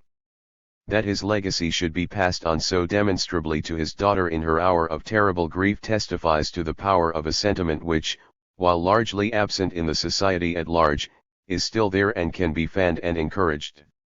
Except for the Peleds, Israel Shahak, Liat Semel, and a few others like them, Israel seems now to be flailing around destructively without much policy or intelligence. The country has lost its sense of purpose, and can only react instinctively against a terrorism it categorically refuses to investigate as having anything to do with its behavior toward Palestinians particularly and Arabs in general. There is a failure of reason and an incapacity to understand that acceptance and normalization cannot be imposed by obdurate military force. There is a deeper problem. There seems to be a battle inside Israel and the diaspora today between Orthodox authorities and the more liberal Reform and conservative segments of the Jewish people. Many secular and liberal Jews bewail the emergence of Orthodoxy as the consequence only of local Israeli politics, but they miss, I think, the inescapable outcome of establishing a state whose main purpose is to establish and enshrine Jewishness alone as its raison d'être. The crisis in Israel today is a crisis of what Jewish identity is, if it is not the extremist, inordinately backward and primitive brand of orthodoxy that has come to the fore. These people say that they embody Judaism, or at least the Judaism that Israel was designed to perpetuate. Their opponents have very little to offer by way of serious response, since they cannot claim that as a Jewish state Israel in the end can do more than make sure that non-Jews are simply kept down or kept away. Liberal Zionism as represented by the Labour Party of Rabin and Peres failed the test when it came to Oslo. In the end, they too wanted Jewishness to prevail at all costs, never mind the changes required for a real peace with the Palestinians. Oslo failed not only because it was unjust to the Palestinians but also because Israeli leaders were unable to take a real step forward out of their historical policies of humiliating the Arabs into submission. Rabin and Peres, as well as their American patrons, were simply blind to the real meaning and the real possibilities of peace. They should have seen that what was being offered was the possibility of a new way, one that put Israelis and Arabs on an equal footing in charting the future. Instead of conceiving of a common destiny, Rabin and Peres took the easy way of consolidating their territorial and military gains by other means, i.e., so-called autonomy, and basically proceeded as they always had in the past, by force and with the contempt for the Arabs that characterized much of their previous history. Palestinians and Israelis together stand today at the edge of a precipice. Neither people is blessed with a leadership of vision or moral courage. But the Israelis face a more severe and difficult challenge. They must define Jewish identity in such a way as to permit them to live intelligently and productively in the future by coexisting as equals in an Arab and Muslim Middle East. But unfortunately there is little in the official Israeli past to draw on for such a task. And, alas, the Palestinian and Arab leadership is too powerless and morally bankrupt to offer anything significant for the Israelis to work with. It is left to a small number of intellectuals and visionaries to articulate a new theory of coexistence which, in the current impasse, might offer a way out of the quandary. I shall discuss this in my next article, but in the meantime, Netanyahu bungles on, rash, heedless, destructive, and essentially unregenerate. Chapter 31. Bases for Coexistence. One of the most important differences between Arabs in the Arab world and those who live in the West is that on a daily basis the latter are forced to confront the Jewish experience of anti-Semitism and genocide. Year after year new books, films, articles, and photographs pour out in ever-increasing volume. Last year was the year of Schindler's List, the Steven Spielberg film that put the horrors of the Holocaust before literally hundreds of millions of people. There have been numerous controversies about the reasons for the German catastrophe, how an eminently civilized nation that had produced Europe's greatest philosophers and musicians, and among its most brilliant scientists, poets, and scholars, could have descended into not just the madness of Nazism but one of the most awful programs of human extermination in history. Anyone who now lives in the United States, France, or elsewhere in Europe cannot ever escape the pictures of Auschwitz and Dachau, the constant reminders of Jewish suffering and torment, the ceaseless evidence of mass inhumanity directed against principally one people, the Jews, who despite their achievements and contributions to culture were reduced to the status of mere animals, to be gassed and cremated by the millions. It is certainly true that a great deal of this history is not only circulated everywhere in universities, schools, museums, and public discourse in the West but is also the stuff of controversy, provided most recently by Daniel Goldhagen's book Hitler's Willing Executioners. Goldhagen's thesis was that every German, not just the Nazi Party nor only the psychopaths among Hitler's entourage, was prepared to and indeed did carry out the genocide against the Jews.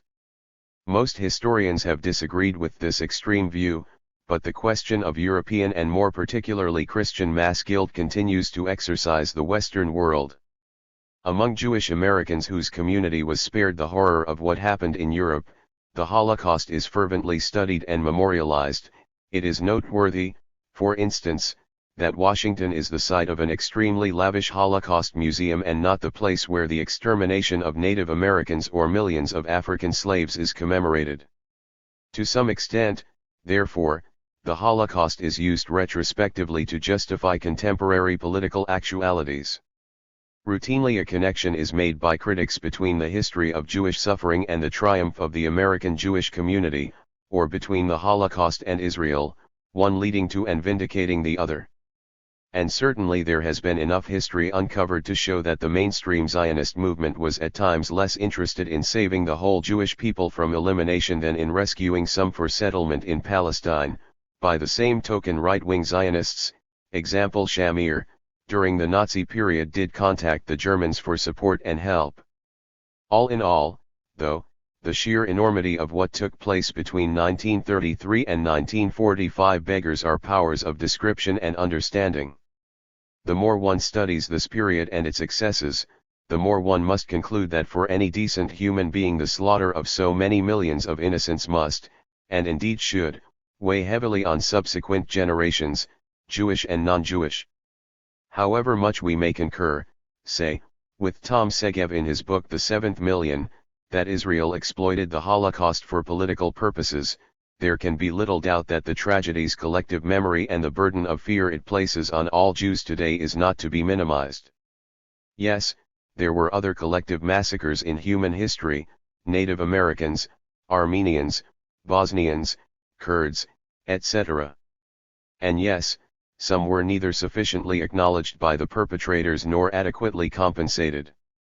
But there is no reason at all, in my opinion, not to submit oneself in horror and awe to the special tragedy besetting the Jewish people. As an Arab in particular, I find it important to comprehend this collective experience in as much of its terrible concrete detail as one is capable. This act of comprehension guarantees one's humanity and resolve that such a catastrophe should never be forgotten and never recur. Such a view of Jewish suffering was afforded Arab commentators during the trial of Adolf Eichmann in Israel early in the 1960s, when the trial was used by Israel to lay out the full horrors of Nazi genocide. Right-wing Lebanese Phalanges commentators claimed that the whole business was baseless propaganda, but elsewhere in the Arab press of the time, in Egypt and in the mainstream Lebanese press, the Eichmann affair was reported with due consideration given to the appalling events in wartime Germany. Yet according to a study of the period by Dr. Usama Makdisi, a young Lebanese historian at Rice University in Houston, Texas, Arab reports of the trial concluded that though what was done to the Jews in Germany was indeed a crime against humanity, Israel's crime of dispossessing and expelling an entire people constituted no less a crime of the same kind. Dr. Makdisi discovered that there was no attempt to equate the Holocaust with the Palestinian catastrophe, only that, judged by the same standards, Israel and Germany were both guilty of heinous crimes of enormous magnitude. My own feeling is that perhaps the Eichmann trial was useful to the Arab side during the psychological battles of the 1960s as a way of exposing Israeli callousness to the Arabs and not especially as an attempt to acquaint Arab readers with details of the Jewish experience. Yet except for a few Jewish intellectuals here and there, for example, the American Jewish theologian Mark Ellis, or Professor Israel Shahak, reflections by Jewish thinkers today on the desolate history of antisemitism and the uniqueness of Jewish suffering have been inadequate. For there is a link to be made between what happened to Jews in World War II and the catastrophe of the Palestinian people, but it cannot be made only rhetorically, or as an argument to demolish or diminish the true content both of the Holocaust and of 1948. Neither is equal to the other. Similarly, neither one nor the other excuses present violence, and finally, neither one nor the other must be minimized. There is suffering and injustice enough for everyone. But unless the connection is made by which the Jewish tragedy is seen to have led directly to the Palestinian catastrophe by, let us call it necessity, rather than pure will, we cannot coexist as two communities of detached and uncommunicatingly separate suffering. It has been the failing of Oslo that it planned in terms of separation, a clinical partition of peoples into separate, but unequal, entities, rather than grasping that the only way of rising beyond the endless back and forth violence and dehumanization is to admit the universality and integrity of the other's experience, and to begin to plan a common life together. I cannot see any way at all, a. of not imagining the Jews of Israel as in decisive measure really the permanent result of the Holocaust, and, b. of not also requiring from them acknowledgement of what they did to the Palestinians during and after 1948. This means that as Palestinians we demand consideration and reparations from them without in any way minimizing their own history of suffering and genocide. This is the only mutual recognition worth having, and the fact that present governments and leaders are incapable of such gestures testifies to the poverty of spirit and imagination that afflicts us all. This is where Jews and Palestinians outside of historical Palestine can play a constructive role that is impossible for those inside, who live under the daily pressure of occupation and dialectical confrontation. The dialogue has to be on the level I have been discussing here, and not on debased questions of political strategy and tactics. When one considers the broad lines of Jewish philosophy from Buber to Levinas and perceives in it an almost total absence of reflection on the Palestinian issue, one realizes how far one has to go. What is desired therefore is a notion of coexistence that is true to the differences between Jew and Palestinian, but true also to the common history of different struggle and unequal survival that links them. There can be no higher ethical and moral imperative than discussions and dialogues about that. We must accept the Jewish experience in all that it entails of horror and fear, but we must require that our experience be given no less attention, or on perhaps another plane of historical actuality. Who would want morally to equate mass extermination with mass dispossession? It would be foolish even to try. But they are connected, a different thing altogether in the struggle over Palestine, which has been so intransigent, its elements so irreconcilable. I know that at a time when Palestinian land is still being taken, when our houses are demolished, when our daily existence is still subject to the humiliations and captivity imposed on us by Israel and its many supporters in Europe and especially the United States, I know that to speak of prior Jewish agonies will seem like a kind of impertinence. I do not accept the notion that by taking our land Zionism redeemed the history of the Jews, and I cannot ever be made to acquiesce in the need to dispossess the whole Palestinian people. But I can admit the notion that the distortions of the Holocaust created distortions in its victims, which are replicated today in the victims of Zionism itself, that is, the Palestinians. Understanding what happened to the Jews in Europe under the Nazis means understanding what is universal about a human experience under calamitous conditions. It means compassion, human sympathy, and utter recoil from the notion of killing people for ethnic, religious, or nationalist reasons. I attach no conditions to such comprehension and compassion, one feels them for their own sake, not for political advantage. Yet such an advance in consciousness by Arabs ought to be met by an equal willingness for compassion and comprehension on the part of Israelis and Israel's supporters, who have engaged in all sorts of denial and expressions of defensive non-responsibility when it comes to Israel's central role on our historical dispossession as a people. This is disgraceful. And it is unacceptable simply to say, as do many Zionist liberals, that we should forget the past and go on to two separate states. This is as insulting to Jewish memories of the Holocaust as it is to Palestinians who continue in their dispossession at Israel's hands. The simple fact is that Jewish and Palestinian experiences are historically, indeed organically, connected. To break them asunder is to falsify what is authentic about each. We must think our histories together, however difficult that may be, in order for there to be a common future. And that future must include Arabs and Jews together, free of any exclusionary, denial-based schemes for shutting out one side by the other, either theoretically or politically. That is the real challenge. The rest is much easier. Chapter 32. Iraq and the Middle East Crisis. The present crisis concerning Iraq contains all the elements of the much larger situation, one of almost desperate complexity and fragmentation now beginning to overtake the region, perhaps irrecoverably. It would be a mistake, I think, to reduce what is happening between Iraq and the United States simply to an assertion of Arab will and sovereignty versus American imperialism, which undoubtedly plays a central role in all this. However misguided, Saddam Hussein's cleverness is not that he is splitting America from its allies, which he has not really succeeded in doing, for any practical purpose, but that he is exploiting the astonishing clumsiness and failures of U.S. foreign policy. Very few people, least of all Saddam himself, can be fooled into believing him to be the innocent victim of American bullying. Most of what is happening to his unfortunate people who are undergoing the most dreadful and unacknowledged suffering is due in considerable degree to his callous cynicism. First of all, his indefensible and ruinous invasion of Kuwait, his persecution of the Kurds, his cruel egoism and pompous self-regard in his persistent aggrandizement of himself and his regime at exorbitant and, in my opinion, totally unwarranted cost. It is impossible for him to plead the case for national security and sovereignty now, given his abysmal disregard of it in the case of Kuwait and Iran.